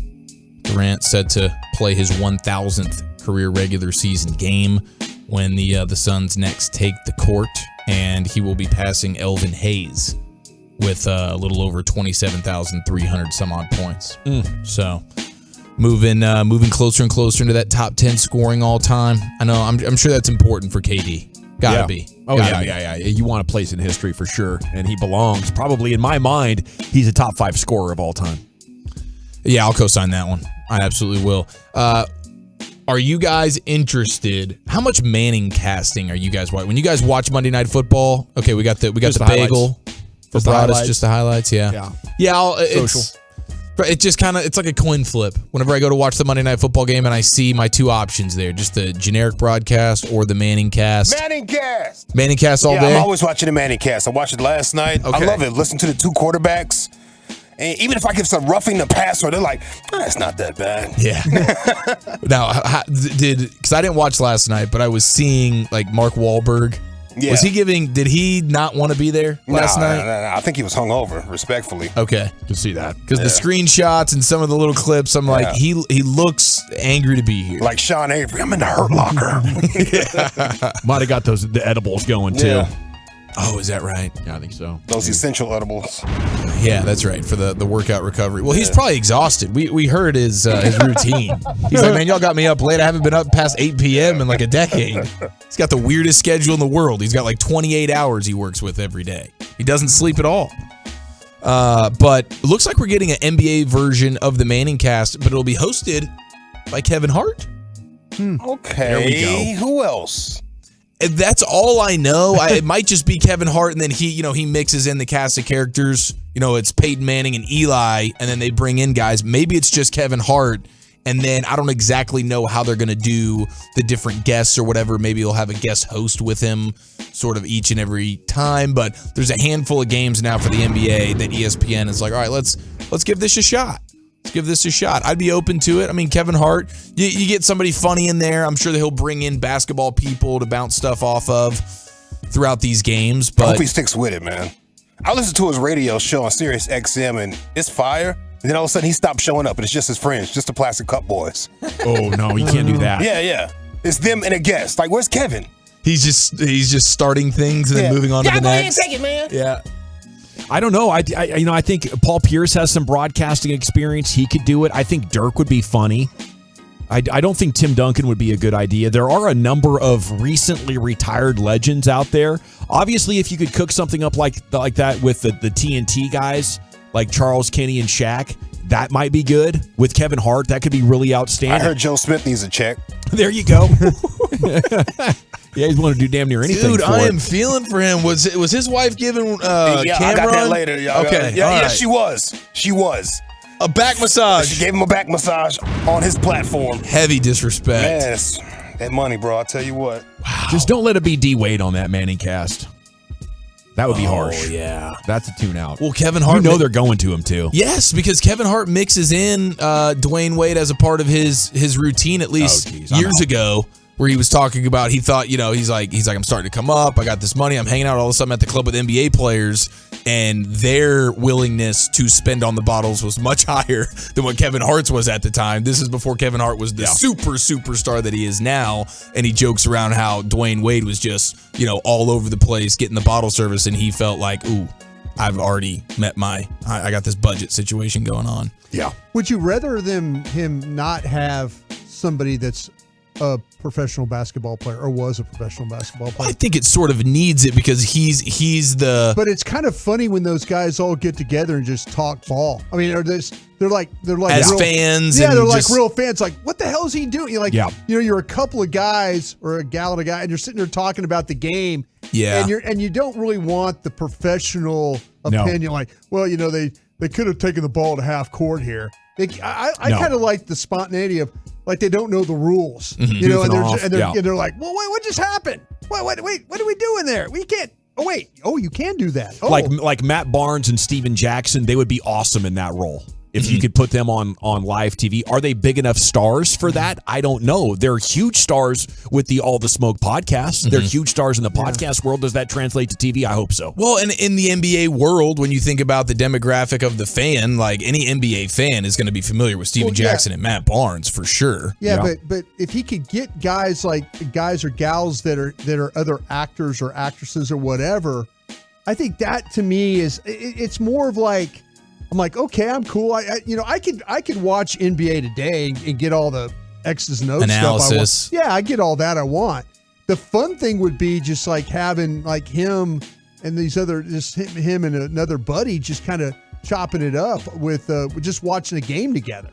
Yeah, that's the gold, I think. Yeah. Glad you mentioned Matt Barnes because apparently, years ago he had that run-in with Derek Fisher where he drove a ridiculous amount of miles to go put his hands on him. And now he was hanging out in his house with his ex-wife. That's right. Well, they're on good terms now. You got to give her a pass on that. They are. They're on good terms now. I saw a story. Derek Fisher is actually the basketball coach to Matt Barnes' sons. They're making this thing. All work. So kudos to them. Little love, little basketball, little forgiveness. That's how it usually happens when you fight somebody. Yeah. Y'all come friends. On. Yeah, y'all friends. Best friends sometimes. Yeah. Well, also, speaking of love and basketball, congratulations to Brandon Ingram's baby mama, Aaliyah Petty, who is now having a child with Blazers guard Anthony Simons. So just a classic Romeo and Juliet love story. And then here's Bill Walton doing his college basketball routine. He finds himself saying ridiculous things. Listen to this one where he's, I guess, making a sad statement that is factual about his play-by-play guy. Got some heavy baggage, too. That's true. And that's going to be an and one for the Silver Swords. They continue to fight, Bill. I know you carried some heavy baggage. You've recently lost your dad. But with the guys coming to try to keep the healing momentum going, I don't know how that works for you right there. That's not the segue that you want, Bill. I'm like, dude, I need to get a FaceTime shot of the play-by-play guy of when that comment got made from Bill Walton. Never fails. Yeah, Bill really leaned into that strong. I like how he just went with it. There was no awkward pause. He really felt like he was in the zone showing love to his buddy in a moment of Does he need. usually do work with Dan Schulman? I have no idea. I thought he was a Dave Pasch guy. Me too. I thought it was Dan Schulman. Maybe I'll look that up. I can't get enough of Bill Walton though. I Yeah. mean, you tell me you're playing some Bill audio, I am down to listen with full intent. Okay, it's time now to listen to a Cowboy with full intent, a future Hall of Fame right guard. He goes by the name of Zach Martin, and we'll talk Cowboys Commanders with Zach next here in the Nation. DFW's number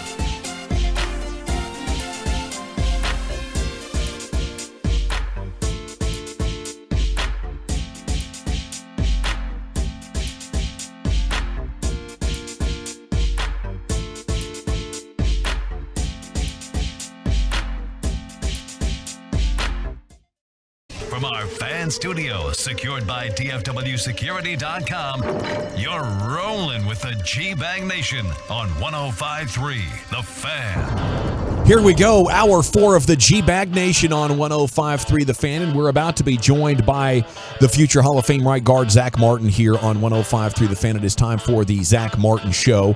General at your service, at ease. There's Brian Broaddus, the former Cowboys scout, NFL executive, #1 influencer on Cowboys social media. He's at Brian Broaddus on the Twitter X, and he's an Emmy Award winner. Lucius Alexander's in the Pimp Cup at Master Control. You have Eric Chiafalo in. Zach Wolchuk continues to be on assignment. He will return next week, or actually Thursday, for the Cowboys postgame show. And you do have Carter Freeman coordinating your video along with you. We are the G-Bag Nation here on 105.3 The Fan. Meetings going a little bit late, aren't they, Brian? They are. Joe Trahan, who does a great job of helping us out every week with Zach, says, yeah, just hanging out, wait for meetings in, and he'll let us know when he's available. Okay, we'll get to Zach here in just a few minutes. We are going to do some Cowboys Twitter right here. Top tweets going viral about America's team. And I wanted to use it as well as an opportunity to update on anything we might have regarding Shaq Leonard, the Colts linebacker who was released today. Now, I just saw him on Cowboys Twitter last break. He joked that he felt like Craig from the movie Friday since he got cut on his day off. But he still showed up to pass out turkeys to the indie community for Thanksgiving. I'm all about giving back, said Shaq Leonard, through tough times, good times, no matter what it is. If you missed the report earlier in the 1 o'clock hour today, Shaq Leonard, Rookie of the Year from just 2018, weak side linebacker for the Colts, but big salary coming up. He was released. We're going to see if he clears waivers and everything like that. But he's a 3-time All-Pro.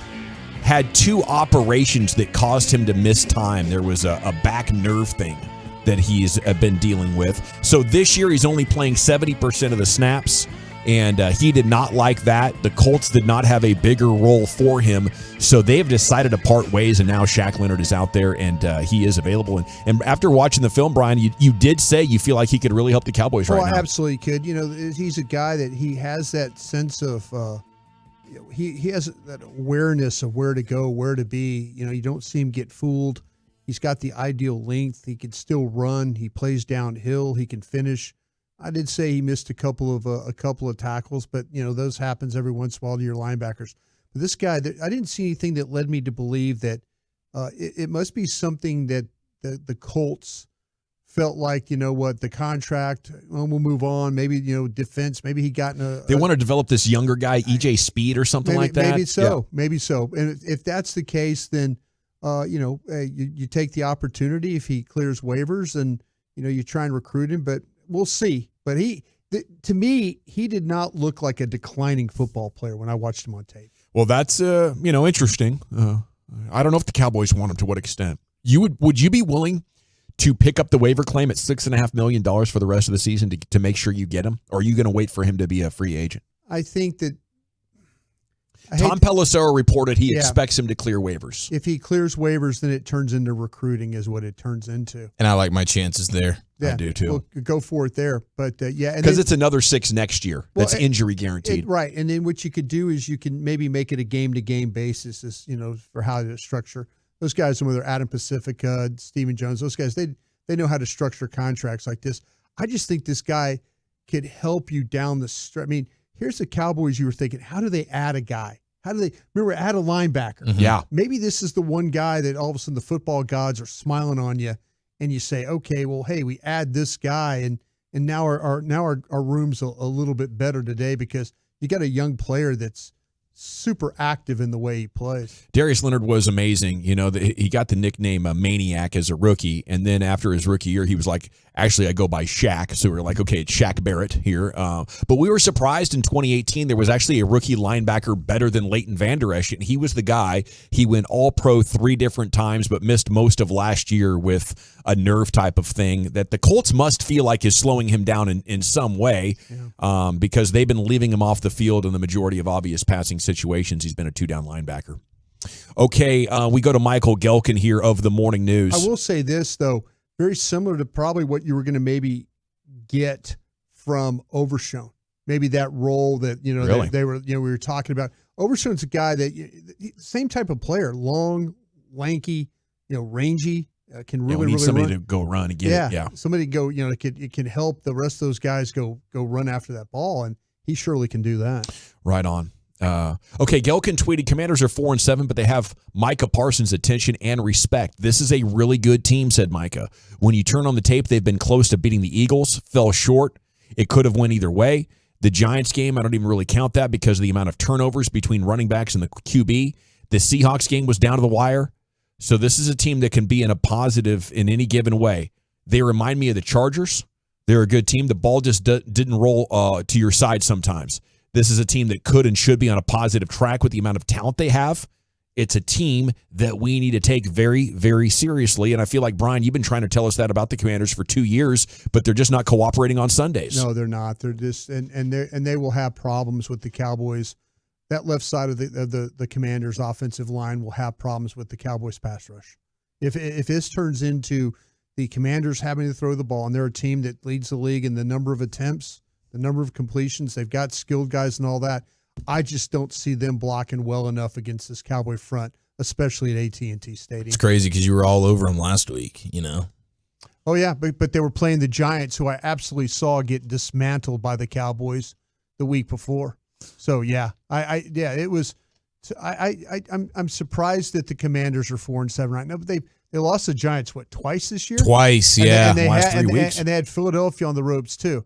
That's a team right now, though, that – Ron Rivera and all that. There's a couple of times where he could have gone for 2, could have maybe won the game, put his team back out there. They lost some games. So they are who they are. Well, I mean, you have that double bet payoff that you have to obviously come through with because you chose the Commanders. I do. We were kicking around a beer Friday with Broadus. A dozen beers, a 12-pack. Everybody said that was a little bit light. Everybody seems light, huh? Maybe you go 19 beers in honor of the amount of points that the Commanders put up on Sunday. I don't think there's any way in hell I can drink 19 beers in 5 hours. You only have to shotgun 4 of them. You could sip and then shotgun 1 an hour or so. I don't think I could drink 19 beers anytime. Not at this advanced age. You mean not again since the parade? I don't think I drank 19. You came close, but I think 19 beers is fair. Because that's how many points the Commanders put up. I don't think I could drink 19 beers. That's what I'm saying. I don't think so. What do you think you can do? I don't know how many beers I had the other day. That's what's scary.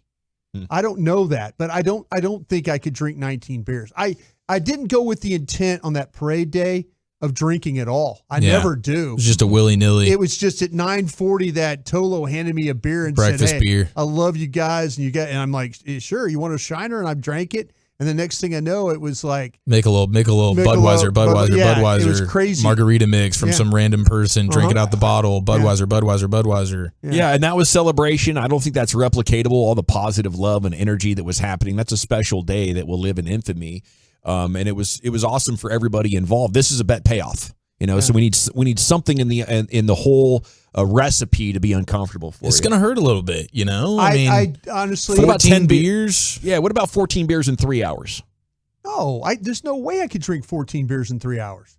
Sure, no you way. could. There's no way. I did 100 ounces in 28 minutes. Yeah, but and you was that your prime? And you quit drinking though, didn't you? That was the height of your powers. Yeah, I quit drinking like 5 years after that. Yeah. You said I can't do this anymore, right? Well, a half decade later. See, I drank enough beer for 10 men live. I had to quit. I was with you. I didn't too. want to. See, that's the thing about it is I want to be able to be able to do the bet payoff, but I don't think 14 beers in 3 hours gets it done. I mean, I don't think I can. It was like 14 beers in 5 hours. I was trying I don't know how many I had. That's what's, if I knew how many I had, I would be able to say, sure, let's do this. You had at least 12. At least. No, there's no question at least. But that was a little bit more of a marathon. This will be a touch more of a sprint. See, that's what I'm saying. That's from 9:40 until 6 o'clock. Yeah. I think it needs to be a 3 beer an hour pace. That's my only thing. Okay, so 15 beers. Yeah, 15 beers over 5 hours. There's no way I can. Well, you try. No, I won't try. What would you try? 12. Okay, let's see if I could drink 12, and then I'll go after that. Then. Okay, I'll try. Bonus points. Okay, 12, but you have to shotgun 2 of them. No, I just have to drink 12 beers. 12 beers and 2 shots of Fireball. Remember, this counts as 2 immunities, dude. We're doing you the solid here. No, what? Whoa, Sorry, you got to drink a bunch of Thank beer you. on a football Friday Thank with you. your bros. No. I'll try and drink the 12 beers. I might mix in the Fireball shots. There we might go. Might Okay. mix in the Fireball shots. Okay. 2 Fireball shots, a 12-pack, and you shotgun 2 of them. This is for the Tolos. No. This is for your enjoyment. I see what's going on here, but we'll do it. We'll give it a go. The only thing I enjoy these days at this advanced age is good ratings. And I know the good ratings will come from you boozing. So we'll give it a go. 12 beers. Okay. We'll have 12 beers. We'll try and drink 12 beers. Couple of balls in there, fireballs. Yeah. Rock and roll. 682 sounds like he wants the Speedo treatment. That's what it sounds like to me. It sounds like he wants that little nitro treatment. That's what I'm hearing, Dawson. I don't know about you. I'll tell you what, the nitro treatment, I think I could drink the beers. I don't think I could drink. Yeah, all of a sudden 19 beers doesn't sound so much. No, 15 beers sounds like a lot. Wow, right now. 972 says, Krusty, I'll provide the beers and I'll go 2 beers to every one you drink. Wow, that sounds like bad company. That sounds like Dawson's past. 972, quit trying to kill Brian. Listen to him. My guy's on the radio right now. Let's talk to him. Is your doctor listening? Yeah. Okay, it is time now for the Zach Martin Show as your Hall of Fame right guard. Joins you now here in the G-Bag Nation. And a good afternoon, Zach. How the hell are you? Doing great. How are you guys? We are awesome. We're fired up for another game. And I understand they tried to get you fired up today. Would they have like a Thanksgiving video presentation or something like that up there at the Star? We had a little video in the team room, a little Washington Dallas rivalry video going on. To get you fired up a little bit? Yeah, it got me a little jacked up seeing the some of those old games going at it. Man, it's so cool. So much history and tradition here. It's special to play on Thanksgiving. What happened last year though? Week 18 when they got the best, Daddy. How you feeling about that one? Yeah, that one I try to forget about pretty quickly. That was they definitely had our number that day, and try to rectify that Thursday. So, another one of the topics today, Zach, is at Thanksgiving, is this the best Cowboys team that we've seen in a while? Is this the best Cowboys team at this point in the year since your time being here? I don't know. I mean, we still have so much football left to be played. I think we've done some nice things this year, but there's a big part of our season, the meat of our season, still left. So we're still hungry to get going and put our best game out there. Zach, what are you guys doing to piss off the NFL to have to play all these defensive tackles you're dealing with now? I mean, it seems like every week you guys have to line up against some guy that just tries to wreck shop on you. Yeah, no, I mean, that's the we were talking about it earlier. It just seems, the NFL goes in waves a lot of the time. Sure. Different schemes, different defensive fronts, different position groups that are kind of highlighted. And I feel like right now we're kind of in a D-line era there in the NFL, where teams, even us, teams are carrying 10, 11 D linemen. Sure. Keep those guys fresh. That's probably the biggest difference, I would say, from when I got in till now is the depth at the defensive line and how fresh the teams are keeping these guys. Because, most teams have a very solid 2 deep of defensive linemen and rotate those guys in and staying fresh. Yeah, I was going to ask you, Zach, because when I watched y'all 22, I'm like, oh, the guy's out. So it seems like you're out there the whole time on the drive, but it's like every second, third play, a new guy lining up over the top of you? Yeah, I would say, obviously the elite guys are going to be out there a lot more, but sure. Yeah, shoot, it makes sense, right? Keep your guys fresh. They can, obviously the league has moved to, obviously a pass, a heavy league. So you get those guys and they're rushing the passer. I know it's a lot on those defensive linemen. So when you get guys who can rotate and come out for a blow real quick and then come back on a big third down and give them their best pass rush. So, it's a little more challenging. Just, that's another thing that the 2 deep has gotten so much better. Usually when you're playing a team, the guy goes out, you're like, all right, I got the backup coming in. But, some of the guys that are playing backup defensive linemen are really starters. So, we just got to be on it all the time. Zach, this was a college question, really. You played on an outstanding college offensive line, well coached there at Notre Dame. You guys were just outstanding. But Notre Dame is a team that's put out some really good offensive linemen. Are we seeing college football? Is it just about all the passing that teams are doing now that maybe we're seeing some struggles with some of these young linemen in the NFL because they're not complete players like you are, run and pass blocking? Yeah, I think there's the lack of time to develop guys. I was very fortunate. I got to play for a guy named Harry Heastand, right, there at Notre Dame, and he was this is the guy that's been pumping out all the guys from South Bend there, and he had some experience in the NFL, but he put a lot of emphasis on the run game and our fits, and constantly doing the same drills but doing them over and over till they could become kind of second nature. So I was very fortunate in that regard. But I think now, like you said a little bit, college teams, a lot of them are running that spread offense, right? Quick passes, and then you get to your NFL team, and there's not a whole lot of time to get ready for that season, and obviously you don't have the time with the padded practices and different things like that. So I think I just think it may take a little more time than usual to develop guys nowadays, but I think the talent's still definitely there. Speaking of fits, man, you guys got that thing humming in the running game the other day with the way you got. It looked like with Tony getting to and through the hole, Biadasz and Steele, everybody doing a great job. Did you feel like early in that game that you were going to be able to have a little success running the ball?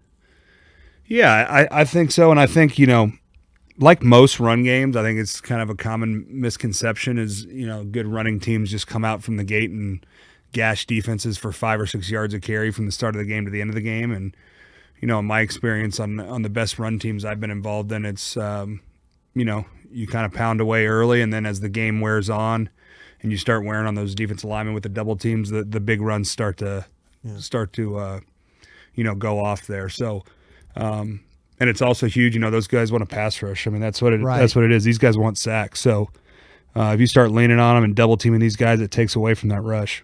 Zach Martin here with you on the Fan. Is this how do you get yourself fresh for a short week like this? Double the ice baths, double the Toradol game week kind of deal? Yeah, I think it's just extra emphasis on recovering of the body. I mean, it's a tough turnaround, but we're not special. Every team in the NFL does the Thursday night games, and it's something I think guys have gotten used to. It doesn't make it any easier, but there's just got to be a little bit of overemphasis on taking care of your body and trying to get rejuvenated the best you can. Coach has put together a really good schedule for us this week to get a little extra sleep, to get a little extra time getting our bodies back. Well, just so you know, here in the G-Bag Nation, this is not a style points situation. We're just looking for, hey, let's survive in advance, keep it moving, take out the trash can. You know what I'm saying? Yeah, I know what you're saying. Okay. All right. Very good. Now, you have a great Thanksgiving story, right? Like, didn't you? I saw some quotes years ago. You're talking about this week? You and Travis Frederick riding to AT&T Stadium. Can you share that with us? Yeah. So this was 2017. Me and Trav always drove to the games together, and we had Mike Wojcik, who's our strength coach, always used to drive with us to the games. We like to get to the stadium a little bit early, and 2017, I was driving down 121 there, and I got pulled over. Me and Trav were in the front seat, and the guy didn't seem to care that we were on the way to the stadium. And he wrote me up a ticket, on the way to the game, and then about 5 hours later, I got a concussion during the game and couldn't finish. So it was a eventful Thanksgiving for me. Just a bad Thanksgiving day. Yeah, not the best. You must have been going fast if he gave you the ticket, Zach. I'm not a fast driver. I'm kind of a granny driver, honestly. My wife, she's on me all the time. I kind of go with the traffic, and but he got me that day. Must have been a transplant. Yeah, must have been. Get that eagle out of here. Yeah, exactly.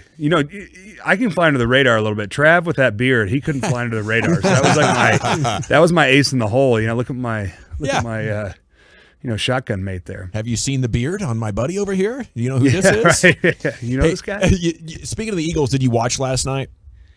I did. I watched most of it. I dozed off there at the end, but I did watch some of it. I mean, for fans, it's very frustrating. They keep winning these super close games. Are you living and dying with it like we are, or is it just like, whatever, we got to go handle business? Yeah, no, I mean, shoot, we got to handle what we can the old saying, you got to control what you can control, and that has nothing to do with what we can control. We just got to go out there and take care of business week by week, and let the chips fall as they may as the season come winding down here. Who's most responsible for that tush push being so good? It is very impressive. I will say I've watched it a lot, and you got to circle the guy in the middle. Kelsey there does a pretty damn good job of getting underneath the